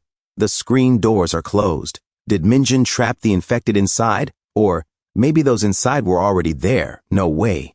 Oh Byung-jun said uneasily. Did he move on to the next station? Elsewhere, outside the ruined shelter. Kang Hakcheol wiped sweat from his brow. So it finally spread this far. The shelter, Ha Do-hyun said quietly. It has been completely devastated.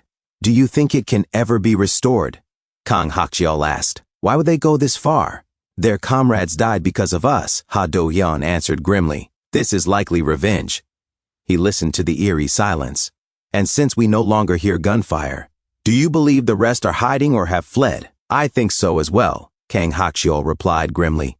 Then what do we do now? The survivors are probably scattered throughout the buildings. A zombie suddenly growled, Grar! Kang Hakcheol looked into the distance. Huh? A massive zombie appeared. Ha Do-hyun turned and shouted, This way!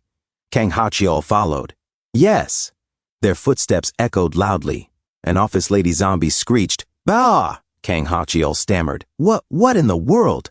Ha Do-hyun said, There was definitely nothing blocking this path earlier. Do not shoot. Run to external gate number 10 and do not look back. Kang Hakcheol asked. Should I support you? Ha Do-hyun replied, Both my legs still work, so just run. They sprinted away. Huff, huff, Kang Hakcheol panted, sweat pouring down his face. A few moments later, memories from his childhood flooded his mind. North Korean soldiers had chased them when he was young, alongside his little brother and sister. Huff, huff, he gasped as he ran faster. Suddenly his younger brother tripped. Hyung. Kang Hakcheol looked back.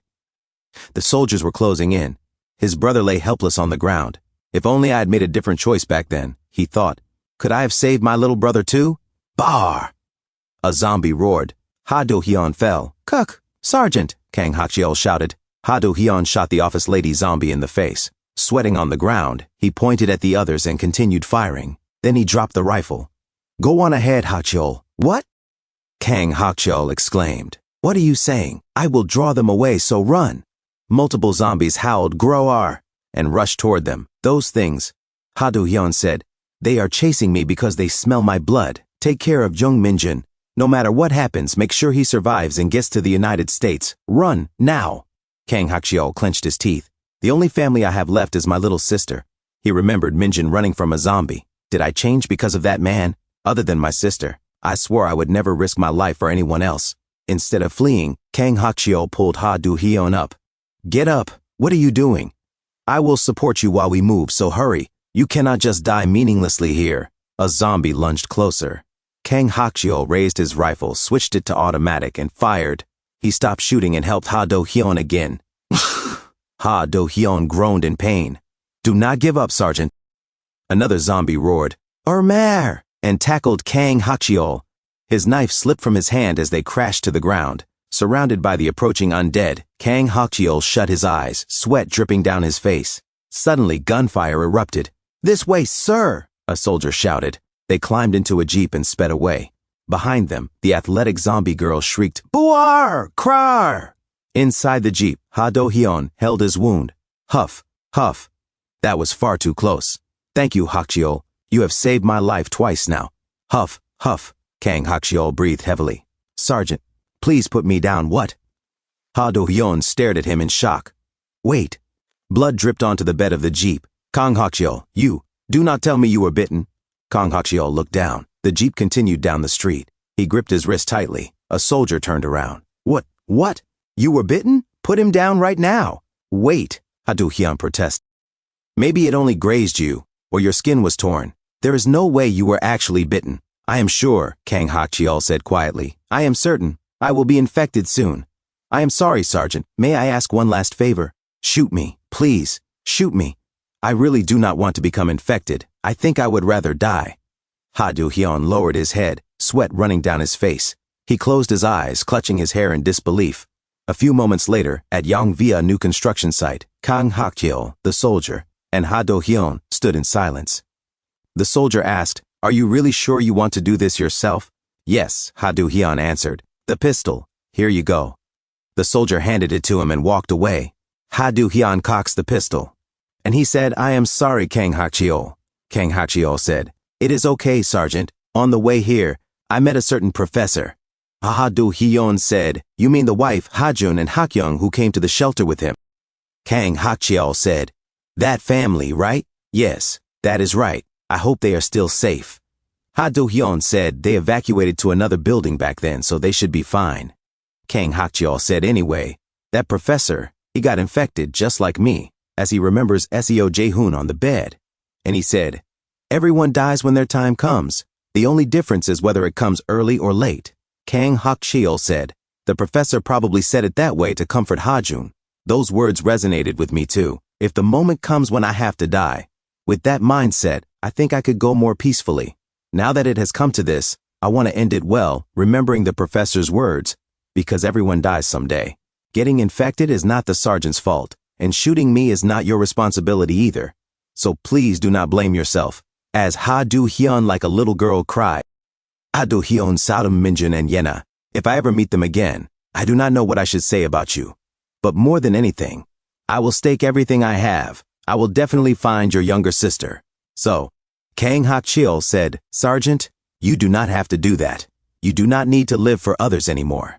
As Ha Do-hyun opens his eyes full of tears in shock, Kang Hakchio said, I want you to survive until the end. For the rest of your life, please live only for yourself. So please, do not make my death meaningless. Ha Do-hyun points the gun at Kang Hakchio. As they were both silent, Kang Hakchio closed his eyes. As Ha Do-hyun sweats and cry, Ha Do-hyun stopped aiming at Kang Hakchio and said, I cannot do it. I just cannot shoot you. As he cries even more. Kang Hakchio said, I understand. Then, give me the pistol. As Ha Do-hyun hands over the pistol, and he tries to stop crying, suddenly he hugs Kang Hakchio and cried again on his shoulder. As Kang Hakchio looks far, as they stand there silently. A few moments later, Kang Hakchio went inside the office container, and he sat beside the door. Kang Hakchio said to himself, Professor, in the end, I too became infected like you. After you turned into an infected, are you still there? What does it feel like to live as one? I do not have the confidence to live like that. Nor do I want to. Like you said, Professor, everyone dies someday. So I will give up now. He points the gun at his temple and closed his eyes. As he sweats even heavier, Kang Hakchio said to himself, my life, as he remembers his past. His brother said, Hyung, what happened? Kang Hakchio said, that guy betrayed us. He is trying to sell us out. I am scared. His brother said, but what if one of us gets caught? Kang Hakjiao said, what do you mean? You will not get caught. I will protect you, even if I have to throw my life away, so do not worry. But if I am the only one who gets caught, do not look back. Just run. Got it? If I am not there, Daechul, you must take care of our youngest. As Daechul looks at Kang Hakjiao silently.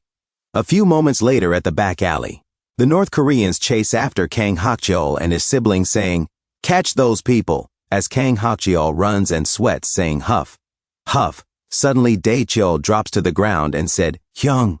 Kang Hakjiao looks back. As the North Koreans closes in and Daechul is on the floor, Daechul shouted, do not look back and run. Hyung, do not give up. As Kang Hakjiao was shocked, and he ran away. As Kang Hakjiao holds the hands of his sister and started to cry and run, Daechul still on the ground, and he shouted, never give up. In the present, Kang Hakjiao tears up, and he removes the gun from his temple, and he said to himself, Professor, like you said, everyone dies when their time comes. The only difference is whether it comes early or late. That means, if I give up now, it comes early. But if I do not give up, it comes late. As he stood up, at the construction site, Kang Hakjiao looks at the belt strap and said to himself, Professor, I will not give up. For my remaining family, for my younger sister. As he used the strap as a tourniquet and pulls it tighter, he looks at the circular saw, and he said to himself, I will never give up on my life. As the sun sets, Hanyena rests in the room. Suddenly, something moves. She wakes up and opens her eyes, looking around. She sweats and says to herself, he's still, not back yet. She sweats silently, remembering her first encounter with Song Ji-hoo. She fell to the ground and said in pain, eek. She looks at Kwon Tae-sik and is shocked.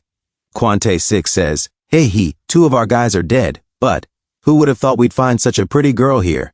Those two losers were useless anyway, so this worked out great, lol. Song Ji-hoo says, this feels refreshing. Kwon Tae-sik looks back and says, hey, Ji-hoo, you gonna start first? Haha. Song Ji-hoo says, start what? Move aside. As he comes closer to Hanyena, he shows off his muscular body. Hanyena is starstruck as she stares at Song Ji-hoo. She says to herself, wait, weren't they all in league with those people? Then that man must be one of them too. Where did everyone else go?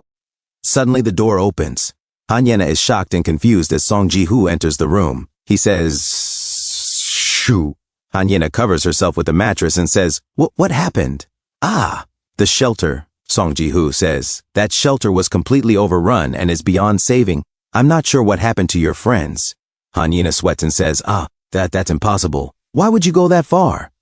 The people at the shelter had nothing to do with you guys. Song Ji-hoo says, nothing to do with us. We tried to enter that shelter through official procedures at first. There were less than 10 of us, while that place was run by the military and had a lot of people. Naturally, we had no reason to pick a fight with them first. But during the screening process, one of us mentioned that we came from a prison. Well, it's not like we were trying to hide it. At that moment, we were immediately denied entry, and though we asked to just be sent on our way, they wouldn't let us go. Suddenly, the shelter manager branded us as intruders and ordered them to fire. A gunfight broke out in the process, and one of our people died. That was the start of the conflict. Hanyena says, I see. But since you're a group of criminals, it's only natural to be denied entry, though the order to shoot. I'm not so sure about that. And you too. I'm grateful that you helped me, but you're a criminal regardless, so it's only natural for me to feel uncomfortable. Song Ji-hoo is silent, then says, well, that's fair. After what you went through because of us last time, it wouldn't be strange for you to hate me. And while it's a shame about the shelter, I was part of that group, so I have nothing to say for myself. Though as of now, I've become enemies with them too. I had a younger sister. She was a victim of gang rape. Hanyena is shocked and confused. Song Ji-hoo continues, she took her own life, and I lost my entire family. So I got my revenge. It was so brutal that I basically gave up on being human. Looking at you, it reminds me of my sister. Like a flower in a greenhouse, she didn't know the ways of the world. She couldn't do anything unless someone protected her. Making you fight that zombie alone was because I wanted to make sure you could survive on your own, even if there's no one to protect you. I don't know about the others, but you feel special to me, so you don't have to worry about those things around me. Hanyena sweats and hides half of her face in the comforter. Song Song Ji-hoo says, "You're Han Yena, right?" "I'm Song Ji-hoo." Han Yena blushes and says, "Song Ji-hoo." She stares at Song Ji-hoo and says to herself, "Dang, he is really handsome." She hides under the comforter and says to herself, "No, I already have Jung Min-jun, but what is this feeling of guilt? But, no matter what, I can't look at another man. No matter how much he flirts with me, I will never." Song Ji-hoo says, "That guy with the glasses from before. Are you two friends? It seemed like you two were quite close." Han Yena says, "We're just friends." "No, he's my boyfriend. He's my boyfriend, okay. Not officially, but he's going to be my boyfriend." "Wait, is that just my wishful thinking? What's wrong with me?" Song Ji-hoo is confused. Han Yena continues, I mean nothing has happened yet." Song Ji-hoo smirks, stands up and says, "You're cute." Han Yena is shocked and confused. Song Ji-hoo takes out a radio and says, "Here, take this. You seem a bit uncomfortable staying with me. I'll find another empty house to rest in, so contact me with this if anything happens." Han Yena takes the radio and says, Song Ji-hoo walks out and says, "Rest up, then." "Hey." As Song Ji-hoo closes the door, Han Yena rolls on the bed and says, "I'm really going crazy. I can't give my heart to a guy like that." A few hours later, at night, the room is silent. Han Yena sleeps beautifully on the bed as her dream starts. In her dream, since the zombie outbreak, 2 years have passed. "I thought the world was ending, but a cure was developed and peace returned to the world." Han Yena, in her dolled-up self, says to herself, "This is such a drag. I can't believe I'm on a date with that loser Jung Min-jun. I wonder if he is going to fall for me when he sees me all dressed up. I should keep my distance and play hard to get. Anyway, since we're adults now, isn't it about time we did something rated R? I bet that jerk Jung Min-jun is having perverted thoughts right now. Should I prepare myself just in case? What if we have a drink and he asks to go to his place? He really is such a pervert. Wait, he lives with his mom, so that won't work? Darn it, then where should we go? Is my house the only option?" Jung Min-jun says, Han Yena." Han Yena is shocked and looks in the direction of Jung Min-jun. She says, "Huh? Jung Min-jun? Hey, you loser. Do you wear that same hoodie 365 days a year?" He waves and says, "Huh? Oh, I thought I dressed up PR Eddie well." Han Yena says, "No way, how can someone be such a loser?" She says to herself, "I spent over 2 hours getting all dolled up. This is so demoralizing." Han Yena says, "Hurry up, you idiot." Jung Min-jun says, "Oh, sorry." A few moments later, a slice of cake is put on the table. Han Yena says, "So, what are we doing after we eat?" Jung Min-jun says, I don't know. Is there anything you want to do?" Han Yena says, Well, should we get a drink and go to my place?" Jung Min-jun says, "Drinks? This early in the day? I've never even had a drink before." "Well, we're adults now, so it's fine, right?" "Oh, right. Hak Cheol ended up applying for the UDT. Being a soldier really suits him." Han Yena says to herself, this is so annoying. Jung Min-jun is just talking about himself. He hasn't even said I look pretty, even though I worked so hard on my look. Whatever, forget it. If this guy doesn't care, I'll just go meet another man. There isn't a man in this world I couldn't seduce if I put my mind to it. Han Yena, annoyed, says, "Oh, by the way, I'm debating whether I should go or not." Jung Min-jun says, "Oh, really? Is he handsome?" Han Yena says, "He's 6 feet 2 inches and has a great body." Jung Min-jun says, "Whoa, you really are amazing, Yena." Jian from Lumina suddenly says, "Min-jun oppa?" Jung Min-jun, confused, says, "Huh?" Han Yena looks behind and says, "What? Oppa?" She says to herself, "Wait, what did that witch just—" The crowd around says, "Oh my gosh." His friend says, "Isn't that Jian from the group Lumina?" Her friend says, "Wow, she's gorgeous." A boy with a crossed eye says, "She looks insane in person." Jian from Lumina says, "I can't believe I ran into you here. Oppa, what are you doing here?" Jung Min-jun says, "Oh, it's you, Jian. What brings you here?" Han Yena is shocked and sweats as she says to herself, Jung Min-jun, did you really know Lumina and J.N.?"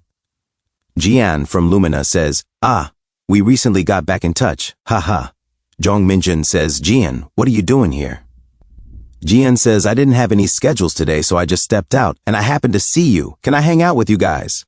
Han Yena sweats in shock listening to Jung Min-jun and John from Lumina talking like old friends. She says to herself, that can't be Jung Min-jun." John from Lumina says, "Let's go see a movie together, oppa." Jung Min-jun says, "Should we?" Han Yena says to herself, "There's no way that freaking loser knows the most popular idol in Korea." Back in reality, Han sweats as she doesn't like her dream and says, Jae Min-jun, you son of a witch, don't leave me behind. Suddenly she wakes up and shouts, Ha, Jong Min-jun, ha, huff. She sweats in shock, then becomes silent and says to herself, I regret it. If only I had changed my mind sooner.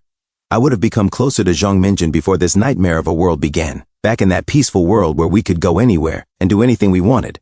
I could have gone on dates with him, watched movies, grabbed drinks, gone on trips. We could have done all the things I wanted to do. As tears flow uncontrollably, she says, Jong Min-jun, where on earth are you? She takes the radio and presses it. Song Ji-hoo immediately says, what is it? Han Yena says, Gunja Station. As tears continue to flow from her eyes, she continues, we have to go to the next station and cross the Han River. Even if it's tomorrow, please come with me to find my friend. As the radio was quiet, Song Ji-hoo said, I have my own plans. Get some sleep for now. We'll talk when you wake up. I'll think about it, Han Yena replied, crying. Okay. She put down the radio. Han Yena sweated and said to herself, if only I hadn't injured my leg, I would have gone on my own. She sighed, staring at the wall. A few moments later at night at Gwangnaru Station, a few hours earlier, Bae Sun-ho, Oh Byung-jun, and Sergeant David Briggs walked on the rails. This is Gwangnaru Station, Bae Sun-ho said, and the next one is Cheonho Station across the Han River. Oh Byung-jun asked. Yeah, I can see zombies outside the doors too. Could Min-jun have drawn them away and headed to Cheonho? Yeah, but why? He was only planning to go as far as Akasan Station. Wait, is this an express? Suddenly he was shocked and sweating. As he stared at an office lady zombie, Oh Byung-jun said, that female zombie, she looks creepy. Don't they usually rush the doors when they see living people? Then why is she just staring at us like that? It's like she can actually think. Bae Sun-ho sweated and said, hey, no way. He looked at Sergeant David Briggs and said, David, we have to hurry. What? Sergeant David Briggs replied. As the zombie office lady creepily looked at them, she suddenly opened her mouth and screamed, Screech! What the actual fudge? Oh Byung-jun exclaimed. It's a screaming banshee, Bae Sun-ho shouted. Suddenly the office zombie lady pounded on the glass wall and continued to scream, Screech! Creating too much noise. Every zombie nearby will swarm towards that scream. Screamers are highly intelligent. We need to get out of here now, Bae Sun-ho said. But which way do we run? We won't make it to Gunja Station in time. Oh Byung-jun panicked. What do you mean which way? Min-jun went toward Cheonho Station, so that's our only option. As they ran on the tracks, Oh Byung-jun panted. Pant, huff, huff, pant. Bae Sun-ho sweated, shocked and confused, as he saw the whistle of Jong Min-jun. Jong Min-jun stood alone on the tracks. Jong Min-jun? Hey, are you okay? What are you doing here? Why are you just standing there? Bae Sun-ho called out. Hey, dang it, don't scare me. As he held Jong Min-jun's shoulder, he said, Jong Min-jun? Jong Min-jun suddenly slouched, and Bae Sun-ho said in shock, Ah. As Jong Min-jun dropped to the ground, Bae Sun-ho shouted, Hey, Min-jun, he's burning up. Hey, wake up, fiddlesticks, I'm going bananas. We have no choice. Someone has to carry him. Biggie, you carry Min-jun, I'll cover you, Sergeant David Briggs ordered. No, he's already slow. If he carries Min-jun, he won't be able to move properly. Bae Sun-ho objected. Dang it, can you handle the weapon then? I'll carry Min-jun. Sergeant David Briggs asked. I can do it. Suddenly, zombies rushed toward them. Bae Sun-ho sweated and said, Shoot, looks like they're about to break through. The zombies roared, Screech, grar, gra, hurry to Cheonho Station. The screamer is leading the horde right to us. She's getting close. What in the Cinnamon Toast Crunch? Bae Sun-ho shouted. As Oh Byung-jun tried to block the tracks with his huge body, Bae Sun-ho called out, Oh Byung-jun, leave this to me and hurry. I'm the great Oh Byung-jun. I've lived long enough anyway. I'll sacrifice myself here, Oh Byung-jun declared. Bae Sun-ho grabbed and pulled the hair of Oh Byung-jun and said, Shut up and move your legs, you fluffy penguin. Kehi! Oh Byung-jun cried in pain.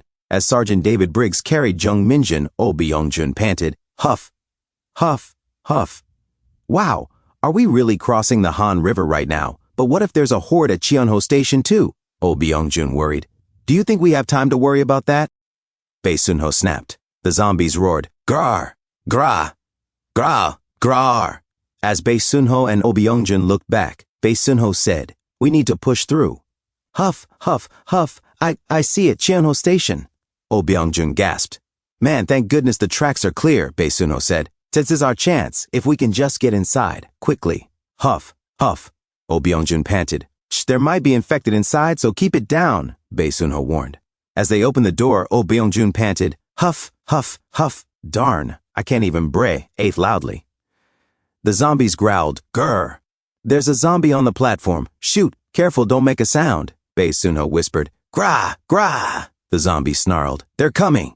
Oh Byung-jun panicked. Before the screamer catches us, this way, hurry, Bae Sunho directed.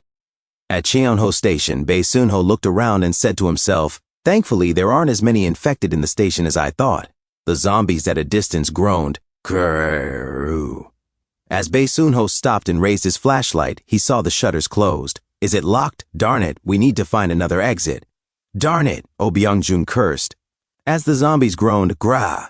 Mother Hubbard, they got through the doors, Sergeant David Briggs exclaimed. Screamers are smarter than normal zombies. She figured out how to use the emergency override, and that girl is going to keep hunting us. Her intelligence is on a completely different level from the others, Bae Sunho explained. To that entrance.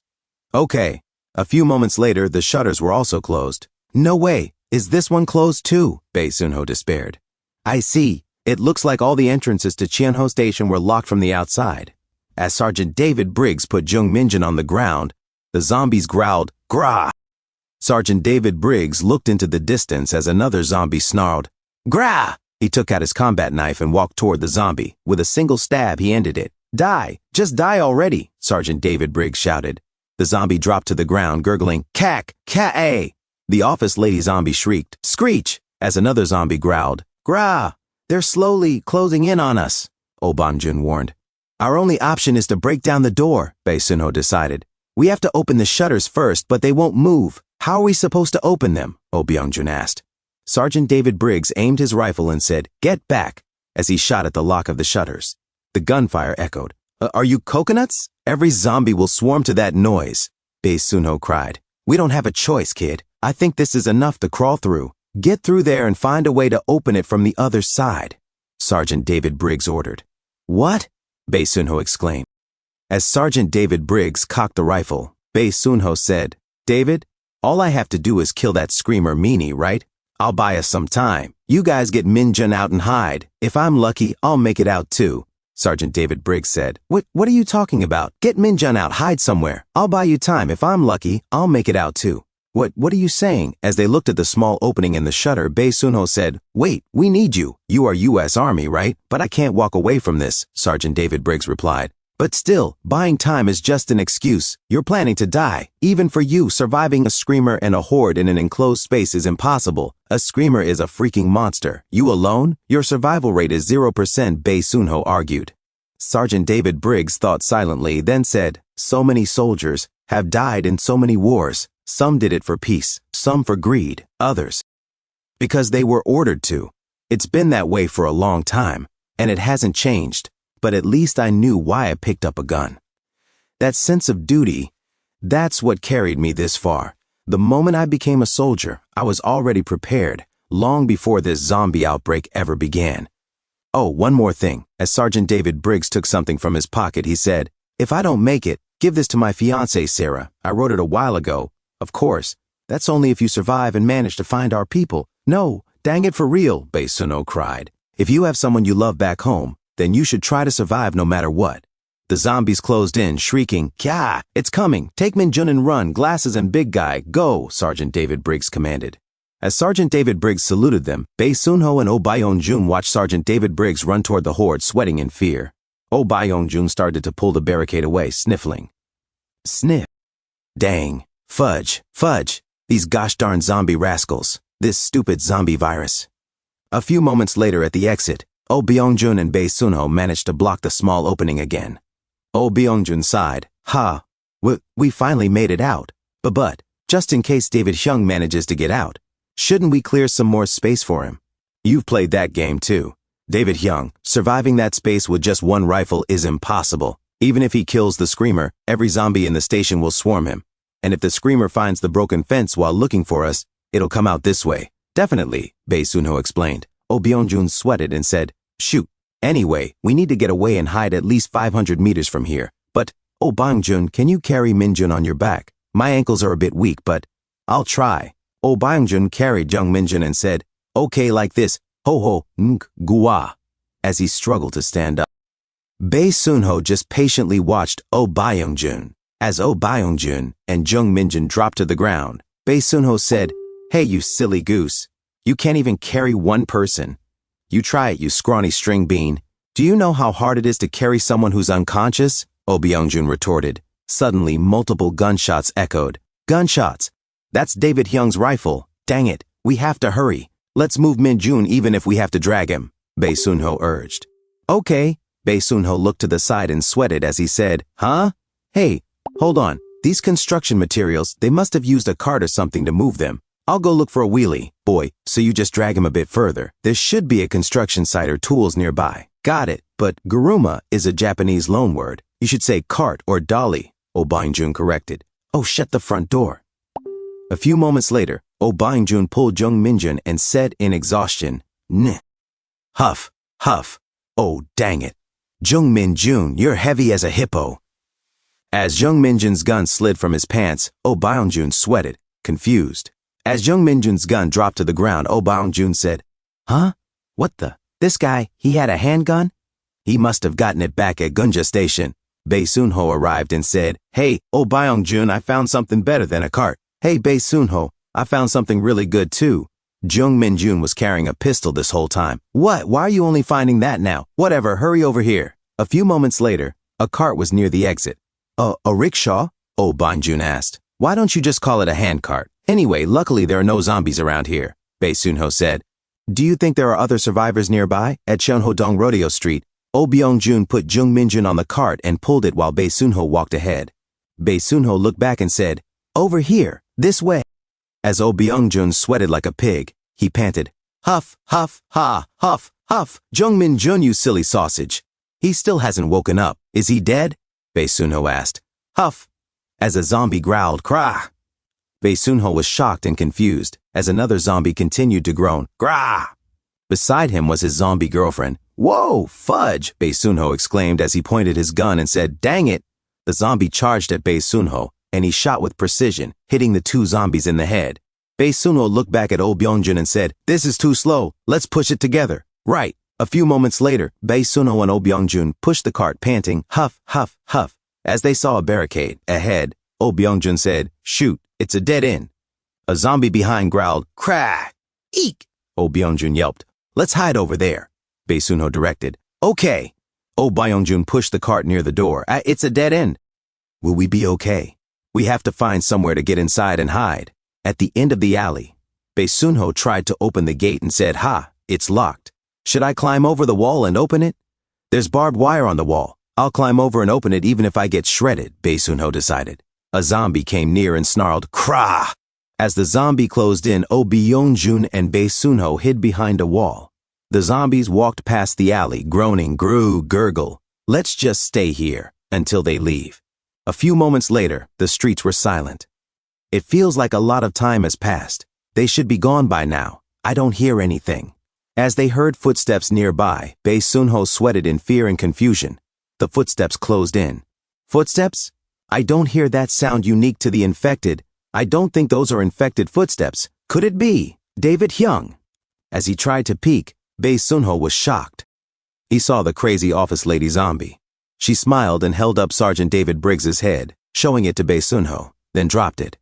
Bae Sunho sweated in fear as he said, Shh, sugar. Bae Sunho stood up and pointed the gun at the crazy office lady zombie. He pulled the trigger. Bae Sunho froze in shock, sweating as he said, Of all times, why now? I'm out of ammo. The crazy office lady zombie shrieked, Kya-ah, we're toast, Bae Sunho whispered to himself. Thanks for tuning in. I truly appreciate each and every one of you who took the time to watch this video. Don't forget to hit that like button and subscribe for more content like this. If you enjoyed what you saw, consider sharing my videos or channel with your friends who might also enjoy it. Your support means the world to me and helps my channel grow. Let's keep this community thriving together. Until next time, see you in the next video.